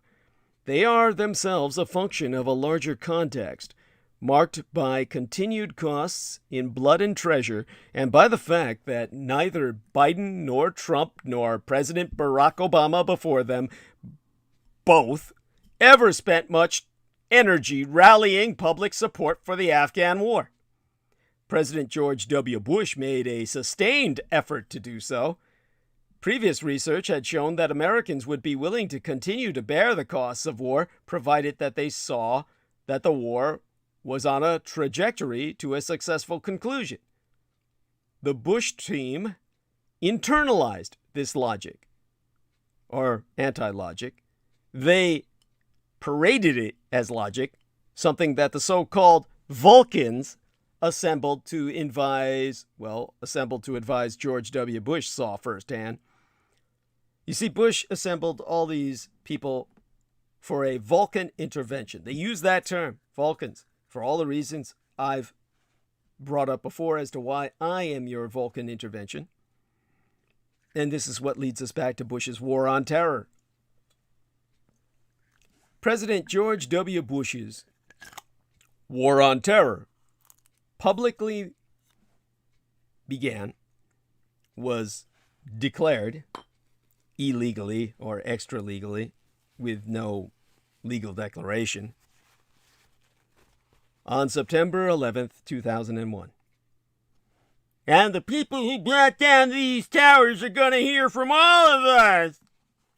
Yeah. We think of wars beginning with a cataclysmic event. Everything up to that moment could have gone either way until the moment occurs that maketh war inevitable or inescapable. It is that clap of thunder we are indoctrinated to believe that coalesces events into something that we recognize as war. The designation that a series of events has become a war wonderfully concentrates public and official attention on a situation that had not previously commanded any interest. Like when my father was fighting with Japs in theater China Command between 1937 and 1941. Coming home with people putting up signs that read, "Sailors and dogs keep off the grass." And people casually asking, "How's the war going against the Japs?" Oh, then Pearl Harbor happened. Surprise, surprise, surprise. We've been surprise attacked. With nobody suddenly remembering they were asking my dad how the war with Japs was going anytime he came on leave from 2 years overseas. Let me take a look at the live stream here. Good God. We have almost 3 hours left. Now, for President Bush, the war on terror encompassed more than the fight against Osama bin Laden and his minions and began well before 9/11. Bush declared war against disparate enemies.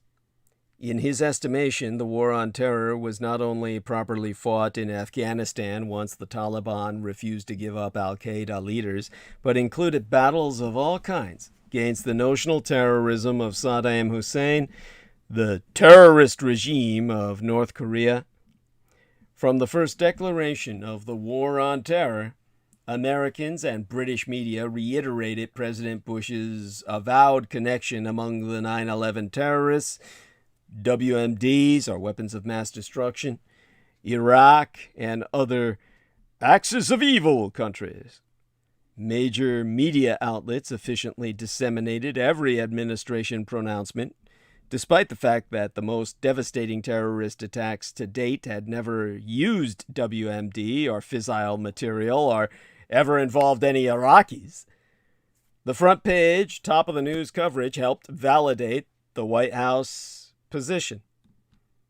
In quick order, with everyone watching, but nobody paying attention, the 9/11 initiated war became a war to create the new moral order articulated by President Bush and his so-called Vulcans, as the author James Mann compellingly defined the administration's foreign policy team of Donald Rumsfeld, Dick Cheney, Colin Powell, Richard Armitage, Condoleezza Rice, and Paul Wolfowitz.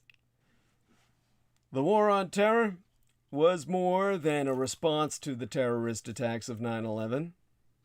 The 9/11 cataclysm gave President Bush the opportunity to realize all the misnomered Vulcans' unilateralist, interventionist foreign policy goals by uniting them into one comprehensive policy.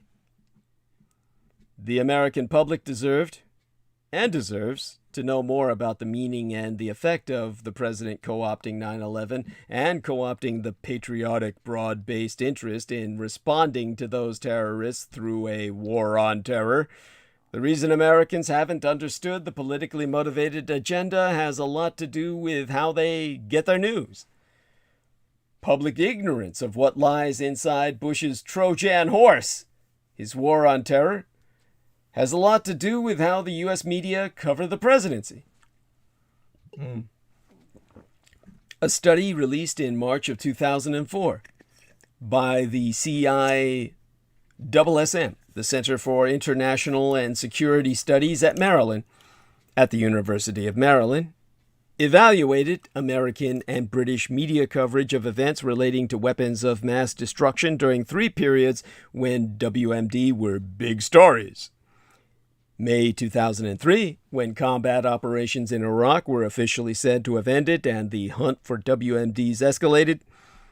October 2002, when Congress approved military action to disarm Iraq, and when revelations about the North Korean nuclear weapons program surfaced.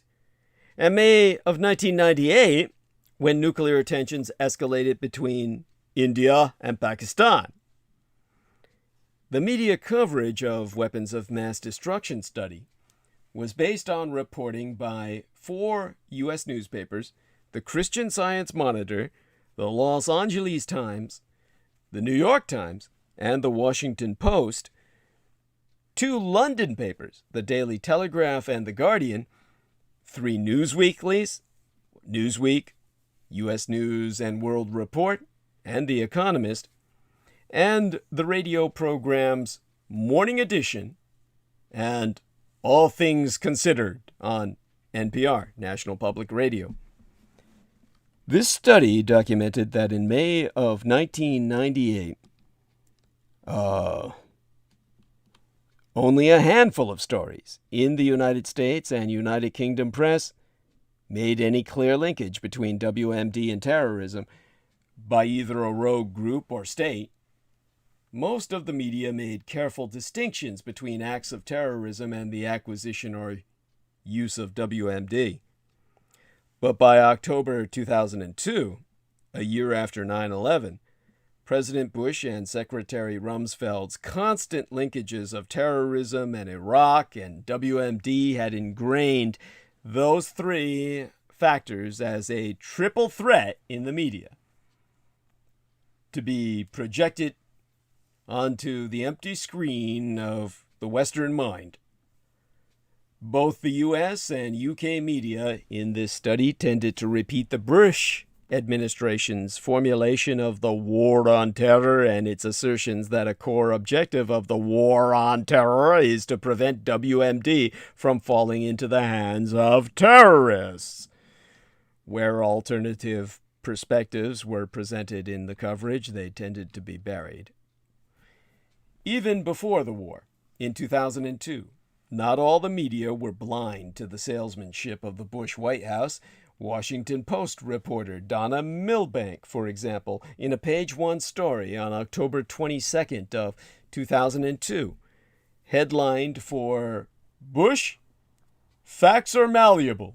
Bear in mind, my late and sainted sire, the man who raised and guided me, George Dietrich, was still alive, and this was on his birthday eve day that he laughed us off reading this headline of the Washington Post.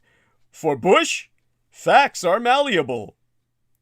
And with that as the header, Donna Milbank wrote that the president's claims that there was a triple threat were primarily powerful arguments for the actions Bush sought, meaning for his own agenda. But news, rather than analysis, dominated most of the coverage, and the conventions of breaking news stories tied journalists to leading with the most important information and the most important players, which meant reporting the president's assertions as he stated them. The inverted pyramid style of news writing, ironically a style considered to be an impartial way of transmitting news because of its emphasis on facts, meant that the breaking news stories led with the administration's point of view, meaning you're pushing their agenda, their storyline. By May of 2003, the third period studied, many journalists, especially editorial and opinion writers, had become downright skeptical of all these linkages Bush had drawn between other nations' purported WMD and the concomitant threat to these United States. Yet even most of those reporters continued to accept the misadministration's prioritization of international issues and events. In other words, across all three time periods of this study, the level of recognition that both the Bush and Clinton administrations gave to WMD issues and events matched the level of recognition from the media. If the White House acted like a WMD story was important, so too did the media, even if, on certain occasions, the journalists criticized the administration's spin. If the White House ignored a story, or an angle on a story, the media was likely to as well. It took until the summer and fall of 2003 before President Bush finally got around to acknowledging that there was no connection between Saddam Hussein and the terrorist attacks of September 11th, 2001. At least that's what the New York Times editors wrote in their lead editorial of September 19th, 2003. Yet, same editorial continues by saying, why did the Bush administration draw a link between Mr. Hussein and 9/11? Which should have been a question they asked 2 years before, right? Because, they say, this is from the New York Times I'm reading, drawing it up online here, recent polls suggest that the American public is not as enthusiastic about making sacrifices to help the Iraqis as about making sacrifices to protect the United States against terrorism. The temptation to hint at a connection with September 11th that did not exist must have been tremendous. Come fall of 2003, many in the media began calling upon the White House to accept blame for the failures in intelligence gathering and intelligence analysis. But the media themselves have been loath to accept responsibility for not sufficiently challenging the Bush misadministration and Pentagon on their facts, or not offering more alternative voices. Michael Gettler, the clear-sighted ombudsman of the Washington Post, has been one of the few journalists to criticize his paper's coverage of the war. In March 16th of 2003, a column that was published that date, he noted that while the Post, the Washington Post, WAPO, through some labor-intensive, enterprising reporting, did bring certain important issues to the public's attention, Post editors were guilty of taking their eye off daily developments while working on those more enterprising efforts. He detailed a pattern in the news of missing, underplaying, or being late on various blips with respect to public voices of dissent or uncertainty. He then went on to detail specific perplexing flaws. The media coverage of weapons of mass destruction study documented that all of the media analyzed uncovered alternative voices with different policy options, and none of them was daily meticulous in asking the president to defend his use of 9/11 to fight battles extraneous to a war on al-Qaeda terrorists. Gettler himself has so noted that When the question is whether to go to war, an administration can command attention anytime it wants. Rigorous and daily accounting of issues and events is the only way we can have the democracy we claim to have and need to be. Conclusively, the uneven rate of progress on the battlefield was an obstacle to mobilizing support. Apart from some high-profile speeches, Bush's successors have mostly chosen to keep the war under the radar, leaving it often overlooked or misunderstood by the public. Come the 2008 campaign, candidate Obama emphasized the good war in Afghanistan as compared with the Iraq War, which he opposed. More than a decade has passed since a prominent political leader made an unequivocal case for the American mission in Afghanistan. About 13 years agone, circa 2007, the year my late and sainted sire, Chief Petty Officer, U.S. Navy retired George Joseph Henry Dietrich, was fanatized in the month of March thereof.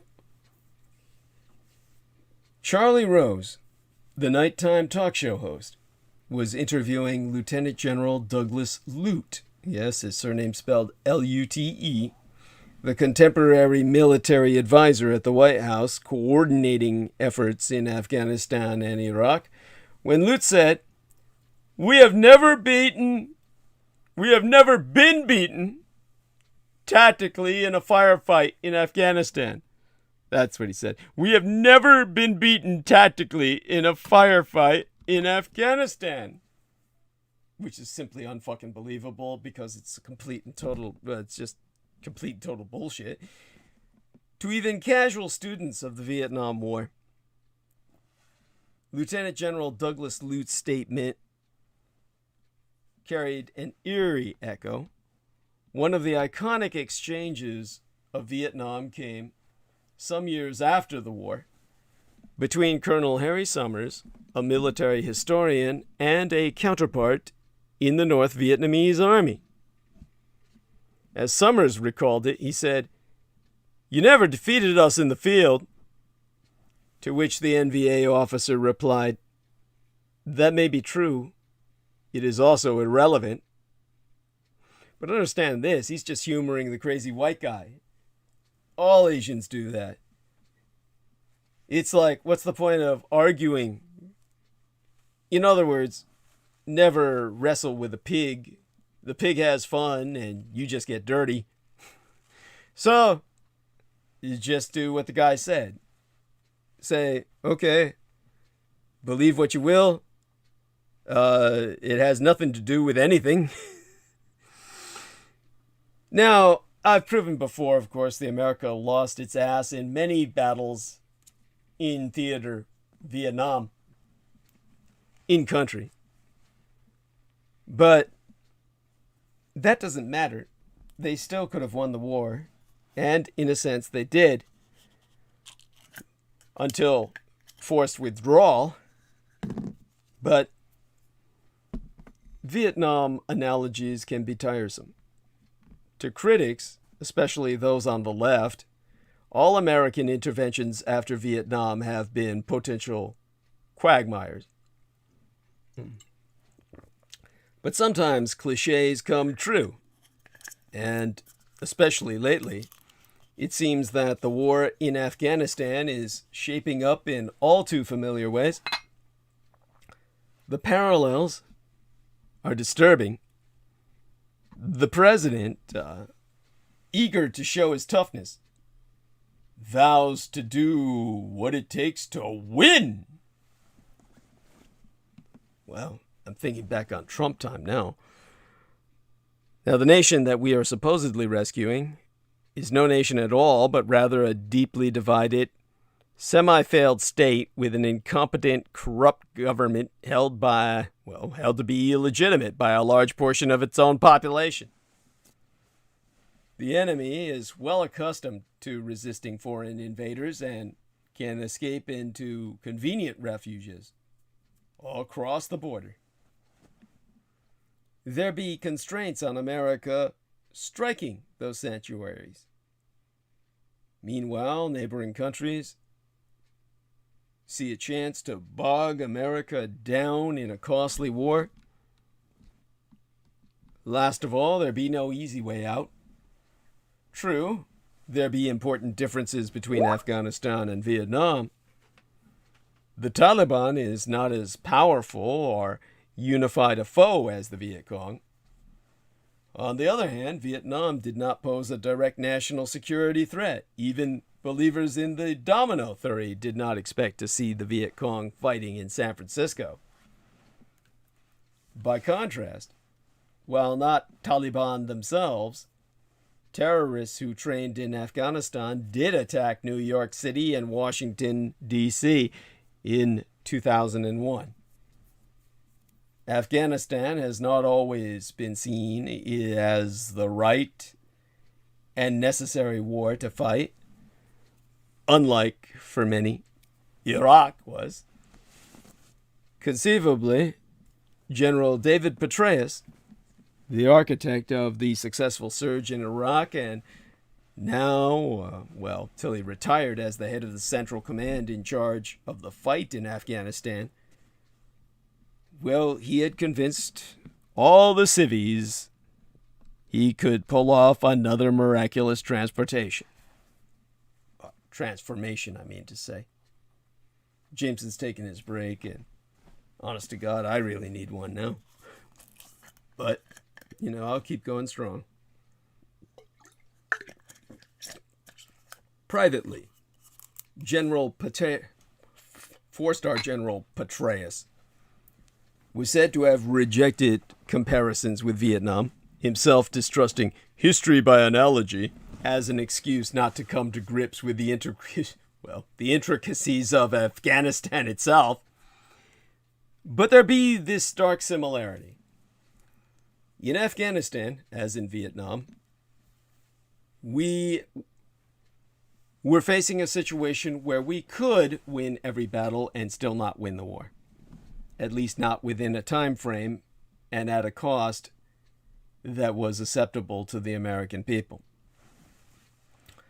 A wave of reports, official and unofficial, from both American and foreign, including Afghan, diplomats and soldiers, contemporaneous and former, all seem to agree the situation in Afghanistan was bad and getting worse. Some 5 decades and change are gone by Vietnam, or maybe by now, really. Forget the Vietnam War. I keep going back there because, of course, we'll go back there again. But it was 50 years plus agone by now that American presidents became accustomed to hearing gloomy reports like that from Vietnam. Although, how it's bad and getting worse, although the public announcements, or rather their public pronouncements, were usually much rosier, so the votes would keep coming in. John F. Kennedy worried to his dying day about getting stuck in a land war in Asia. LBJ was haunted by nightmares about Uncle Ho in the military. Then as now, there were a growing number of doubters. But the default switch for senior officers in the U.S. military is, "Can do, sir." And that seemed to be the light still blinking till now. In Afghanistan, as in Vietnam, when in doubt, escalate. Which, in a sense, I'll recommend at the end of the arc of conversation tonight to at least conclude my analysis of Afghanistan. There were about 30,000 U.S. troops in Afghanistan the year my late and sainted sire was thanatized. The then outgoing Bush administration and the then incoming Obama administration appeared to agree that the number was necessitated to be twice that by a year or so from their transition to power, though that was never followed up on. To be sure, some 60,000 troops was a long way from the 500,000 American soldiers sent to Vietnam at the war's peak. The 642 U.S. deaths sustained by then paled in comparison to the 58,000 officially acknowledged to have been lost in Vietnam. Still, consider this. That's a higher death toll than after the first 9 years of U.S. involvement in Vietnam. And that is, well, what is troubling is that no one in the then outgoing or then incoming administration were ever able to say what the additional troops were for, except as a kind of tourniquet to staunch the bleeding while someone came up with a strategy that had a chance of working. The most uncomfortable question is whether any strategy would have worked at that point. Vietnam, half a world away, seemed alien to many Americans and to Westerners in general.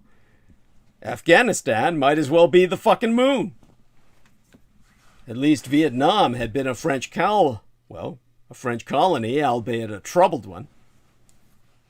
Afghanistan resisted colonization, dispatching the 19th century British and 20th century Russian soldiers with equal efficiency. According to a Saudi diplomat who did not wish to publicly disparage a Muslim neighbor, Afghanistan is not a nation. It is a collection of tribes. In Vietnam, the No Dien Diem government was seen as illegitimate because Diem was a Roman Catholic in a mostly Buddhist country and because it was propped up by the United States. In Afghanistan, Hamid Karzai's government was essentially created by the United States after local warlords, backed by American air power, ousted the Taliban in 2001, albeit Karzai was later elected in his own right, circa 2004, but at a time when he was clearly favored by America and faced no serious rivals. As in Diem's Vietnam, government corruption was epic, prompting even Karzai to confess in November of 2008 that the banks of the world are full of the money of our statesmen. His former finance minister, Ashraf Ghani, rated his old government as one of the 5 most corrupt in the world and warned that Afghanistan was becoming a failed narco-mafia state in a country where 7 out of 10 civilians live on about $1 a day. The average family each year must pay about $100 in bakshish, or bribes. In Vietnam, this was known as tea or coffee money. Foreign aid is, well, after narcotics, the readiest source of income in Afghanistan. But it has been widely estimated that because of stealing and mismanagement in Kabul, the capital, less than half the money actually finds its way into any projects, and only a quarter of that makes it to the countryside where 70% of the people live. So to Afghans now, as to Vietnamese then, the government is more often an arbitrary force to be feared than a benevolent protector. Ordinary Vietnamese lived with a fear of crossing someone more powerful who could always turn them over to the Americans as an enemy sympathizer. A similar fear pervades Afghanistan now. When U.S. forces quickly crushed the Taliban after 9/11, many Afghans welcomed them, thinking the all-powerful Americans would transform their streets and schools and the economy. Now bitterness has set in. Zamir Kabylov, the Russian ambassador to Afghanistan, asked, "What have the people of Afghanistan received from the coalition? They lived very poorly before, and they still live poorly. But sometimes they also get bombed by mistake."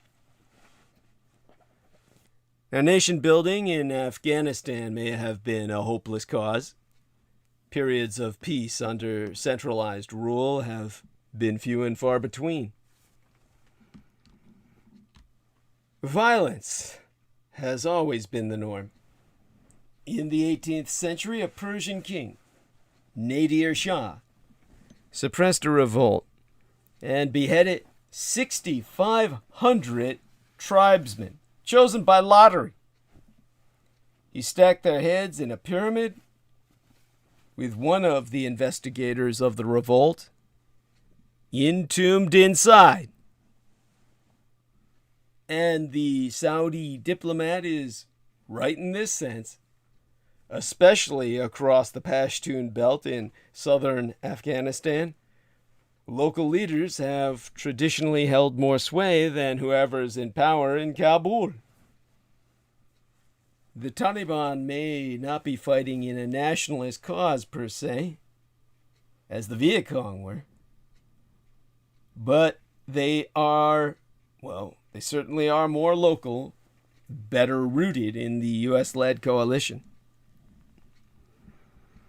The basic mantra of counterinsurgency is clear, hold, build.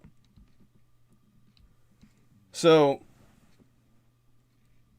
let me tell you how we clear the area of insurgents and hold it so the insurgents cannot return.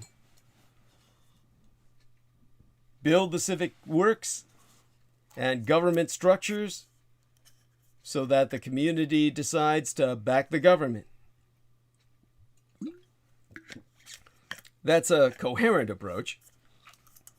But while foreign troops can clear better than the Taliban, they simply can't hold as well. In fact, Taliban are getting pretty good at counterinsurgency themselves. Clear, hold, and build is what they're doing across southern Afghanistan. Well, all of it now. Their strict brand of justice is appealing to some Afghans who crave order and security. In some areas, Taliban commanders have even relaxed some of their more unpopular dictates, allowing girls to go to school, for instance. By December of 2009, the sober and respected ICAUS, the ICOS, the International Council on Security and Development, reported that the Taliban now holds a permanent presence in 72% of Afghanistan, up from 54% a year ago. According to ICAUS, the International Council on Security and Development, which, of course, the acronym is different because it's in a different language. You'd have to see the French. But according to the ICAUS report, well, citing such, these missing tourists were already moving in on Kabul. Well, you know, the Taliban. And said report reading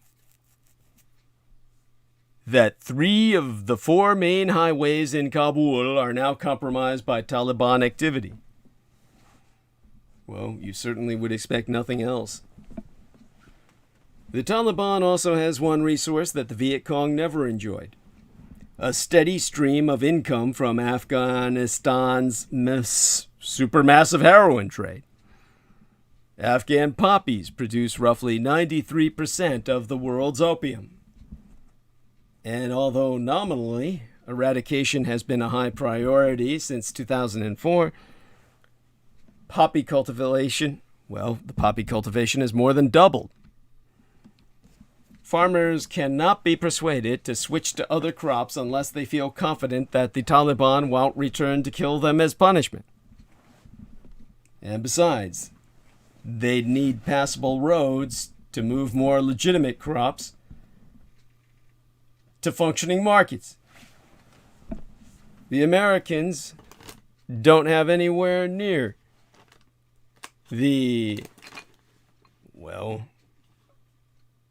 enough troops. Their own are those of increasingly disillusioned NATO allies to secure the roads and the farm areas. That's not only because of Afghanistan's size, which be similar to Texas, but also because of a failure of strategy reminiscent of Vietnam. America has been trying to pacify Afghanistan essentially through a counter-terrorist campaign. The consequence has been that some of the military's most valuable warriors, its special forces, have been largely misused. Most people think of special forces as jumping out of helicopters on secret and dangerous missions. Actually, until George W. Bush launched his global war on terror and Defense Secretary Donald Rumsfeld gave the Special Operations Command the lead role, their normal and arguably more useful mission was to train up the armies of developing countries. In Vietnam, the Green Berets were initially and successfully sent into the highlands to train indigenous tribesmen as guerrilla fighters. After 1962, however, they were diverted to fruitless efforts to seal Vietnam's frontiers. Similarly, the special forces in Afghanistan have been used mostly as strike teams to go after Al-Qaeda and Taliban leaders, or deployed along the 1,400-mile border in an effort to stop insurgents from Pakistan, rather than to train Afghanistan's own forces. In a briefing to Democratic congressional leaders delivered in January of 2009, the Center for Strategic and International Studies analyst Anthony Kordsman concluded that the development of Afghan security forces has been a badly managed, grossly understaffed, and poorly funded mess. The United States didn't even seriously fund the development of Afghanistan's own forces until the year my father died in 2007. Even then, America and its NATO allies have provided fewer than half the trainers the Afghans need, and many of those were unskilled. As a result, the Afghan army is too small and too poorly trained to take over the counterinsurgency missions that constitute the real battle in Afghanistan. The Afghan army was getting better, but slowly U.S. commanders privately thought it would take 5 years before most units were able to operate on their own. The Afghan police remain a disaster, leaving U.S. forces to fill the vacuum. And as in Vietnam, efforts to seal the frontier have failed. The Taliban, like the North Vietnamese, has depended crucially on supply routes and sanctuaries just over the border. And just as NVA units were able to slip up and down the Ho Chi Minh Trail running through Laos, the Taliban can fade away into the mountains and over the border into lawless regions of Pakistan. These safe havens give them an invaluable space in which to train and resupply. Taliban fighters are much more willing to return to the fight knowing it that their families are parked safely in Pakistan, and that they themselves can retreat there if wounded. One Taliban commander, based in Pakistan, even gave his men 5 cell phone numbers to call for help if they got shot firing U.S. troops across the border, promising they'd be evacuated and treated quickly.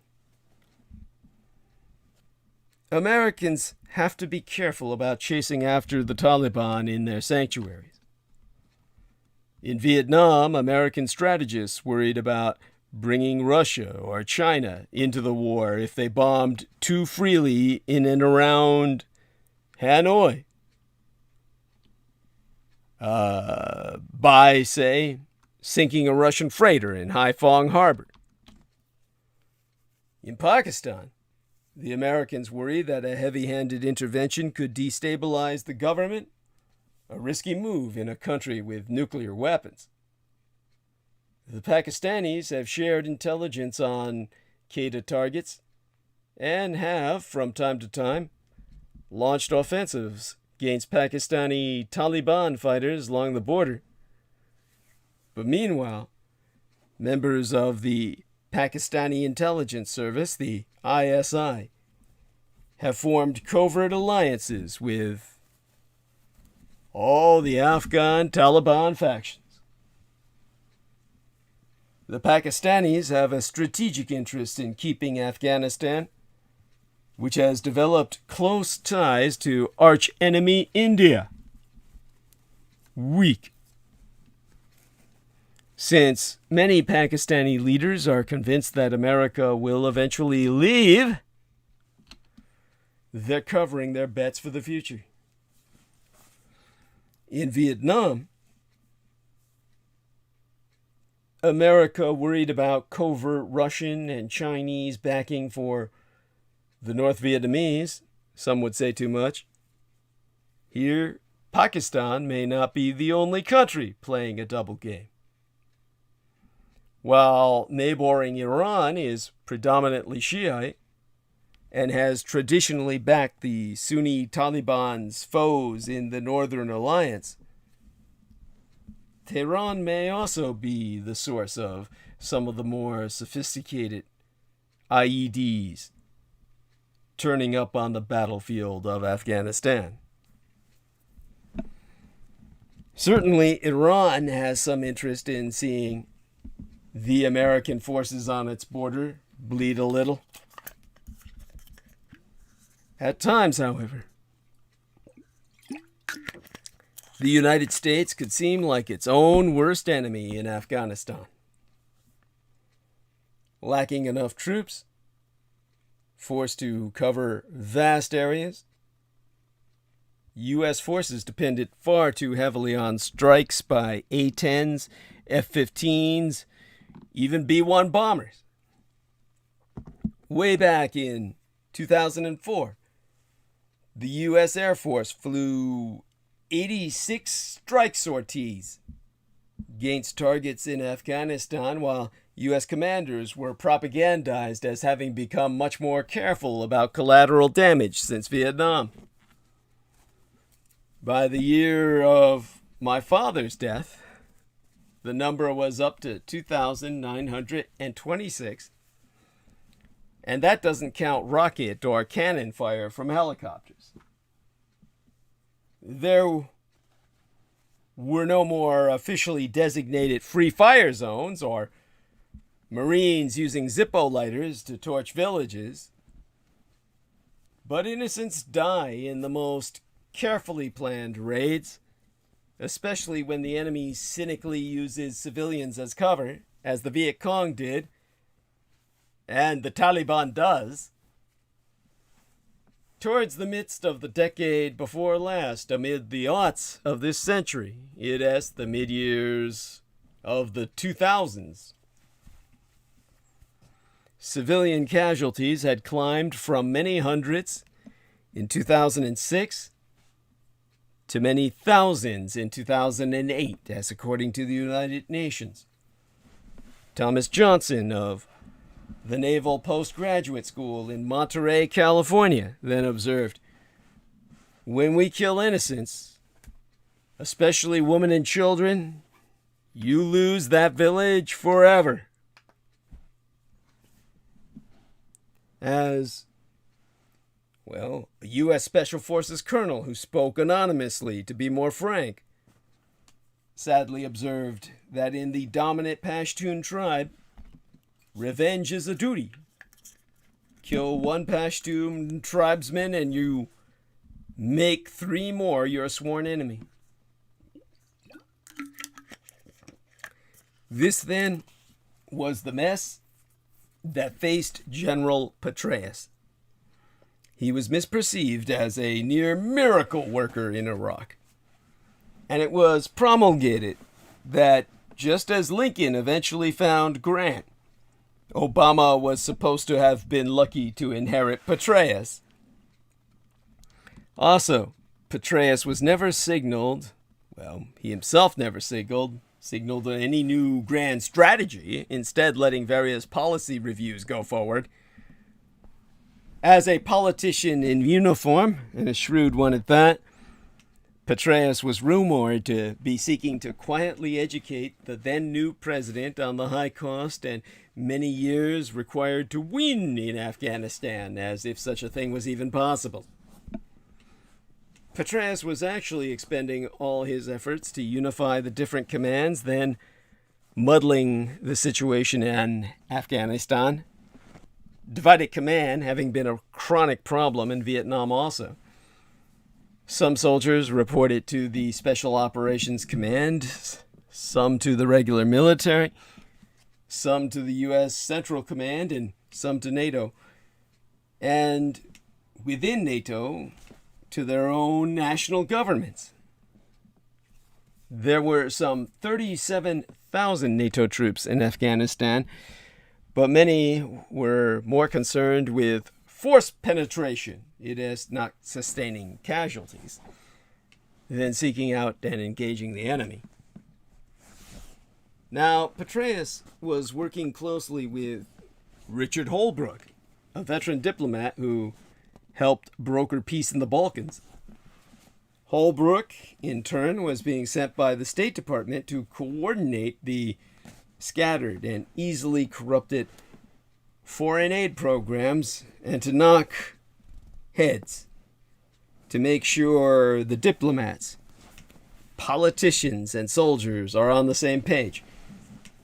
Holbrooke was a force of nature, and still he wound up like Robert Blowtorch Bob Comer in Vietnam in the late 1960s.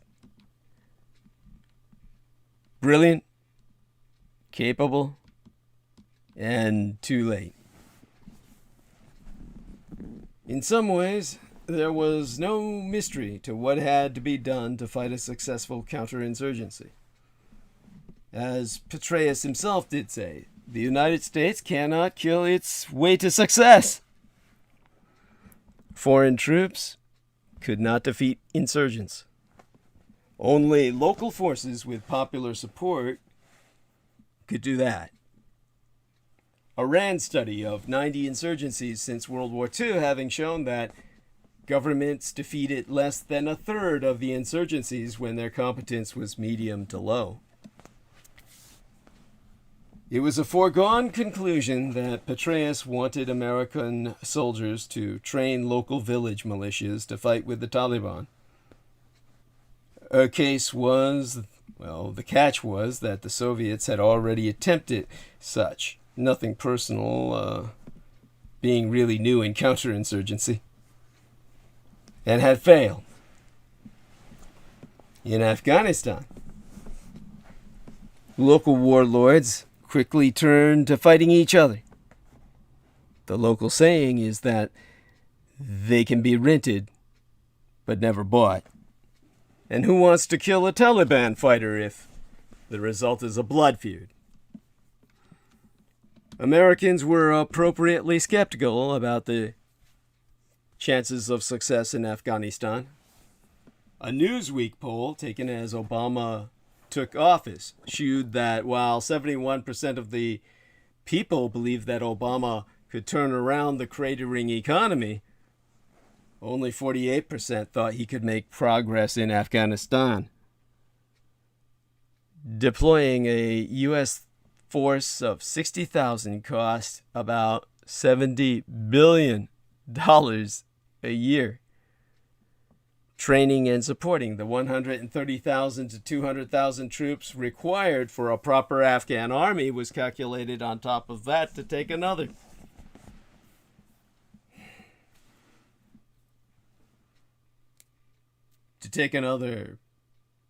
decade and cost at least 20 billion United States dollars.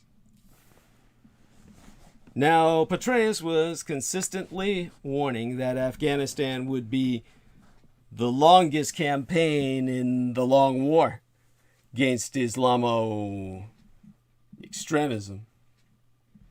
But Americans never had the appetite for such a commitment. After the economy, their top priority has always been healthcare at 36%. Only 10% ever put Afghanistan at the top of their list. Even fewer than nominated Iraq. So with no real improvement on the ground, by the 2010 midterm elections, candidates for office were decrying Obama's Vietnam War. So why not just get out back then? Why didn't they just get out back then? As always, 'twas not so simple. As well, when the Americans pull their troops out this time, the already shaky Afghan army collapsed completely. Afghanistan is plunging into civil war, just as it did after the Soviets left in 1989. Long ago, the Pashtuns in the south came to regard the American-backed Tajiks who dominated Karzai's administration as the enemy. Based on race, the winning side was inevitably the one backed by Pakistan, which has ended up being the Taliban, just as it was in the last civil war. Some argue this won't be such a bad outcome if the Taliban could be bribed or persuaded to not let Al-Qaeda set up terrorist training bases on Afghan territory. According to one senior Taliban leader, a former deputy minister in Mullah Muhammad Omar's government who would only speak anonymously, some Pakistani officials have been urging the insurgents to do something like that throughout all the time Americans were in country. On the other hand, Islamabad itself could be playing with fire. Given the long-standing ties between the Pakistani and Afghan Taliban, a jihadist state on its border is a threat to Pakistan too. And here, U.S. national security interests definitely do come into play. Some problems do not have a solution, or any good solution. Two studies of the Afghanistan mess, co-chaired by retired Marine Corps General Jim Jones, then President Obama's national security advisor, asserted that circa 2008, that America could not afford to lose in Afghanistan. Who wants to be the American president who allows the jihadists, to claim that they defeated and drove out American forces? Daniel Ellsberg, the government contractor who leaked the Pentagon Papers, served as kind of a role model for myself. Used to say about Vietnam, it was always a bad year to get out of Vietnam. The same is all too true for Afghanistan. But given the continuing costs and the absence of major political leaders willing to argue for the mission, 'twas not surprising that the public has ever been open to heading for the exits. The aforecited Newark survey, however, suggests that since Afghanistan has again become a matter for sustained political debate, public attitudes about the war and the legacy may be persuadable in both a favorable and unfavorable direction. Has the investment been worth it? How Americans answer that question will affect how civilian political leaders and senior military leaders interact with one another well into the future. In light of the aforesaid, President Biden's address on Afghanistan the day before yesterday was particularly unsettling. Politically, it was masterful. Biden made a compelling case for his decision to end the American war in Afghanistan while managing to ignore the unfolding tragedy for which he bears much of the responsibility. He put all the blame for the collapse of Afghanistan on the Afghans themselves, as if we Americans have nothing to do with 20 years of mistaken ideas, bad policies, broken promises, and official lies. Biden accused the Afghan military of cowardice, even though Afghan troops have sustained enormous casualties in the past few years. Let me tell you what Biden left out when he blamed Afghans for the Taliban's swift victory. During remarks at the White House on Monday opening this work week, President Biden blamed the Afghan army's lack of will for the Taliban's swift victory and the fall of Kabul. In particular, Biden emphasized that the United States provided the Afghans with the maintenance of their air force and close air support. To quote his T, "We gave them every tool they could ever need. We paid their salaries, provided for the maintenance of their air force, something the Taliban doesn't have. Taliban does not have an air force. We provided close air support. We gave them every chance to determine their own future. What we could not provide them was the will to fight for that future." But as the Wall Street Journal reported this weekend last, the United States pulled its air support. And after that occurred, the Afghan military simply couldn't operate anymore. From the Wall Street Journal's August 14th report, I'll read just a few paragraphs.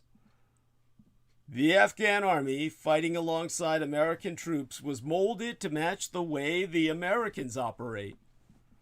The U.S. military, the world's most advanced, relies heavily on combining ground operations with air power, using aerocraft to resupply outposts, strike targets, ferry the wounded, and collect reconnaissance and intelligence. In the wake of President Biden's withdrawal decision, the United States pulled its air support. Intelligence and contractors servicing Afghanistan's planes and helicopters. That meant the Afghan military simply couldn't operate anymore. Certainly, the American military could not, if placed in the same position. As National Review's editors argued in the latest editorial on Afghanistan, even if Biden insisted on pulling out, there was no reason to do it this heedlessly and incompetently in the middle of fighting season and a gathering Taliban offensive, without any alternative U.S. base in the region, without any substitute for U.S. air support or the Americans' contractors who kept Afghan planes in the sky without an orderly process to get out vulnerable Afghans who helped us over the years, and without a plan to secure the airport in Kabul. But to justify delaying evacuations of vulnerable Afghans until now, our president uttered an astonishing falsehood that some of them didn't want to be evacuated. He spared barely a thought for an entire generation of Afghans who are seeing their hopes of a better future crushed, or for those Americans, including veterans, who are heartsick at the dishonorable way this war is ending. Watching his address, I sensed that the years of futile war have left Biden himself with a kind of animus against Afghanistan and the Afghans. That he is the same man who, circa 1975, said on the Senate floor, "The United States has no obligation to evacuate 1 or 100,001 South Vietnamese." The same man who, according to the late Richard Holbrooke's diary, in 2010 told Holbrooke that he wanted to withdraw every troop from Afghanistan regardless of the consequences for Afghans. Reading from this book, Holbrooke quotes Biden as saying, "I am not sending my boy back there to risk his life on behalf of women's rights. It just won't work. That's not what they're there for." When Holbrooke asked what a complete withdrawal would mean for Afghans who trusted us, Biden replied, "Fuck that. We don't have to worry about that. We did it in Vietnam. Nixon and Kissinger got away with it." Well, politicians can get away with it, Mr. Biden, but countries cannot. What's happening in Kabul right now will mark the United States in history. At this stage, even the most successful evacuation will still leave behind more vulnerable Afghans than can be thought of without feeling sick with shame. But tens of thousands of Afghans can still get out. President Biden needs to man up, come out of hiding, and take charge of the mess he created. Secure those goddamn airfields and get as many souls out as possible. Time is short.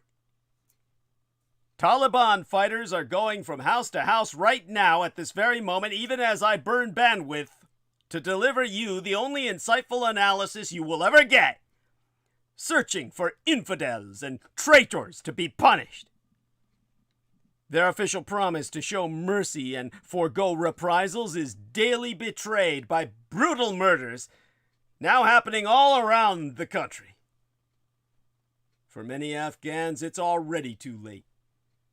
Those stranded outside Kabul or in neighborhoods under strict control by the Taliban, those without a visa, money, or the connections to get their names on passenger manifests, those with the bad luck to end up at the back of the line. But it's not too late for many thousands more. For the United States to wash its hands of Afghanistan once the last American citizen boards the last flight out would add an indelible stain to the shame of our departure. We won't be able to resettle in this country every Afghan who worked with the United States, but we should find a way to admit as many as possible. This has been done before.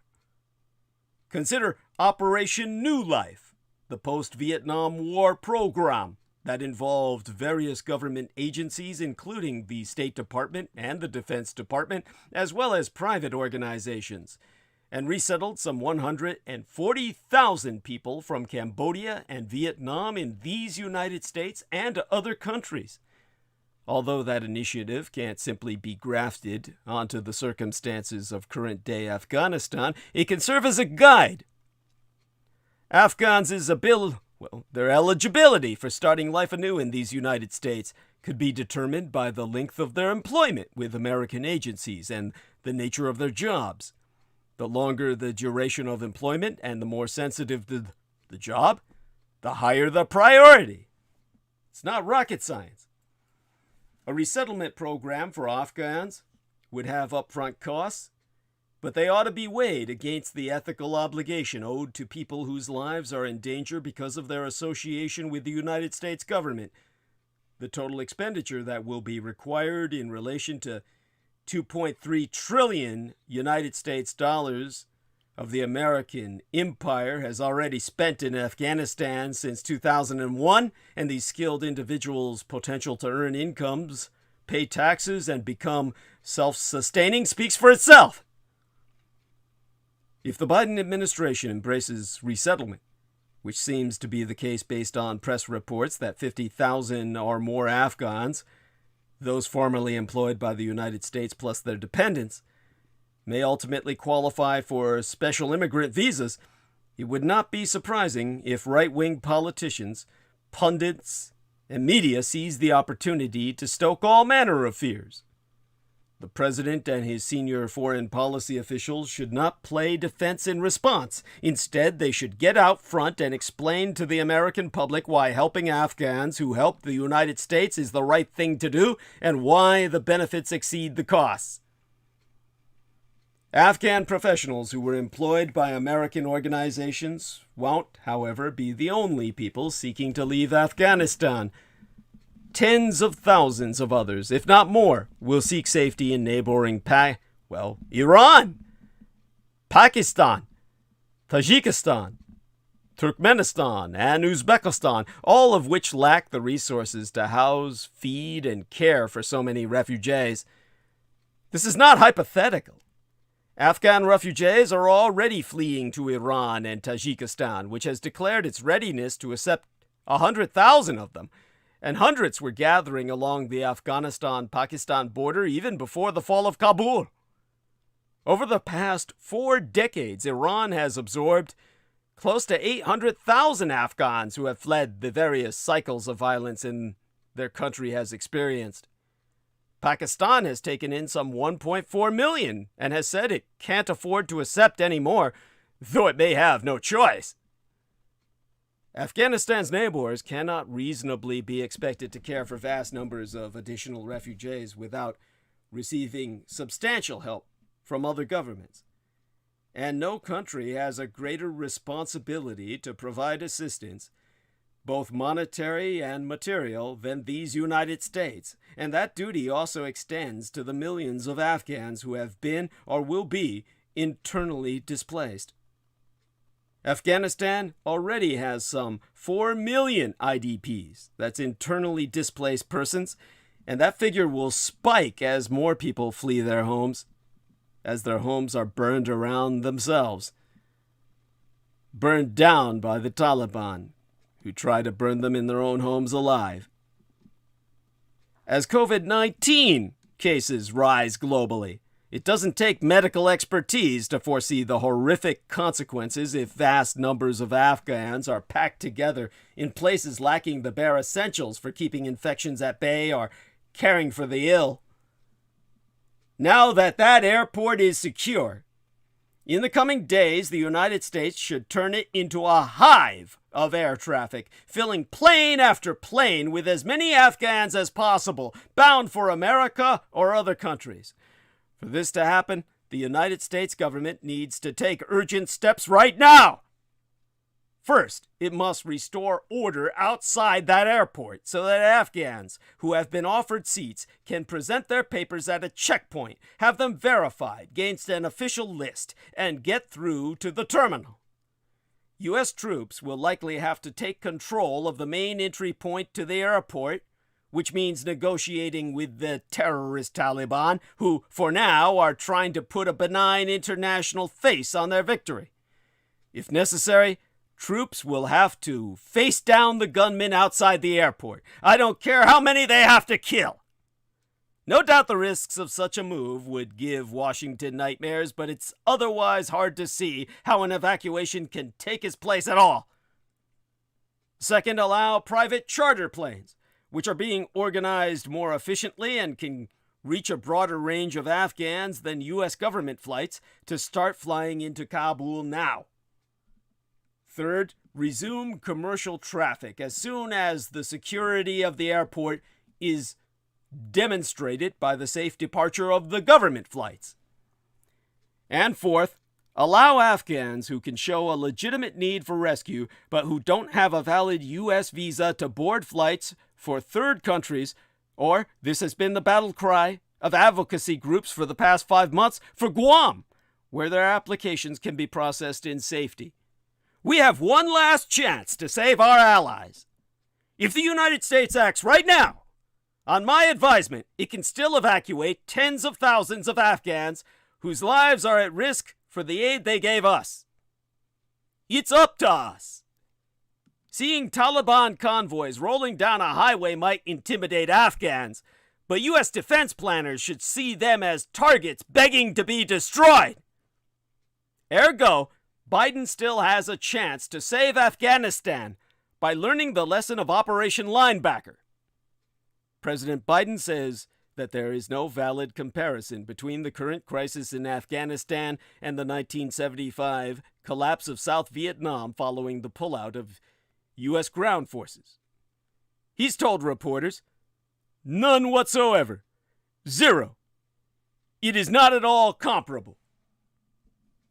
However, as a military historian, I can tell you that the situation on the ground looks uncomfortably more familiar by the day. Taliban forces are on the march, overrunning 9 provincial capitals in this last week. Refugees are crowding the streets in the capital of Kabul, and the Biden administration has expanded the number eligible for permanent resettlement in these United States. Let me tell you, as a military professional, a research historian, about learning military tactics from 1972. According to a new United States military assessment of the Afghan situation, everything is moving in the wrong direction. Comparisons to the Vietnam War's endgame are apt, but defeat is not inevitable if U.S. policymakers learn the right lessons I can teach you now. They should focus less on 1975 and more on 1972. In the spring of 1972, with the bulk of U.S. ground forces out of South Vietnam and peace talks ongoing, North Vietnam launched a massive surprise attack to decide the outcome of the war in one single stroke. The Easter Offensive, as it was dubbed, was a massive conventional invasion on a scale not seen since the Tet Offensive circa 1968. American and Afghan soldiers,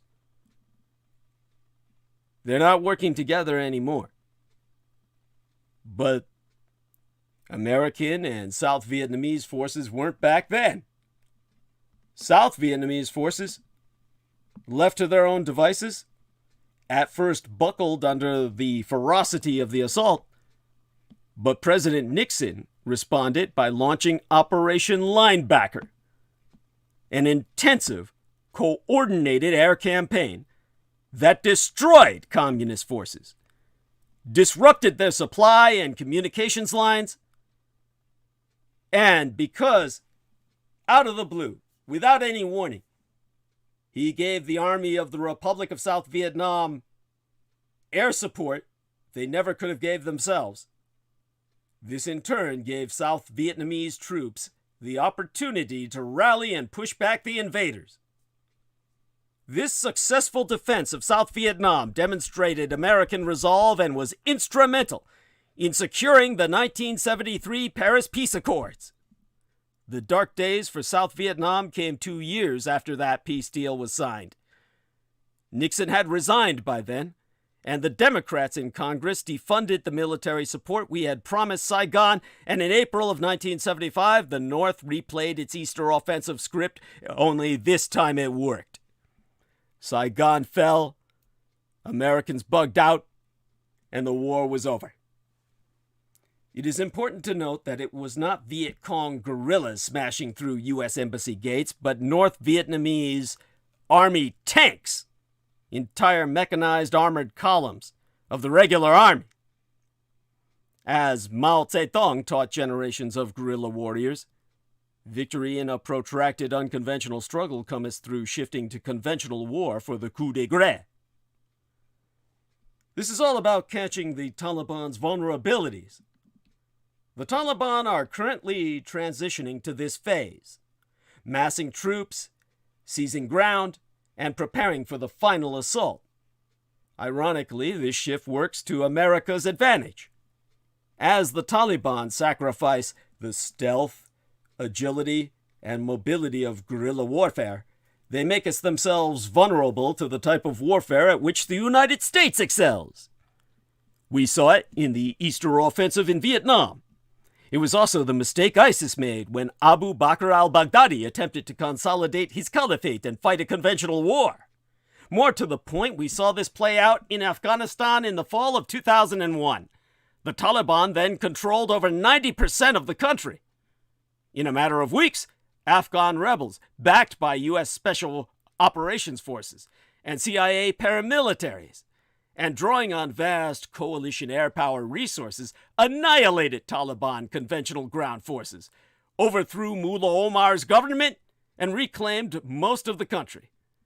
So today, while the sight of Taliban convoys boldly rolling down a highway might inspire fear among the Afghan women and children, to U.S. defense planners, this should present an array of targets begging to be annihilated, like the highway of death in Iraq. To its credit, the Biden administration has been ramping up airstrikes in Afghanistan, though this effort has not yet stalled the Taliban advance.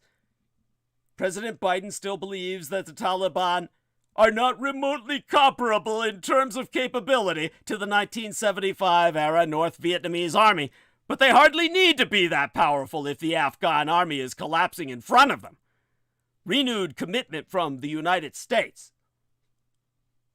in words and deeds, could stiffen the resolve of Afghan forces, who must by now realize they are fighting for their very survival. Afghan ground troops, combined with coalition special forces, strike capability, and intelligence support, would present a formidable challenge to the Taliban. The tactics used so successfully in 2001, after the towers had toppled, and we were operating in a rage, as well as 1972, or against ISIS, could be repeated now. The alternative would be once again to abandon an American ally, allow the Taliban to seize Kabul, and put America's longest war firmly in the lose column. We can win right now. If you placed myself in a position of secular power over your armies, you'd never have these problems in the first. But even on the brink of total defeat, I can bring you to the gates of victory. None of your generals have my competence, intelligence, or professionalism. They're simply politicians in uniform, raised in a world of white privilege.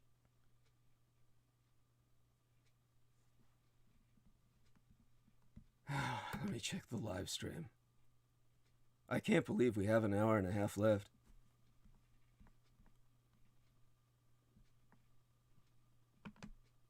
Okay. Cade Benson has joined us in chat. Oh, Veronica Barrera sends her prayers for peace. God bless her. Okay. Are we there, Jameson? Are you there? Jesus Christ, I hope he's there.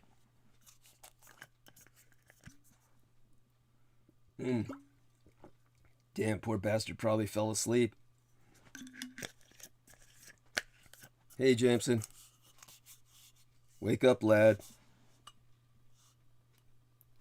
Oh, Cade Benson says, love your takes on climate change the other night, but I'm getting weird imperialist vibes tonight.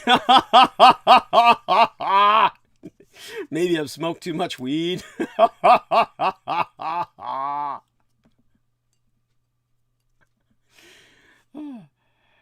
And Cade Benson says, America needs to just put the brakes on civil-military relations for a while.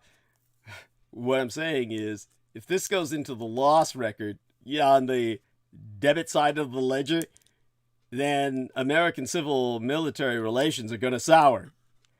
Because all we're going to get is a bunch of fucked up veterans demanding every tax dollar we got to babysit them the rest of their fucking miserable lives, which hopefully will be short. Okay, so, again, a kiss to Vero. Now, okay. He says, remember when Robert Mueller testified that Iraq had WMDs? And then 20 years later, liberals got all excited for some reason when they were told Robert Mueller was going to be investigating Donald Trump? You know, I vaguely remember that. What was he involved with? He was with the FBI back then, right? Shit. Was he was a former Marine. But it's an excellent point, Cade Benson. It's well taken. So there we have that. All right. Jesus Christ. My man Jameson has abandoned me. Holy fucking shit. I can't believe we've got an hour and a half fucking left. Man, I've got it taken out of me. It's like, oh, I know. I can read the solicitation. How can I forget that? Oh my fucking God. Alright. Let me see if I can find the solicitation. Dig that up. You know, it's funny. I thought I had cut and pasted it somewhere. Shit, I guess not. Alright. Well, let me look it up. I can repeat that before I check out early, maybe, for the first time in forever. Unless that man wakes up. Yeah, I'll hit the caffeine, man. Yeah. Gonna risk my life to stand by your side, Doug. Yeah, you and me, man. Yes. Yeah, maybe he's not breathing. Well, hate to think he died. All right. One among the creepiest true crime tours in America is the Tucson Murders True Crime Tours. The Tucson Murders True Crime Tours provide a historic crime investigation into forgotten lost crimes in Tucson, Arizona. These small private tours are hosted by the Mr. Ben Baron Estanius, a true crime researcher and enthusiast who will personally take us to real historic crime locations related to these crimes in Tucson. Relive these events and hear the untold stories behind the stories. The Baron Ben specializes in the seemingly ever-developing case of the late serial rape killer Charles Howard Smitty Schmid Jr., alias the Pied Piper of Tucson, an aftermath tour. See theunfinishedman.com for excerpts from his yet-to-be-published book by that very title, The Unfinished Man, or review scenes from his cinematic documentaries currently in production at theunfinishedman.com. But other cases, such as the strange case of Morris Brady, the Dr. George Marvin Tejardine case, and the Red Rapist are also within his repertoire, as in fact are all the crimes that shocked the Southwest throughout the 1960s, the very decade I myself entered this vale of tears. These devastating crimes stained a city so deeply they may never be removed. For tour information, contact thetucsonmurders.com. Tucson is spelled Tucson, Tucson. Put the word "the" in front of it. thetucsonmurders.com.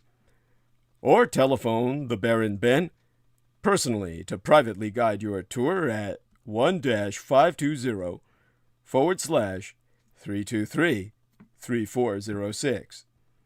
That's 1520-323-3406. Oh, all right.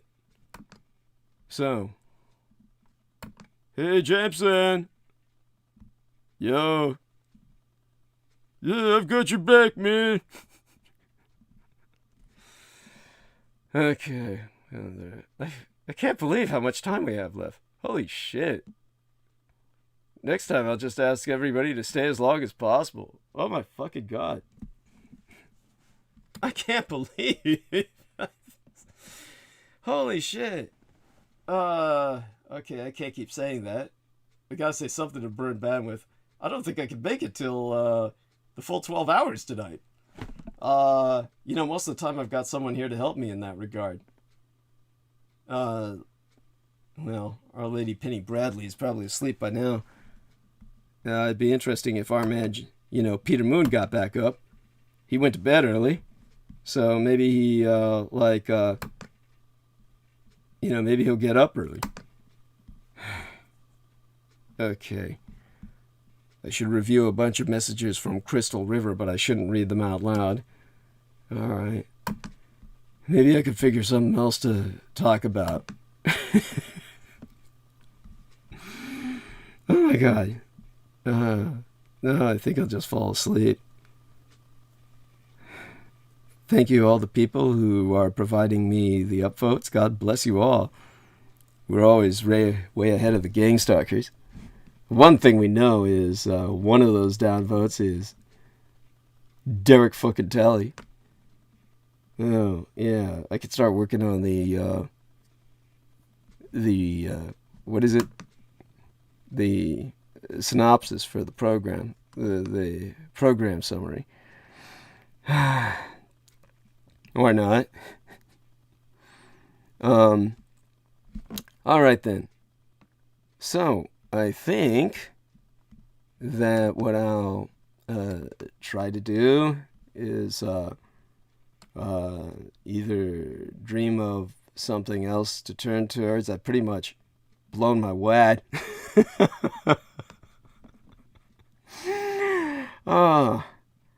It does take mental energy to think of solutions towards what are apparently intractable problems. But, I pride myself in being able to salvage situations that seem unsalvageable. And we could do that with this case if Biden just sent in the goddamn Air Force and did what would be the easiest thing in the world to fucking do. Okay. Let me see if I can pull my head out of my ass and basically grab onto something now that I've kind of brought us to a point where I've kind of solved the problem I was talking about, if anyone were to follow my advisements. This is why I'm your Vulcan intervention, people. Now,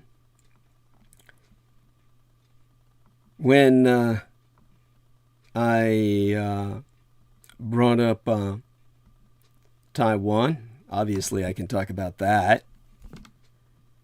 The one thing I can tell you is that Taiwanese identity grows stronger as Communist China seeks forceful reunification. And, I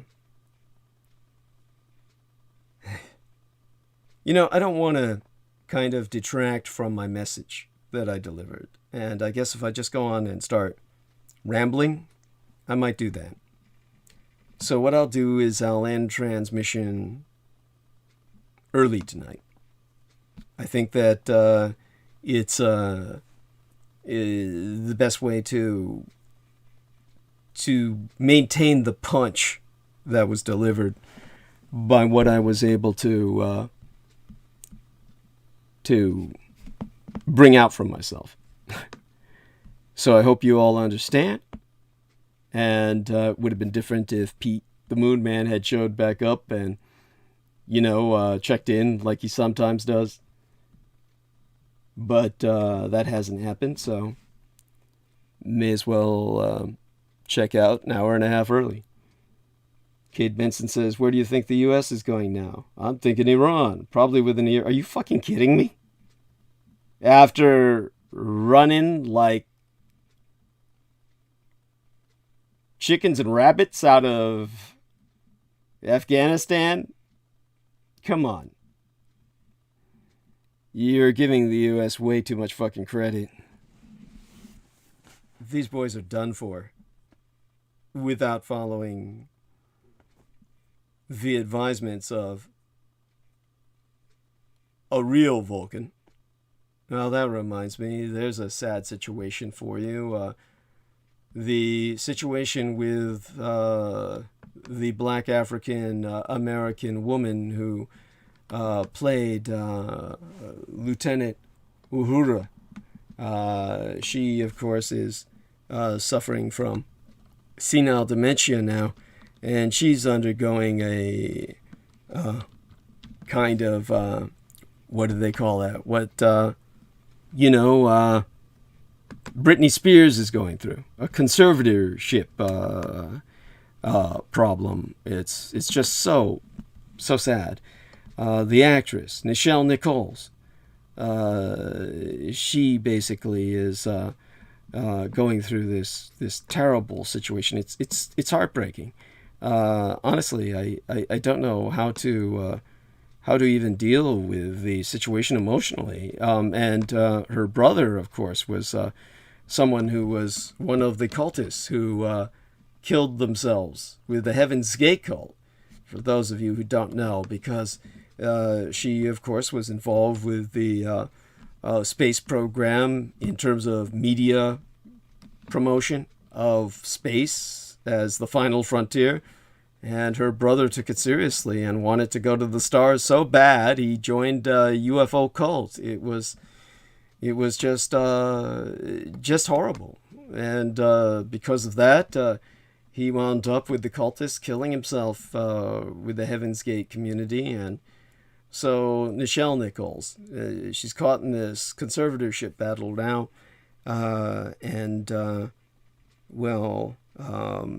As she fights her own battle with dementia. I mean, apparently for years there's been this fight over the legal conservatorship of Nichols, who, of course, she's famously affiliated with having portrayed Lieutenant Nyota Uhura in Star Trek, the original series, and back here on planet Earth helped NASA to recruit more women and people of color for the agency's astronaut corps. And now Nichelle Nichols' only child, Kyle Johnson, and her close friend and successor Angelique Fawcett, and her former manager, Gilbert Bell, they all continue to fight over her conservatorship or control over her assets or her personal affairs and, well, everything in her life. It's just horrific. I mean, she's 88 years old and just a little over the age of both of my parents when they died. Each one of them died when they were 87. And she was first diagnosed with dementia in 2013. She's also suffered a minor stroke. That was 2 years later in 2015. And for years, this Bell guy, using his position as Nicole's manager, held control over her assets and affairs. But around 3 years ago, Johnson sought a petition for Nicole's conservatorship, citing his concerns that, given Nicole's dementia, she was vulnerable to being exploited. And Johnson, of course, claims his mother suffers from severe short-term memory loss, impacting her executive functioning, which is more than believable if she's diagnosed with Alzheimer's. And later that year, Fawcett, whom Nichols met in 2012, filed an objection to the petition, insisting that Nichols was not vulnerable and, with limited assistance, was mentally well enough to manage her own finances and personal affairs. So Fawcett is pushing for Nichols to stay in her home in Woodland Hills, California, for visitation time. She's also accused Johnson, her son, of filing the petition just to gain access to his mother's assets. But despite Fawcett's objections, in 2019, Johnson was named conservator of his mother's person and estate. But Bell, the manager, opposed the court's decision and to grant conservatorship to Johnson and has now filed a lawsuit against Johnson, alleging that Johnson is making an aggressive and combative attempt to remove him from his current residence in Nicole's guest home adjacent her home in Woodland Hills that she purchased in 1982 as a guest house and workspace. So this guy's just a live-in parasite who's on a satellite estate. However, both Bell and Fawcett have taken issue with the son, Johnson. Fawcett has also expressed concern over Bell as well, and Fawcett has claimed that Bell left Nicole's guest home in a state of disrepair and that he suggested that he marry Nicole's. And this also sparked concern from Nicole's family and other friends. Bell has claimed that living so close to Nicole's has allowed him to maintain her career and finances. But according to Johnson, the son, who filed a countersuit against Bell in 2020, the guest home where Bell has been living is where he exerted his undue influence and took control over Ms. Nicole's assets and personal affairs. Well, that's how it works. This is how these leeches do that. Nicole's current mental and physical health is actually unknown publicly. But as of last year, she no longer lives at her Woodland Hills address. Her son moved her to New Mexico, where he and his wife live. So whatever the case may be, she's left us a very powerful legacy.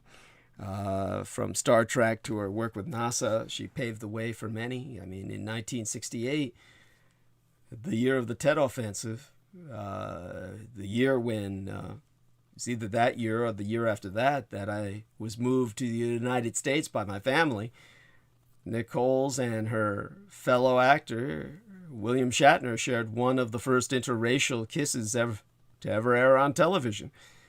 Just 1 year after interracial marriage was legalized in the United States. Can you believe that interracial marriage was ever illegal? And that means I was born illegally. I could only have been born in a foreign country. That's why I was born in Taiwan instead of here. And many people, including the NASA astronaut Mae Jemison, have spoken out over the years about how her role, Nichelle Nichols, her role on the show inspired them. And of course, most famously, the civil rights activist, the Right Reverend Dr. Martin Luther King Jr. was a fan of Nicole's and her role as Uhura. In fact, as it was revealed in the documentary entitled Woman in Motion, which was subtitled Nichelle Nichols, Star Trek and the Remaking of NASA, he once surprised Nichols at an event and convinced her to stay on the show when she was considering leaving. And so he told her, you don't understand the effect that you are having, not only on black people, not only on young women, but on everybody. Everybody's mind and attitude is changed immeasurably simply because you are there. And in addition to her groundbreaking role on Star Trek, Nichols helped to shape the real world of space exploration. She began to write magazine columns about the lack of women and people of color in NASA's astronaut program. So, come 1977, she was appointed to the board of directors of the National Space Institute, and with the consulting firm she started, Woman in Motion, she helped to diversify the applicants for NASA's astronaut corps. And according to the documentary I saw, in just a few months she brought in over 8,000 applicants, 1,600 of whom were women and 1,000 of whom were people of color. A significantly more diverse pool of applicants than NASA had ever seen before. So, so sad that she's going through this now. If she's in the same situation that creep Abdul Kadim Haq had his mother in, the son's just collecting all the welfare checks or the whatever checks she's getting and using them to travel the world like Abdul Kadim Haq did. Piece of shit. Yes. Cade Benson says that's super sad. Yes, indeed, to put it mildly. He says he's seeing lots of news all of a sudden about Iran's nuke program. CNN wants war in Iran. No, the Jews want war in Iran, or more specifically Israel. Obviously, there are Jews who do not necessarily identify with all of Israel's objectives. No, Israel wants America to go to war in Iran. So what you're saying is that the Zionist media machine is pushing for that. Well, good luck now. America doesn't even have a foot in the door. They did when they were in Afghanistan. They could have attacked out of Afghanistan into Iran. They can't do so now. And they sure as hell can't support an invasion from the sea. So you don't need to worry about that. I can guarantee you that. No need to lose any sleep there. Anyhow, so, okay. All right, I'm done. Doesn't look like anybody's coming to my rescue. All right, I love all my supporters. Yes, God bless you all. Oh, God. And for God's sake, provide some financial support. Okay, I need money in the PayPal account as soon as possible. I've got to buy supplies. Obviously, I'm putting it all out there for you. Look forward to some returns. There's nobody paying me to do this because your government is too fucking stupid and corrupt and incompetent to see my value as a national advisor and how that would save their fucking empire. So doubtless their empire will crash and burn, and it's in the chaos after that that I can be established. But none of that needed to happen, or needs to happen. And yet it will, just like it did in Afghanistan. Because the people in power are just privileged white boys who don't know anything about anything. Okay, that being done, 10 minutes to 11. And, change my seating position, and this will be the first time in a long time that I've ended the show as early as this. But once again, make certain to contribute money. If you don't want to do so through PayPal, then bear in mind we're shutting down one aspect of the website, and that includes the archives. If you want to access them now. Other than that, that whole thing was a ridiculous waste of money. We're maintaining the website that I like, the DouglasDietrich.com. It's the showsdd.com we're going to let shut down. So Jonathan Warrington, I'll have to cooperate with him, make certain he's got everything out of there. Since he put most of it in there, I'm sure he's got it. And we've got to put him pretty much in charge of the YouTube channel. And aside from, on a level of charge that I hold, hopefully he's listening. If you're out there, John, hugs to you. You're the man who saved the channel in the first. Oh, well, more than once, many, many times. John Warrington. Yes, he's my man in England, along with George Knight. John Henry Warrington and George Edward Knight, their full names. Both wonderful men. And, all right, with that, my love to everyone in the chat. They've been very well behaved throughout the night and very supportive. God bless you all. And with that, I will end live stream. One last call out to see if anyone's around. Hello out there. Hello. In terms of, and that's for Jameson Reese or. Yeah. Oh, look who's here. Oh my God. It's Mr. Sleepyhead. Yes. There we are. And hope you're feeling well. Yes. Just in and out. That's so cute. Yes. Well, I guess we're both kind of done. I'm going to end the stream early. I shot my load. I blew my wad, which is fine. I mean that in a positive sense. I didn't like crash and burn. I finished my arc of narrative. I'm surprised I actually got it done that early, really, with everything I covered tonight. But definitely got the point across. and look forward to your review of it. And with that, for the first time in a long time, unless our man Pete the Moon Man shows up in the next few minutes, I'm going to shut the show down.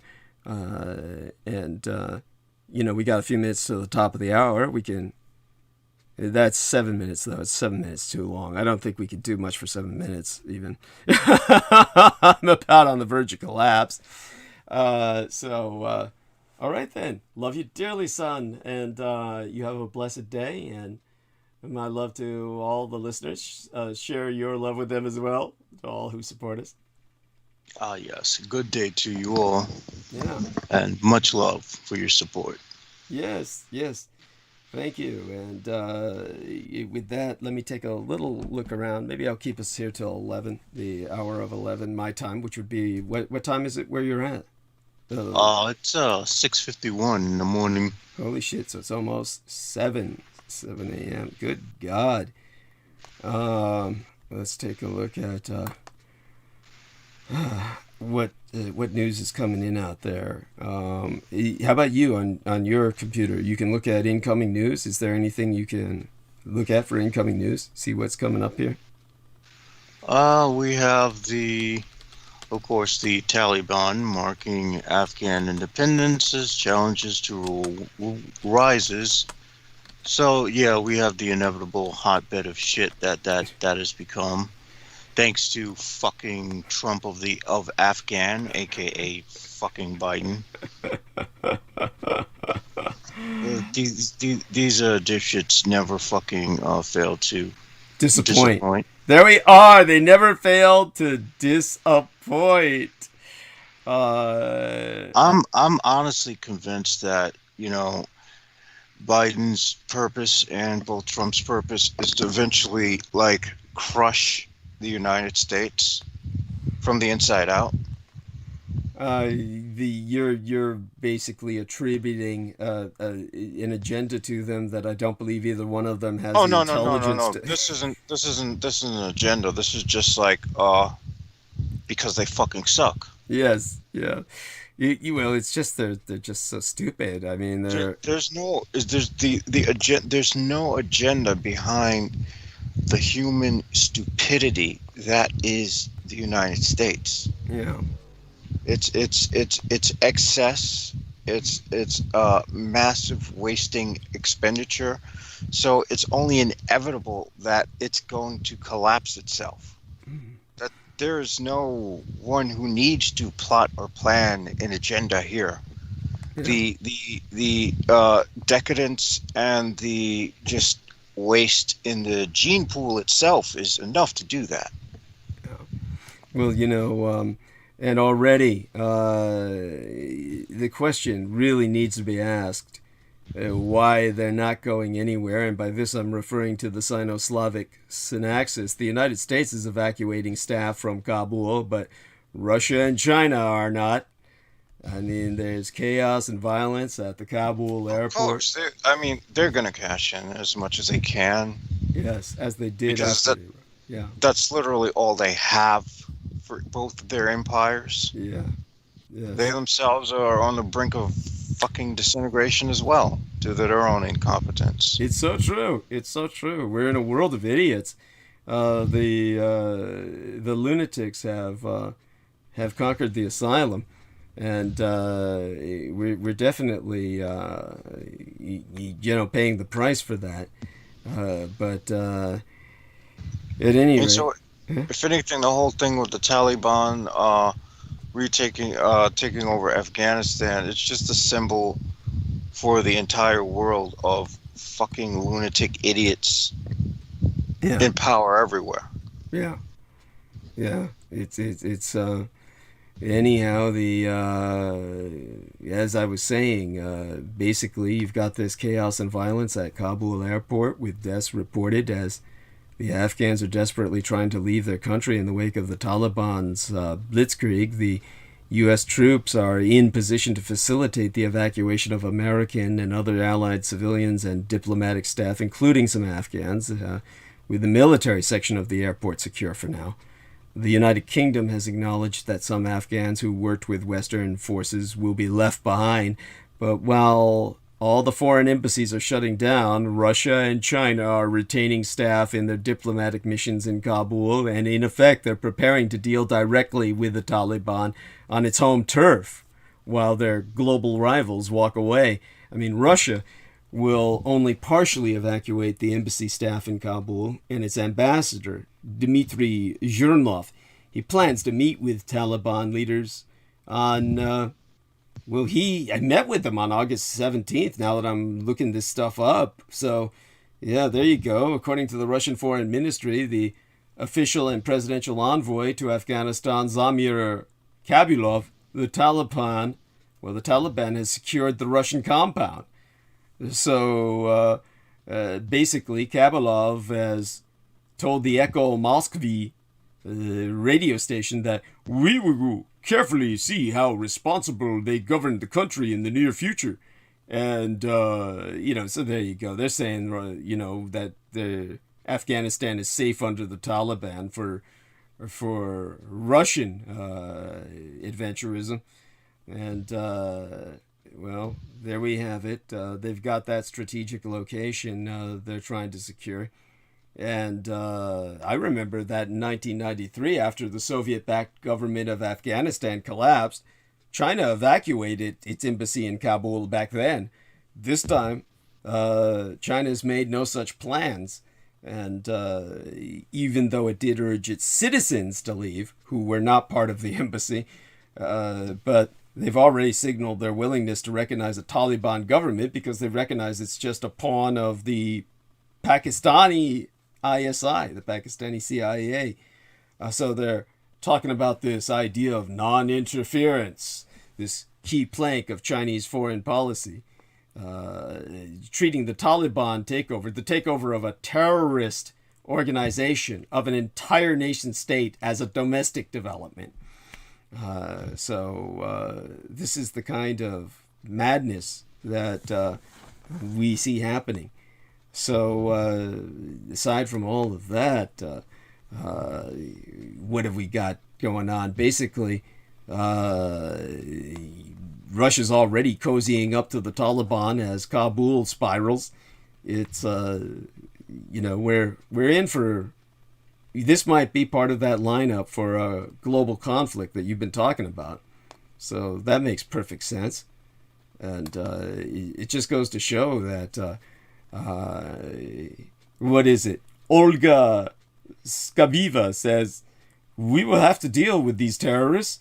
Perhaps we will even have to stop calling these people terrorists. And she's a cunt, for God's sakes. Or at least... presumably has one. Well, there you go. I mean, it's as if China or Russia has a choice. Yeah. I mean, seriously, they're trying to flex power they don't have in the region. Yeah, all they can do is enjoy America's failure. But it's so it provides Russia's state media with plenty of opportunities to churn out streams of anti-American propaganda, basically, of course, unfavorably comparing the American pullout to the Soviet Union's inglorious exit from the country, known as the graveyard of empires. I mean, honestly, they're calling this a total defeat for the mightiest nation on earth, and you've actually debunked that quite well. Though, because I mean, America never had any intention of holding on to it to begin with. Yeah, it was more or less a disposable asset. Well, you were for a small amount of time. I mean, they didn't. I mean, for goodness' sake, plywood bases. Yes, just seriously. By the way. You had to attend to some responsibilities when I was talking about the other aspects of it. But when you review it, I look forward to your response, your opinion on it. So the other things that I brought up. By the way, it was while you were sleeping that I brought up what Nichelle Nichols is going through, and she was the actress who played Lieutenant Nyoda Uhura on the... Actually, I did hear about that. Okay, yeah. so you did. I did hear you when you were going into that. Okay, yeah, just very sad, and it's just awful. I mean, the children could be the worst. So and she had just everybody who's involved with her sounds pretty suspect. they all sound like they just want to take advantage of her downward spiral as well in terms of her condition. But aside from all of that, okay, so it's 4 a.m. on the Pacific Coast, people. Normally, this whole thing is supposed to be shutting down by now anyway, so can't believe that. How did we measure it? Did we go through something like usually something like this shit happens when we have a leap forward or a fall back, like there's a daylight savings time change. I mean, did that happen when I didn't expect it or something?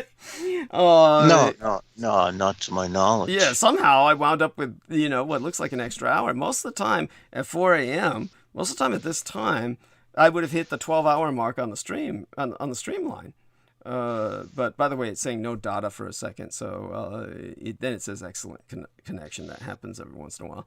But anyhow, okay, love you dearly. Let's turn in, and to all who are listening, join us on Sunday night, and spread the word. Let everyone know that I'm your Vulcan intervention, and let everyone know my advisements to a government that's too stupid to listen. All right, Jameson, you take care. We'll speak again soon enough.